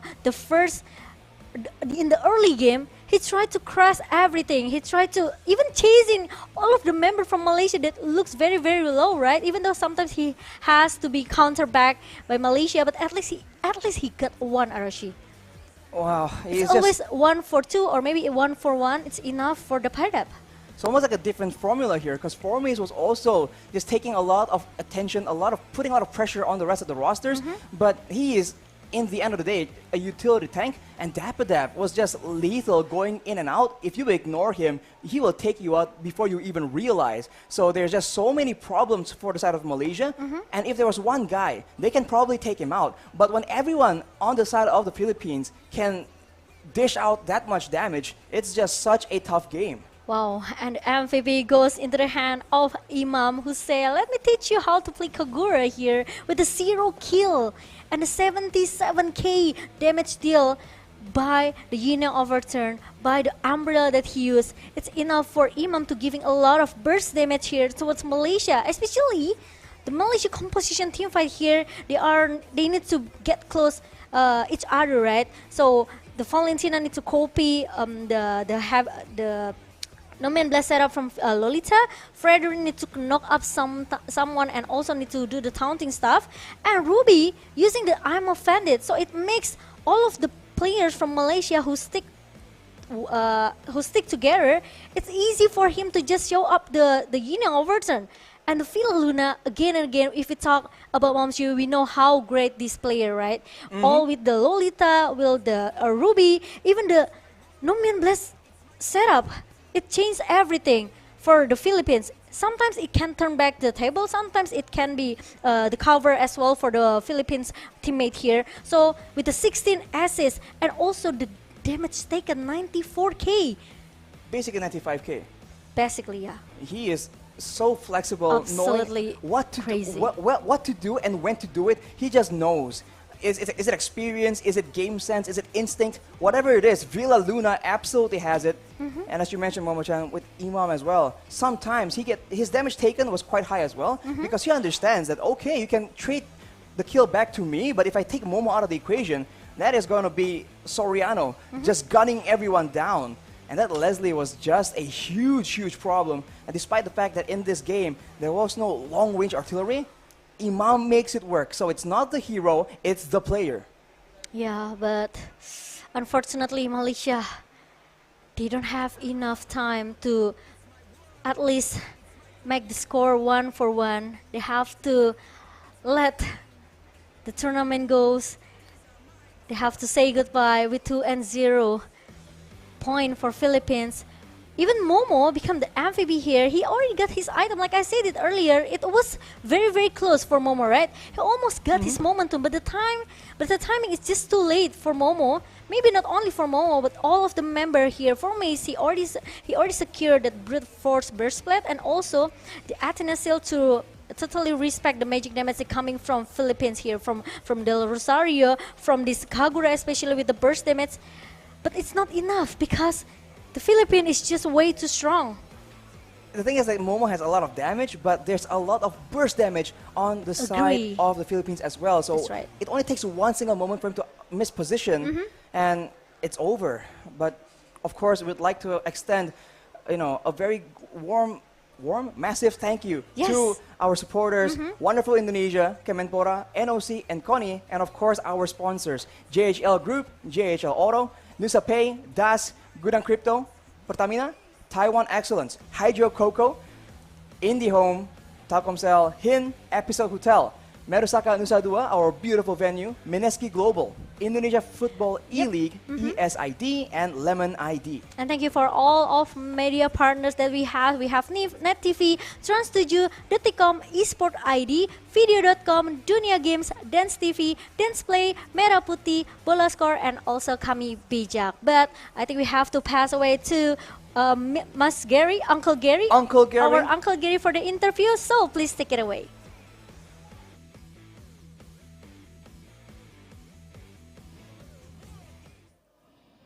All right, thank you, Moshi, Momo, and Arasian. Guys, we have Filipina once again beat their enemy. They're gonna go to next round versus Cambodia. Okay, so I will ask you guys, what is your plan for tomorrow's? We're gonna rest and have some sleep because our match is too early and we have too much for a day. And a little celebration, we're gonna eat ayam betutu. Ayam betutu. What about you? What is your plan for your rest day for tomorrow? I need to sleep and need to swim. He wants to swim. I don't know why, but he wants to swim. Okay, anyway, guys, that is the last match for today on ISF 14 World Esports Championship Mobile Legends Bang Bang. So for tomorrow on air stage, we will have e-football match. So you have to watch once again on ISF 14 World Esports Championship. Thank you for watching and I'll see you around, guys. Goodbye!